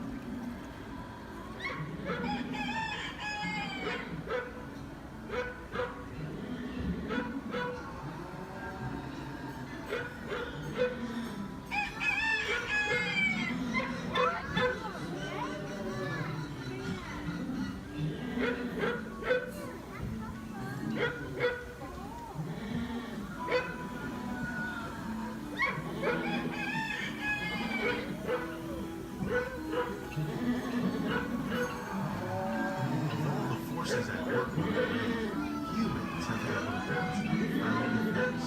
The need to produce food for a growing world led to the enormous use and sometimes overuse of the land. In our search for more efficient ways to grow food, we often fail to realize the impact of our methods.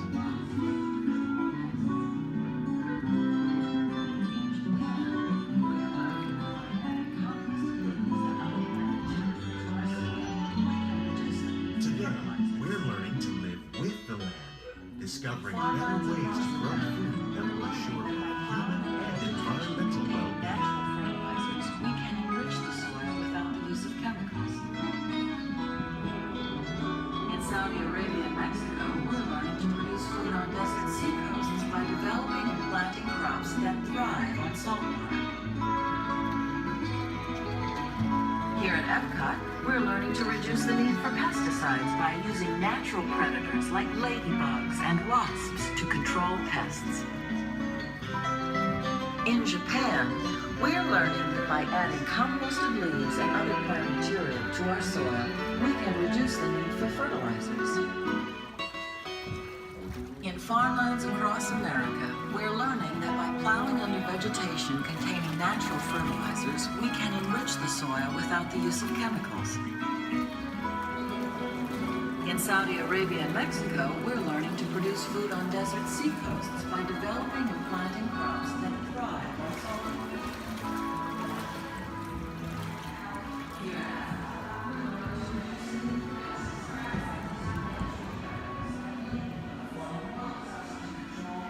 How will we meet tomorrow's growing needs for food production, yet still respect the needs of the land?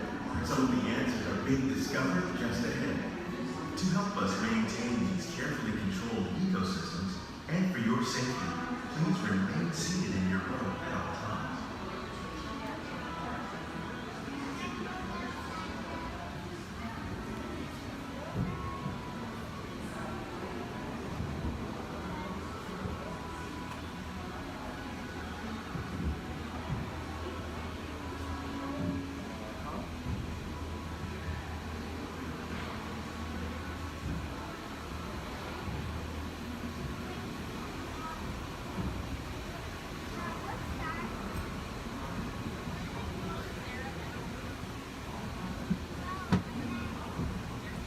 Welcome to our living laboratory, where scientists from epcot and the U.S. Department of Agriculture are exploring innovative ways to produce bountiful harvests now and into the future.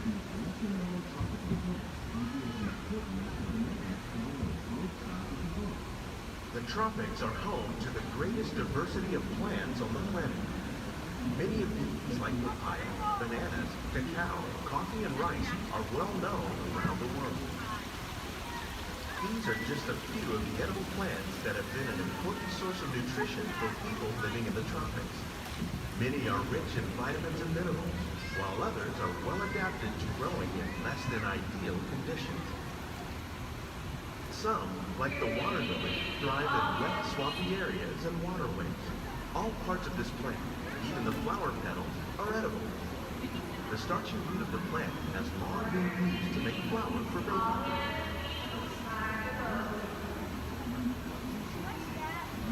One day, many of these lesser-known tropical plants may be as important as the bananas growing on both sides of the boat. More than 28 million tons of bananas are eaten annually, making it the most popular fruit in the world.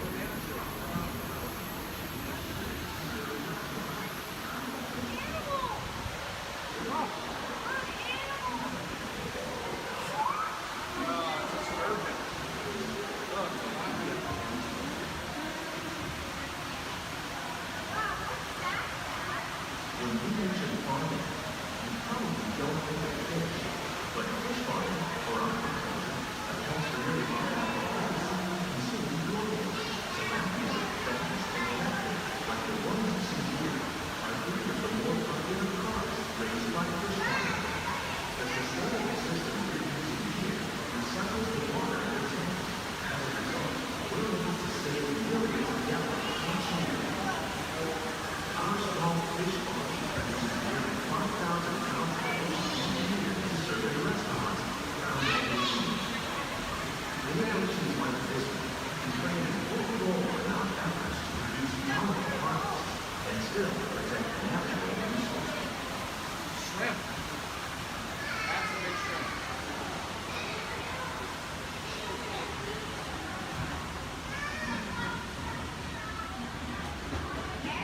We'll change those out.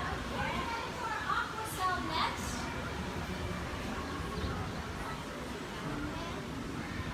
Little sunflowers.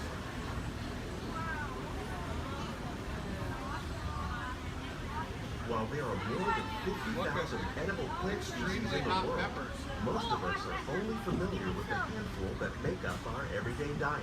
The common grains growing here, maize, sorghum, and millet, plus rice, account for nearly 2/3 of our global food consumption.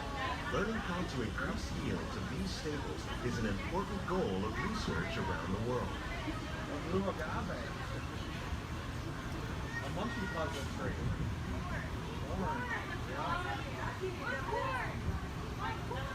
These plants are definitely on their way up. Innovative growing techniques like these increase yields, while more efficiently using resources like water, fertilizer, and pesticides. Another innovation at work here is our integrated pest management program. By populating our greenhouses with beneficial insects that prey on harmful pests, like aphids and flies, we are significantly reducing our reliance on conventional pesticides. We're growing these crops using our nutrient film system. This technique precisely controls and recycles water and nutrients. With it, we can produce over 27,000 heads of lettuce a year in this one small area. Look at the cucumbers.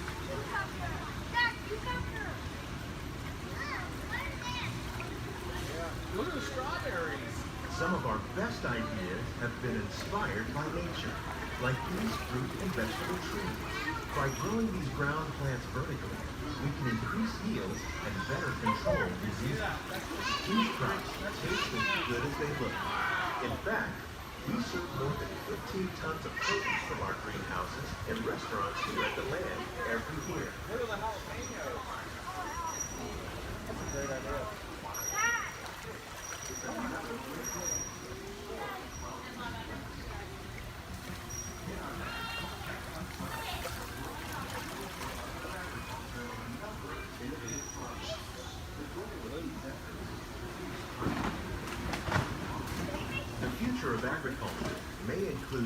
ideas like this vertical growing system. Plants grown in this way use a fraction of the space required by traditional growing methods. That saves water and increases production. The aquaponics system on your left combines hydroponics with aquaculture. The fish provide a natural source of fertilizer for the plants, and the plants help keep the water clean for the fish. It's another great way to produce more while using less. In our lab, Epcot scientists are working with the U.S. Department of Agriculture on a number of innovative projects. The goal of these efforts is to produce higher yielding and better quality varieties.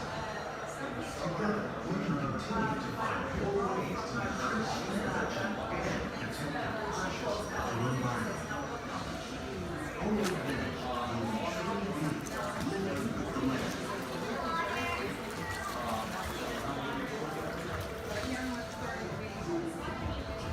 On behalf of Walt Disney's greenhouses represent just a fraction of the work being done worldwide to produce bountiful harvests for our growing populations. Scientists, farmers, and even backyard gardeners are doing their part to improve the quantity and quality of foods that we all rely upon. Together, we can continue to find more ways to increase food production and protect our precious natural environment. Only then will we truly be living with the land.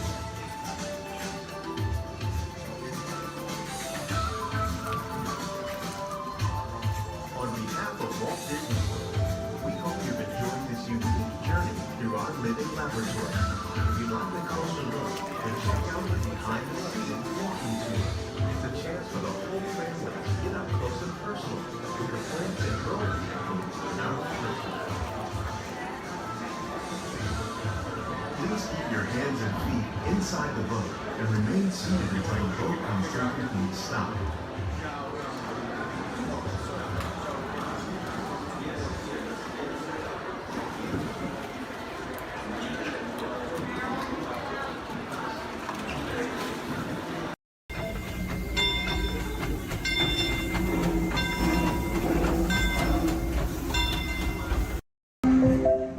This is Starport 75.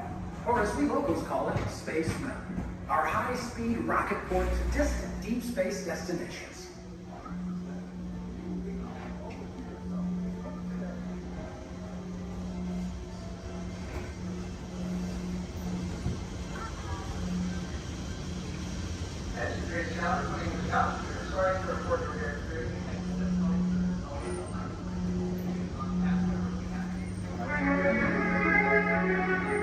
Let relaxation wash over you at the most refreshing retreat in the galaxy, the coral rooms of Pisces 7. You H2O it to yourself. Book today.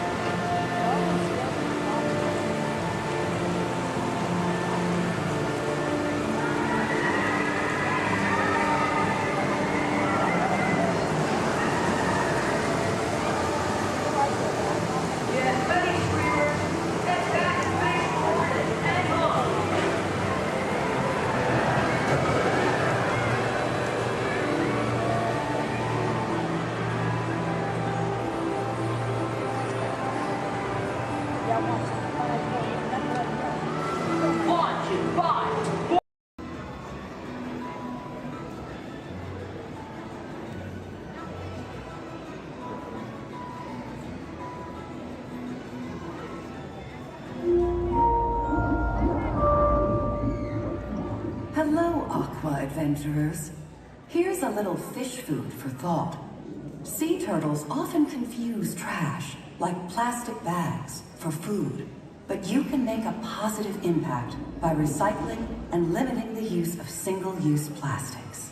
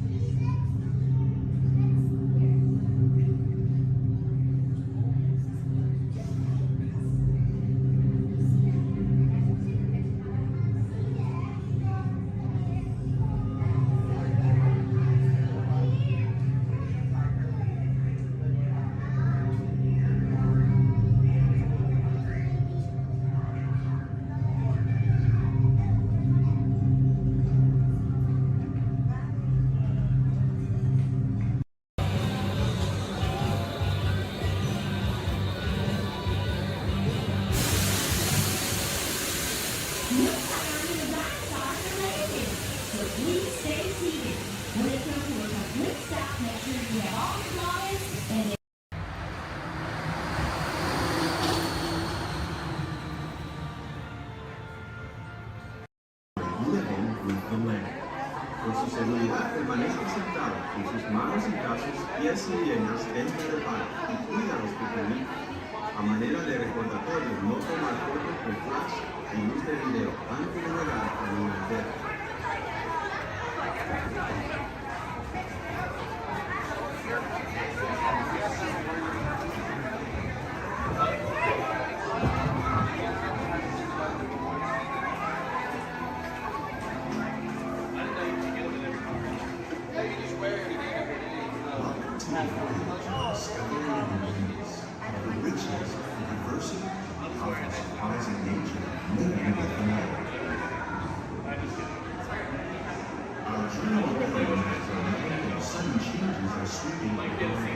The approaching storm may seem violent and destructive to us, but to nature, it's a new beginning in the cycle of life.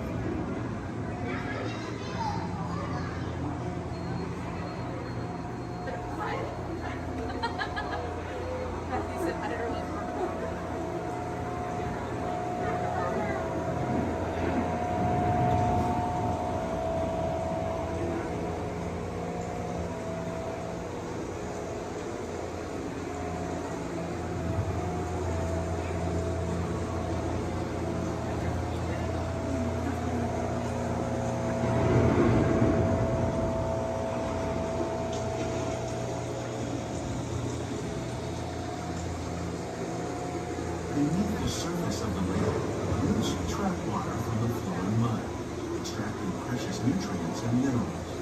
These elements, when combined with sunlight, create the diverse living systems of our planet.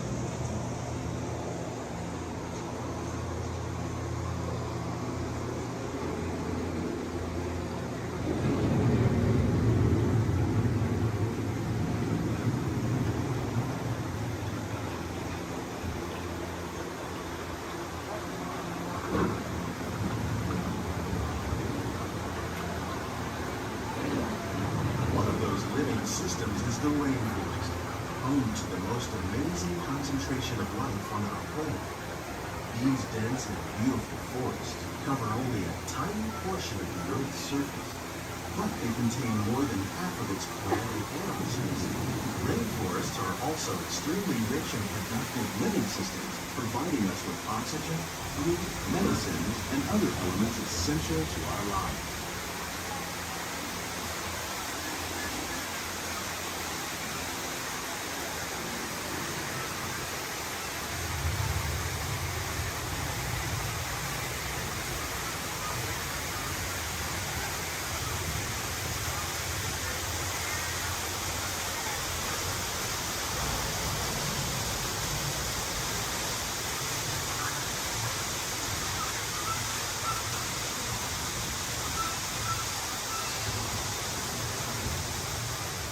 In the desert, nature has created a very different, but no less beautiful living system.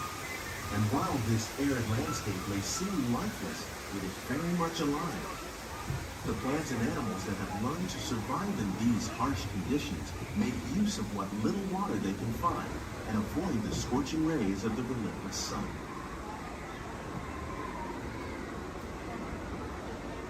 The American prairie once appeared as desolate as the desert, but over time, rainwater and nutrients gradually penetrated the hard surface of this land. Even the hooves of the mighty buffalo helped create the rich soil that one day become home to the American farm.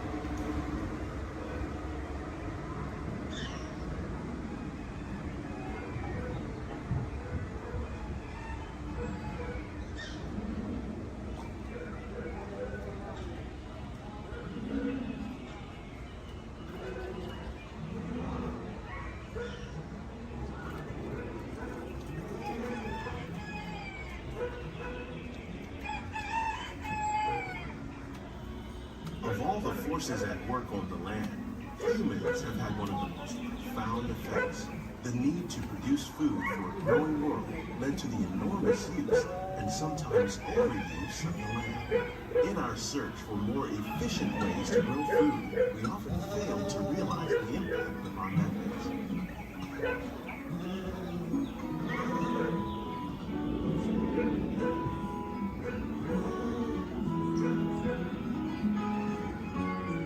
Today, we're learning to live with the land, discovering better ways to grow food that will assure both human and environmental well-being.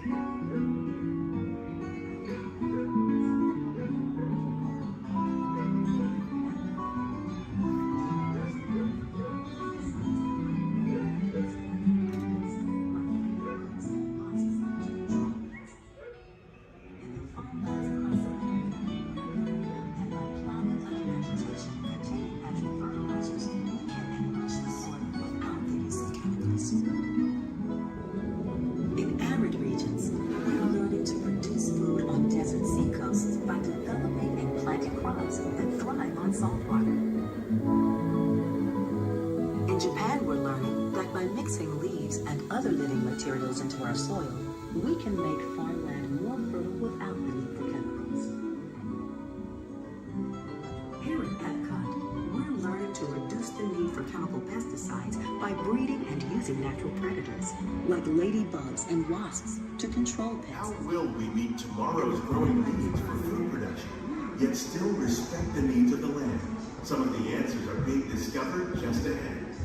To help us maintain these carefully controlled ecosystems, and for your safety, please remain seated in your boat at all times.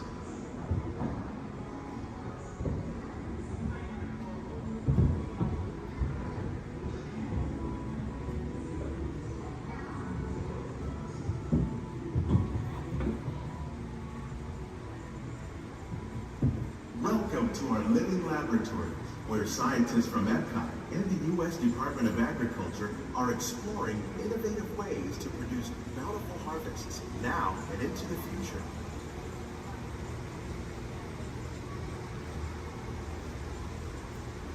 The tropics are home to the greatest diversity of plants on the planet. Many of these, like papaya, bananas, cacao, coffee, and rice, are well known around the world. These are just a few of the edible plants that have been an important source of nutrition for people living in the tropics. Many are rich in vitamins and minerals, while others are well adapted to growing in less than ideal conditions. Some, like the water lily, thrive in wet, swampy areas and waterways. All parts of this plant, even the flower petals, are edible. The starchy root of the plant has long been used to make flour for baking.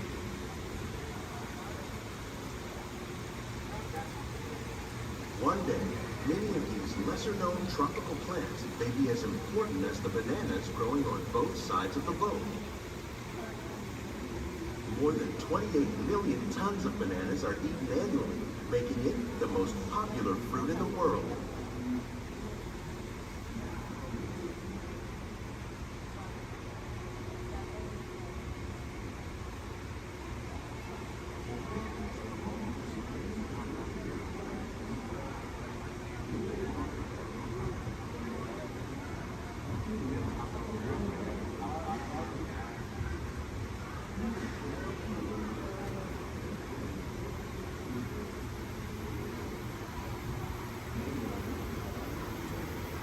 When we mention farming, you probably don't think of fish. But fish farming, or aquaculture, accounts for nearly half of all the seafood consumed globally. Tilapia, bass, and catfish, like the ones you see here, are three of the more popular crops raised by fish farmers. The sustainable system we're using here recycles the water in the tanks. As a result, we're able to save millions of gallons each year. Our small fish farm produces nearly 5,000 pounds of fish each year to serve in restaurants around Walt Disney World. Innovations like this one can play an important role in our efforts to produce bountiful harvests and still protect natural resources.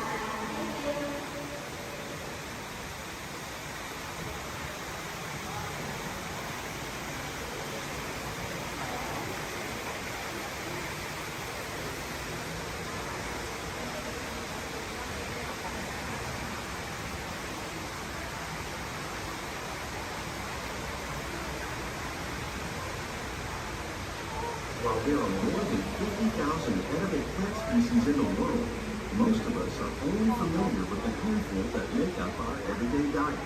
The common grains growing here, maize, sorghum, and millet, plus rice, account for nearly 2/3 of our global food consumption. Learning how to increase yields of these staples is an important goal of research around the world.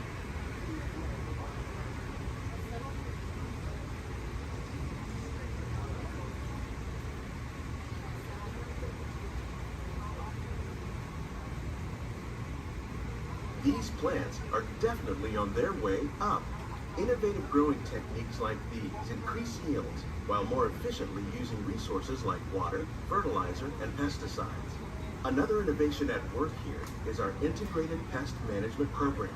By populating our greenhouses with beneficial insects that prey on harmful pests like aphids and flies, we are significantly reducing our reliance on conventional pesticides. We're growing these crops using our nutrient film system. This technique precisely controls and recycles water and nutrients. With it, we can produce over 27,000 heads of lettuce a year in this one small area.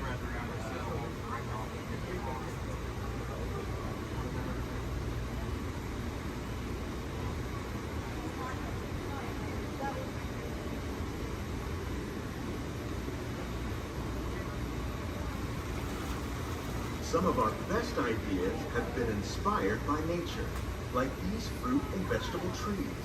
By growing these ground plants vertically, we can increase yields and better control diseases.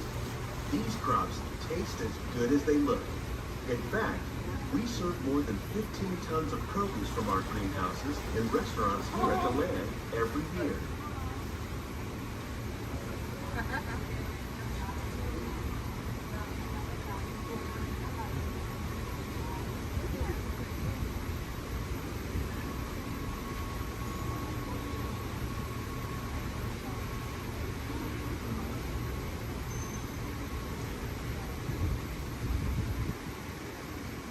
The future of agriculture may include innovative ideas like this vertical growing system. Plants grown in this way use a fraction of the space required by traditional growing methods. That saves water and increases production. The aquaponics system on your left combines hydroponics with aquaculture. The fish provide a natural source of fertilizer for the plants, and the plants help keep the water clean for the fish. It's another great way to produce more while using less. In our lab, Epcot scientists are working with the U.S. Department of Agriculture on a number of innovative projects. The goal of these efforts is to produce higher yielding and better quality plants.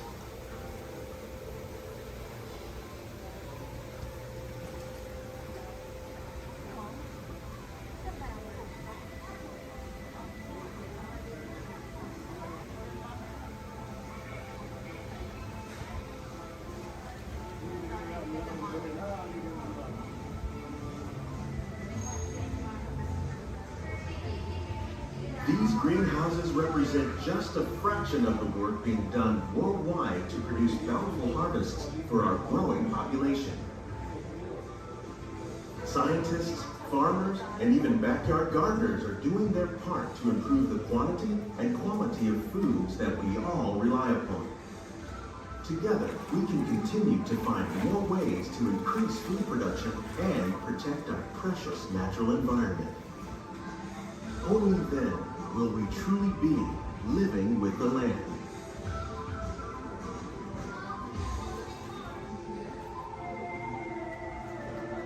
On behalf of Walt Disney World, we hope you've enjoyed this unique journey through our living laboratories. If you'd like a closer look, then check out the Behind the Scenes walking tour. It's a chance for the whole family to get up close and personal with the plants and growing techniques in our laboratory. Please keep your hands and feet inside the boat and remain seated until the boat comes to a complete stop.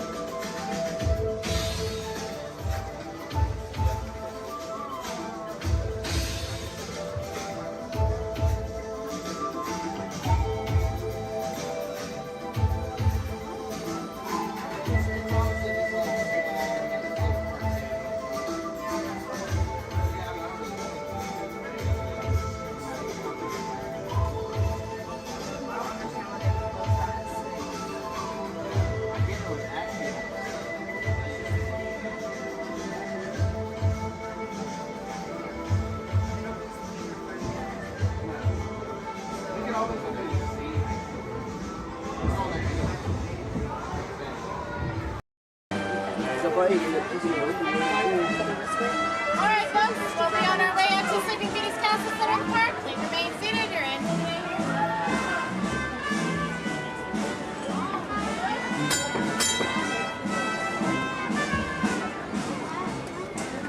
Here we go. Okay. Yeah, with 1 horsepower motor. Yeah. 1 horsepower.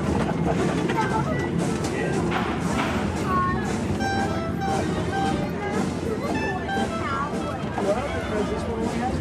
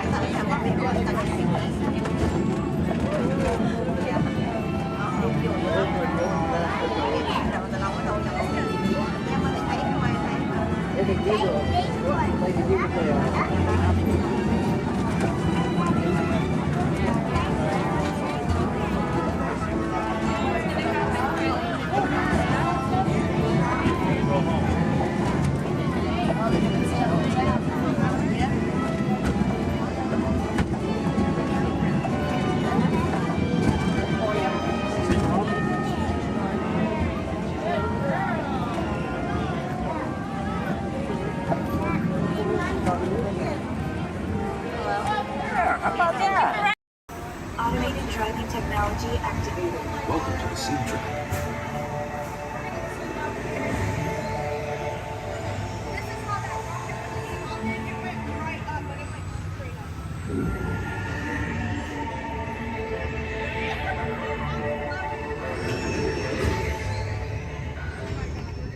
We'll begin with the capability test to see how your vehicle designs perform under challenging weather and surface conditions. Monitoring road surface. Connected. On guard. SIM car performance data acquired.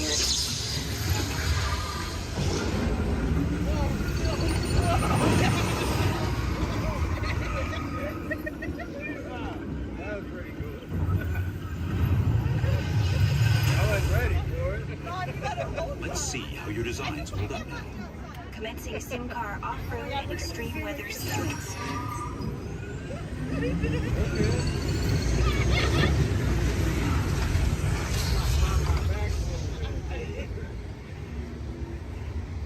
Capability test results displayed and verified. Now let's see how your vehicles compare when it comes to their efficiency. Scanning SIM card for optimal eco efficiency.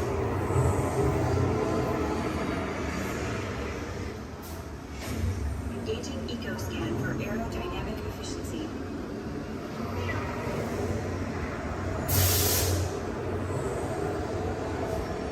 Drive systems analysis. Hyperspectral imaging in progress. Calculating total enviro impact.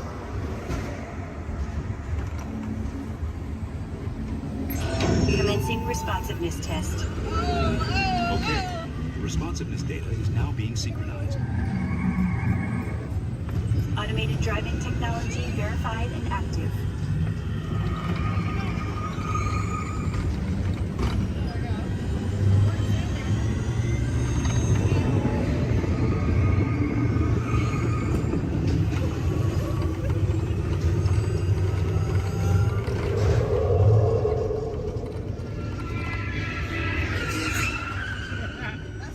Automated crash avoidance technology disengaged.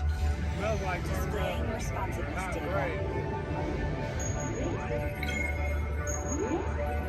Here comes the final test.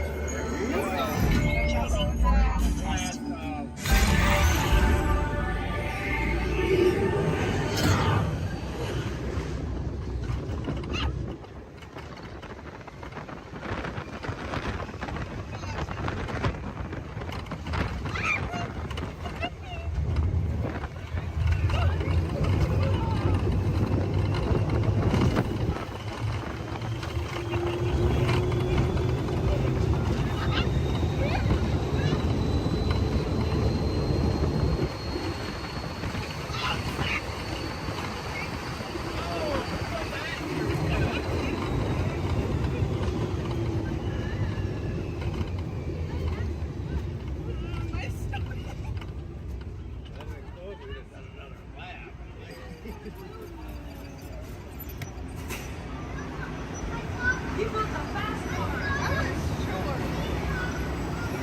Displaying power test results. SIM track performance testing complete. This concludes your performance testing. You'll be able to see how your Chevrolet custom concept vehicle designs compared with the SIM car after you disembark.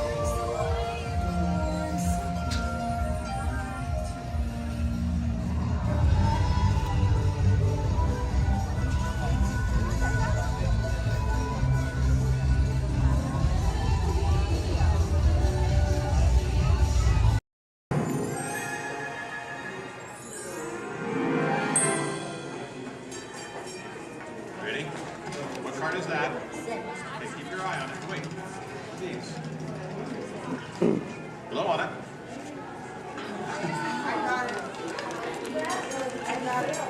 Hello and welcome to Disneyland's 50th anniversary celebration. For this truly historic event, no ordinary host would do. No, the Disney folks wanted someone who's been here from the beginning. They wanted a household name. A name that means family entertainment. Donald, calm down. You're just too animated. I'm referring, of course, to me, Steve Martin. Oh, really? Well, I don't remember him calling that show the Donald Duck Club. Now just waddle along. As I was saying, the Disney folks came to me because I began my career right here at the Magic Shop at Disneyland. That's me, Disneyland class of 1960. Magician, prestidigitator, and seller of fake vomit.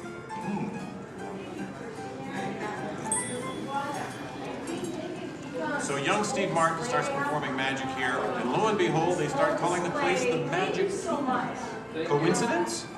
I don't think so. But right now, I'd like to introduce you to the man who started it all, Walt Disney. Walt, tell us how it all began. This is the original. Now this is the original. So we get from the original show here at Disneyland. And this then, is a milk. So we start out yes, Walt planning him, and then when they taking the merry-go-round and us coming to different places. As I sit there while they do all these things, sit on the bench, eat peanuts, I felt that this is something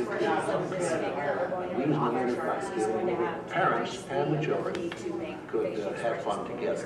Great idea. So that's how Disneyland started. I'll take it from here. Oh yeah, and I did not. This priceless artwork shows the first design for Disneyland. A small park that would have been near the Disney Studios in Burbank. It's sweet, isn't it? But he couldn't stop there. Not Walt. He wanted a world of the future, an exotic jungle, a wilderness frontier. This is just the most rare and valuable piece of art for Disney Archives. It's the painting that sold the concept of Disneyland to the bakers. It was a painting. You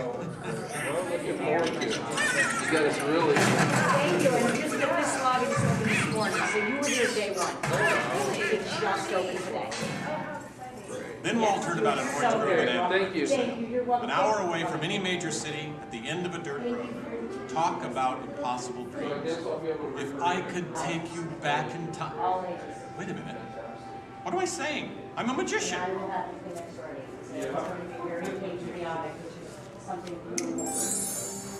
Here is the actual orange grove 1 year from opening. And that's actually Walt Disney in the actual orange grove. Let's listen in on his top secret plans. 1, 2, 3. Aha! Some sort of code. I get it. Walt also had a code for all the trees on the property. Red ribbons for the big trees he wanted to save for Disneyland, and green ribbons for the ones he wanted removed. But, as fate would have it, the bulldozer driver was colorblind! Oops. So, Disneyland, less than a year from opening. No one in their wildest imagination could ever build an entire theme park here in just 1 year. Yeah, I'll show ya. Watch this, Magic Boy. That kind sound. Keep going, boys. Faster, faster. That's it, good. That's it, good. Opening day. Take it away, Walt. To all who come to this happy place, welcome. Walt's dream had finally come true. And to celebrate, ABC organized the biggest live telecast in history. Some of the most famous stars in Hollywood showed up, including host Art Linkletter. Frank Sinatra. Hello, Franco. Who's driving? Sammy Davis Jr. Hello, Sammy. Bob Cummings, Ronnie Reagan. Come on in. Davy Crockett. Buddy Epson's there, too. But right now, it's my pleasure to introduce the famous star whom Mr. Disney has asked to christen the Mark Twain. Ladies and gentlemen... Disney. I'll take it from here, Mr. Indiana. That's gonna find my football.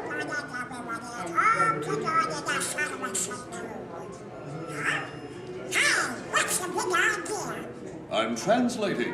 Nobody can understand what you're saying. You can't do. Cannot. Can't. Not. I'll show you. Ignore the duck. As I was saying, the lands that America saw on the Disneyland television show became real. I'll show you what's going on. Now, where was I? Oh, yeah. On opening day, we had Frontierland, Tomorrowland, Fantasyland, and Adventureland. It was a perfect day. Oh, really? I wouldn't say perfect. It was 100 degrees in the shade, and the freshly poured asphalt was still wet. 11,000 people were invited, but 28,000 showed up. Newspapers predicted the worst for Walt and his park, and only 90 days later, the 1 millionth guest walked through the gate. Disneyland not only survived, it thrived. First grade one was with Mr. Lincoln Show, and then we had another show that was called The Journey. We've been down since 2005, where we've been doing the Steve Martin Show. This is honoring Disneyland's 50th year. So this film is what's left. So it's going to continue.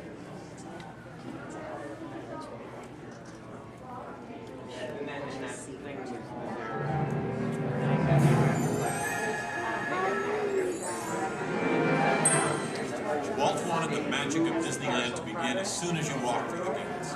And your first stop was this turn-of-the-century street inspired by the small town where Walt grew up. He felt so at home here.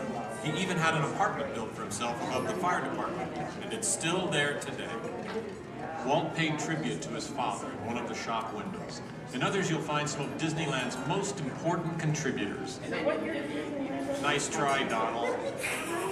Many shops have come and gone here over the last 50 years. Gone is the working pharmacy, and gone but not forgotten, my favorite, Hollywood Maxwell's corset shop, better known as the Wizard of Bras.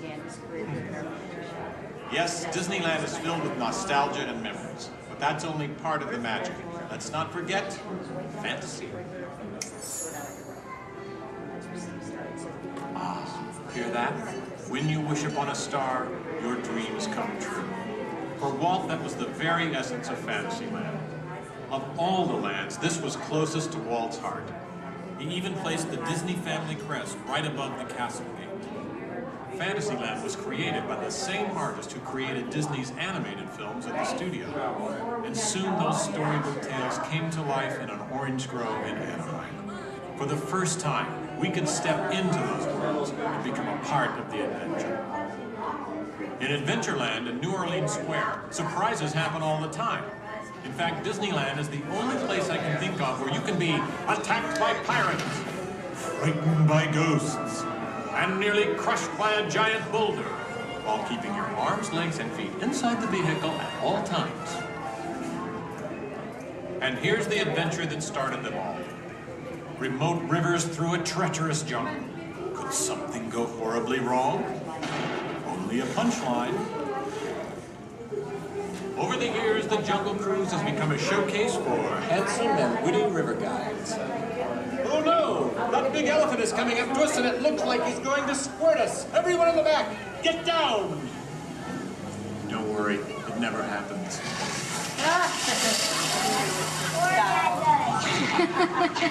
Donald. It was the duck, right? The duck?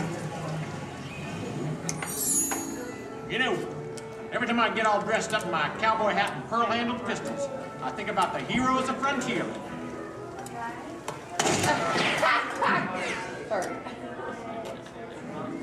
You see, Walt believed it was important to pay tribute to the pioneers who blazed a trail across frontier America. And I agree. Especially when it involves saloon girls and blazing six-guns! In Frontierland, you could meet popular Disney heroes of the day, like Davy Crockett and Zorro. For a while, there was an authentic American Indian village. And in the little mining town called Rainbow Ridge, you could board a mine train or pack mule to explore nature's wonderland.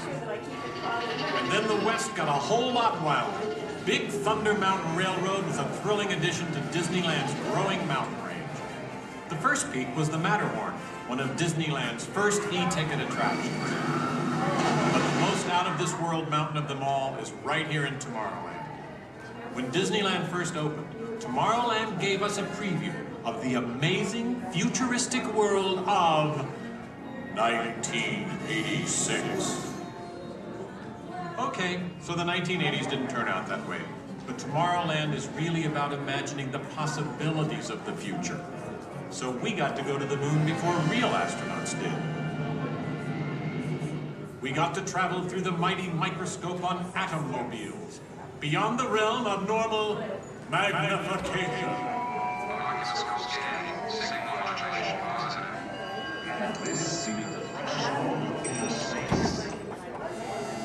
Tomorrowland has always been a showcase for new ideas and new inventions, including one of Walt's most famous.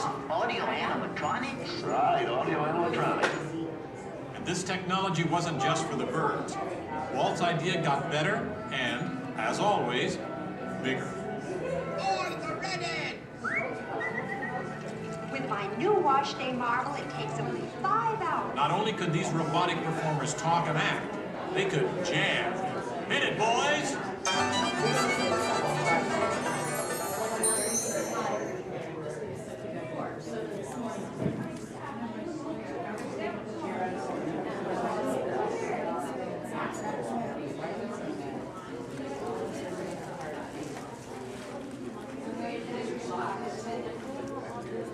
I was going to call him the same thing.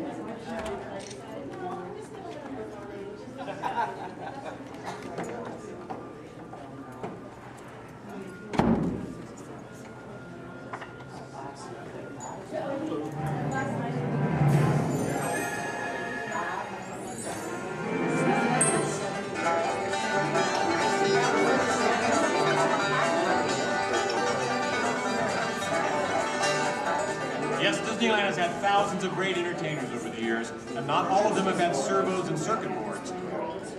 I learned a lot about comedy by watching Wally Boat, star of over 47,000 shows at the Golden Horseshoe Revue. And he was only one of the great homegrown acts that brought their unique magic to Disneyland over the years.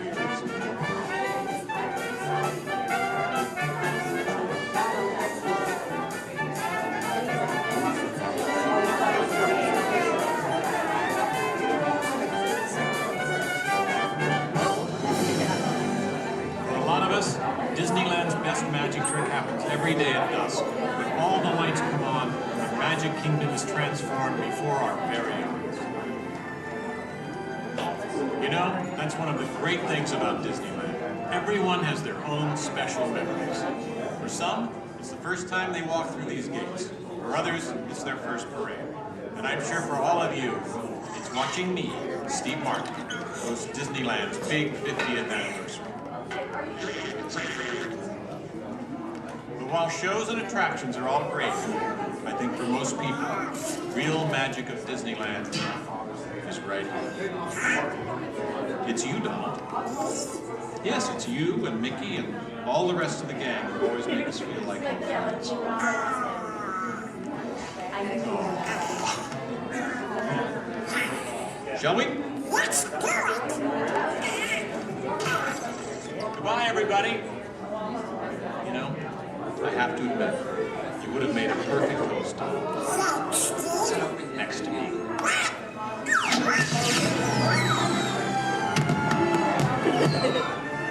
To all who come to this happy place, welcome. Disneyland is your land. Here age you live upon memories of the past. And here youth may savor the challenge and promise of the future. Disneyland is dedicated to the ideals, the dreams, and the hard facts that have created America, with the hope that it will be a source of joy and inspiration to all the world.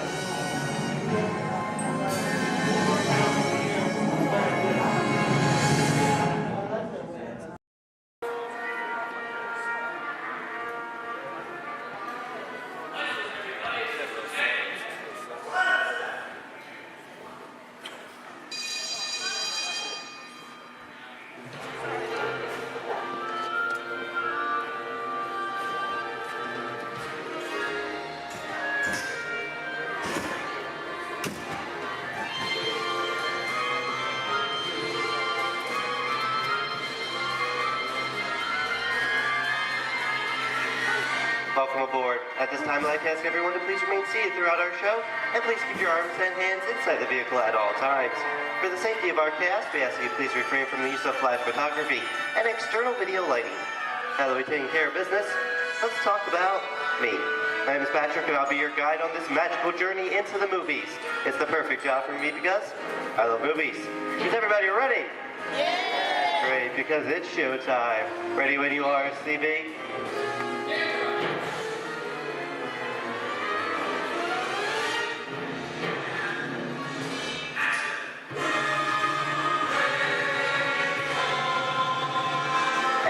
We are rolling.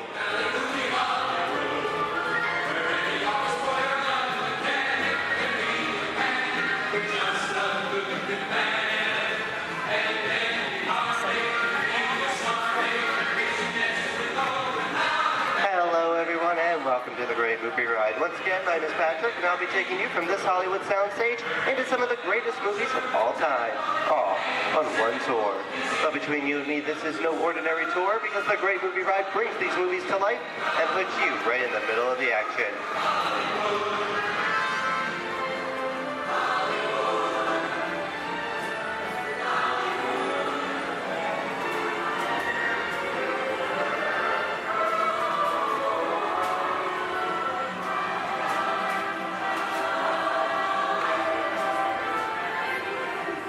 I don't know about you folks, but I just love the great Hollywood musicals of the 1930s.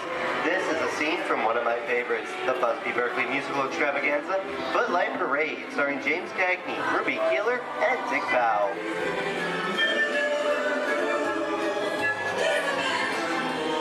In 1952, Gene Kelly was Singing in the Rain with Debbie Reynolds and Donald O'Connor. Did you know that Gene Kelly co-directed this movie? Who can tell me what movie this is? That's right, it's Walt Disney's Academy Award-winning film from 1964, Mary Poppins, starring Julie Andrews and Dick Van Dyke. Julie Andrews won an Oscar for her portrayal of the nanny who is practically perfect in every way.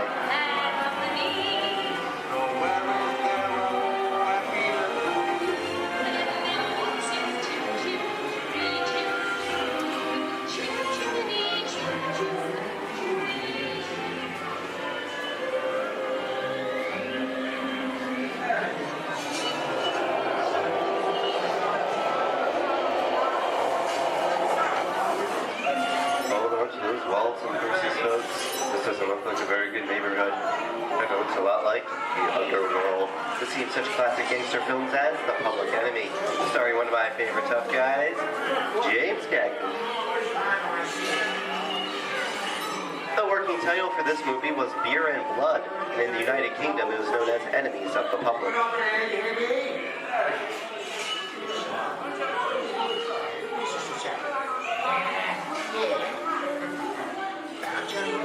Very nice time. Judge comes around, he's going to leave you some beer. You're going to check it. And you're going to kick in with the dog. If you don't, somebody's going to drop by here and kick the sheet out one at a time. With me? I get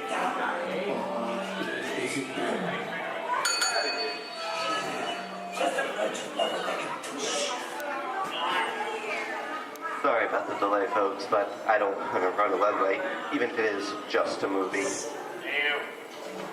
You talking to me? You talking to me? That's okay, I'm talking to the demon of punishment for the day. I'm talking to me. I'm not supposed to leave my vehicle. I say get away. Oh, okay, Moxie, whatever you say. Hey, don't you know my name anywhere? I've seen this movie before. Oh. It's unseen, you can't see it, it's like thinking it is. You make an executive position, scream out of here. You gotta get out of here. I can't just look out the middle of the movie. I'm beating you, son! Here they come, boss! Get out, you grinders!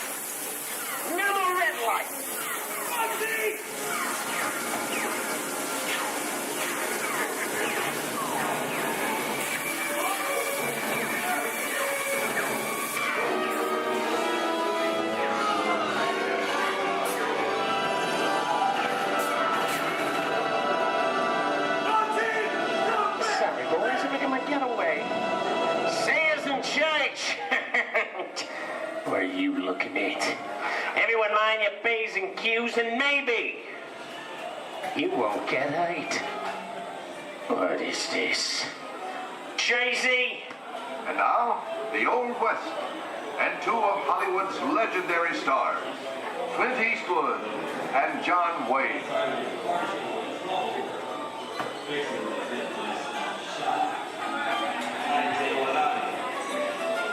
Go right ahead if that's what you're going to do.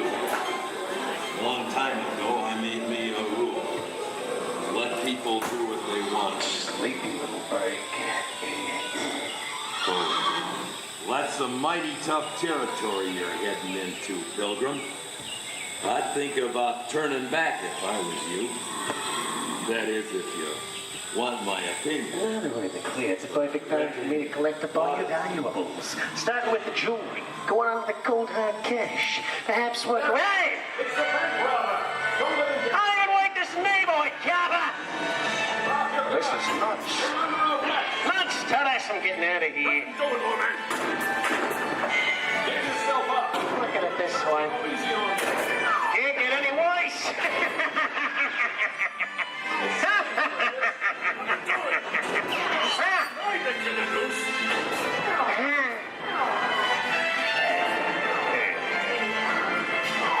Okay. It's twice.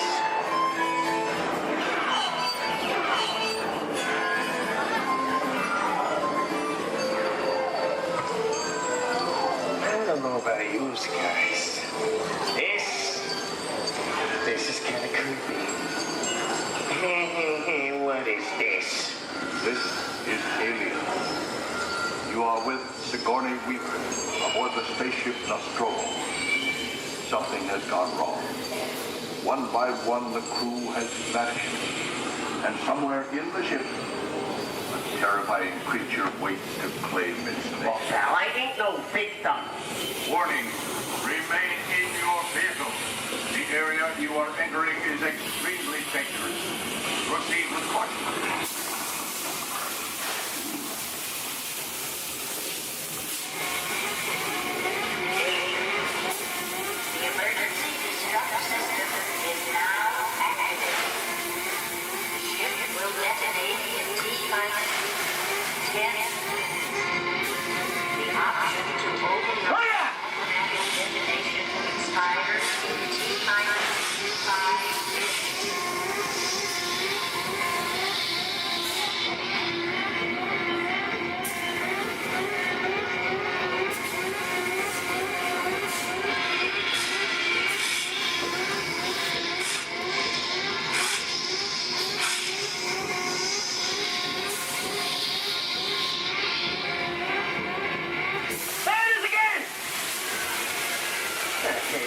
Creepy crawly things for Monday, right? Wrong. Here in Raiders of the Lost Ark, amid 1,000 deadly snakes, Indiana Jones unearthed a great treasure. Will Harrison Ford escape with his discovery? And what will be your fate? Beware. Snakes. Why did there have to be snakes?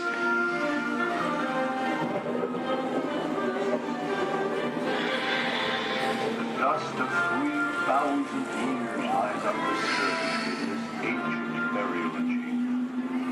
And on the chest, the great stone goblet, a priceless Get a load of that chunk of ice.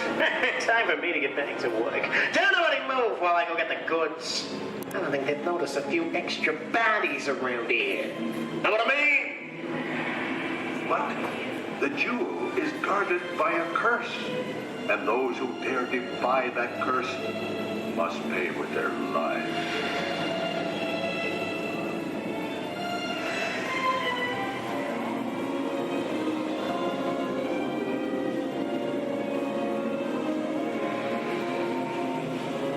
Halt, unbeliever. Disturb the treasure of the gods, and you shall all pay with your lives.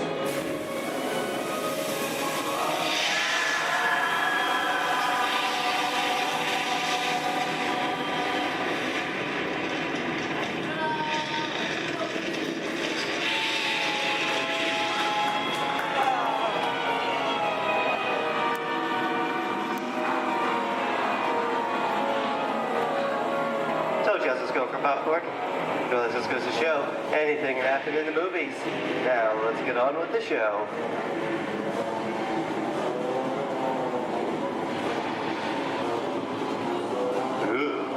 I see dead people. The horror movie is my all-time favorite genre. Some of the best horror films were made back in the 1930s and 40s, but monsters, mutants, and maniacs are still audience favorite and continue to haunt us today. And that's what I call a wrap.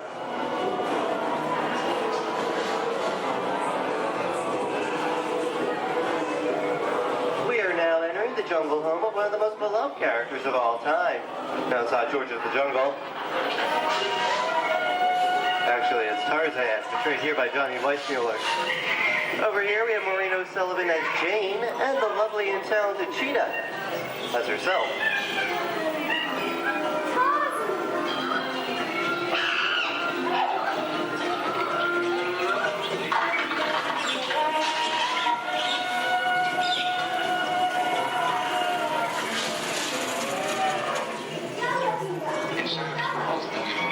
Zoe, I think this is the beginning of a beautiful friendship. Best last line of a movie ever. Humphrey Bogart and Ingrid Bergman in the classic romance, Casablanca. Oh, champagne. It didn't happen. You lost it until you came to Casablanca. You got it back last night.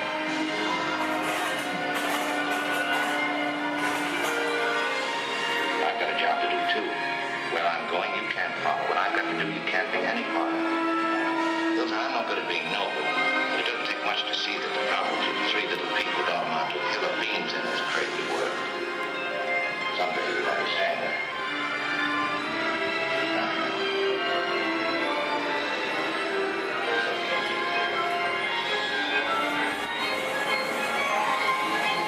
And here's one of my favorite movie stars, Mickey Mouse, in one of his greatest roles, the Sorcerer's Apprentice in Fantasia.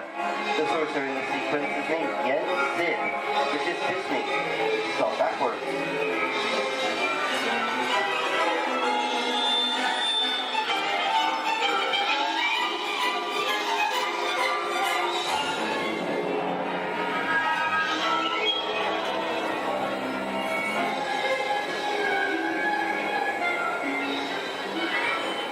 Toto, I have a feeling we're not in Kansas anymore.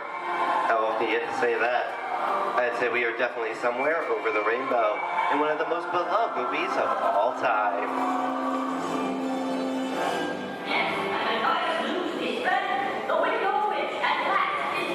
The Wizard of Oz.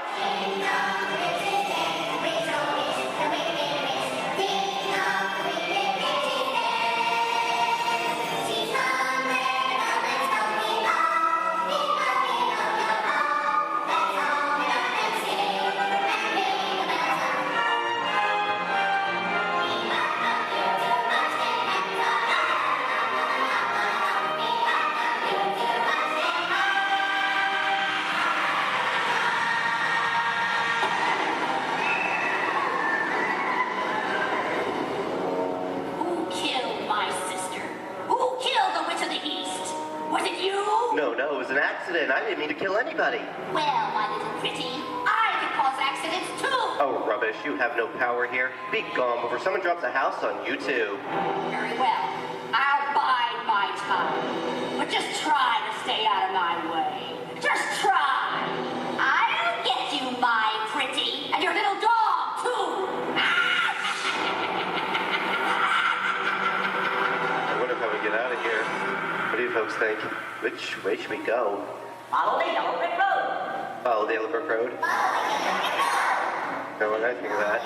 Bring along, folks. You know the way.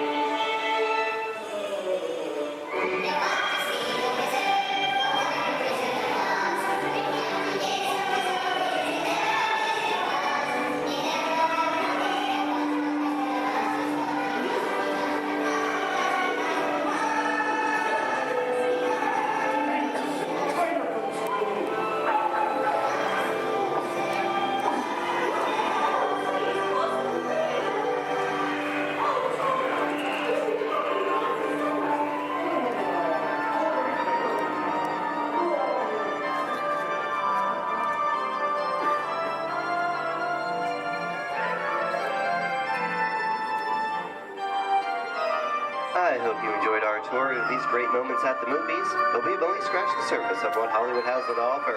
There are thousands of great movies out there just waiting for you to discover. And here are just a few of my favorites.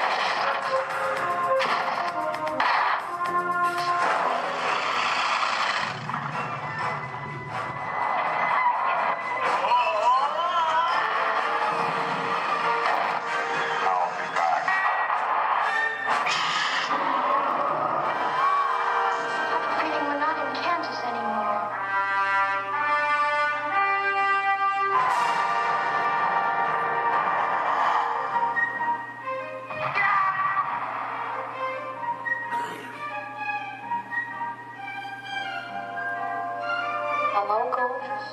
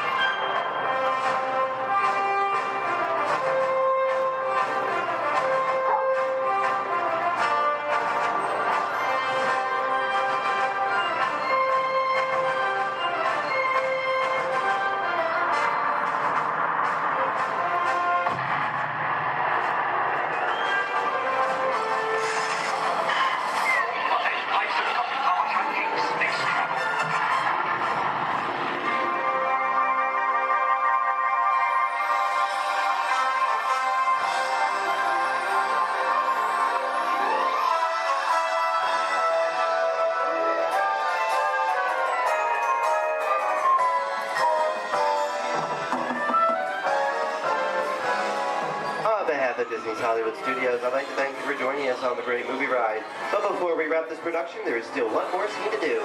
It's called The Exit. The action begins with three main scenes until we come to a complete stop. Then gather all your personal belongings and take small children by the hand. When these doors open, rush dramatically to your feet and make a grand exit directly to the rear of your vehicle.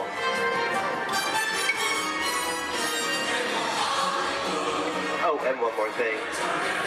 When I yell action, don't forget the thunderous applause for yours truly. All right, places, everybody, and action! Thank you, thank you. Have a wonderful day here at Disney Hollywood Studios, and we'll see you at the movies. The stuff movies are made of. Goodbye, everyone.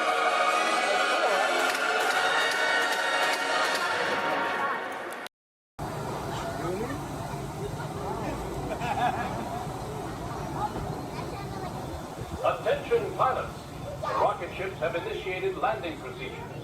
Please remain seated until your rocket ship comes to a complete stop. Then follow the arrow to the flight deck. Happy landings! We're not going alone.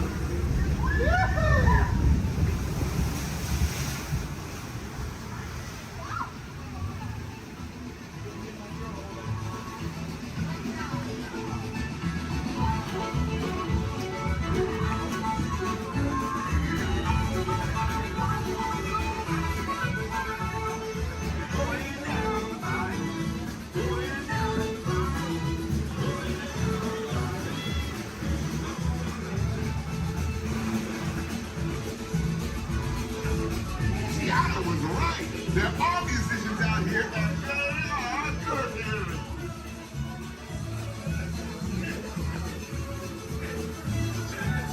Tiana wasn't here, y'all.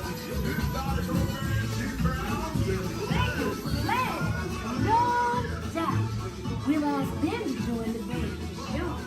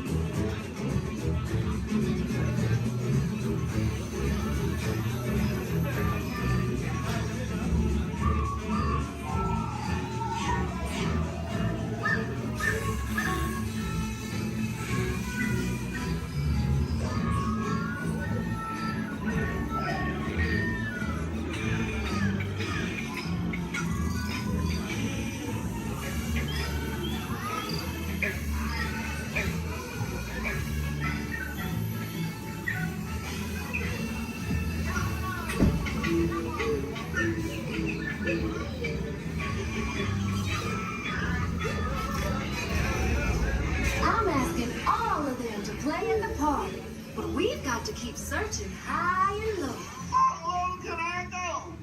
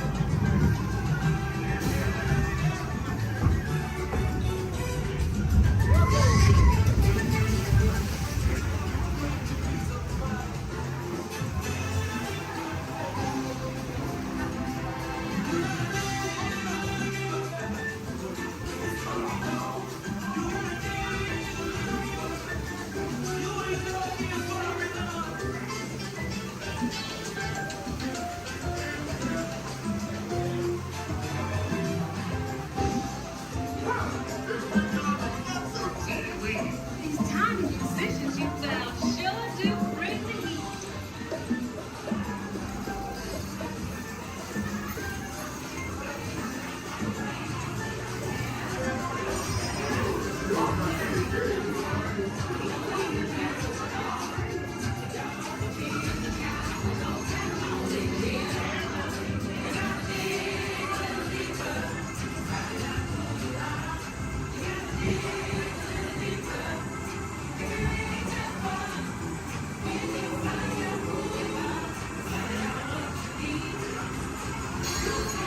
Get your hands together.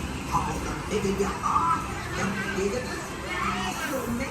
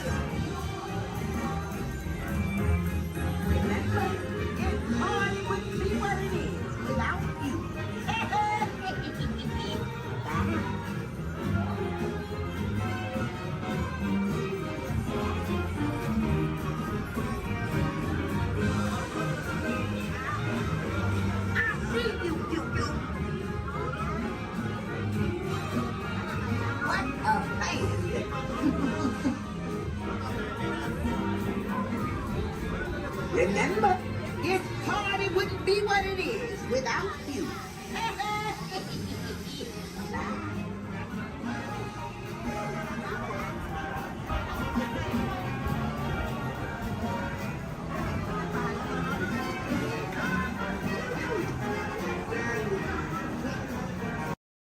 Good evening, friends. Look around you. There is a special magic that flows through this land. A magic of fantasy, swirling with pixie dust, made more brilliant by the light that lives within you. It inspires us to wish upon stars, follow our hearts, and find our happily ever afters. Tonight, as we gather together under the spires of this majestic castle, our dreams ignite the magic to create a beacon shining out and celebrating 50 years of the most magical place on earth.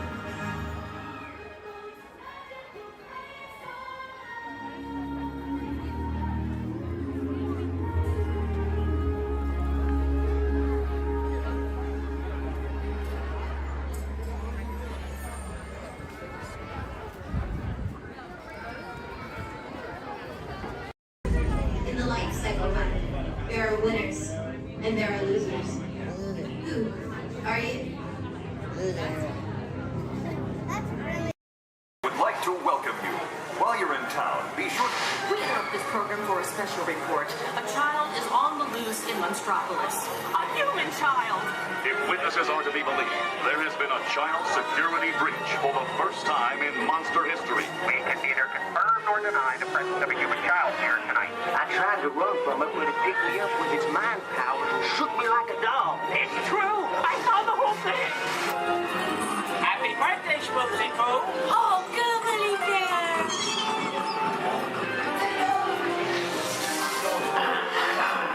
And grabbed me with its giant forked tongue and rolled me up and down like a yo-yo. It was horrible. I was minding my own business. We gotta get you home.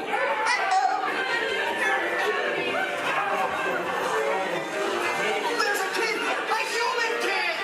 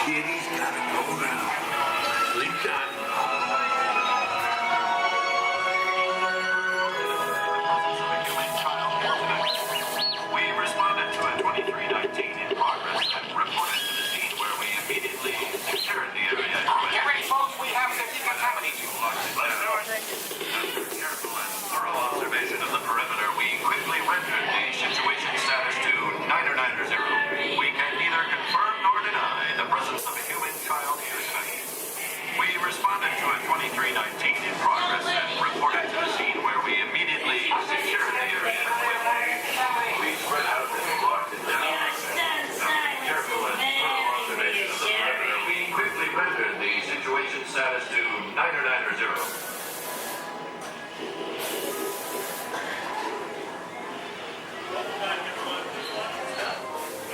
Come back and see me sometime.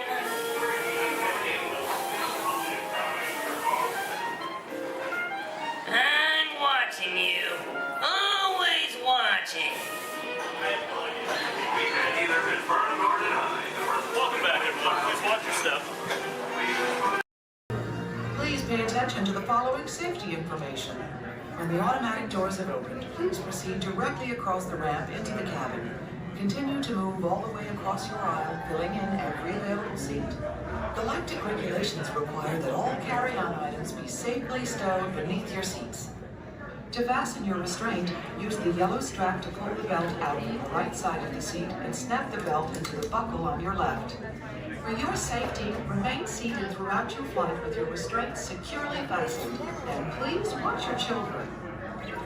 Para su seguridad, permanezcan sentados, con el cinturón de seguridad ajustado, y cuiden a los pequeñitos.